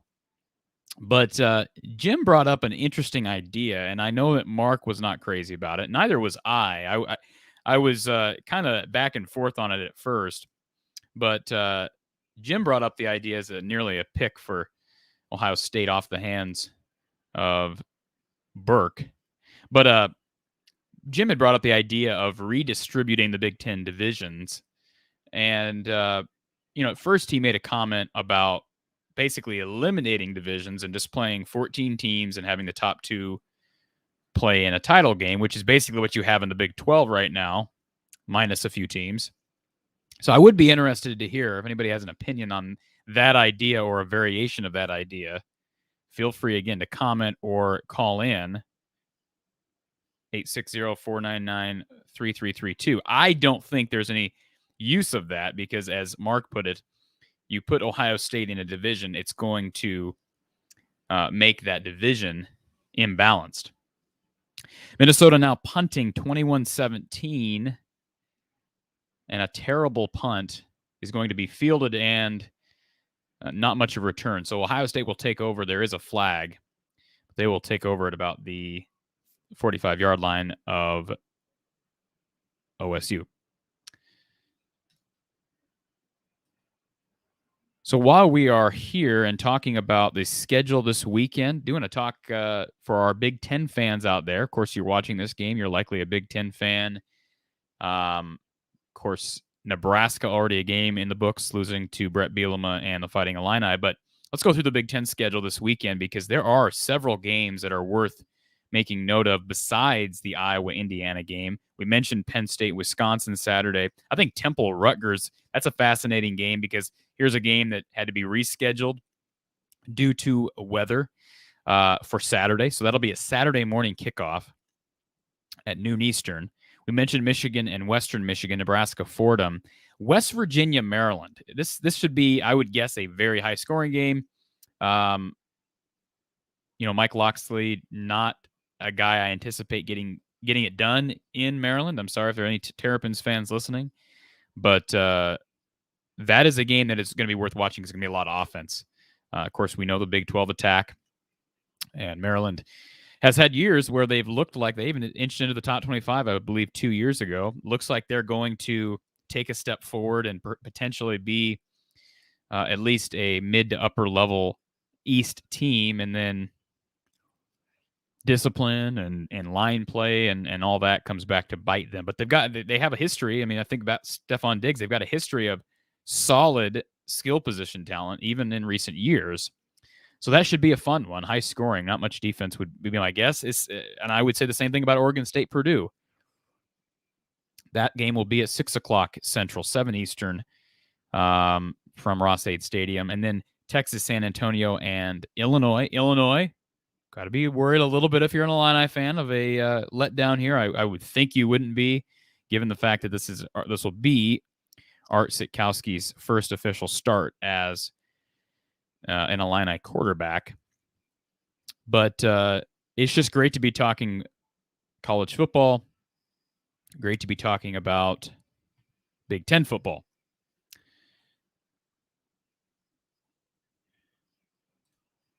Let's take a look at the box score. Mohamed Ibrahim has been absolutely stellar for Minnesota this evening. And here's a guy I don't think anybody, certainly I was not, overlooking. I mean, you look at what he's done. He's probably the most underrated, and I've used that term a couple times tonight for Minnesota.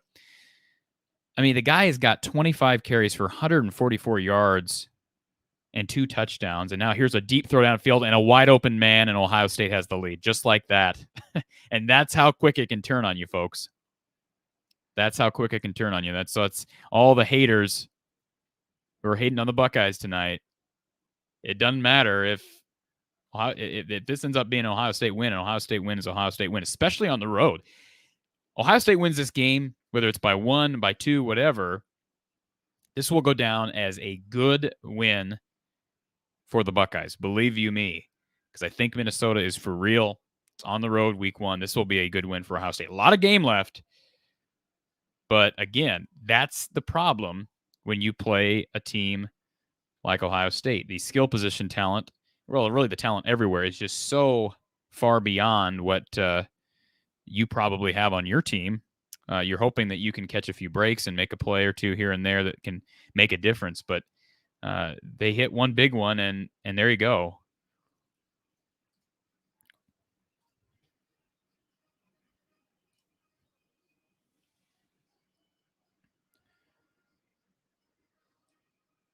So it will be 24-21, assuming Ohio State makes this extra point.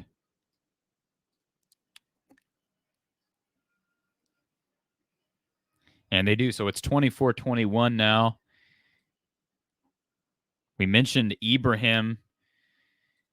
He is on his way to having potentially a 200-yard day.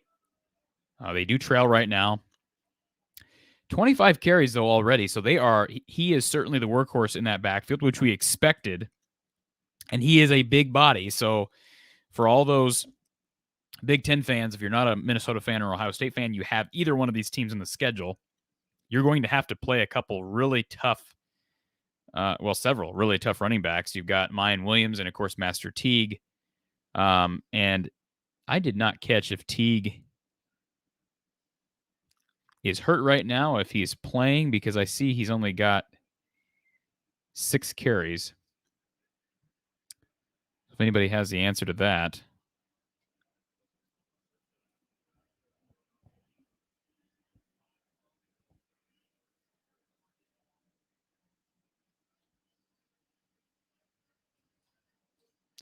So Ibrahim, again, 144 yards. Tanner Morgan has done absolutely nothing. 75 yards, does have the 1 touchdown pass. Ottman Bell, I think Mark is right about Ottman Bell. I didn't catch the very beginning of this broadcast, but he is not in the receiving box. Really, this has been an opportunistic, very well-played game is from an opportunistic standpoint for the Gophers, because if you look at the box score, you take away Ibrahim, and I know that the rushing attack is really where all this is founded. I mean, Ohio State's outgained Minnesota 326 to 240 in total yards, outpassed them 163 to 75. They're even on rushing, but time of possession's in Minnesota's favor. A lot of that has to do with Mo Ibrahim. Minnesota has not turned it over. They've won that battle thus far, 1-0. And if you didn't catch our discussion with Mark Rogers, this is going to be interesting because Don Patterson at our pregame show this past Saturday for Iowa, Indiana. But former Iowa assistant Don Patterson joined us, and he talked about some of the parameters that stay consistent within the Big Ten year after year after year. And two of those parameters that are 100, at least last year, were 100%. And I hope I quote Don correctly on this, but teams that outrushed and won the battle on turnovers, they outrushed their opponent and won the battle on turnovers, they were undefeated. I think it was like 28-0 last year. All right. So right now, looking at these numbers, Minnesota's won the turnover battle and they've won the rushing battle by 2 yards in the rushing category. But Ohio State has the lead right now. So that's an interesting storyline. This could be a game that ends up working against those parameters. So I'm sure that Don is watching this game, given the fact that Iowa has Minnesota later in the season. And certainly a lot of Hawkeye fans, a lot of Big Ten fans are on high alert watching this, whether you play Ohio State or not, because, again, it's been an impressive showing for the Gophers. So it's 24-21 right now, 3:14 left in the third quarter. And again, Tanner Morgan has done absolutely nothing in this game.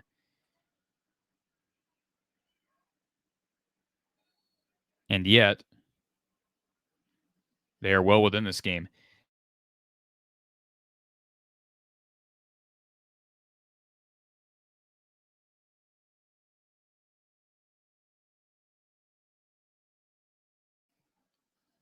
If anybody has been up to Minneapolis, you will see this is a rabid fan base. And I apologize if my picture is a little bit blurry here.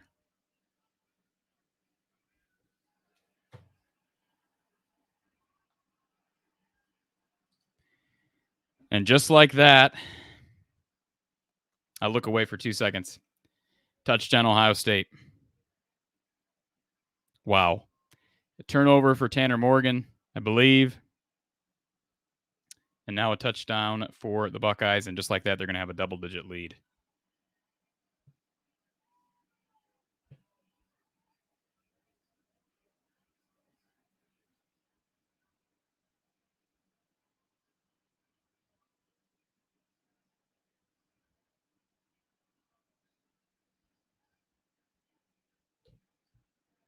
Dependent fanatic.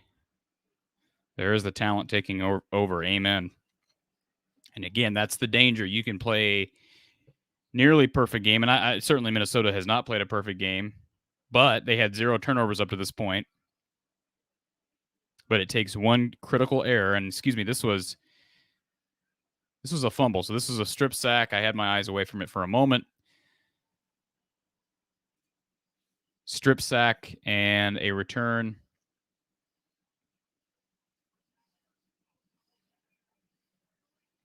And again, Ohio State with the 10-point lead. Chris McIntyre. Yeah. You could feel that coming.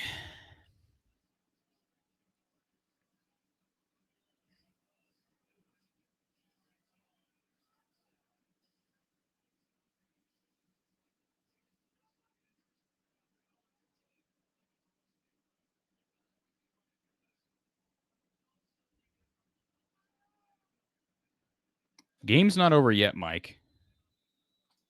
I know it feels like it is. We've got an entire quarter and 2 minutes to go. So a lot of game. Calm down. Not saying, I mean, Tanner Morgan's going to have to throw he's going to have to throw the football at some point in this game.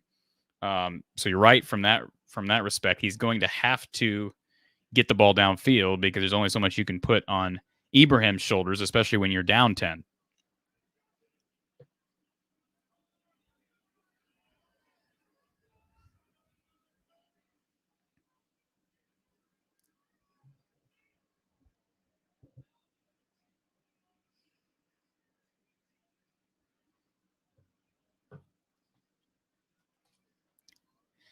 Appreciate the updates, James. UC Davis leading Tulsa 19-17 right now.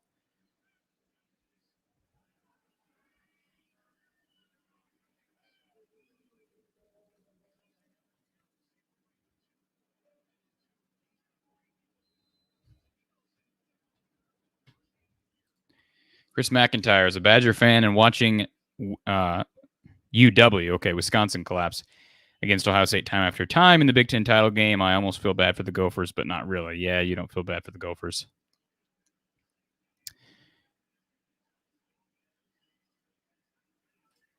Son of Sarek.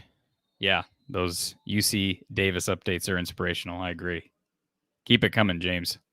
We appreciate it. So again, if you want to call in to talk about, I know we've had this scrolling. Let me throw this banner up.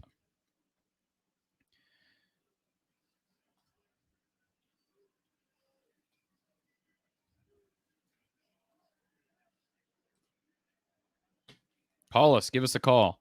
We've got a brand new interface here from the Hawkeye of the Storm and the Iowa Voice of College Football channel. So we are encouraging phone calls because we are going to be hosting a live post-game show after the Iowa game this coming Saturday. Okay, Morgan's going to throw the ball deep and is going to incomplete. Sorry, Gopher fans. In and out of the hands of his receiver deep down the sideline. So Tanner Morgan now 6 of 14. Not going to get it done, even if you do have a running back who's got 150 yards. But again, we do have a new interface here, audio interface, hopefully to take our phone calls effectively. So if you want to call in, it would be appreciated. I'm encouraging it because it's good to know it's working. The system is working on our end, and that we'll be able to take calls if need be this Saturday, hopefully after an Iowa victory. That was good coverage, Dependent Fanatic. That was good coverage. And there's a first down for Minnesota. So, again, a lot of game left here. 31-21 right now. 1:19. I see a lot of people saying that was a pass interference. I thought it was good coverage. All right. The physical football game. Morgan now 7 of 15. And let's remember, Minnesota was a disaster last year. And there was hype around this team. You had Rashad Bateman coming back. You had Tanner Morgan back. And, of course, Ibrahim was a beast. You had Ottman Bell back. And this was sort of a surprise in that when I heard people say that, or when I heard the Big Ten Network crew say that this was the best team they'd seen, that really sort of woke me up to, hey, let's remember last year was totally, you almost can throw it out because of COVID. I think it was totally different. Chris McIntyre, do you see your Hawkeyes being able to keep up with Indiana Saturday? I think so. I hope by keep up, I'm assuming you just mean score. Indiana does have a lot of skill position talent. If you didn't catch our preview with Jim Coyle, we talked about some of that skill position talent. The guy that worries me the most is Ty Freivogel. He's 6'2", just great hands, great athleticism. Reminds me a lot of David Bell. They wear the same number, but just the way he plays reminds me a lot of David Bell, and Iowa's had consistent problems with David Bell. The one good thing, or the one positive, that I believe will propel Iowa to a West title this year, as this is not what Gophers want to see. Sorry to interrupt here, but Mo Ibrahim limps off the field. That is not good. even if you lose this game, this has got to make Gopher fans feel really good. The one way this could potentially, you could have potentially your parade rained on would be if you lose Mo Ibrahim. That would be about the worst thing that could happen in this game. But back to the Indiana-Iowa game, Iowa's defensive backs, I believe, now are ready for basically any team in the Big Ten as far as a wide receiver attack. Because if you look at the history of Phil Parker coaching defensive backs at Iowa, typically the scheme is you put your stronger defensive back, your stronger cornerback, I should say, on the strong side of the field, and you leave him there. All right. And Phil Parker has adjusted that at times. Don Patterson the other day brought up, I believe it was 2018, 2017, maybe. It was Anthony Mahungu, the big wide receiver from Purdue. And Jeff Braun basically just hit Mahungu like 4 straight times, and eventually it resulted in a touchdown. And he was basically saying, hey, we don't believe you're willing, we don't think you can beat us with your weaker defensive back. And Iowa was stubborn for a while, and eventually Phil Parker, I believe he threw Josh Jackson. I believe that was Jackson's year, so that would have been 2017, if I'm not mistaken. Yeah, 2017 was the Josh Jackson coming out party. And it was too late. By the time he threw Jackson over there, Purdue had scored a touchdown. So that can be a problem at times for Iowa in the defensive backfield. But I think this year you have 2 equals in Riley Moss and Matt Hankins defending on the outside. So I'm not saying that Iowa will definitely win this game. I did pick Iowa to win this game. All right. I picked Indiana against the spread. I believe the spread was 5, might have been 3.5 actually. So I picked Indiana against the spread because I can see this coming down to a field goal. All right.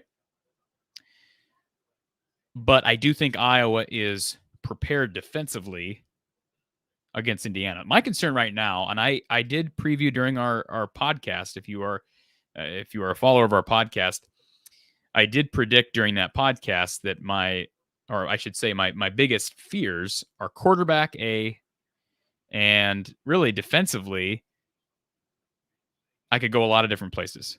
I didn't really pick a specific defensive place that I'm nervous about. Defensive line would probably be number one, just because of depth. But quarterback really is my number one concern. Everywhere else I feel pretty good, minus depth. Iowa just doesn't have a lot of depth anywhere besides maybe wide receiver, and some of that depth is still really young. Even running back, you maybe have the best player in the conference. I think Ibrahim would have something to say about that, though. But Tyler Goodson was a first-team All Big Ten back as well last year. But even running back, they don't have a lot of depth. You've got Ivory Kelly-Martin at the RB2 spot. And so it's kind of an interesting year in that I think they're strong everywhere, but not deep anywhere, if that makes sense. My biggest concern right now, though, is with the quarterback being said, what I heard this week, what I've heard from the coaching staff, from some of the players that met with the media this week, is the offensive line. And Don Patterson did allude to this problem or this fear. He talked about some of the lack of openings, lack of holes during the spring that he saw for Iowa offensively. Okay. Now, with that being said, sometimes the defense dominates in the spring. I think that happens a lot with Iowa. But he did bring that up as a concern. And now that I've heard Kirk say a couple things, what Kirk Ferentz said during his media availability this week was he thinks there'll be 7 or 8 offensive linemen that filter in for Iowa this week. And to me, that's not a good sign. That's not really a Kirk move unless he's not real I think of 2019. All right. That was the year where Iowa could not protect Nate Stanley to save their lives. Don't want to knock him, but Levi and Landon Paulson were the guards that year, and they were not what you would consider upperclassmen guards at Iowa to be. And so it really hurt Iowa And the solution for at least Kirk Ferentz and Kelvin Bell and Phil Parker was to, or excuse me, not Kelvin Bell, Tim Polasek at the time, offensive line coach Tim Polasek, was to throw a bunch of linemen in there. Cody Ince got playing time that year. Justin Britt got some playing time this year. Kyler Schott ended up emerging. And I just don't think that's a good sign for Iowa's offensive line room. I'm okay with that at wide receiver. I'm okay with that really at any skill position spot. I'm not okay with that on the interior of that line. Or for that being said, even the tackles. I'm more gun shy about the interior of the line, guard play. Iowa's strong at center. We know that with Tyler Linderbaum, so that helps. But the offensive line, at least these last couple of days, that's what's kept me up. Not literally, but it's sort of what's figuratively kept me up at night, is thinking about offensive line play for Iowa. So give you an update. We are now fourth quarter. If you're not watching this game, Ohio State 31, Minnesota 21, 14 minutes to go in the fourth quarter between the Buckeyes and the Gophers. And Minnesota is in Ohio State territory now. All right, they have a second down and 10. I'm telling you, a lot of game left here. I know everybody's reactionary nowadays, right? Here's a first down for Minnesota. So they've got a first down inside the 30 now. A lot of game left. Pump the brakes. Pump the brakes.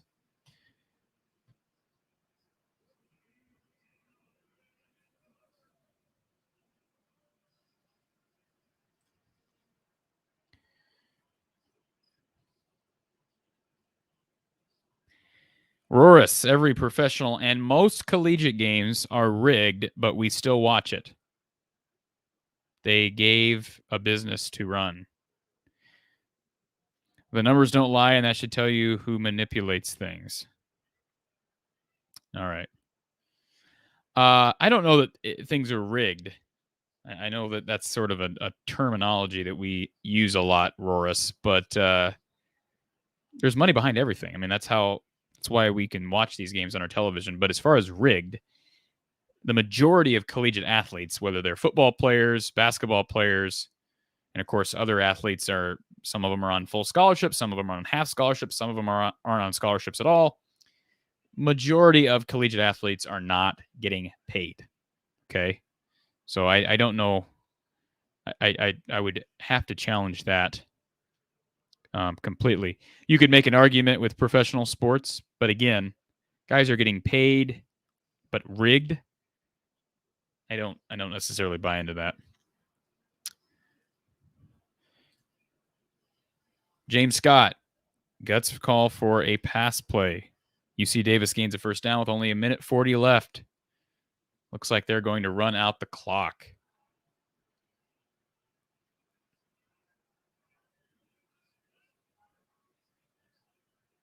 Pull up the scoreboard here.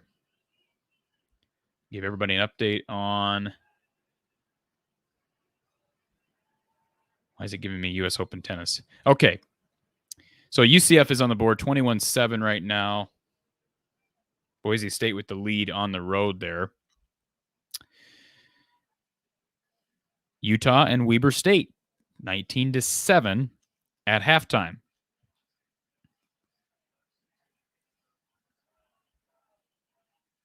Arizona State, Southern Utah just getting underway, and UC Davis does pull it off. Let's get let's make sure everybody's aware of that.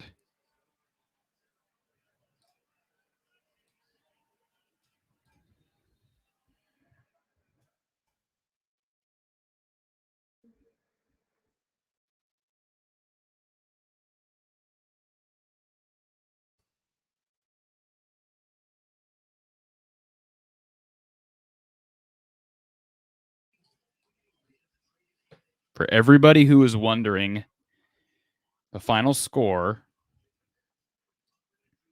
and my goal was to beat James to this, but I think he got it before me. UC Davis 19, Tulsa 17.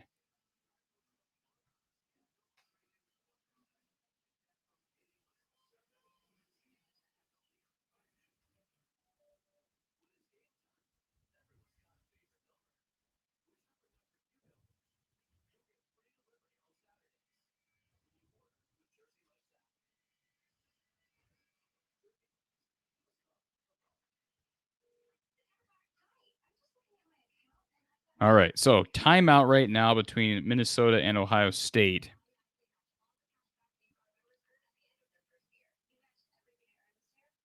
$31-21 right now. Hummus Hero. I'll have to hand it to Minnesota, well coached, and they do have some dudes. Absolutely. Telling you, when Ottman Bell comes back,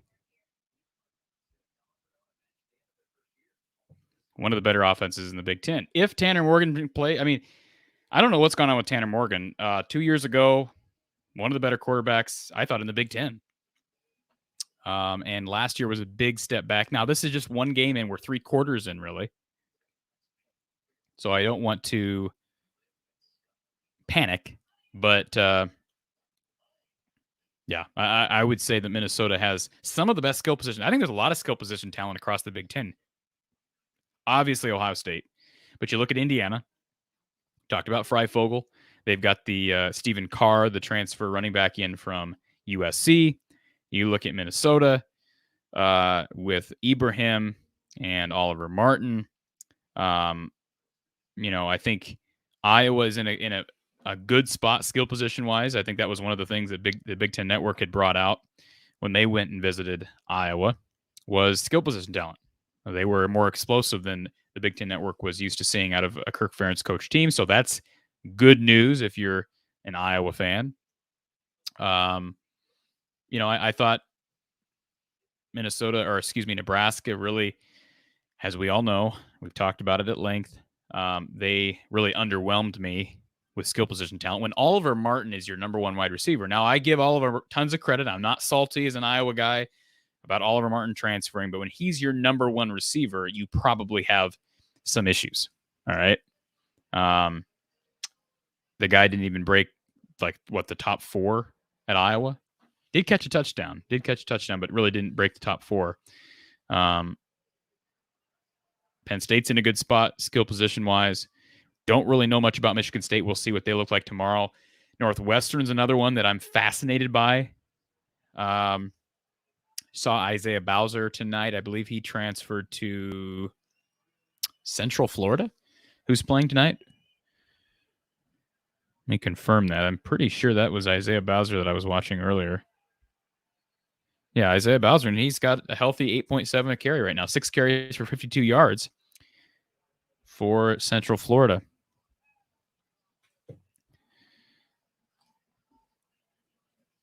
Big Ten wide open. OSU is beatable. Of course they're beatable. Yeah. Now, it's going to take a monumental effort because the way Minnesota ran the ball in the first half, again, we talked about those 2 parameters. Minnesota had not turned the ball over until late in the third quarter, and they were winning on rushing, and yet they were still behind. So, I get it. Tanner Morgan didn't play well, hasn't played well. 46-yard field goal here for Minnesota is good. It's a 1-score game. Again, not over yet, but the real Hayden, I agree. They are beatable, but it's going to take a large effort because Minnesota fulfilled what at least Don Patterson believes to be the 2 most important parameters in winning a Big Ten football game, or at least they had through 2 3/4 quarters. That makes sense? 2.5 quarters. We'll round down. So still some time left for Minnesota. It's a 1-score game, 31-24 right now.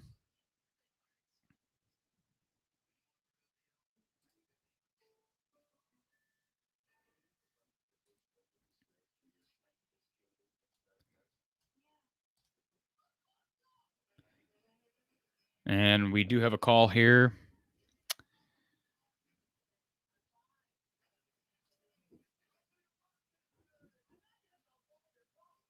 Yeah, I'm wondering, as an Iowa fan, what made you pick Indiana, even though Vegas is giving them giving Iowa a 3.5 point advantage. You're asking why Vegas has them as a 3.5 point favorite?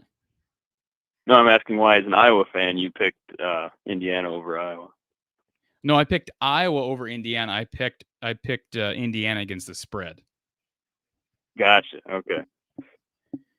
And I say that because I predicted a 1 to 2 point win. I can see this coming down to a field goal from Caleb Shudak. So you pretty much agree with Vegas. It's going to be a close game that might be just decided by home field advantage. Yeah, I can see that. I think our conversation with Jim Coyle earlier in the week was I listened to that back and I couldn't help but think again, even after the fact, how even these two teams are skill position wise. I think in the trenches, Indiana's improved. Iowa maybe has taken a bit of a step back, especially with the loss of Kyler Schott.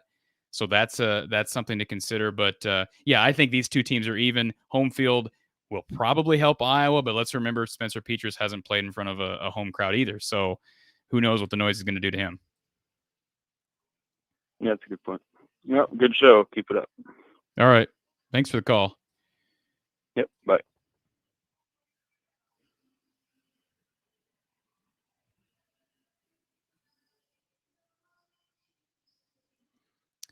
All right, so the phone works. Let us know in the comments if you heard our caller there. And I'm assuming he did say he was an Iowa fan. If you heard our caller, let us know. Let me know for the sake of, I could always listen to this back later, but if you heard our caller, please let us know in the comments.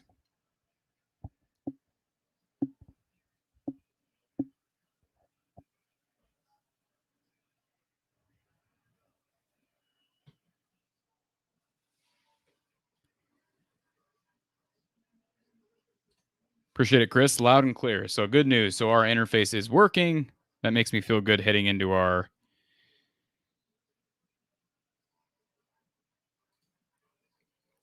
post-game show on Saturday. The real Hayden has another comment here. Jim Coyle was mad you wouldn't talk smack with him. I watched another show of his after the one with you. So Jim Coyle, I like Jim. I don't have a problem with Jim. I didn't know Jim wanted to talk smack with me. I'd be happy to talk smack. Jim really wanted me to. I think Jim really wanted me to buy into the everyone disrespects Indiana, and I'm not. I'm not going down that rabbit hole. There is no disrespect from me about Indiana. I think as most Iowa fans, at least the Iowa fans that I have polled, so to speak, I don't think there's any lack of respect between the two fan bases.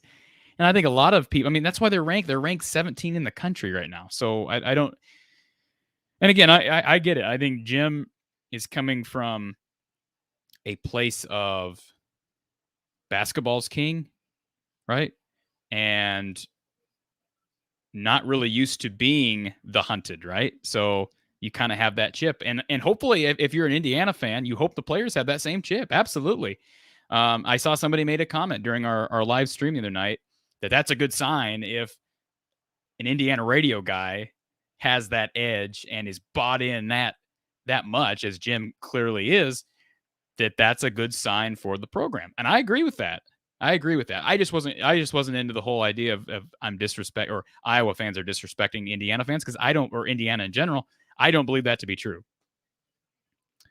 But no, I enjoyed that conversation with Jim. And again, if you have not heard that conversation, go over to Big Ten at the Voice of College Football and watch that hour-long conversation back because it was enjoyable. I agree with you, Real Hayden. I agree with you. Web security. I'm assuming that's not your first and last name, but you got a question. Can you give some analysis on the big non-Big Ten games, Miami, Bama, Clemson, Georgia, LSU, UCLA? First of all, I was impressed with UCLA last week. I saw people dissing Kelly. I get it. He has not really gotten it done for the Bruins, but who does? Who has in the past 15, 20 years? At least in my lifetime, I'm in my 20s. I don't remember the last time UCLA was nationally relevant. I think that'll be an interesting game. LSU, I would say politicize. I don't want to trivialize what's going on down in the Gulf right now because I feel for the people of New Orleans. I feel for the people of Baton Rouge. But you do have to wonder, does that situation, does the hurricane and just everything that state is going through, does that hurt LSU? I mean, in a way, you have to wonder that. I'm not saying I hope that happens, but I think that has to be something that gets brought up. So I'm excited. I mean, it's going to be a great game. I think UCLA, I'd have to look back at my picks, but I see UCLA covering the spread there. Absolutely. Don't know that I would go so far as picking them straight up, but I do see UCLA covering the spread. As far as Clemson, Georgia, I'm sorry to any Clemson fans. I would love to see Georgia win this game. When's the last time Clemson's had a loss really early in the year? Well, they don't really lose anyways in general, but when's the last time Clemson's had a loss this early? It would do a lot. It would make the playoff race more interesting. Obviously, Ohio State loses this game tonight. That makes a playoff scenario more interesting already. Clemson loses to Georgia. Obviously, that changes things. Miami, Bama. Same thing I said for UCLA. I feel for the people of Tuscaloosa. I know a lot of flooding in the all across Alabama. I'm not sure exactly the state of Tuscaloosa, but you got to know a lot of these players. Now, a lot of them are from out of the state and from out of the region, but you've got to think, even if you're not from that area, this is weighing on your mind. So, I think the health of King is going to be interesting for the Hurricanes. Not sure, he's the type of guy, and I had this conversation with Jim Coyle because I look at Michael Penix similar to King for Miami. Really kind of a pencil, and Penix has gotten bigger, according to Coyle, but just a skinny guy. Saw the injury last year, just kind of makes me nervous watching him play. But he is electric. There's no question. He is electric. And so, I would probably pick Bama right now. Well, I definitely pick Bama right now. And I could see Miami covering. But my picks this week, I'll give you some inside information here. I've got Bama. And I picked my heart with the Clemson Georgia game. I picked Georgia, and I did pick LSU. But again, UCLA covering the spread there. So just great. I mean, this is great for college football to have some unique matchups. I wish the Hurricane, obviously, we all wish the Hurricane hadn't done what Hurricanes do, but this is basically an annual thing. It's just every year hurricane season just seems to impact not only college football, but everybody down south. So again, we do feel for everybody affected by Hurricane Ida. But good question, web security, and just excited to have football back, whether it's UC Davis or it's Alabama.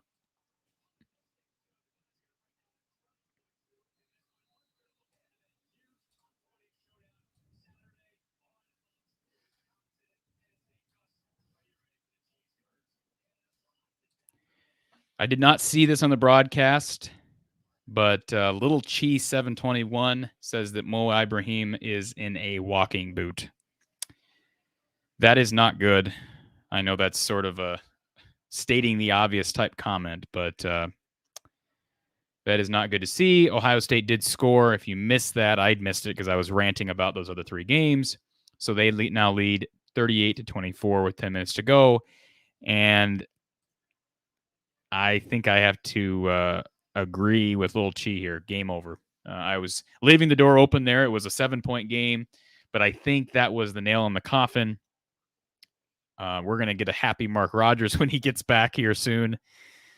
The screen pass, yeah, that killed him. It was third down. You get a stop on that play, and you got a chance, but was not to be. And Tyler Campbell, exactly right. Speed kills, athleticism kills. And again, the margin is that big when you're playing a team of the talent, skill level, recruiting premise of an Ohio State, Alabama, Clemson, whoever.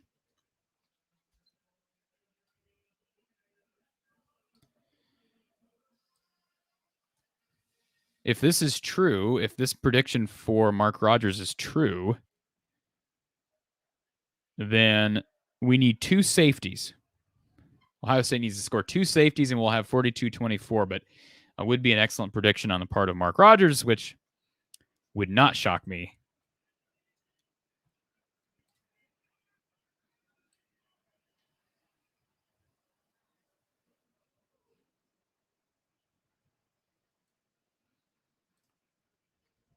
Mr. HD says Boise State all over UCF.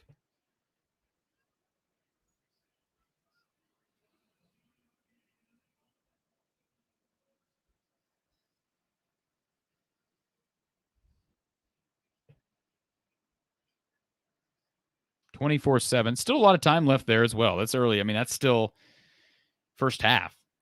So I would encourage everybody who's watching this game at the conclusion to flip it either over there. If you have the Pac-12 network, look at this. How about number 24 Utah now? The lead has been trimmed to 9. It's a 9-point lead for the Utes, who are ranked number 24 in the country over Weber State.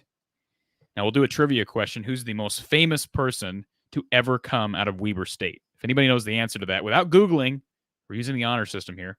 Let me know. I have my selection. Of course, that's up for debate. But who's the most famous person to ever come out of Weber State? Tennessee leads Bowling Green right now, 28-6. Arizona State just underway against Southern Utah. North Carolina State blanks.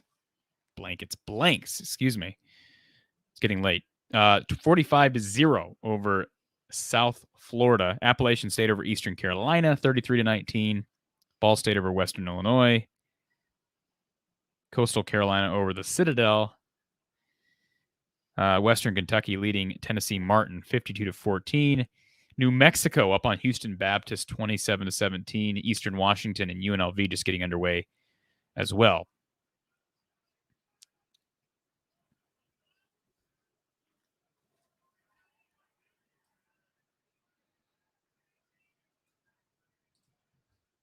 I absolutely agree with this comment. I hope Ibrahim's injury is not severe. This is the type of thing that could totally derail Minnesota. I keep saying Ottman Bell, and you may wonder, well, why do you keep saying that? Because you take away Ottman Bell, and Ibrahim is literally the only significant skill position talent that I think of when I think of Minnesota. Take him away, they are up a creek without a paddle. Rogue Jokers. Or Rogue Joker X, I should say. LSU left here in whatever BR stands for. Again, it's late. A couple days before, and they have been practicing at NRG Stadium. To get practice under their boat, yeah. So, and I'm not saying that LSU is going to have a physical issue playing in this game. I'm just saying from a mental standpoint, an emotional standpoint, a lot of these guys have to be thinking about family, friends, their school, their alumni. Just everything, I think, could easily affect them in this game.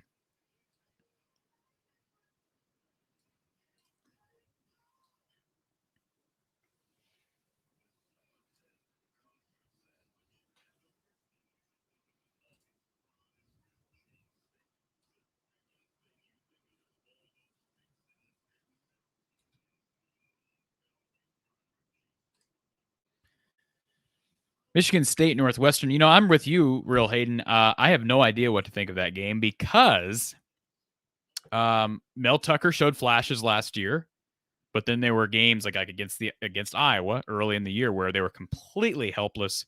Rocky Lombardi was just terrible at times. But Mel Tucker, there were some people in the media that really downplayed that hire. I think that was a good hire. Now I look back at that and I think that was a good hire. Don Patterson actually knows Mel, I believe, coached with Mel. I'll have to ask Don that when, of course, they don't play Michigan State this year, but I'll have to bring that up to Don. I look at Northwestern. I never count them out. In fact, again, go over, watch my picks, watch my predictions from the Hawkeye of the Storm on YouTube during our official preseason, or I should say, season prediction show. I picked Northwestern to beat Iowa.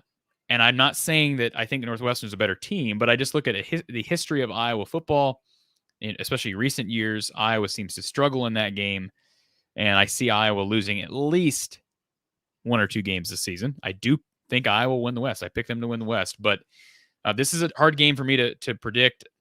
Big Ten Network did not really say great things about Northwestern when they visited. I could see this being a down year for Northwestern. It seems to either be 9 and 3 or 3 and 9. It's feast or famine for the Wildcats. I would probably pick Michigan State at this point. I don't believe we had this in our media picks this week with Mark Rogers, but I would probably take Michigan State at this point. But should be a good one. I'm intrigued by all these Big Ten games right now, even the ones that don't involve two Big Ten opponents. If it's just one Big Ten opponent, I think Rutgers plays Temple. I'll watch as much as I can because we haven't had games with fans since, again, 2019. Can you believe that?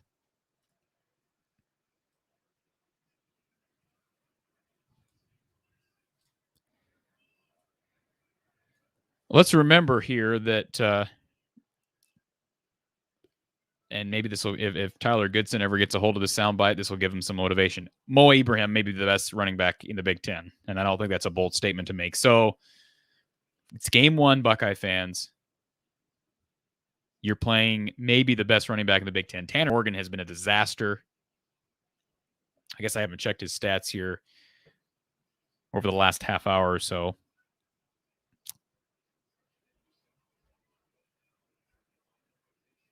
Okay, so he's improved his numbers. He's now 11 of 19, but just 149 yards and a touchdown. I just think they're limited because without Ottman Bell, you lost Rashad Bateman. They're limited in the passing game. They're very dependent on Mo Ibrahim. But at the same time, this is game one. Ohio State has figured this out in the second half. Minnesota is still fighting here. They've got 3rd and 8 now in the red zone. All right. Down 2 touchdowns, but they are still in this game.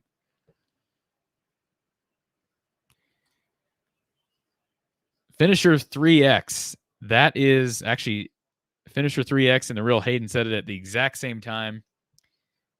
That's what I was thinking as well. Dame Lillard. If anybody has somebody else from Weber State that's more famous than Damian Lillard, let us know. But that's the only name that come to mind. And what a steal. I mean, I don't want to get into an NBA talk here, but what a steal for the Trailblazers to get a guy who Weber State. And what a steal for Weber State. I mean, you think about the recruiting landscape. How do you miss on a guy like that? How does he end up at a Weber State? So 3rd and 9 here, and Minnesota with a completion inside the 5. They're at the 2-yard line now, and game's not over. I did say it was over. I still think it is over, but technically it's not over.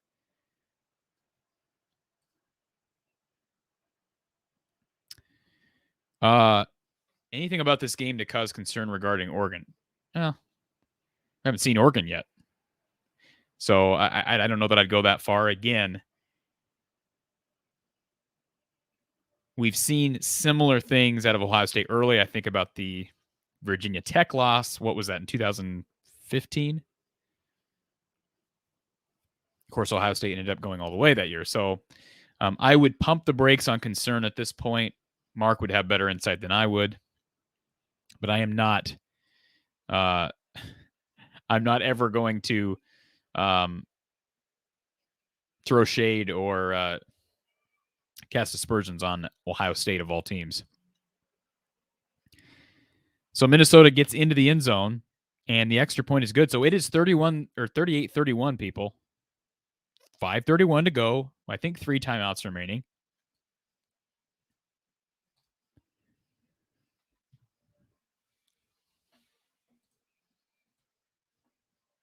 Again, our line is open. If you want to call and talk about this game right here, call and talk about this game. Our number's right there at the bottom. 860-499-3332. We took one call earlier. We appreciated that call. It was an Iowa-related call. We appreciated that.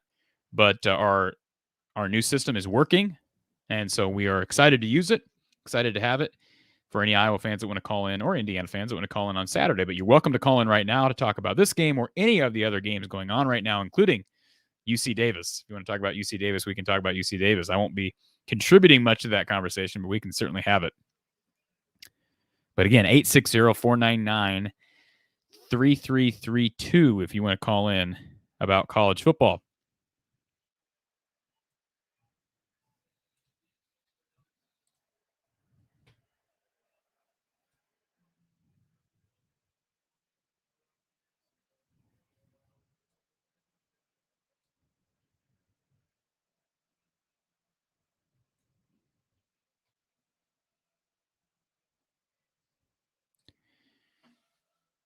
Hummus Hero can't put the Gophers to bed. I'm telling you, this is a good team. You add Ottman Bell and a healthy Ibrahim. This is a team that's competing for the West Division title. Both guys' health, both their health is in question right now. But this is a team that can compete for a division title. And this could be a preview. I mean, it could be. I don't want to say that as an Iowa fan. It could be a preview of the rematch between these two teams in Indianapolis. And obviously, you hope that both teams are healthy for that, if it were to happen.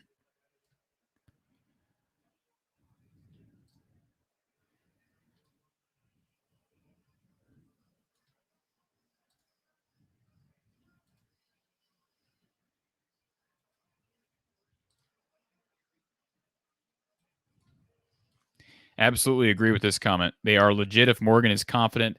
I would add again, they have to keep Ibrahim and Ottman Bell healthy. There's no question about that, especially Ibrahim.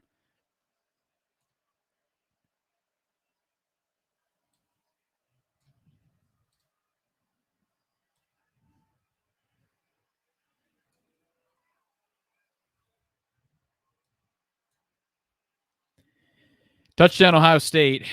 Minnesota's defense is a sieve right now. I think they've sort of hit a wall, which is too bad for Gopher fans because they were, again, holding Minnesota down nicely, at least for much of this game. But, and Olave, boy, he stayed in bounds. Dancing down the sideline is Chris Olave, and he definitely stayed in. Absolutely stayed in.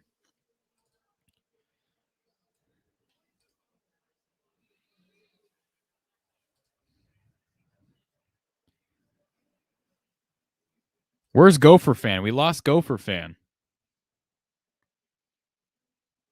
We're not going to make fun of you, Gopher fan. You need to come back.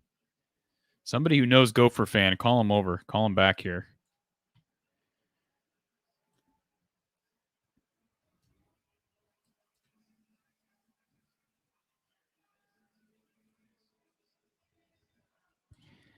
The fat lady.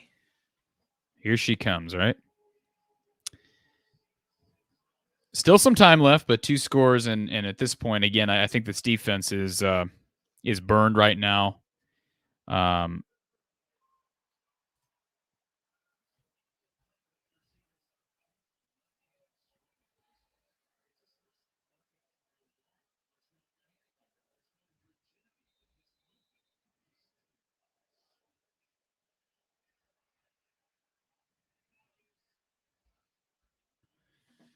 So the call is confirmed by the officials. Ohio State now with the extra point. Kick is good, 45-31.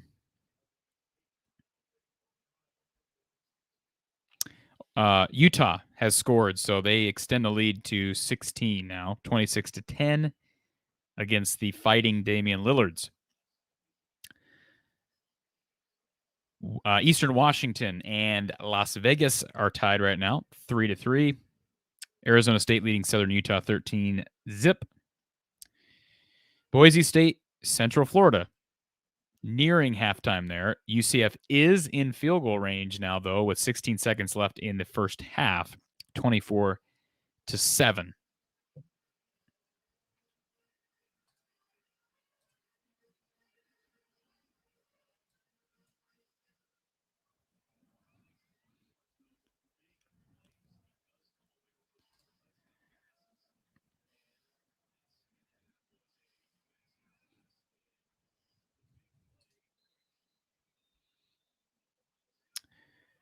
It's been 24-7 here for a while, this Boise State Central Florida game. I will say that. And now it is 3rd and 2 with 14 seconds left.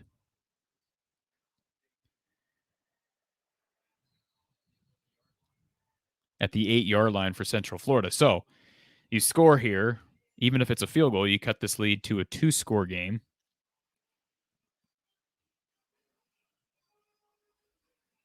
A lot of game left. College football is college football. Games can turn. We saw that in this game. It looked early. It was what, 10-0 Ohio State. Minnesota comes roaring back. Ohio State comes roaring back. Minnesota. I mean, this is, they say basketball is a game of runs. College football can be a game of runs as well. We've seen that tonight. Touchdown Central Florida. So they cut the lead to most likely 10 if they can make this extra point. They do make the extra point. It's 24-14 now.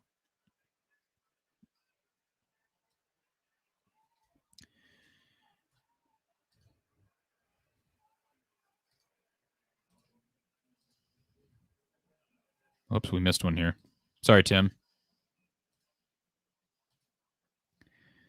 People keep commenting, and then I lose it. Try this again. There we go. The Big Ten is going to win a lot of bowl games. I agree. And it better after last year. Again, if you missed it and you're just getting here now, UC Davis defeats Tulsa 19-17. That's the big storyline tonight, right? College football fans? That is the big storyline. UC Davis over Tulsa 19-17. Mike, 3883, good to see you here this evening. You have any comments on the Iowa game? Feel free to comment or call. For anybody new to the stream, again, our lines are open right now, 860-499-3332. We did have one caller earlier, which again was able to confirm that our lines are working correctly, which makes me happy because that means our post-game show for Iowa, Indiana, which will be live on the Iowa at the Voice of College Football channel Saturday after the Indiana game. We will have Don Patterson for our broadcast. That will be able to be call welcoming. So again, you're welcome to call this evening. Our lines are open and the number is at the bottom of your screen.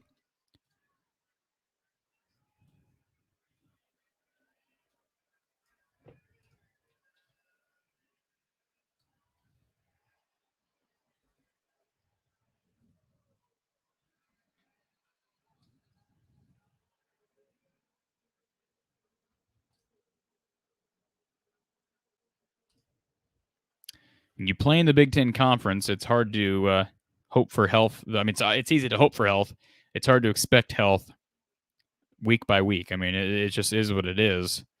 And especially early on, you have to think that, although it is cooler now, I don't know what the temperature is in Minneapolis right now, but you have less cramping issues when it's cooler like this.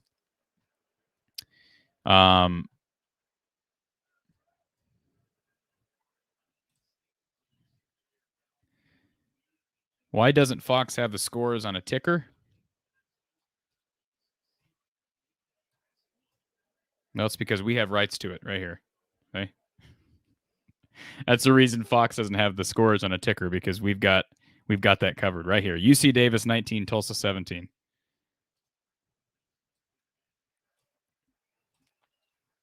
All right.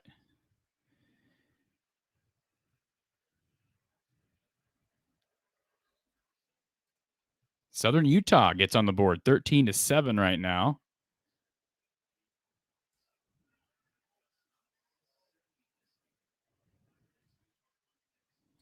The real Hayden, you going to be at the Iowa State game?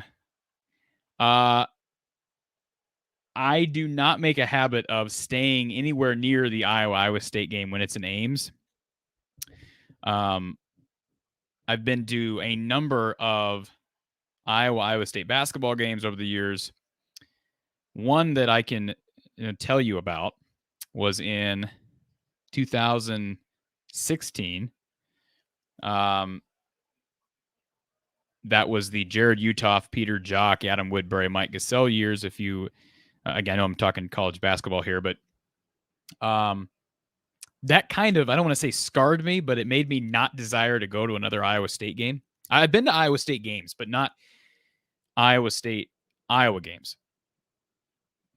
Iowa lost a 21-point lead in that game. And it wasn't because of the lost lead that I had that opinion, or I formed that opinion. I just wasn't overly impressed with the road crowd. I talked earlier about Minnesota. I went to a Minnesota-Iowa game up in Minneapolis 2 years ago. My wife and I traveled up there for the weekend, went to a game. It was a hostile crowd. People were sort of rude to us in a way, but the Iowa State fans were like, I give them credit. Like, they're loud. And when Hilton's rocking, it's rocking. Now, it hasn't been rocking since the Hoiberg years, but there was just something about the atmosphere that I just didn't love. And, obviously the incident 2 years ago with the Iowa State fans and the Iowa band. If you're an Iowa fan, you know what I'm talking about. Maybe if you're not an Iowa fan, you know what I'm talking about. But some band members sort of, I think, I don't want to say riled things up, but they did. They marched through some Iowa State fans, a large group of Iowa State fans. They were playing their instruments, playing their trumpets, blah, blah, blah. And they got assaulted. And they wonder why they got assaulted, because they, instigated. But anyways, I really try to avoid Ames that weekend. I've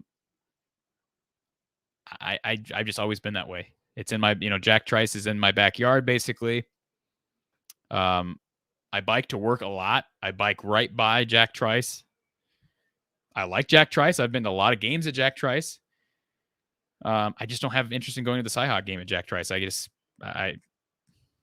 Now, I will say this, and this is a preview to everybody, anybody that follows from the Hawkeye of the Storm. And we may even do it if it's not a college game day game, but if ESPN College Game Day is there week 2 for Iowa and Iowa State, we will likely broadcast from around the stadium either the evening before or actually, should say, or the morning of the game. All right. We will actually do a live broadcast from around the grounds. But I will not be going inside Jack Trice Stadium for that game.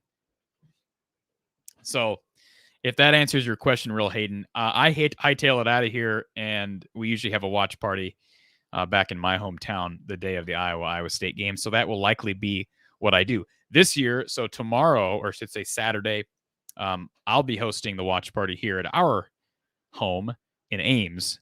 But again, next week I'll likely be leaving. Josh Chandler, is Iowa the favorite to win the West? I think most pundits are picking Wisconsin, but if you watch my preseason prediction show, yeah, I'm picking Iowa. I think Iowa, and I'm not a homer because, I am a homer. Who am I kidding? But if you look at past years, I do not consistently pick Iowa to win the division. I think given Iowa's strength, I said this earlier in our broadcast this evening, given Iowa's strength across the board, I believe that Iowa is primed for a division title. Lots can go wrong. I'm not putting money on this, nor would I ever. But I think if Iowa can at least develop decent quarterback play, they will be fine. All right. Injuries are an issue. There are several positions, a number of positions, but you could say the same about Minnesota. You suffer a couple major losses, it can derail your season. I remember 2012, and I'm not saying injuries were the reason for that 4-8 season, but a couple offensive line injuries in that Penn State game at home just killed Iowa. I believe it was 2012. I believe that was Brandon Scherf and Andrew Donnell, but I could be wrong on that. But they kill you, especially when you're a developmental program. And certainly Iowa is. So, I'm picking Iowa. Certainly that Iowa-Wisconsin game should be a key element of the race. But as you've seen tonight, a healthy Minnesota team is in contention. I don't know that Northwestern's in contention, but as soon as I say that, they'll end up winning it. I picked Northwestern beat Iowa.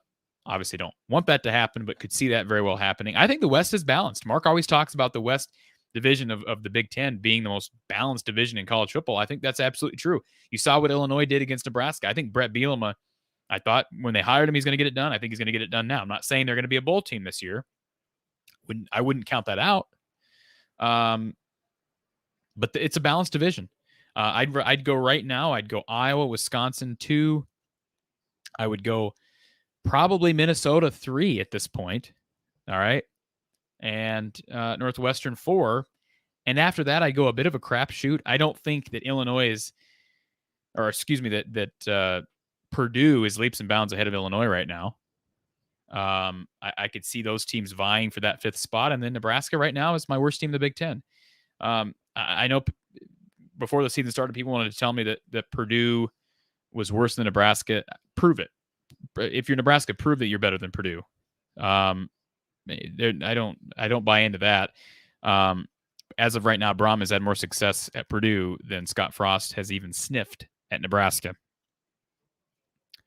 But it should be a great race. And whoever commented earlier, Ohio State is beatable. That's true. Again, I think a lot can change over the course of a couple of months. But as of what they look like tonight, they do look beatable if you bring it. And obviously, you always have to bring it if you're going to beat an Ohio State team. But as we saw in Iowa City in 2017, it is possible to catch fire and knock off a top 5, top 10 Ohio State team at home. Now in Indianapolis, different story. If Iowa goes into Indianapolis, 11-1, 10-2, certainly I won't be counting out Iowa to win that game, but a long ways to go before we start talking about the Big Ten championship game.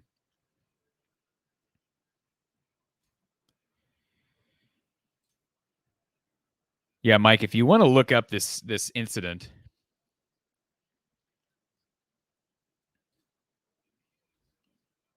see if I can find it.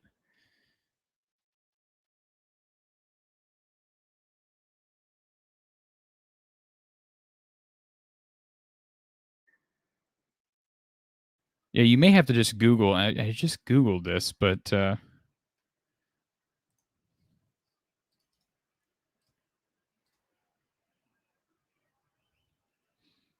going to throw this in the comments for you, Mike. If you want to read this Yahoo article of this incident, yes, in 2019, some abuse and some other claims. I don't really know if anything came of it from a criminal standpoint. I doubt anything came of it. And I was not, it was very frustrating because you hate to see that in any rivalry. But again, I think it was two-sided. Not saying that instigation is an excuse for abuse, but it was two-sided.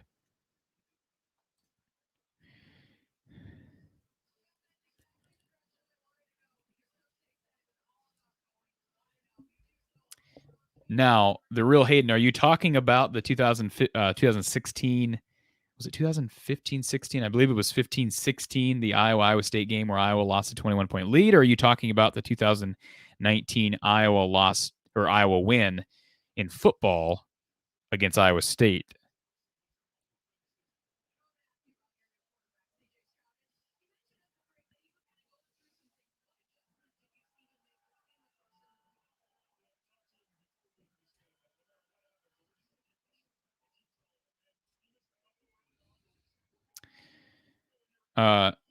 Dano, or is that Dano? State will take Iowa, period. Easy. Are you talking about Iowa State taking Iowa? And if you are, I could see it. I encourage everybody to go over to From the Hawkeye of the Storm to check out my picks. But I picked Iowa State, but I did not pick them in an easy game. So I would challenge that. We do have a call. Welcome to the Voice of College Football. Who do we have on the line? Yeah. Well, I'm used to talking to Mark. This is David. I'm a big Buckeyes fan, and just wanted to talk about a little bit about what I just saw. Sure. What do you got? With the Ohio. Yeah. Well, as an Ohio State fan, I came in with some concerns this season. The main concerns, and it actually played out unfortunately in this game, was the back seven of the defense. I was, concerned about the linebackers in the secondary. It was a shame. I think we were down a couple guys I'd heard in the secondary. I think Banks, who might be our best corner, didn't play, and then Cam Brown, who's going to be a key player, was out as well. So I thought the defense could have played better. But, I will say this. This is a better Minnesota team than I probably gave them credit for being, just considering they have an experienced quarterback, a really good running back. And if I'm not mistaken, I think they have most of their offensive line back, if I'm not mistaken. Yeah. Am I accurate on that? I think you are. And I said it earlier in the show, people were, and I'm not saying you were doing this, but I think people were writing off Minnesota far too early. And when you do that, especially game one on the road during the week, hostile crowd, we haven't had a crowd at any game in a couple of years. I think I wouldn't be, again, you know Ohio State football better than I do, but I wouldn't be pumping the brakes on Ohio State season just yet. No, I'm not. I mean, but I'm judging Ohio State kind of as like an independent, entity here. And, sure. As far as from the standpoint of what I see our strengths are and what I see our weaknesses are, and knowing the goal that we're chasing as an Ohio State fan. I just, as I said before, I mentioned this to Mark, we're going to face better passing games probably down the road. And I worry, eventually is our secondary and our linebackers and just that back seven of the defense going to be up to it. Now, I thought our defensive line would play a little bit better, but again, maybe you got to give Minnesota credit because their offensive line is good and experienced. Although I did think Zach Harrison maybe made the play of the game, that strip sack and Pascal Garrett picking it up for the touchdown. So I still think the D line is going to be strong, but I just don't know still if we have that guy. You know what I mean? Yeah, I hear you. I will say this: defensive line and defensive Ohio State's defensive line. And again, you're more of an expert on Ohio State than I am, but I look at Mo Ibrahim. He did have 162 yards, but Ohio State really slowed him down the second half. Now, part of that was because Ohio State took the lead and they kind of had to abandon the run, but it took 30 carries to get there for Ibrahim. So, obviously Morgan's numbers were inflated late because of being down and having to throw more. I don't know. I think I'm gun shy as a Big Ten guy just over the years seeing Ohio State. Again, I go back to Virginia Tech in 2015, kind of a dud early, and then we know what happened. Well, and I think they're playing some younger guys. They're playing some younger guys on defense, and in particular, and they've got to get some of that position group, particularly the linebacker and secondary position, straightened out. I do think from an offensive standpoint, I just have to say, the Williams-Henderson combination at running back looks like it could be extremely deadly. As far as Mayan Williams and Travion Henderson, I'm really excited. So give me some insight into that. I don't mean to interrupt you there, but give me some insight into that, because I guess as an Iowa guy, my perception of Ohio State heading into the season was this was Master Teague's backfield. Am I just completely wrong on that, or have I been in a different universe? Well, I'll be honest with you. I've been a little bit hard on Master Teague. I went as far as to call him a glorified fullback. But I mean, and that's being about as tough as I can. I guess just from the standpoint is he's just so north-south. He just doesn't seem to have the explosiveness, the ability to make people miss. Bottom line, I just don't see him as a home run hitter as a running back. If you want the long and short of it, he's not J.K. Dobbins. He's not Ezekiel Elliott. There's no question about that. Right, and that's setting the bar really high, because those are probably two of the top 4 or 5 running backs I've seen play at Ohio State, and I started watching Ohio State football in the mid '80s. So I think that. But I do think that Williams and Henderson have that ability. And the other big thing is I love our offensive line. I think this offensive line is top notch. And I thought you saw some of that as this game wore along too. So, yeah, I think the big thing with our team is I love our skill. I love our offensive line. And that's why I think Stroud or whoever our quarterback is going to be productive. So if you look at, I'm looking at the schedule right now for Ohio State. Obviously, Oregon is on the minds of every Buckeye fan, and I get that. But as far as the Big Ten is concerned, I think you lose to Oregon, and obviously this is way too early to be talking about college football, but we'll talk about it because it's what's college football. But you lose to Oregon, it does not eliminate you from playoff consideration. You run the tables, I believe you're in comfortably with one loss. Who else on the schedule worries you right now? Are you looking on the road at Indiana? Are you talking about, Penn State at home? I mean, who's beating Ohio State besides Oregon? I would say this. I mean, I still have to see Oregon's offense to know how much they're going to concern me, because I think it's going to be going to take a team with an offense, somewhat similar, if not even a higher level than what you saw tonight. A quarterback with some experience, some skilled players that can really cause problems for our defense. But I mean, I think that going down the road, I think, Indiana had some of that type of talent last year, and they've got Penix back at quarterback this year. They lost one of their two receivers. I think, did they lose? I confused. They got Freifogel back. They lost Fillier. Okay. Right. Yep. And I know they've got a new running back, so I think they can cause some problems. I actually think Penn State can too, because I do think that they're going to be better this year. Although I have to see it against Wisconsin. That game is huge to me, because I mean that could be Ohio State's biggest challenger on their side of the division, and then the team that they obviously could be playing in Indianapolis. But the one thing about Penn State is I just have never been sold on Sean Clifford at quarterback. I watched him play in high school, and I've watched him play at Penn State, and Penn State's got pretty good talent. I mean, Dotson's really good at wide receiver, and they've got backs, but I've just never been the biggest Sean Clifford fan in the world. I haven't either, and I know I keep bringing up the Big Ten Network. You really have to read between the lines when you listen to the Big Ten crew and their bus tour, and that was one thing they brought up. Just not impressive at quarterback. And when they say something like that, I listen, because obviously they're going to be pretty favorable towards everywhere on the field. And that was one of the observations. They just weren't real comfortable at quarterback, and I don't blame them, judging from what I saw last year from Clifford. Well, and that's why I'm picking Wisconsin this week. I mean, well, I would say the home field factor. And, I mean, I liked what I saw from Mertz before his season got ruined from COVID last year. I know it was just like a smaller sample size, but, Wisconsin's always been built around offensive line and running game. I mean, they obviously haven't had a truly great quarterback since they had Russell Wilson for that 1 year. But I think that Mertz could be that good. I mean, maybe I'm overhyping him a little bit, but I think he's got potential to be that good. That's why I think Wisconsin wins this week.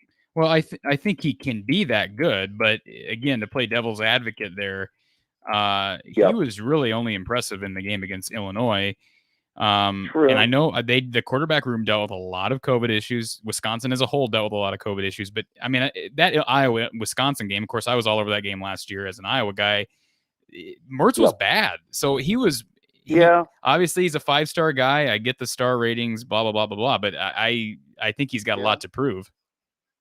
Yeah, maybe I'm buying a little bit of hype. Maybe I'm just taking him this week because he's going against Clifford and Penn State, but in Wisconsin's at home too. But what do you think? Is that you think that's a pick 'em, or who do you like? I see that as being a low scoring game, and I do kind of feel it's a pick 'em. I mean, I look at Wisconsin. Built on a strong rushing attack and really took a step back last year. I know they're high on the new kid. His name slips my mind at the moment.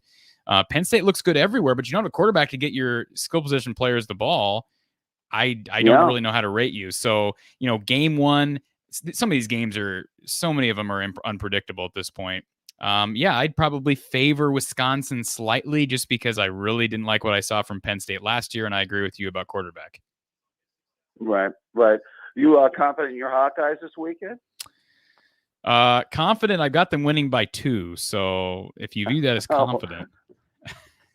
Well, I mean, I think I was going to be better this year. I do. I agree with you. No, I agree with you. But I think Indiana's going to be pretty darn good. And let's remember that Spencer Petras, this is his first time playing in front of any crowd. I mean, and now Penix, you look back, he hasn't really played in front of crowds either because he dealt with injuries a couple of years back. He didn't have any crowds last year. So it's just all this is fascinating. All these games are fascinating, but I don't know. I think Iowa's strong everywhere. I do think they're going to win the West, but it's dependent on a lot of things happening. With that being said, I would rather them win this week and lose to Iowa State week 2 because obviously that doesn't affect the Big Ten. Right. Well, Iowa State's loaded. So that's going to be a tough one.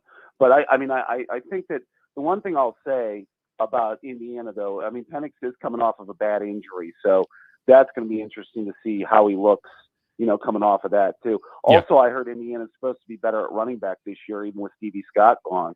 So Yeah, I think they're going to be better. Stephen Carr coming in from USC. I don't know much about him. Yeah.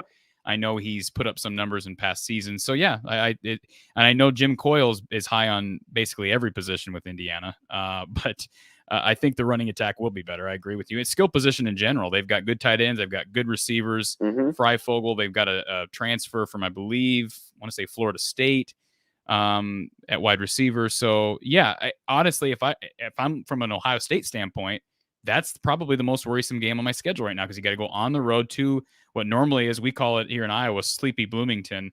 Yeah, I don't think it's going to be that sleepy this year. No, I still wonder if Indiana benefited from the COVID year last year, but I mean, Yeah, I'm with you on their talent. I mean, because they won a game against Penn State that was really, I think Penn State gave away the game. And, they caught, I mean, although, Michigan, we'll have to see this year if it was just an off year. But, I mean, they caught two programs in off years, I think, last year, too. Not to say that their talent isn't real. I do think that their talent is real. But I think you guys will definitely, going to Iowa, which is, as an Ohio State fan, the last time we went there, it didn't end well for us. So, I think that could be a tough play. So I want both of these games. I'm on the couch for Saturday. I think they're gonna be one possession games and great games. Absolutely agree, and I'm sure Buckeye fans will be interested in the Iowa game because of Indiana. So no, I'm right where with you. All right, my man. Well, hey, it was great talking to you. Yeah, good to meet you. Thanks for the call. Yep. Take care. Have a good night. All right, we've got a caller here. Let's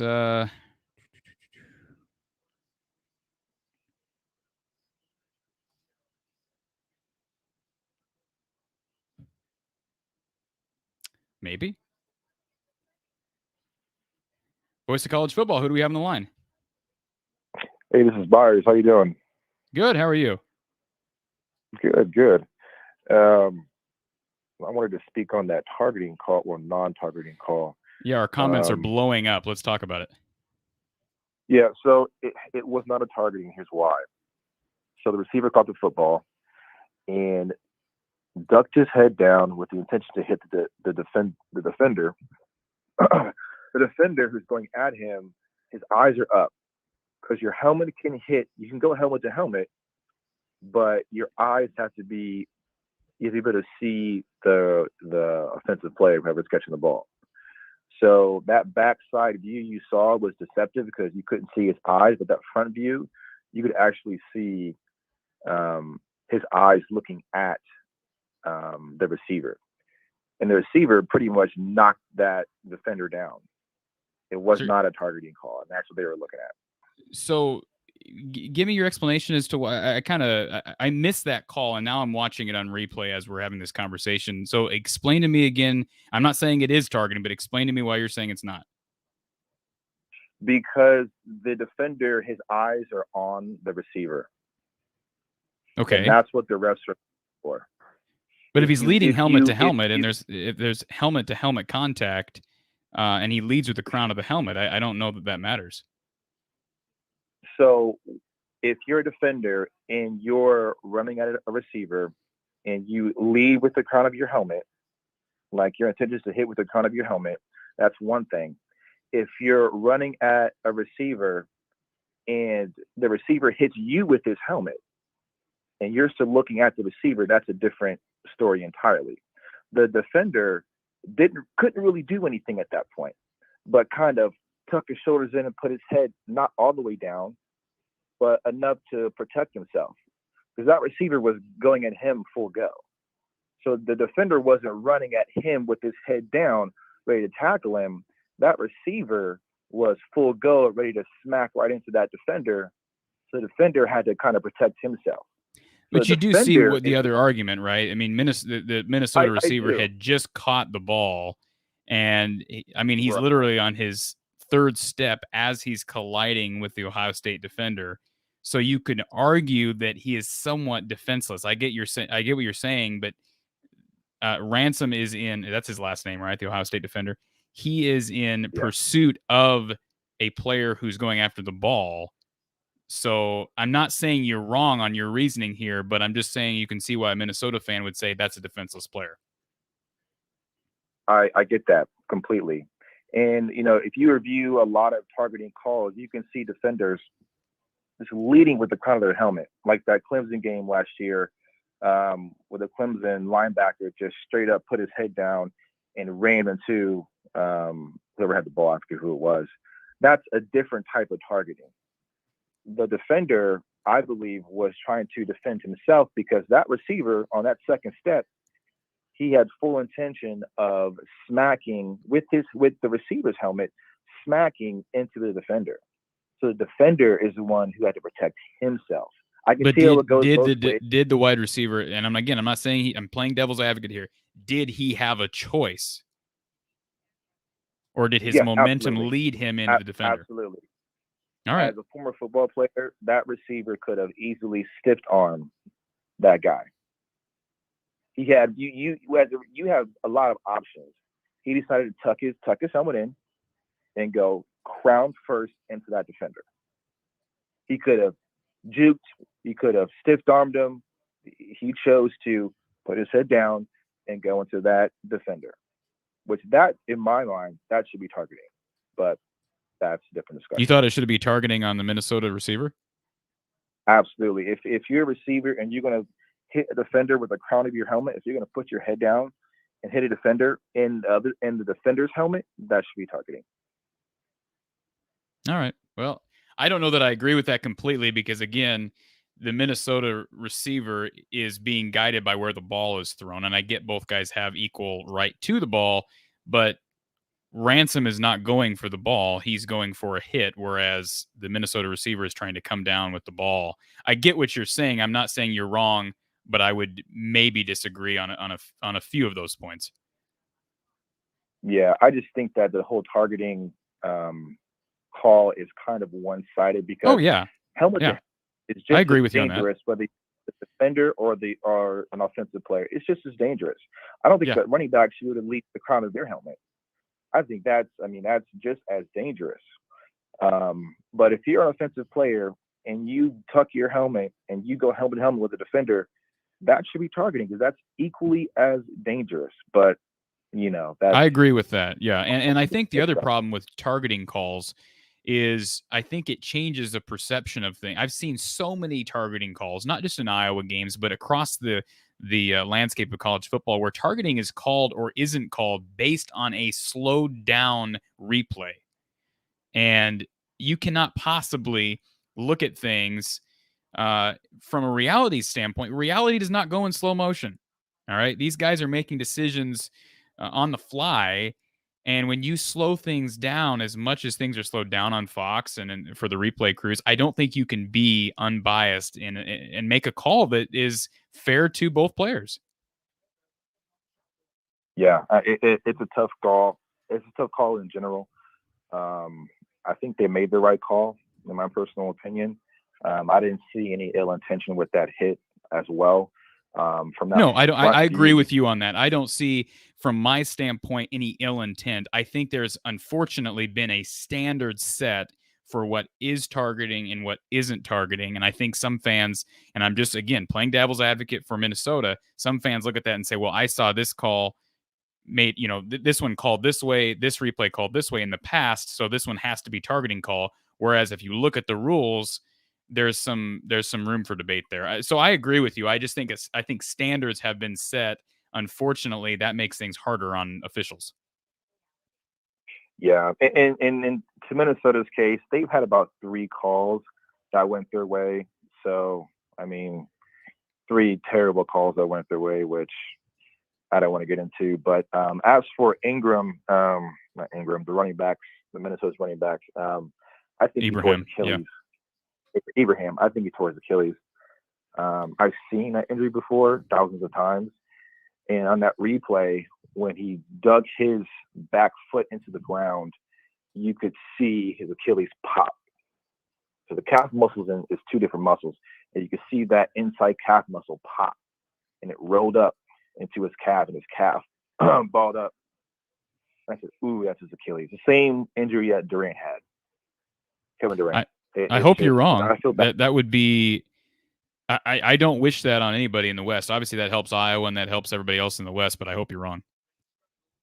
I hope I'm wrong too. It's heartbreaking. I truly hope I'm wrong, because I think this is his last year of eligibility, and to tear your Achilles, as an Ohio State fan, I didn't even care about the game. I just broke my heart, because I'm a bodybuilder. I've gone through my injuries. You know what I mean? I know what it's like to tear a major muscle and to be down and out for a year plus. It's heartbreaking. And I knew I'm like, oh man, that's his Achilles. That just like took the breath out of me. I don't want to transition here, but we just had a caller discuss their concerns with Ohio State's defense. What are your overall takeaways from tonight's game? I mean, defensively struggled against the run, but Tanner Morgan was really kept in check the majority of the game. What are your kind of takeaways? I wouldn't panic on the defense. Minnesota was doing things you don't normally see on a football field. I mean, they were switching out guys every single play. And it was a genius tactic by PJ, making the coaches coach, like they were saying on TV. But when you do that, especially for the first game of the season, and your players haven't done that in a real game situation, then you saw the second half, it kind of came back to bite them in the butt. It worked. I wouldn't hit the panic button, because you're probably not going to see that Ohio State for the rest of the season, at least that kind of defensive scheme. But it was smart. I'll give it to PJ. But you got to think about it. Our linebackers are inexperienced. They got some injuries. I think you had a true freshman in there.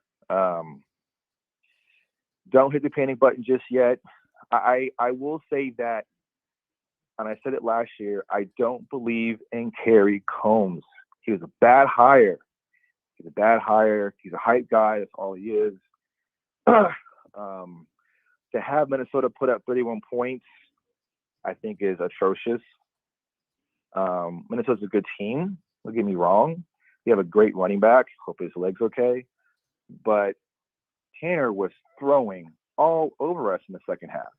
I mean, just right down the seam. Same play, I think 3 times in a row, right down the middle. And it's the same problem that we're having in the secondary. You know, it's Kerry Combs has to go.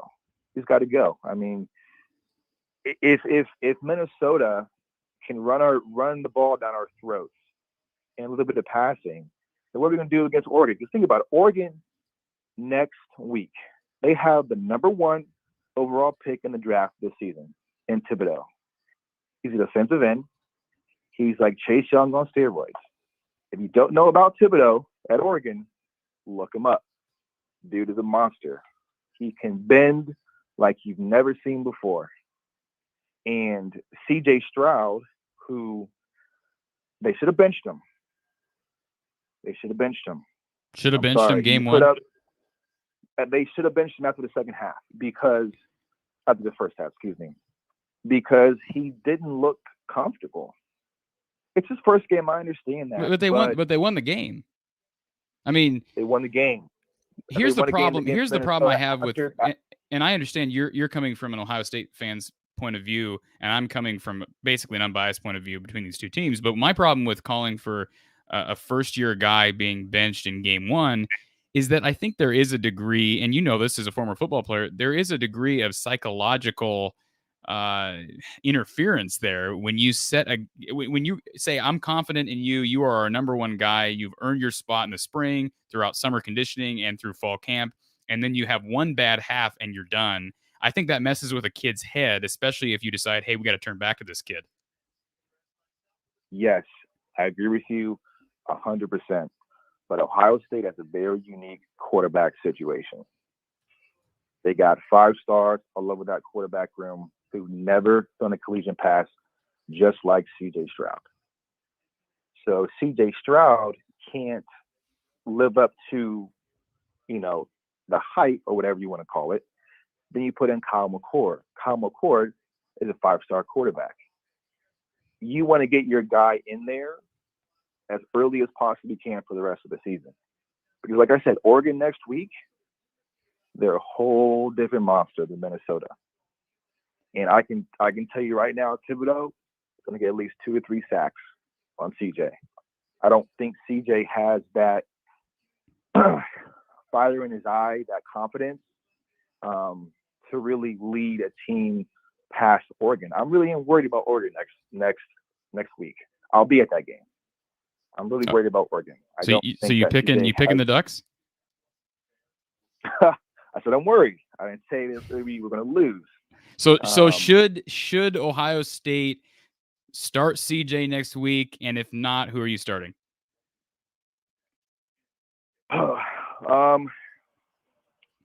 Should they start him? Yeah, they should start him. He's got a full game under his belt. He had some redemption in that second half of the game. Time will tell. If Minnesota's defensive line can mess with his head that much, like I said, Oregon's a different monster. Thibodeau is gonna get after him, and I don't know if CJ has the quickness to get rid of that ball in time and in the right place.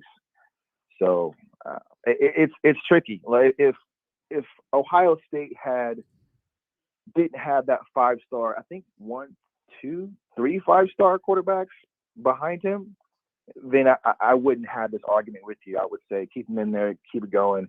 But no, he's got dudes. He's got dudes ready to step in and be QB1 for Ohio State. I'm not gonna argue with you. I would never consider myself to be a Ohio State expert, let alone know what's going on in the QB room. So I'll take your word for it. But you got to give a kid like Stroud credit. I mean, as far as resilience, coming back against a hostile crowd in the second half and work through the issues. I'm not saying he was great, but he worked through his problems in the first half. I'll give CJ Stroud that. He did phenomenal. With the running back situation, I've been talking about Mayan Williams since last year. I saw him in the Clemson game for 2 plays, and I was like, wow, that guy's amazing. I knew that Mayan Williams would take the bulk of the carries game 1, just based on, camp reports and stuff like that.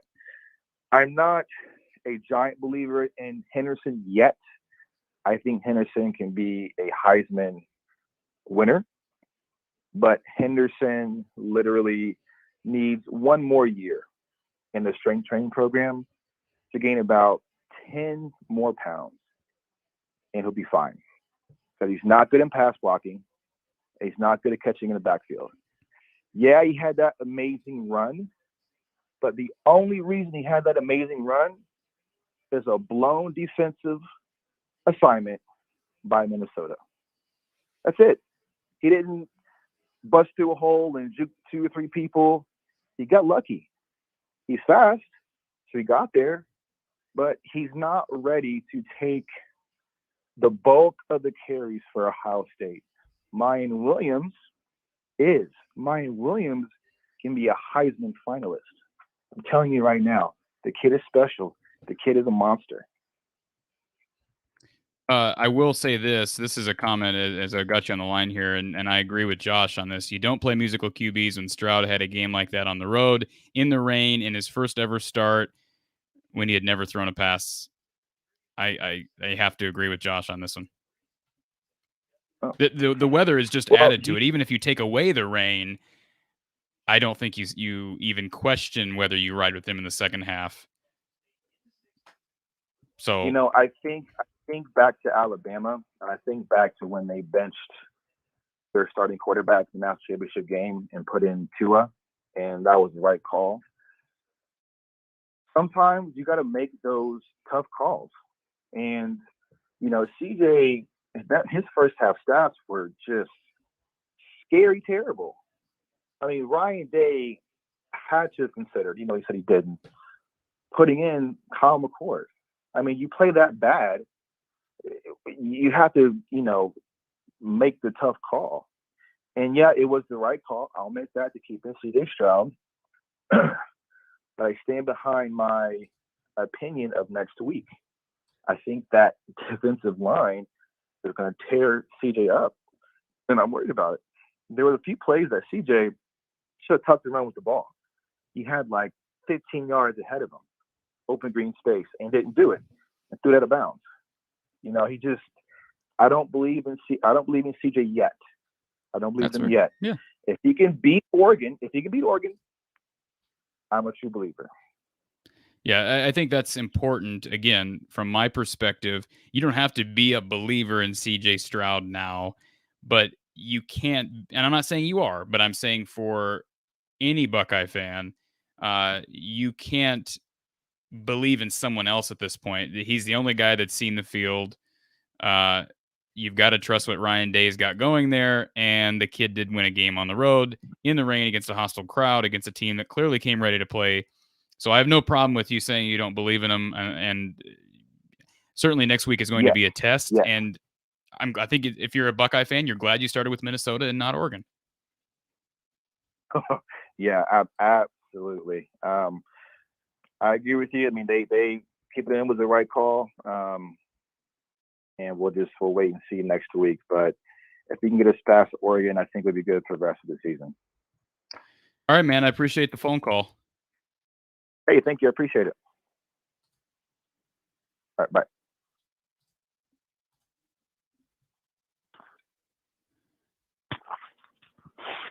Thank you for calling the Voice of College Football. Who do we have on the line? Hello, this is Lee. Hey, Lee. Hey, what's going on, man? Not much. You a Buckeye fan? Yes, sir. I just wanted to talk about the dude that was just on. First thing first, with CJ Stroud at the beginning of the game, I was kind of like, oh man, you know, maybe he should go out. But then I was like, you know what? He's 19 years old. He's a freshman. It's his first game, first start against Minnesota. That Minnesota team, that's a good team. That's a good team. That running back they had is probably like top 5 in the nation. So with CJ Stroud, I felt like Ryan Day kind of didn't put him in the right position to succeed at the beginning of the game. I think he more so probably put a little bit too much pressure on him instead of like more so leaning towards the run game to help him out a little bit. Once the run game started to, get moving, you started to see CJ Stroud get more confident and get more easy throws. So I felt like Ryan Day kind of, probably pushed him a little bit too fast on that. But second half, you seen them like, okay, let me go ahead and get this running game behind them. And you see the offense started to click. Defense, we have so many injuries, so many freshmen, so much inexperience. I feel like we're going to be better probably towards the end of the season. The Oregon game, I'm kind of worried about. But I still think we might win that game because the offense, because the wide receivers we have, and just the running game. Henderson and Mayan Williams, those two guys, we should be banking on them every single game. Like, we should feed off of them guys and, have Chris Olave and Garrett Wilson be open, just feeding off those two. We got to figure out this offense. Well, not offense. We got to figure out this defense. You got to figure out what's going on with these corners, get us a set corner instead of rotating all around. Legends Cavazos, whatever his name is, he blew like 2 misplays. Like the one missed tackle he had and the other one when he scored on him. We got to do better. We got to quit rotating. Let's get 2 set corners, even though, they was hurt, Seven, Banks, and Brown. Let's shorten the roster. Let's go ahead and start some of the guys, like 3 in the rotation. I love Denzel Burke. He was great. Proctor, he was great. Hopefully he's back healthy. What's my man? Eichenberg, he was great as well. The defensive line, they still not really getting there. Thank God for I forgot his name. Thank God for our one defensive end for getting that strip sack. Yeah. Harrison. I know you're talking about. Harrison. Yeah. Haskell Garrett. We just got to get more pressure. We got to get more pressure. I seen JT was in there. I seen Jack Sawyer was in there. We got great promise. It's just we got to get better with this. We're going to get better each game at a time. We're just an experience right now. And the linebackers got to step up for sure. So give me a dose of reality here. The previous caller was calling for Stroud to be benched at halftime. Were you anywhere close to that at halftime today? No, I wasn't because, it's raining, it's pouring down. I just felt like Ryan Day kind of just, he kind of pushed it a little bit too fast. I felt like, give him some easy throws, like, lean on the run game a little bit and, help him out like that. Don't just, okay, here you go. You start throwing the ball all over the place. It's 2nd and 10, we're going to throw the ball. Like, run the ball, get some yards. Then third, you run the ball, maybe you get a 3rd and 5, 3rd and 3 or something like that, something manageable. I think CJ Stroud is going to be great. I really do. I think he's going to be really good. Just, had to calm down. He's 19 years old. I mean, what do you expect? Yeah, and again, I go into the weather. You have a rainy field.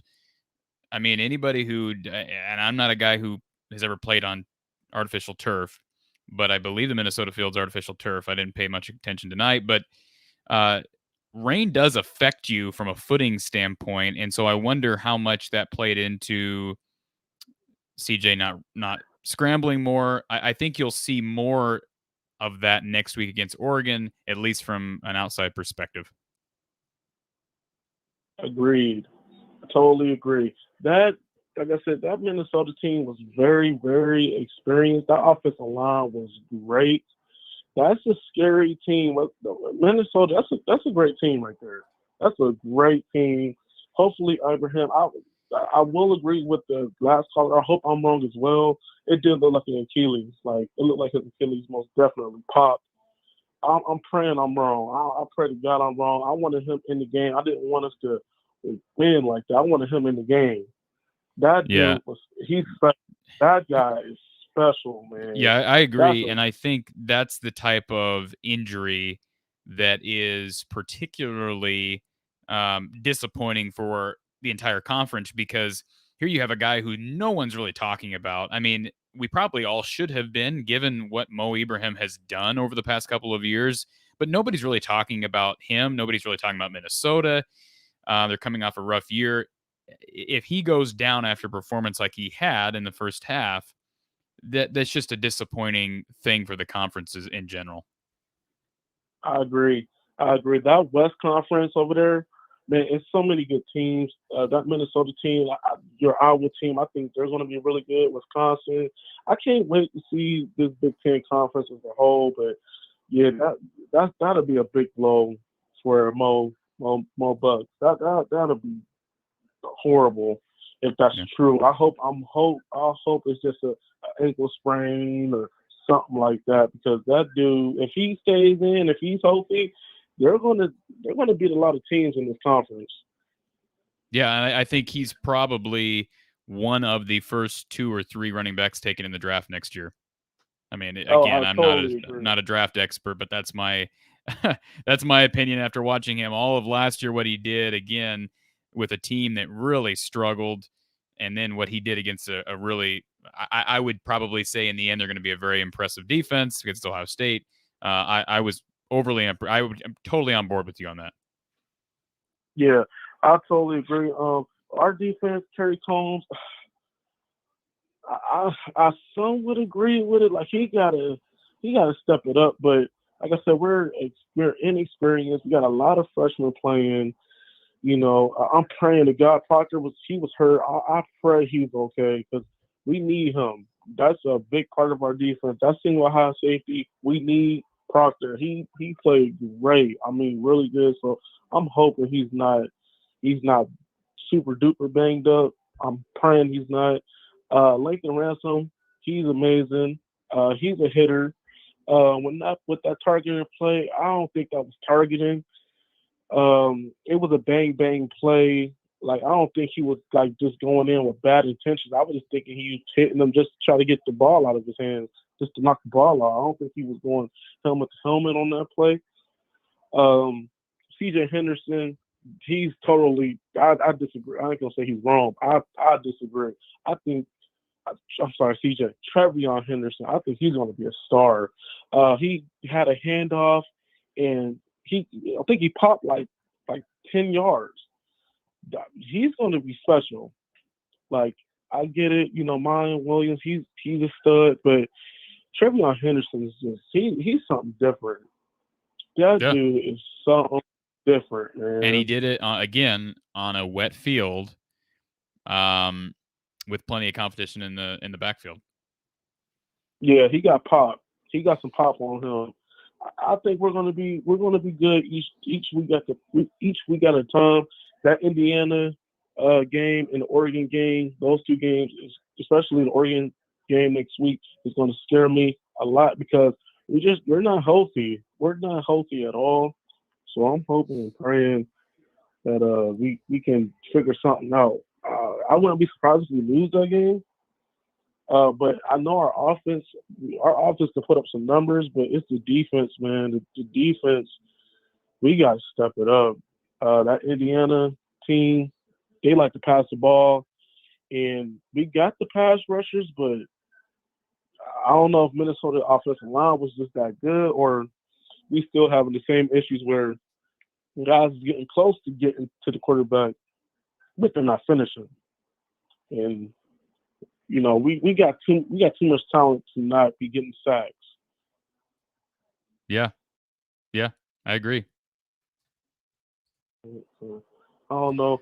I'm happy about my Buckeyes. I believe in C.J. Stroud. If Ryan Day would have pulled him out, it would have hurt him. He wouldn't have been the same if he would have pulled him. Yeah. That goes for any. That goes for any. I say that to the same people who wanted Petrus to sit last year. I did say, after anybody who follows Iowa football, after 5 or 6 games last year, Spencer Petrus was putting up the same numbers every single game. I said maybe it's time to turn to an Alex Padilla or a Deuce Hogan, but then he figured it out in game 5 or 6. But I think what most head coaches in the Big Ten and across college football understand, and that's why they are actual coaches, not armchair quarterbacks or couch coaches. They understand the psychological effect a move like that makes. And I don't care if CJ Stroud's a 5-star kid or not, and I don't care who's behind him. You don't want that game 1. Again, on the road in rainy conditions against a team that came ready to play, and one of the better teams, I think, in the West. Yeah, I agree. I'm proud of C.J. Stroud, man. I'm proud of him, man. He did good. I'm happy about Ryan Day, man. He's a great coach. Somebody said that Ryan Day, after the performance today, he's not a good coach. He's not good. He's not a good coach. Man, this dude know how to scheme up plays, man. He is a home run hitter. Like, he's not scared. He's going to put points on the board. This is a new generation of quarterbacks, Justin Fields, Haskins, and now C.J. Stroud. We're throwing the ball now. We're explosive now. I wouldn't trade C.J. Stroud, and I wouldn't trade Ryan Day. I'm trusting the process. It's one game we won, 45-31. As Ohio State fans, we get spoiled sometimes and we expect to blow everybody out, but there's some good teams in this conference for sure. And Minnesota, wonderful.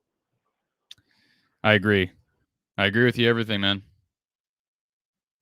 So I'm just gonna say, man, all my Ohio State fans, man, go Bucks, man. Believe in C.J. Stroud, believe in Ryan Day, believe in this team. We're gonna be all right. One game at a time.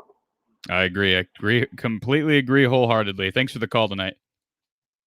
All right, man. Thanks for having me on.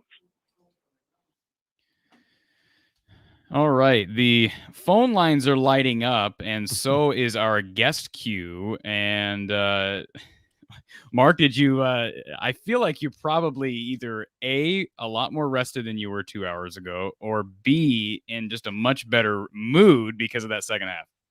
I am not more well rested. There's no question about that. So for those people that saw me on the edge leading into my 2-hour respite, probably would be surprised that I made it through the second half, but it was a very intriguing second half. Certainly. So I had no issue staying awake. I was on the edge of my seat. Very entertaining ball game. I was both disappointed with some areas of the Ohio State football team, but impressed in other ways. It's been interesting sitting here for the last 15 or 20 minutes, listening to the dissenting views come over the call-in line, and some interesting perspective out there. As you already knew, Corey, Ohio State fans have high standards.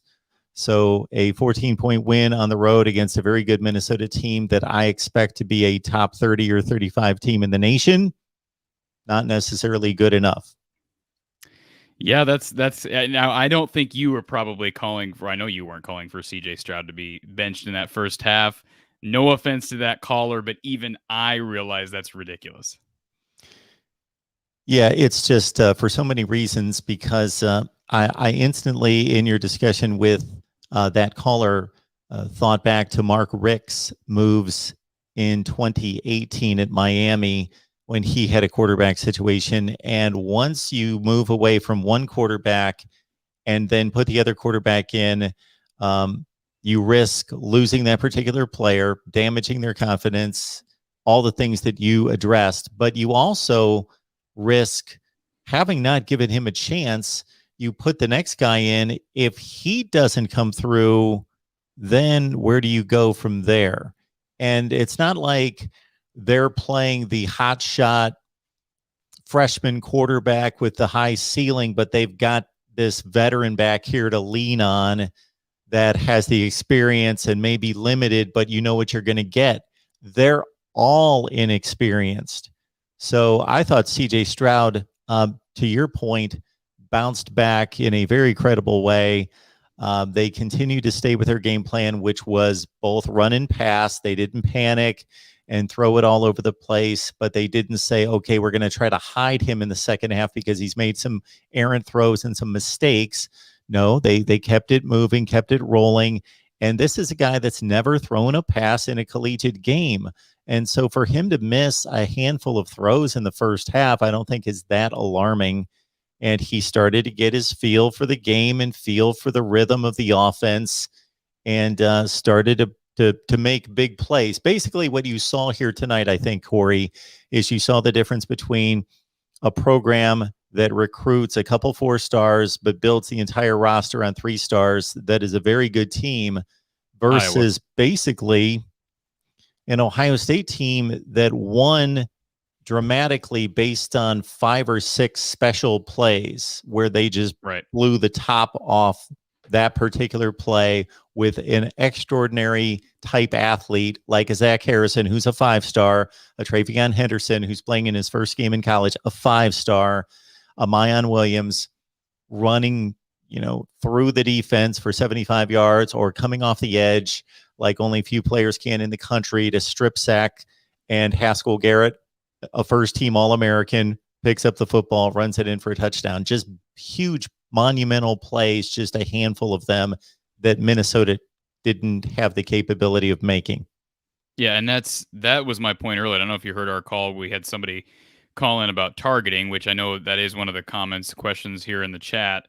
But one of the other comments was just about how small the margin for error is in a game like this for Minnesota.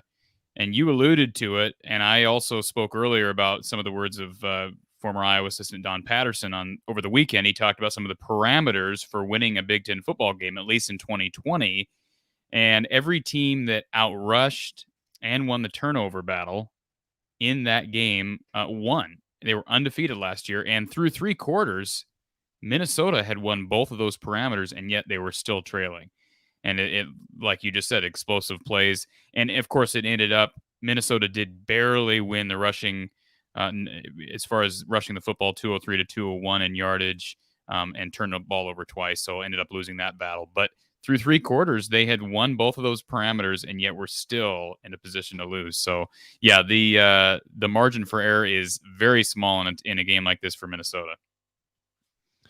Yeah, there's much to talk about. You unpacked most of it with the help of all those calls, so we appreciate, obviously, the passion and everyone's interest in college football here, and we will continue on for the next couple hours to talk about Ohio State and Minnesota, or we can move on to other games and certainly preview the weekend and as I often say, Corey, the folks in the live chat and on the call-in line, they know that they ultimately produce the show. So whatever they want to talk about concerning college football, we are here. We've got a very entertaining game going on in Orlando that was not supposed to be a West Coast type of time start, kickoff time for us here in the Eastern time zone and the Central time zone for you, but they just went to the fourth quarter and UCF just took a lead over Boise State in a high-scoring, entertaining game.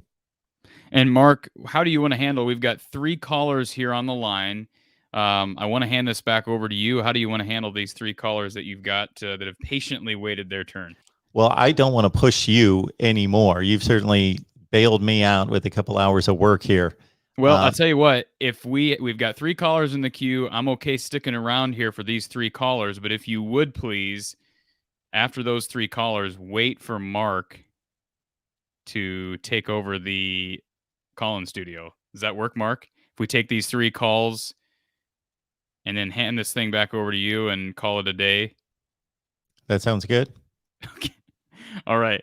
We're going to try to keep these calls to under forever.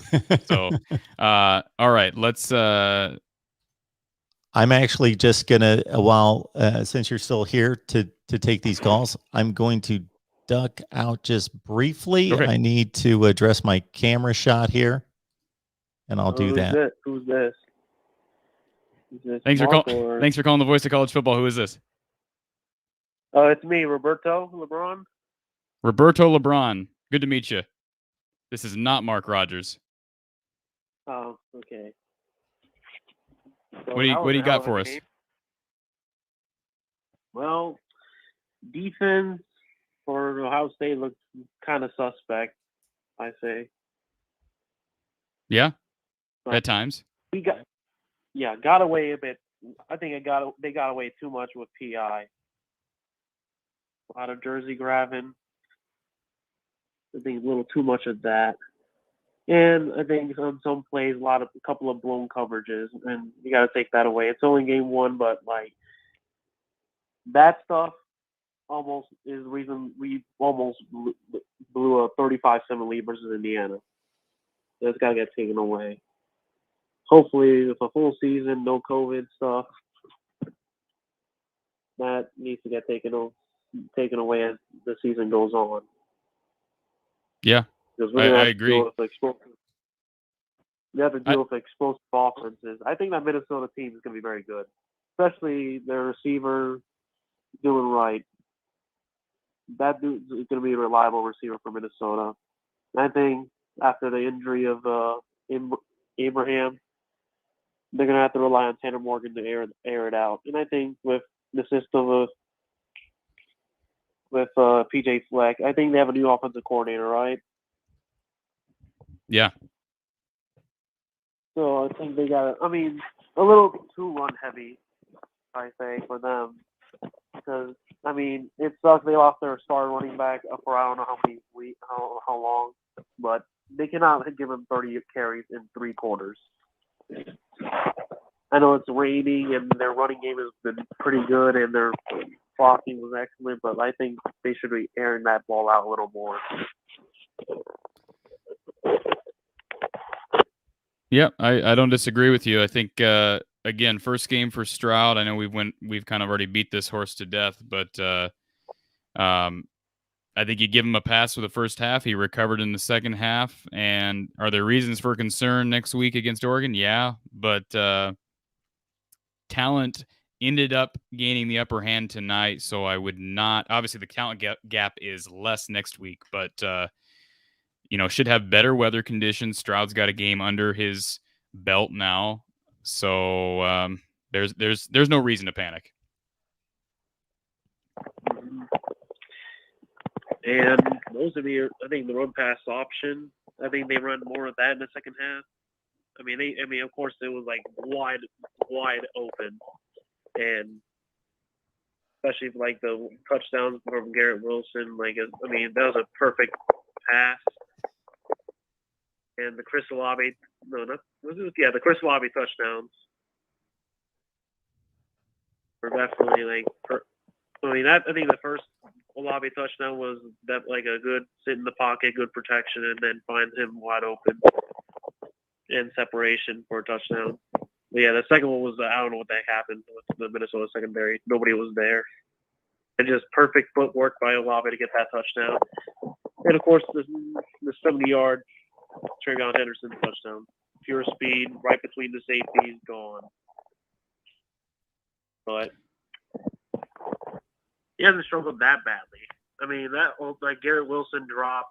I mean, I think he should have aired that ball a little more because it was right on stride with Garrett Wilson. He just had to jump it a little bit up, and he dropped it. But I think he should have given more air on that throw because he had step and he had, knowing him, probably would take that to the house. And the one interception, way behind. Had time and Olave got separation. Just need to have that little less happy feet and put a little more accuracy on the throws. Because that first half was a lot of inaccuracy. It was much better in the second half. Yeah. Probably due to the zone coverages, but I think CJ Stroud can improve, and it should stick to more RPOs, and of course, having the ball off the more carries, handing off the ball, running the ball more, a little more balanced attack. Way too small of a sample size to indict CJ, no question.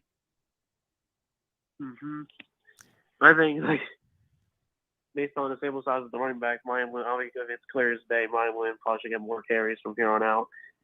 And Travion Henderson probably get more carries because Master Teague's one drive stalled into a long field goal attempt, especially after a 70-yard touchdown. I mean, I think I don't like that experiment from Ryan Day, like splitting like one drive with a running back and then the next with a different running back. To me, that's just not practice. It's not a good type of practice. I mean, look what happened in 2018. Splitting it with J.K. and Mike Weber. I mean, even though it's clear as day that after J.K.'s freshman year, he's been clearly the better back. And, I mean, it made sense, I guess, in the COVID year. I mean, it's no clear answer, a transfer in Sermon and then Master Teague, but to me, I'm not much of Master Teague. Duke can power run. I think he didn't have much holes and thing, but I think the first last year I've seen him miss open holes. Hopefully he's improved, but you have two beasts at running back and Henderson and Ryan Williams. Hey Roberto, it's Mark. Let's talk about Minnesota. I think that Minnesota team is going to be, I would say, a 10-win team, or at least 9-win, because they have a tough 3-game stretch, right? Against, who are the last 3 opponents? I know Wisconsin is definitely always going to be the last opponent in this schedule. Yeah, they get Purdue. Or who are you talking about? Are you talking about Ohio State? Or you're talking about Minnesota? No, Minnesota's last 3-game stretch. They have a tough one. Yeah, they get Iowa at some point in there. They get Iowa at Indiana and home Wisconsin. So their last 3 are rough. Yeah, Indiana. That's the other opponent. Yeah, I'm gonna be definitely as a Ohio State fan. I'm gonna be probably looking towards that Iowa game. I think that's your team, right? Yeah. And it's on the road again in Kinnick Stadium, so that's gonna be a tough environment. Because I remember I was hyped for Minnesota in 2019, but then they just laid a massive egg against your team in Kinnick Stadium. I hope they don't make. I mean, okay, well, both are gonna be good teams. It's gonna be a good game. I don't know. I'm gonna be as high as Wisconsin. I mean, they have a very good quarterback, but I don't know how their running is going to gel. Oh, we think he can be very good. I wouldn't say what we saw last year was very good. I mean, I think he played very well against Illinois, but it's Illinois. But I get what you're saying. The potential's there. Potential's there, but I think what I've seen with the experience Tanner Morgan and with a good pass attack and hopefully still get that running game going, I think they're going to have a very good season. The only obstacle is your team. Oh, I think Wisconsin will be there. I'm not trying to discredit them. I just think they're going to be very dependent on that rushing attack. If that rushing attack doesn't take a big step forward, then I think Wisconsin's in trouble. I don't see Graham Mertz being able to carry, judging off what I saw last year, I don't see Graham Mertz being able to carry that team single-handedly. Just with the lack of outstanding wide receiver talent, I don't see them being able to compete with. I mean, I'm not saying they're going to be right there at the end, but I don't see them winning the West unless their rushing attack improves. Mm-hmm. This is going to be an interesting West competition. For the Roberto, Big Ten. can you hear Mark? Hey, Roberto, it's Mark. Can you hear me? Oh, no. I think I put my thing on mute, on my computer on mute. All right. You can't hear him in your phone. Hello, Roberto. Can you hear me? Can the people in the chat, can anybody listening I hear me? cannot hear Mark. You do not hear Mark. I just think they can't. I think he can't hear your phone call, Mark. But you're coming in loud and clear on my end. Okay. Yeah. Can everybody hear Mark in the chat just to confirm this? Hello. Can everybody hear me in the chat? Everybody that's just watching. Yeah, they hear you. Okay. Yep.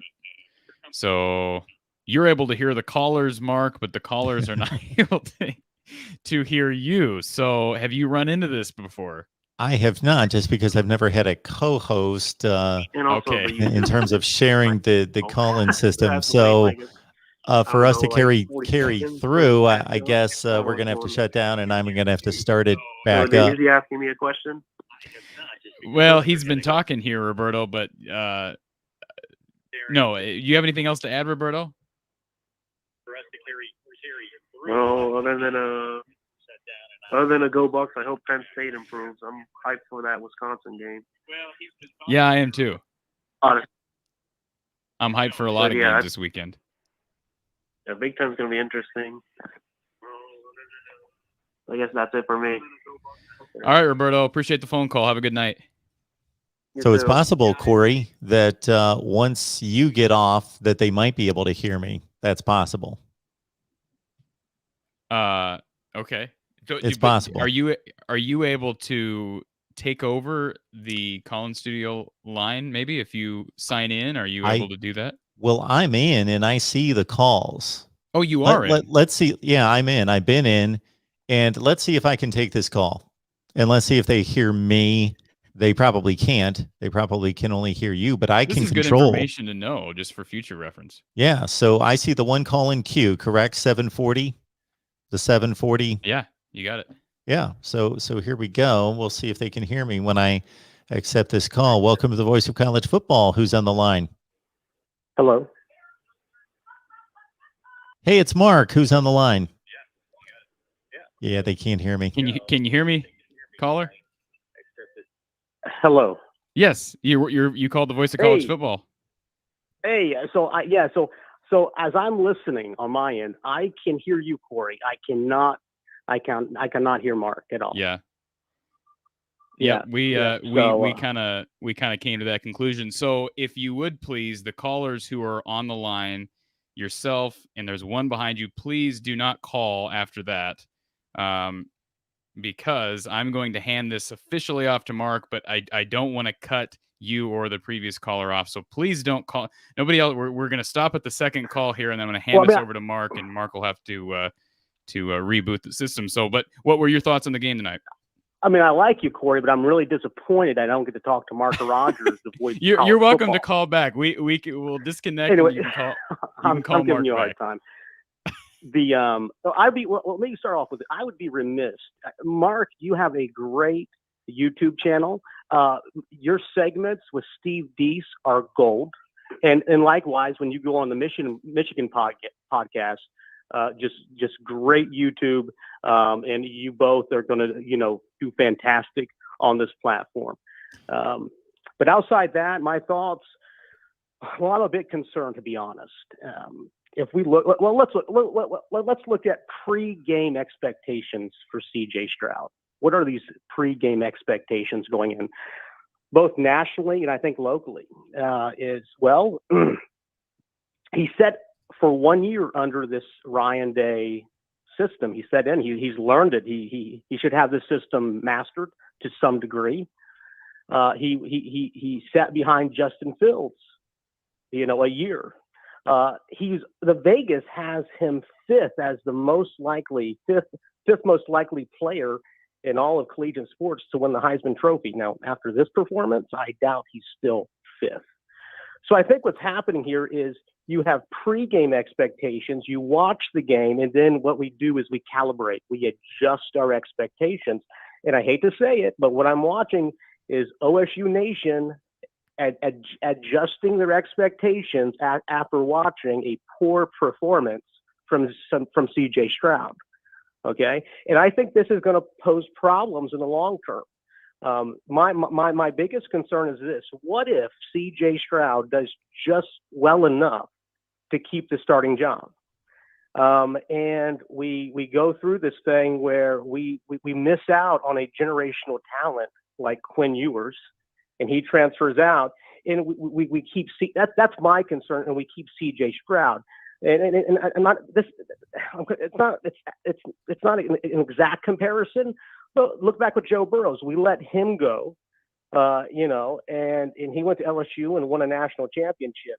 And I think to a certain degree, the coaches knew what they had there in Joe Burrow, but still let him go anyways. And I hate to say it, history has a tendency of repeating itself. My biggest concern is the same thing happening with a generational talent like Quinn Ewers, because C.J. Stroud is just good enough. Well, I know I was going to bring something up about what you just got done saying. And again, cut me off if I have no right to have this opinion, but I know a little something about quarterbacks playing just well enough to keep a job. I hear this all the time in the Iowa fan base. And of course, totally different situations. I get it. But what does that look like for Ohio State? Like, how do you play just well enough to keep the job?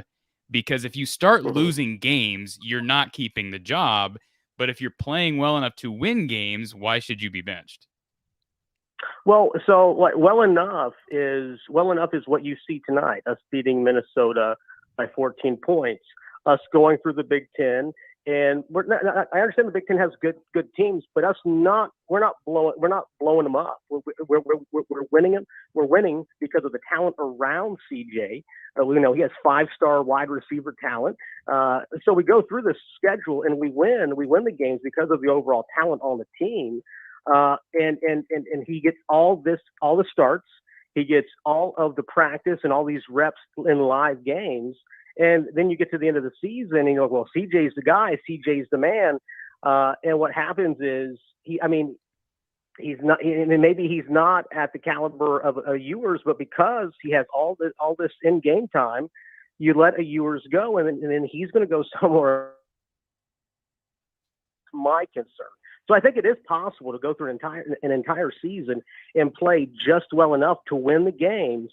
And miss out on a generational talent because you're playing it safe and you know what you have and you don't want to take the risk even, with someone else, even if they are a 5-star recruit. Well, let me just say this. I know absolutely nothing about potentially having 2 or 3 generational talents at quarterback on the bench. So I really can't speak on this. I get what you're saying, though, because this is the era of the transfer portal, and especially now that's grown with NIL.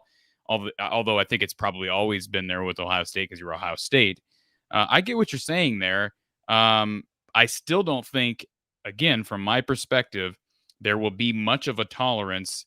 I mean, if you're winning every game this year, isn't that sort of, are you implying that Ohio State could win, go 12-0 and then lose in the play, or 13-0 and then lose in the playoff and then have Ewers transfer because you kept CJ in there the whole time? No. I would hope that Ewers would stay and at least challenge CJ until Ryan decides, okay, hey, this is my starter. But I don't know. It's just a concern. It may be an invalid concern. I mean, I don't know. I mean, we're all Monday morning quarterbacks, and like you, I am no expert. I am a layman myself. I've been watching for a long time, but and I've coached a little league and things like that. But I am by no means an expert. But I think it is a valid concern that you have you miss out on a great talent like yours, which with all the reports, he's a generational talent because you have someone that has went through. He's won all the Big Ten games, and maybe they fall short on a national championship stage. You got to keep in mind that CJ has all of this experience with all these live in-game reps, and then you get to next season, and do you go with, even though he's a generational talent, but he's unproven, or do you go with CJ Stroud, who he's played an entire year and he was good enough and he's getting better. So that would be my concern. And then you miss out on a guy who's going to go somewhere else and play really well.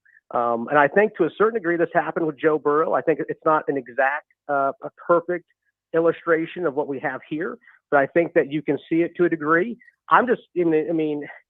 If Ohio State would have won that semifinal game and went up against LSU, I think Joe Burrow, I hate to say it, but I think Joe Burrow would have defeated the Buckeyes soundly, especially with this chip on his shoulder that he was playing with since Ohio State cut him.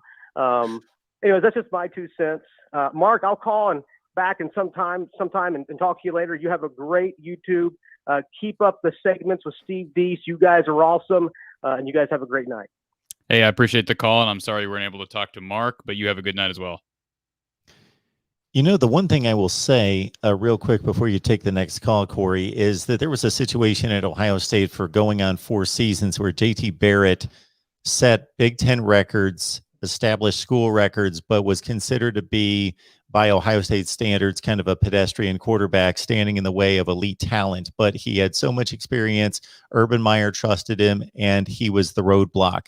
So the previous caller, I understand in that scenario thinking that, but we're talking about 3, 4, and 5-star quarterbacks who have no experience. So nobody's really getting in the way of anybody else. And Ryan Day has made it very clear throughout the latter portion of August camp is that CJ Stroud separated himself by making the better decisions, being more accurate, being a better leader, a better communicator. So doing all those things. So it's not the case that a veteran quarterback who just has a lot of reps and starts is getting in the way of a great talent.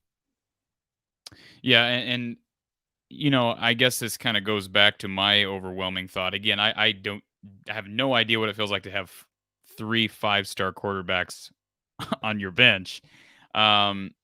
But I just deal with this all the time. In fact, we published an article today. If you are a Hawkeye fan and you are interested in Hawkeye content, head over to our website, storycounty.news/Hawkeye of the Storm, because we published an article today that was all about Spencer Petras, because there are still people who are claiming that Deuce Hogan is the second coming of Christ. It's ridiculous.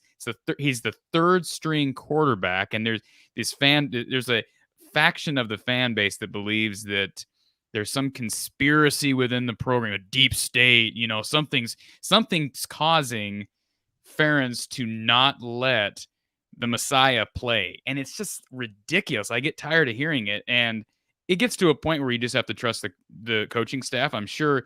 Again, totally different situation, but in a way they're alike. You've got to trust that right now CJ is the furthest along, regardless of potential. And again, the numbers may not be exactly what we want, but I can't imagine if we could go through all these successful quarterbacks, and I'm talking about on a national championship type level, elite, the type programs that we want to compare Ohio State to, and we broke down over the last, let's say, 10 years, all the first game performances from those quarterbacks, can we really expect more than what we got tonight out of CJ Stroud? The offense scored 38 points. It took a while to get going, but they did. They made a lot of big plays. He threw for just under 300 yards and 4 touchdowns. Yeah, he missed some throws, but man, he was just throwing the first passes he has ever thrown in a collegiate football game, and he didn't get a chance to do that at home on a MAC opponent on a noon kickoff. He had to do that in prime time with the nation watching against a quality opponent on the road. Yeah, and that's exactly what I was going to bring up. And again, I don't know because you know Ohio State's schedule inside and out. I know Iowa's schedule inside and out, but I can't imagine that it's very often that a first-year starting quarterback has to go on the road week one, and not only go on the road, but go on the road in wet conditions and against a Big Ten team. I mean, this is you just way too small of a sample size. Yeah. Well, what do you say we take this last call here, Mark, and then I will hand it over to you. So if you are listening and you want to call, please wait for Mark to take over the lines here in a moment. We're going to take this final call, and then we shall where is the call? You see the call on your end, Mark? I don't. I see that there's a call, but yeah, it does say we have a call. But they are all terminated calls. Okay. Interesting. All right, Mark. Well, if whoever that caller was, if they got cut off for some reason, feel free to call back here in a moment. It's been enjoyable. I kind of got a glimpse into what it's like to have higher expectations in the world. So we'll have to do this again in early December when Iowa plays Ohio State in the title game. There you go. One last question for you. It doesn't have to be anything more than a yes or no. But if a first-time Iowa quarterback was facing Minnesota on the road week one, and they were able to generate 500 yards of total offense, 300 yards passing, and 4 touchdown passes, would that be acceptable? If it was Petrus today and it was his first game, we'd be yelling Petrus for Heisman. Regardless of his performance, if he came in and beat Minnesota, got the pig, got the Floyd of Rosedale back to Iowa City, road game on the road, it would be like nothing you've ever experienced. So just two different vantage points as college football fans. Corey, thank you so much for taking over for what is now like 2.5 hours. So I so much appreciate you taking us home during this game that obviously has had a ton of national interest and Big Ten interest. Yep, and I just want to remind any Iowa fans that are on here, as you've seen, our call system is work. I'm disappointed that we couldn't have you listen to or talk to our callers. But if you're an Iowa fan, after the game on Saturday against Indiana, swing on over to Iowa at the Voice of College Football, Big Ten at the Voice of College Football, and watch our live post-game show. We'll have Coach Don Patterson on. We'll take calls, and hopefully we'll be talking about a Hawkeye victory. And regardless, folks, of how little this matchup may be getting on a national stage, this is a huge game in the Big Ten, and I expect it to go down to the wire and be a very entertaining game, especially for football purists. So please join Corey and Coach Patterson over on the Iowa channel or on the Big Ten channel and join in the post-game discussion. All right, Mark, take care and go Bucks. Thank you so much, Corey. Appreciate that. Corey Bratta from the Hawkeye of the Storm. So he's got his own YouTube channel. So please check out his work there. Also contributes for us at the Voice of College Football Iowa. And again, heads up the post game for our Iowa channel. First game coming up, a huge one for the Hawkeyes against Indiana. So what I'm going to do here is I need to shut down the call-in system on my end and restart it so I can hear everybody and hope that everything's working from that standpoint. I want to catch up with these super chats first. Let's do that real quick because I hope that I'm able to post these to the screen because this is amazing. So Kyle, my apologies. I cannot go back and grab the first contribution that you sent. As I sat here and watched it go by, I wasn't able to grab it and get it to the screen. I did not have control over the graphics at that point. But Kyle, thank you so much for the Super Chat contribution. Appreciate you grasping the vision, our vision here at the Voice of College Football, that it's been me talking to all of you and us having a conversation about college football for years. Now I think you get a little bit more of a feel of what we're trying to do to grow as a college football discussion, a place for all of us to discuss and debate, have a conversation, engage, learn from each other, and have just hopefully great content to go out regularly. Kyle, thank you so much for the contribution. Appreciate your support. And then we also had, again, Kyle was contributing earlier. Would love to have posted that to the screen. But as I've mentioned many times, once this live chat advances, I can only go so far back. But we also have NBA Fan. I want to call in, but I don't want to talk to the Iowa guy. When can we talk to Mark about the game in Ohio State in general? So NBA Fan, give me just 1 second. I believe that's it for the super chats. Okay, let me set up the call-in lines. Hang on just a second. We will get right to it.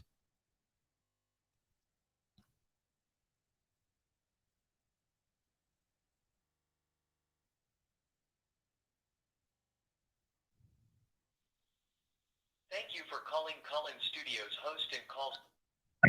Please enter your 6-digit PIN number. Welcome, host. You are now in the host room and can manage your callers from the Call-In Studio web interface.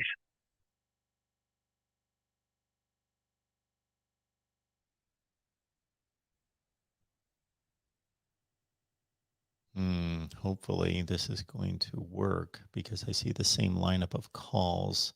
Let me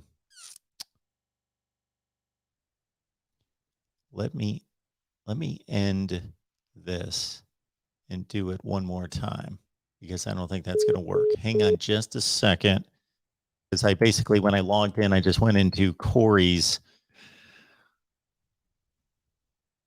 show and I don't think that's going to work. Here we go.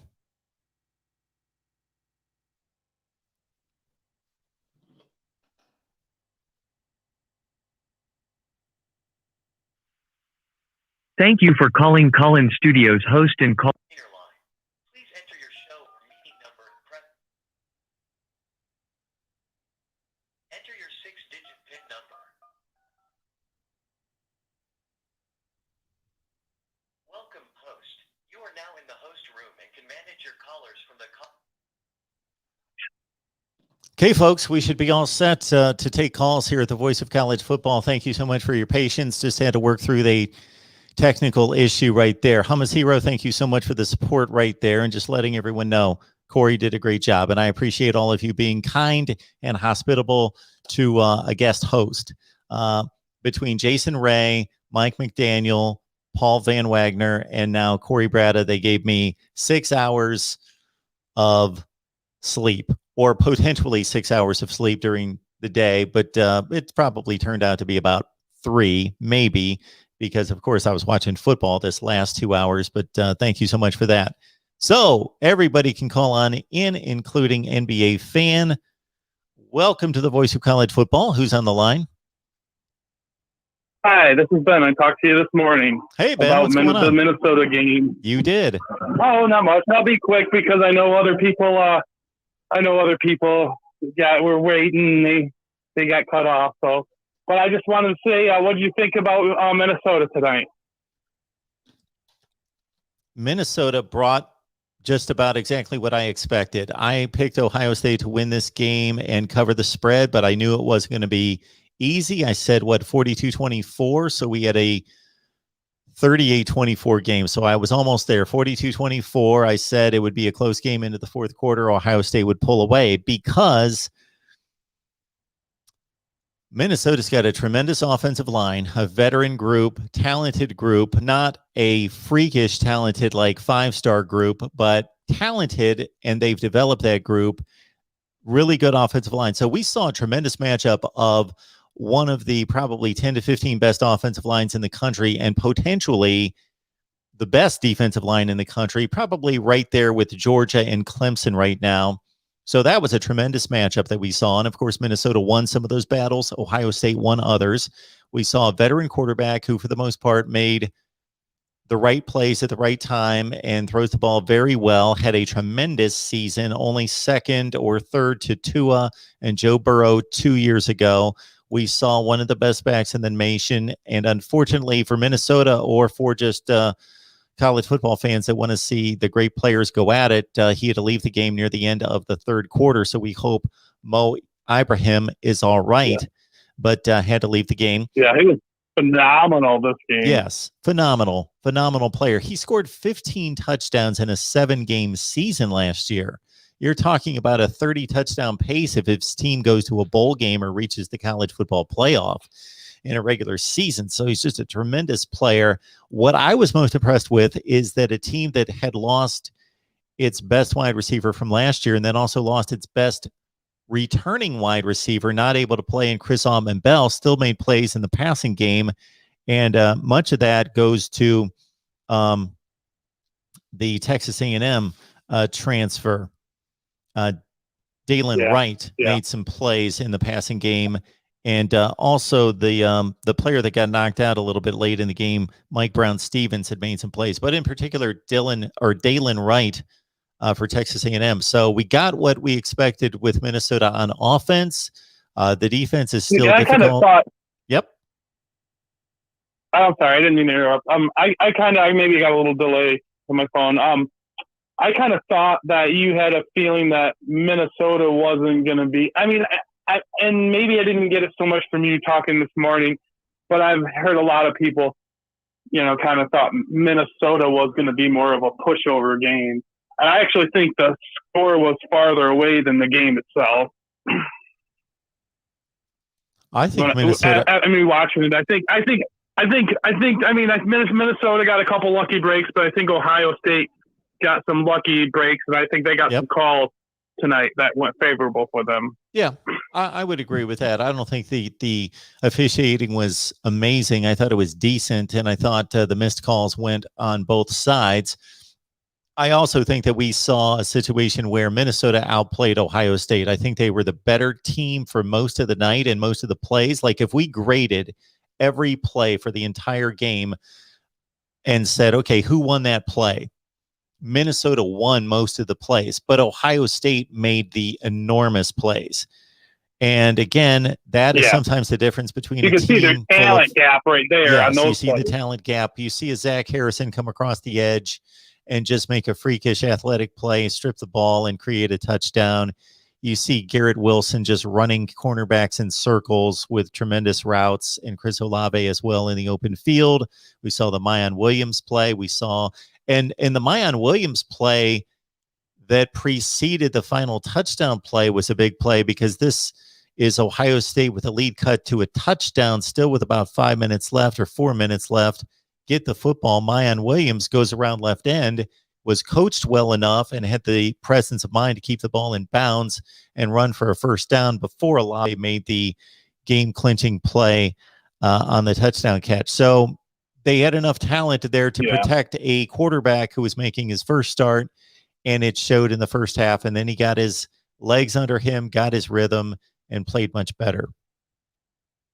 And one more thing I want to mention before I let you go. Before you were, I don't know if you were listening in, but there was a lot of talk about how they managed Stroud. Yes. And I actually thought they did an excellent job of the way they managed Stroud for his first game. I mean, if you looked at the first few passes that he made were easy passes. And he had some, and he had some adversity that he got to overcome. And like in the third quarter, they didn't quit passing. They stuck with them. And I think that's coming from as a Michigan fan, that's kind of scary for me to see. I would have much rather seen them fall apart that game because not for him, but as a Michigan fan, I would have rather seen his confidence get shaken more. But I think they did a really good job of building that confidence. And there's definitely potential with him as a quarterback, and it makes me a little bit leery when he gets a whole season of experience and then comes and plays against Michigan. Yeah, I think Ryan Day took a very balanced approach. He didn't put the game on his shoulders, of course, but he also didn't let him know that we are not confident in you. We're going to run on first down, run on second down, hope we get a first down because we don't want to let you throw the ball, and everything you're going to throw is going to be a very safe pass. Now, they started the game like that and, again, allowed him to get somewhat of a rhythm, and I was kind of surprised, actually, that he kind of fell off the rails there late first quarter, second quarter, because his first handful of throws were sharp, they were crisp, And then he just kind of got into a funk. They rushed him a little bit. He got out of his rhythm. He threw the really bad pass behind Chris Olave that was picked off once it was deflected. That probably shook him a little bit, but he was able to maintain it. And they got in the locker room at halftime. And as Ryan Day told the reporter, he said, we didn't change anything. We told CJ, we're going to run the offense, and that means you're going to have to make throws. We're not going to put it all on you, but we're going to run our offense, and that means you got to play your part. We're going to support you with a running game, but you're going to have to make throws, and we're going to set you up to make those throws. Yeah, I agree. I think I actually thought it was a good job, and I applaud. I applaud what he did there as a coach, Ryan Day. As much as I despise the Buckeyes, but anyway, hey, it was nice talking with you, and you guys have a good night. Thank you so much, Ben. We appreciate it. And certainly, let's not ignore the truth that a couple of C.J. Stroud's best throws of the night, or his most productive throws of the night, were blown coverages. Or one was a blown coverage to Olave more so than the Garrett Wilson was just Garrett Wilson is so talented. He just ran his coverage guy into circles, just duped him to the corner, and then ran across the field and just burned him, and was just number one, the more skilled player in terms of route running versus the coverage. And number two, once he got a couple steps, forget it. He was going to lengthen that, and he was just too fast for the guy. And it was an easy throw for CJ Stroud. So let's not, I want to take a balanced approach here. I think CJ Stroud, his first handful of throws, I was impressed with. We knew that Ryan Day was giving him the type throws that were going to get him into a rhythm, build his confidence, give him some success. And he executed those first 4 or 5 throws. Then he got into a funk, threw the bad interception, missed some throws, and they didn't waver from the game plan. They obviously stayed within one score. They never got down by more than one score. And so they stayed with a run pass balance of 26-22. And so obviously a couple of those runs were CJ Stroud taking off. So they basically called an even 50-50 ratio of run pass. So they supported CJ with the run, but also let him know that he was going to have to make throws in the second half. But I'm not going to blow his performance out of the water to be described as amazing. 294 yards and 4 touchdowns sounds amazing, but a number of misfires on 13 of 22, of course, detracts from that. The one bad interception, and that the big throws that he made for big yardage were against a coverage that was non-existent. So he didn't make difficult throws downfield. He didn't have to make difficult throws. He made easy throws to wide open wide receivers. But that's what he had to do. That's what was presented to him. All right. We will continue to take calls. 860-499-3332. It's been quite the day. It has been quite the day. I feel very blessed to be able to do this and talk college football with all of you throughout the day. I took on 18 of the 24 hours, and am very thankful to Jason, Mike, Paul, and Corey for taking the other 6 hours for me. All right. Yeah. Mayan Williams was impressive because we knew that he was a bowling ball, but we only saw him carry the ball 10 times. So I didn't know that he had that kind of explosion in him. All right. So our guy Byers is letting us know that he's exactly right about Mayan Williams. And so far, so good. 9 carries for $125. That works. That will get the job done. And Travion Henderson, I heard an earlier caller basically discount that he ran that swing pass for the touchdown. I thought Ohio State designed a play that was effective in leaking him out of the backfield where he was wide open.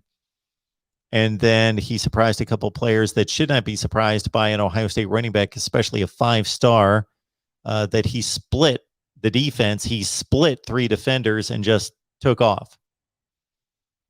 And so they blew the assignment initially in not having somebody cover him, and then they just took bad angles and did not anticipate the explosion. And so that was good to see from Travion Henderson as well. We have, oh shoot, I did not bring the remotes with me. I don't know if I'm going to be able to grab them from here.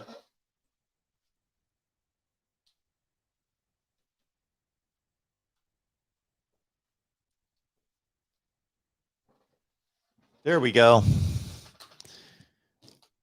Because if my TV's on too long, I get that annoying message that says you must hit a button or it's going to shut off and you can't see anything. So right now we've got UCF up on Boise State 36-31, but Boise State's got the ball and they're driving. They just hit a first down and there's just about 3 minutes left in the game.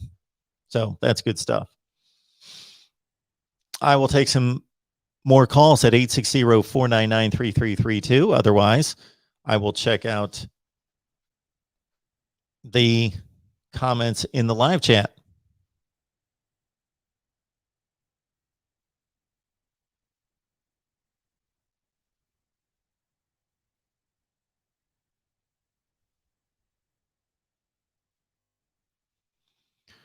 Looks like our guy Talk His Pit was keeping his eye on Tennessee, and of course the Vols and his beloved Pitt Panthers get together in Knoxville in a few weeks. And Tennessee had led that game like 28-6 was the last score that I saw. Okay, let's run down the scoreboard.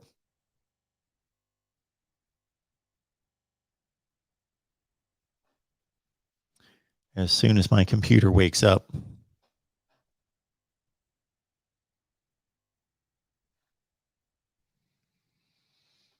Arizona State leads Southern Utah 34-7 late third quarter. I don't know if you guys caught this score, but Ohio State beat Minnesota 45-31. Coastal Carolina over the Citadel 52-14. Utah over Weber State 40-17. That was a fairly close game for a while. Those are games involving top 25 teams. But on the night, we also had UNLV leading Eastern Washington. Actually, that game is now tied 20-20 and going to overtime, Eastern Washington and UNLV. Okay, we also have Ball State beat Western Illinois 31-21. Buffalo 59, Buffalo 69, Wagner 7. NC State blasted South Florida 45-0. Appalachian State over East Carolina 33-19. Tulsa upset at home by UC Davis 19-17. Tennessee beat Bowling Green 38-6. Western Kentucky 59, UT Martin 21. New Mexico at home defeats Houston Baptist 27-17. FIU defeated Long Island 48-10 in that game. And tomorrow, of course, the big game is Virginia Tech taking on North Carolina. That game's at 6 o'clock. And then the night game is Michigan State and Northwestern. So the plan tomorrow, Ohio State fans, you might want to join us on the Oregon channel tomorrow. We'll be live at 6 p.m. Eastern time, 3 p.m. on the West Coast for Oregon Live to talk about the Ducks' upcoming game with Fresno State. And, of course, I'm sure that we will talk Buckeyes as well. Oregon Live tomorrow at 6 p.m. Eastern time on our Oregon channel. And then we will have both pregame and postgame Virginia Tech and North Carolina, courtesy our guys at ESPN Blacksburg with Paul Van Wagner and Mike McDaniel. And also Andrew joined us for the first time. I got to meet Andrew, who's part of the crew as well, with their Virginia Tech coverage at 4 p.m. Eastern. We will have pregame live right here. And then right after Virginia Tech and North Carolina, the boys will be live back here for postgame. Then I'm going to take in the Northwestern Michigan State game. Then we're going to come live roughly midnight tomorrow night, all with you.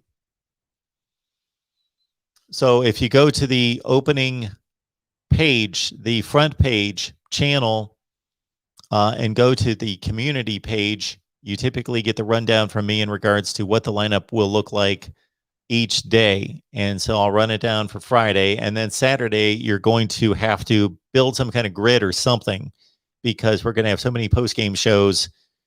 It's going to make everybody's head spin, including mine, but that's a good thing. Buzz, OL believes Stroud's on track for 5,000 yards and 60 touchdowns. Actually, he's stating a fact. He's on track for 60 touchdowns if he plays 15 games and 5,000 yards. Yeah, about 4,500 yards.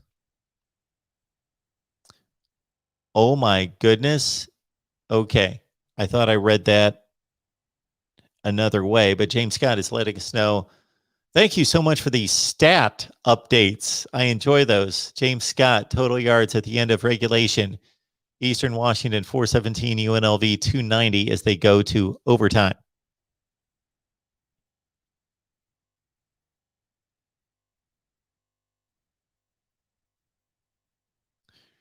David is asking, do you see what Oregon is up to this week, getting ready to see them play my beloved Buckeyes next week? Bucks have to win, as it's a big recruiting weekend also. Oregon brings back a veteran quarterback in Anthony Brown. He won the starting job over Ty Thompson, who was a 5-star and is a 5-star and is the future at Oregon. They've got two really good receivers back in Jalen Redd and Johnny Johnson, and also their best running back, C.J. Verdell, returns. Their offensive line returns 4 of 5 starters, and they've got arguably the best athlete on defense in the country in Kayvon Thibodeau. And Penei Sewell's brother was their leading tackler last year at linebacker. He was the Pac-12 Defensive Freshman of the Year. So just a few notes on Oregon football. And again, we're going to slice and dice it tomorrow on Oregon Live at 6 p.m. Eastern Time on our Oregon channel. I agree, David. That was impressive.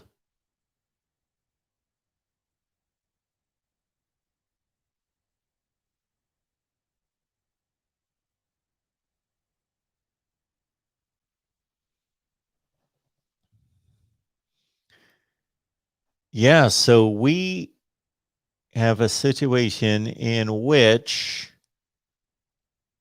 UCF apparently got a stop here.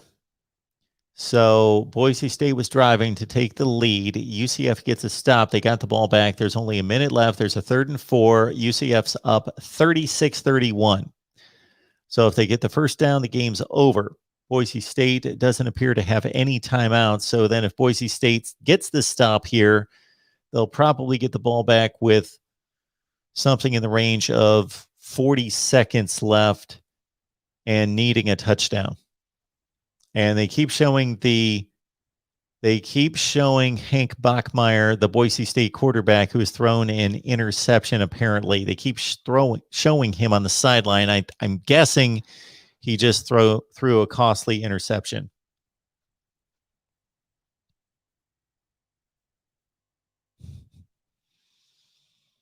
Ty, we've talked about Travion Henderson's amazing touchdown reception and run. It was impressive, and that could be the beginning of a tremendous career at Ohio State for Travion Henderson, and it started the right way. He had touched the ball a few times and did some good things, but that was a play that team really needed, with Minnesota putting on the pressure.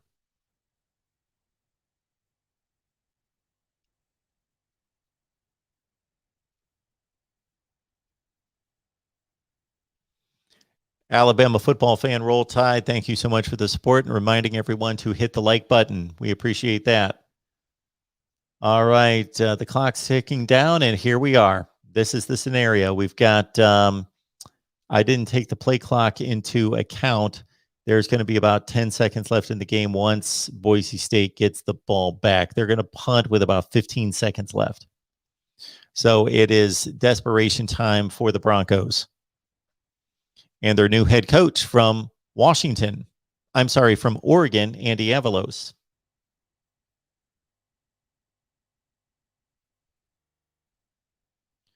Sue was asking for comments on the defense. I thought that the defensive pass rush was decent. They were facing a legit top 10 to 15 offensive line in the country. But if they're going to be an elite pass rushing unit, then they need to do better than they did tonight. They had the one huge play from Zach Harrison. They had a couple other plays where they hurried Tanner Morgan, forced him into an INT that, of course, unfortunately was called back for Ohio State, unfortunately. I thought that the defense played okay. I think that the coverage is still weak. I think that the linebacker play is not great. I think that the tackling was decent. They wrapped up the tackles. The middle is tremendous with Haskell Garrett in particular. The middle of the run defense, nobody is running the ball between the tackles or inside the tackles. Nobody is running between the hashes against Ohio State consistently. It's just not going to happen. So the rush defense was tremendous, aside from a couple blown plays in which that's going to happen against an elite back, and that's what Mo Ibrahim is. The pass rush kept Tanner Morgan hemmed in. He didn't break loose. He's not a guy that's going to break loose, but he will run for first downs when he's given that opportunity, and he did not tonight. So they stayed within their lanes, in their pass rush lanes, but the pass rush was not devastating. And like was stated, I believe at some point here, Denzel Burke played a good game. He's an aggressive corner, and he has gained the attention of Kerry Combs, that's for sure.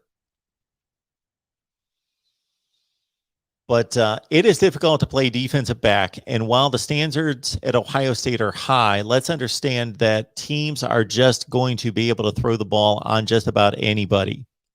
This is college football today. You're not going to limit teams to 10 points and 100 yards passing. It's just not going to happen. So you want your defensive backs to be in coverage, to play the ball, to catch the ball, and have show good ball skills when they can create turnovers and not get burned. Show good technique. So again, if you watch college football over and over and over, you can see generally what the officials are going to allow. They are going to allow contact, but that contact has to be sustained. It has to be under control. Their defensive backs, Ohio State got a little grabby and could have been called for a couple more PIs.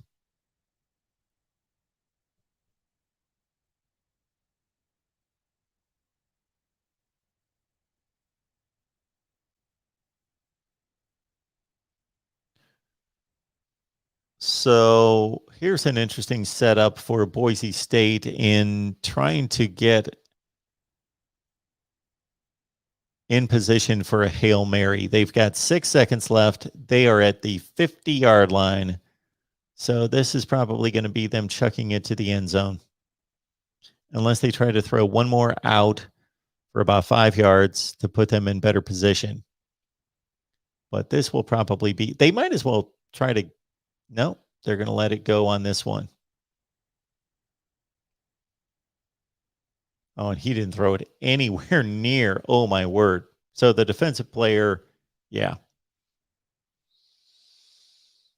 The pass rush was too much, and Bachmeier couldn't get free to throw a halfway decent Hail Mary, so that was pretty pathetic. 36-31, UCF wins a good game right there. Ties the largest comeback win in school history. They were down by 21.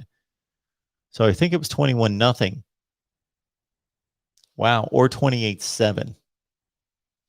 And so Gus Malzahn's career at UCF starts out poorly, at least in the first half, but starts out extremely well in a historic win against a quality team.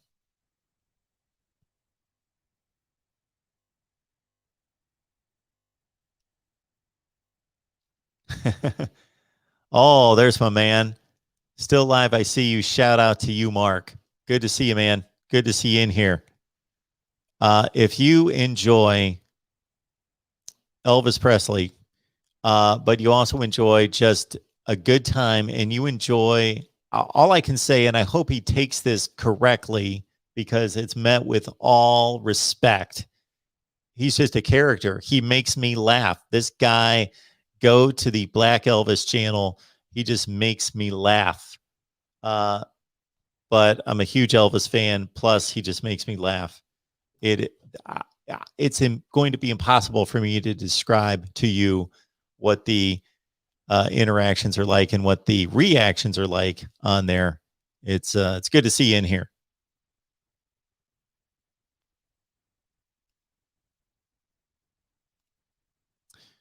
All right, let's take a call here. All right, welcome into the Voice of College Football. Who's on the line? Hey, Marcus Byers, how you doing? Hey, Byers, what's going on? Good, good. I called in earlier and talked to your last co-host there. Yep. Kind of went on a little rant, but no. So Kerry Combs has to go. Well, you know that's not going to happen right now. No, of course not. I'm just saying that overall, you know, like I talked about before on your show, it's national championship or bust for Ohio State. And for Ohio State to go to Minneapolis or Minnesota, excuse me, knowing that they're going to run the ball down our throats and still allow them to put up 31 points on us is just unacceptable. We knew what they were going to do. There's no surprise. Minus, you know, they did the whole defensive lineman shift every single play, and that was cute, you know, for the first half, and then they hit him in the butt in the second half. But we knew they were going to run the ball, and they still put up 31 points on us. And I just don't see any defensive changes made. I understand we're weak at linebacker right now. We got young players in there, but this is Ohio State. You have to adjust. I didn't see any adjustments being made. I didn't see any brilliance on the defensive side of the ball besides just talent doing what talent does, making plays. So I think at the end of the year, our defense is still going to stink, and it's going to cost us probably a playoff game.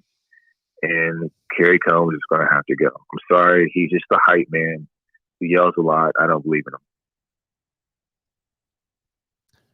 I think they're still figuring things out on the secondary end. And, of course, their linebackers, I expected them to struggle for a portion of the season. I think we're going to see, to your point, we will see how good of a coach he is based on their improvement from this game. I'm just going to ask that you do this. Let's see, and we're all going to have to watch it because he's not going to get fired, of course. The development, especially from the back seven between now and the end of the season, in two different ways, Byers. Number one, schematically, how they approach these teams and how smart they are in putting these players in position in terms of schemes, but also the individual player development to see if they get better as players and schematically between now and what we see in November. And then we'll have that discussion to see, okay, what did we see the first couple of weeks against two decent teams, Minnesota and a good team in Oregon, versus what are we seeing the last few weeks of the season into the Big Ten championship game?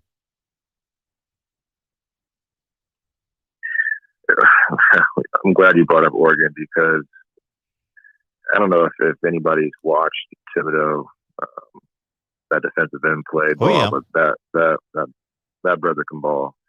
He's like Chase Young on steroids. I've never seen anybody that size with so much bend. I think that he'll eventually get injured bending the way he does, because that's just almost unnatural. Kudos to the guy, but Oregon's a different monster than Minnesota. Oregon, they play fast. They play very, very fast. The corners are fast. Their ends are fast. The linebackers are fast.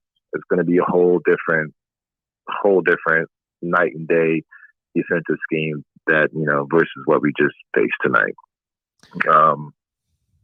And I know C.J. Stroud came back in the second half and, kind of redeemed himself, but I don't believe in the kid. I don't. I didn't see accuracy. I saw throws he could have easily made. He threw it out of bounds. I don't. He did make some wide open, throws to receivers, and I get all that, but I didn't see any tight window throws. I didn't see anything that really was like, oh my God, this guy is the next great Ohio State quarterback. And I understand on the road for his game, blah, blah, blah. I understand all that. But when you take into account that you have 3 5-star quarterbacks behind you, you approach the situation a little bit differently.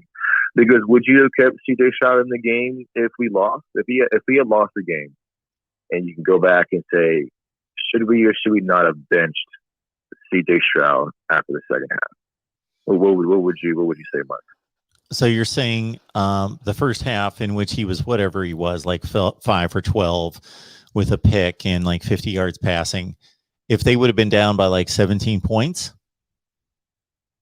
If we would have lost the game, say we would have lost the game and Stroud did not get any better, would you stick by your decision to just continue to play him through the second half, or would you have benched him and played Kyle McCord? Well, we wouldn't have known that he lost the game at halftime, though. And that's my point. That's my point, because you're sitting at halftime and you're looking at what CJ has done, and you're faced with, in my opinion, the most critical decision for the rest of the season, because real game time reps is extremely, extremely valuable at this point. Do you waste the game time reps on CJ Stroud, who could potentially give you what we just got from him, or do you put in Kyle McCord, give him those game time reps, and potentially do much better? Now, it worked out for Ryan Day this time. I think Ryan Day got lucky. I think the man got lucky. Stroud got some wide open passes. Minnesota has some massively blown defensive assignments. Massively blown. People are, Stroud's so great. If you know football, I used to play football. I'm a bodybuilder now. I look at the human body very differently than most people. When I'm looking at the football game on TV, I'm looking at missed assignments left and right. I'm looking at luck. I'm looking at calls that went our way, we got lucky on. We're not going to get lucky against Oregon. C.J. Stroud is going to collapse against Oregon. He's not a man. He's a boy out there playing with men. He's a boy. I'm telling you, I'm looking at his body language. I'm looking at his face. He's a boy. He's okay, not Byers. ready. Okay.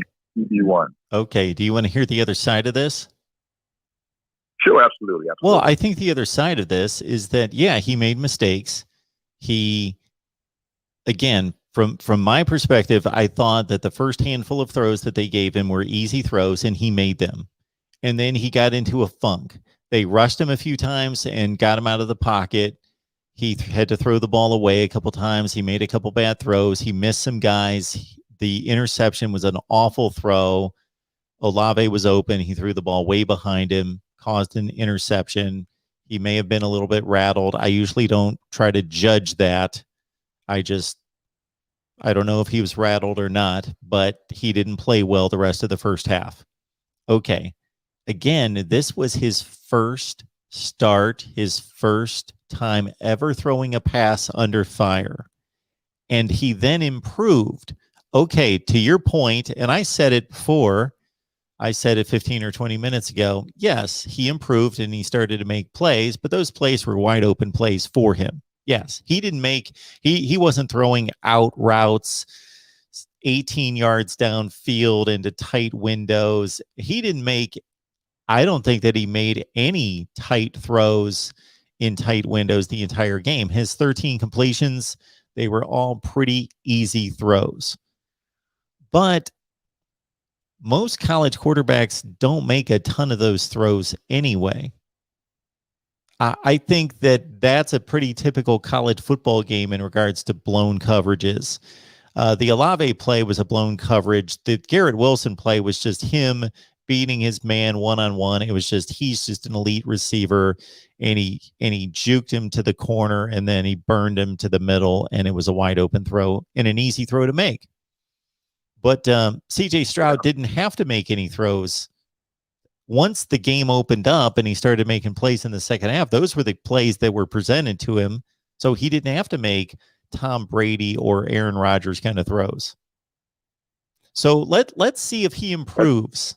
This was his first game. Let's see if he gets better. I would have hoped to see at least one of those throws, because, like I said, Mark, it's championship or bust for Ohio State, and you're going to have to make those throws in the big game. True. And I didn't see a single throw that impressed me. And I'm telling you right now, if you put him out there against Oregon, you're going to eat him alive. I don't know, I'm a Buckeye fan, and I hate to say that, but I truly hate to say that. But what I saw out there was devastatingly awful. Awful. Okay, awful I don't think play. it was devastatingly awful. He did throw for 300 yards and 4 touchdowns. Wait, I get that, but a lot of those were easy throws that yes, he's not going to get against better teams. A lot of throws in college football are pretty easy throws. I mean, wide open is, you don't really get that. You don't get gifts like that very often. I don't know about now, that. what I will say is that Garrett Wilson and Olave, you'll probably get more wide open throws, but you can't rely on those. And that's really all I saw from CJ, was relying on those easy wide open throws. You know, I think they need to bench Stroud. I think we need to put Kyle McCord in there. Kyle McCord's a stud. I think we need to go with a different option. I know that's not the consensus, but I just is not the kid to be QB1. That's my opinion. And on a different topic, Mayan Williams, I was 1,000% correct about the kid. I listen to people all year long go on about, oh no, start Henderson. I'm like, dude is 215 pounds. He's not ready to be RB1. He needs another year in the strength training program, gain about 10 pounds. He won't lose a step. I promise you that. And he'll be fine. Mayan Williams is a beast. He will be a Heisman finalist. I guarantee it. I can just see it. And then Teague is just, kid lacks vision and shiftiness, so he just has to go. So that's how I feel about it. Okay. The only other thing I'll say about this is that in listening to your call and a few other calls and the criticism of CJ Stroud, I think we also just need to understand that it's not a situation where, let's say, JT Barrett was not showing the type of arm, velocity, and touch and all the skill set that we would want out of an Ohio State quarterback, but he's a leader, he's a winner, he makes right plays. You know the good and the bad with JT Barrett, and the experience factors seem to stand in the way of possibly Urban Meyer making a decision to go to a better player with more ceiling, like a Joe Burrow or Dwayne Haskins earlier. We have 3 completely inexperienced players here in this. And Ryan Day is telling us that CJ Stroud showed more ability to lead, was more accurate, and made better decisions in the evaluation process in practice. So that's what we're hearing going into this season, and that's why the decision was made to go with him. In football, you never really know who's going to shine in real game time situations. Who's to say, the next man up wouldn't have gone out there and just been a man amongst boys. We don't know until you put them out there. Sure. I would have liked to see Kyle McCord just to be put out there to see if he's that guy, because I just didn't see it in Stroud. And to your point with JT Barrett didn't win a national championship. To the caller earlier, talking about Quinn Ewers and possibly losing him, he had a very good point. If we lose another Heisman quarterback because we're playing the wrong guy, then it's devastating. I would hate to lose Quinn Ewers because we're playing C.J. Stroud. And again, Quinn Ewers isn't. I don't think he's the backup. I'm just saying, I hate to lose him because we're not playing a national championship QB. No, it's a good point. It is a good point. I don't know that Quinn Ewers coming on campus in mid-August is ready to play football now. I don't know. I have no idea. I mean, the kid just signed a $1.4 million endorsement. I watched his highlights. The kid is incredible. I'm not saying he's ready to start at Ohio State, but I mean, it's such a unique situation in the Ohio State quarterback room. You got 4 5-star quarterbacks. I think if you're in a game where your quarterback is your very first quarterback, who's in the same boat as your other 3 quarterbacks, has his own college path, you should consider benching him after the first half of the poor performance to see if that other 5-star quarterback could do better and be that leader. The Kyle McCord is a leader. I mean, I don't know if you know, but Kyle McCord, that guy was recruiting before he even got there. He was, coordinating different different camp stuff. I don't know how to get into it, but he's a leader. I mean, when you hear people talk, Kyle McCord is a leader, and that's what you want. And I'm not really seeing the leadership qualities in C.J. Stroud. I'm seeing that in Kyle McCord. I mean, you got to be a leader. You got to have bravado. You got to have girth. I mean, you got to have that mentality to walk out there and stick your chest out. And I'm the QB and I'm leading this team. I don't see that from C.J. Stroud. I see a timid boy with the scared look in his eye. And it just worries me. And I'm terrified of Oregon next week. I'm terrified of Thibodeau. I got the fear of God in me when it comes to putting them out there against Oregon. So, Byers, you know what you're telling us. You're telling us that either Ryan Day doesn't know how to evaluate quarterbacks, or he's made that decision for some other reason besides playing the best player. I think Ryan Day is a fantastic coach and fantastic quarterback coach. I think that he was still prepared for Minnesota. I think Minnesota came out there and played harder, and there's no excuse for that. There's no excuse for the laxity of play I saw in the first half of that game. Now, they turned it around in the second half, and we were able to stop Mo. I can't say his full name. But that first half, we didn't have that fire, under our butt. And that's a coaching problem. If your players aren't ready to go out there and give it all, because we're Ohio State, we have a target on our back. Every team we play, they're going to give us our best shot. And I didn't see that in the first half of Ohio State from the players. And then Ryan Day got caught with his pants down. What do you know? We're losing at the half. So I just think that Ryan Day kind of learned a lesson that he better prepare for these games and get his players' mental thought process, in the right place, because he ripped out the pants down that first half. Well, Byers, if you can hang with me, basically what I'm trying to bring to this debate and many others is just kind of the balance, because, I was on with the Iowa guy, Corey, and, different programs have different expectations. So he kind of laughs at, you got 3 5-stars, and one of them just threw for 300 yards and 4 touchdowns, and you scored 45 points on Minnesota. You should be satisfied with that. Well, we're not Iowa, so 8-4 is not good enough. 8-4 is a typical Iowa season, and I'm not dissing Iowa. That's what they are, and they're better than 80% of the country. So their standards are better than about 80% of the country, but our standards at Ohio State are much better than Iowa. So Ohio State expects win the Big Ten championship, compete for a national championship every year. And so the standard at quarterback has to be excellence. It's not going to be manage a game and score 24 points and win 24-17 over Illinois. That's not the standard.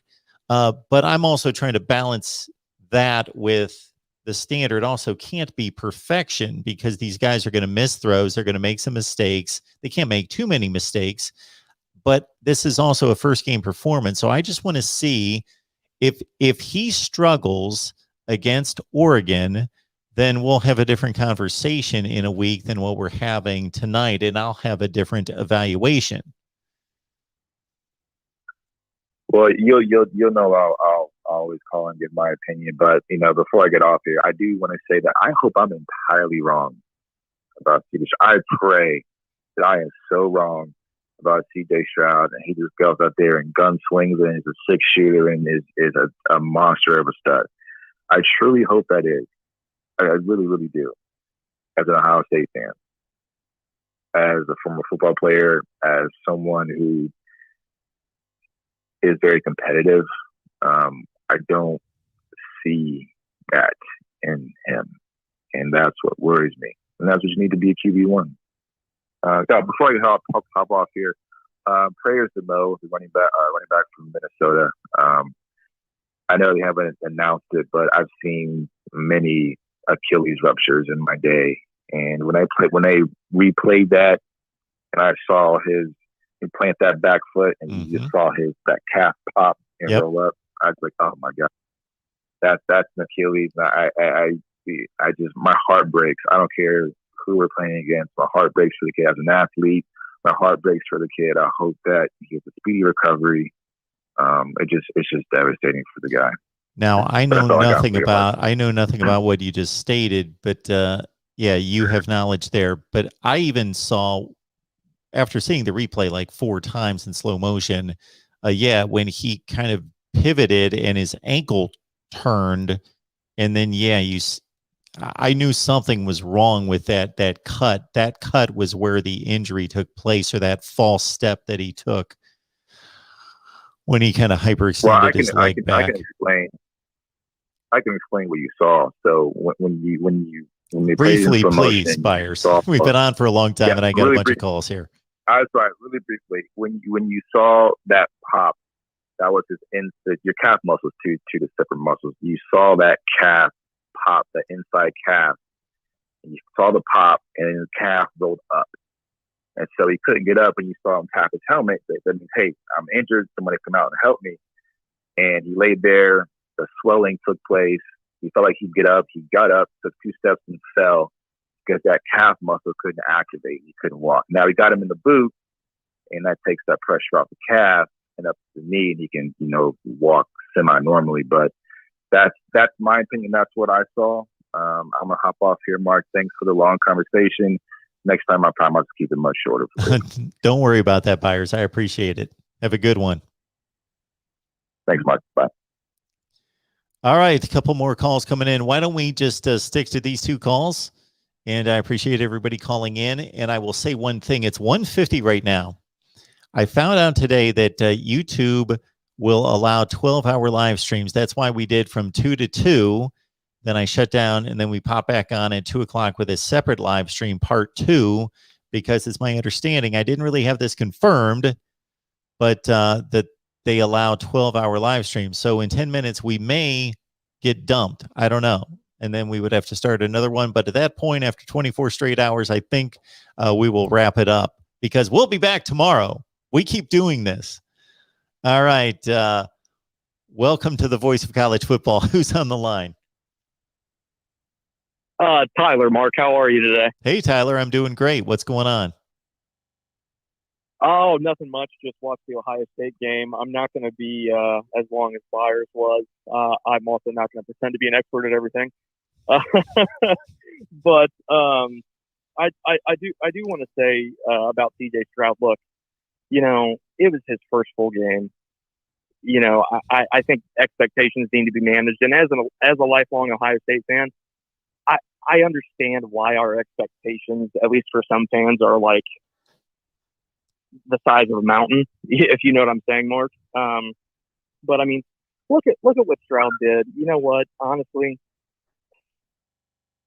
I feel like the expectation was that he was going to go out there and throw like 24 for 24 and 500 yards and 6 touchdown passes, and I just feel like that's not a realistic expectation. If anything, I don't think the issue is CJ Stroud.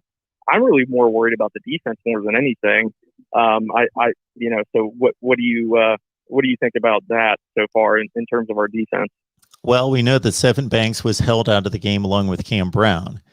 And so that's not good because I don't think there's any question that Seven Banks, although he's not reached the top of the rung Ohio State defensive back status that we've seen in the last 10 years, I don't think there's any question the best defensive back, at least coming into this season. So they missed him. They missed Cam Brown. We don't know exactly what the deal is with Seven Banks because the reports just came out late that he wasn't starting, that he wasn't listed and would not take the field. And he had issues with his knee this offseason. So maybe it's the knee, which you never want to hear that. But I thought that the linebackers were going to struggle. They were going to, obviously they're filling in for very experienced players that left. Absolutely, yeah. What I did see was I didn't see, and I'd have to rewatch the game. I don't know if I'm going to have that opportunity because I try to watch just about as many teams as I can. So I rarely rewatch a game, but and so that's going to be part of it, is watching for things that I missed the first time around. But I think that the linebackers made tackles. I think everybody on defense generally didn't miss a whole lot of tackles. But the defensive back play, those guys, they grab, they don't have good ball skills, they don't have good technique, they get kind of lost, they panic. There was a play, the ball was beautifully thrown. It was a post pattern and it was just dropped in a bucket, but still the DB, and I can't remember who it was, he swiped at the ball perfectly with his right hand right through the receiver, so he would have broken up the pass, but he reached around his helmet and just grabbed him like with a bear hug around the shoulder. Oh, yeah, absolutely. And it's like, okay, I understand I believe that's the toughest position to play in football, to be just kind of lost in coverage with all that grass, facing elite athletes and not knowing where they're going to go and when they're going to, cut on a dime and go in a different direction. It is difficult, but still there is technique. And I just don't think that they've done a great job in developing those players the last couple years. Right. Oh no, I completely agree. I think another thing to touch on with the point that Byers brought up about Quinn Ewers and Kyle McCord. I mean, listen, you gotta look at what college football is nowadays. You look at the elite programs like your Ohio States, your Alabamas, your Clemsons, your Georgias. I mean, you're going to have guys that transfer out because they're not getting that starting playing time, and they're going to transfer to somewhere else, and they're going to be good. And that's just something that you kind of have to go along with, because as much as some people hate the transfer portal, I mean, it is essentially like trading in the NFL. You're just going to see some teams that signed with your team in the beginning that transfer somewhere else and are good. It's just a part of college football now, and I think that's just a realization that we all have to come to. Yeah, and when we evaluate these teams, especially defenses now, we just have to understand that, the game's played differently than it was even 5 to 10 years ago, and we just can't expect